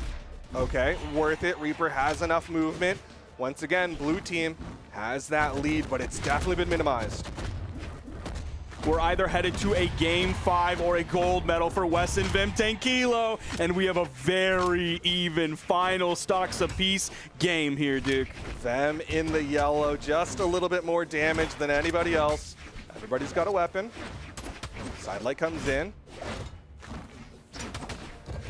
Oh, Sat coming down, wanted that fastball down air. Oh, the wake up. Oh, dude, they're trying so hard, both of them, all of them. Really, Sack was there too, so 3 of them. Ensig on the follow-up. Vem taking a lot of damage. Sidelight recovery. Yup. Reaper! Dude. Wes went for the neutral air. It doesn't have enough variable force to send up the top. The D-Sig! Dude, everybody's so red. The recovery's still not enough on the top. Oh my gosh. Sack unarmed. Same with Vem, but Sack's got the stage control. Oh, Down that's like it. ground pound.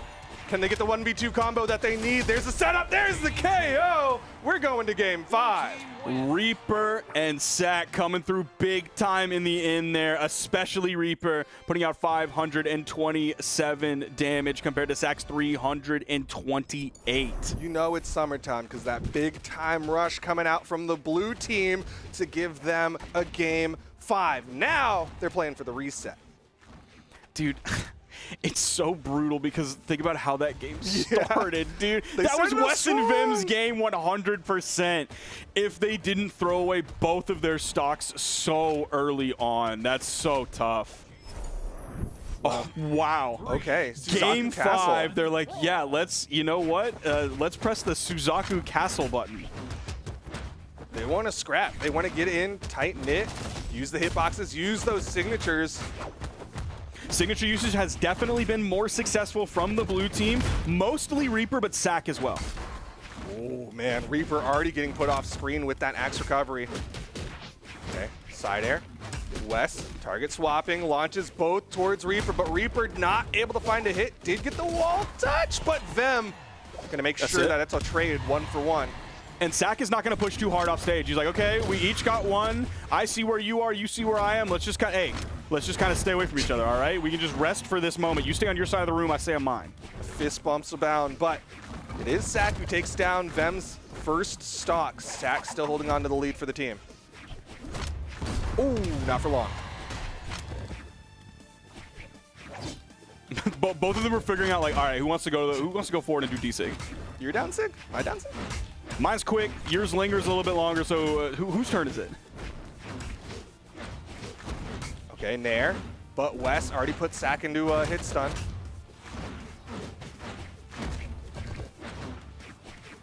Now, red team's just a little bit in the lead here. I feel like we've been hearing a lot of whiffs until that neutral light. All of a sudden, blue team, both of them are over on the left side. That's one stock. Nice. Oh, that's not helpful. Oh, that's even worse. Reaper is the only one sitting on the second stock. Wes and Vem kind of taking themselves out in that moment. But yeah, I think they were just like basically done anyway. So it's like any hit that you can get, we're already done. So maybe we'll get a lucky hit and you can get something off of that. I think it started with like that GCD light that didn't hit. Could have saved, I can't remember who did it, whether it was Wes or Vim that did it, but if it was just a little bit, I believe, later, then it would have hit and sent the other red team member like back towards the stage, and I think none of that would have ended up happening. Well, here we are. Final stocks. Game number 5. Sack in the red. This is the determiner as Sack gets taken out on the left side. It's all left to Reaper. Can he get the reset? Oh, didn't read right. That's a burn dodge as well. Wow, they weren't able to punish the punish. landing, but they got him now. A little bit slow on that neutral signature coming out from them after Wes served him up. Going for the juggle game with these axe neutral airs, trying to punish the landing with the N light, then the anti-air of the D light. He's getting sent off screen. It's one more, and he's got to be done. It's adding up. The down light's connecting. There's a neutral light, and Reaper can't punish. Wes and Vem 10 Kilo are going to be your summer doubles champions for South America. Adding yet another gold medal to their trophy case here in South America. They won spring doubles like you mentioned earlier, and now they won the first event of the summer circuit here at the Summer Doubles Championship. We're just waiting for that land win.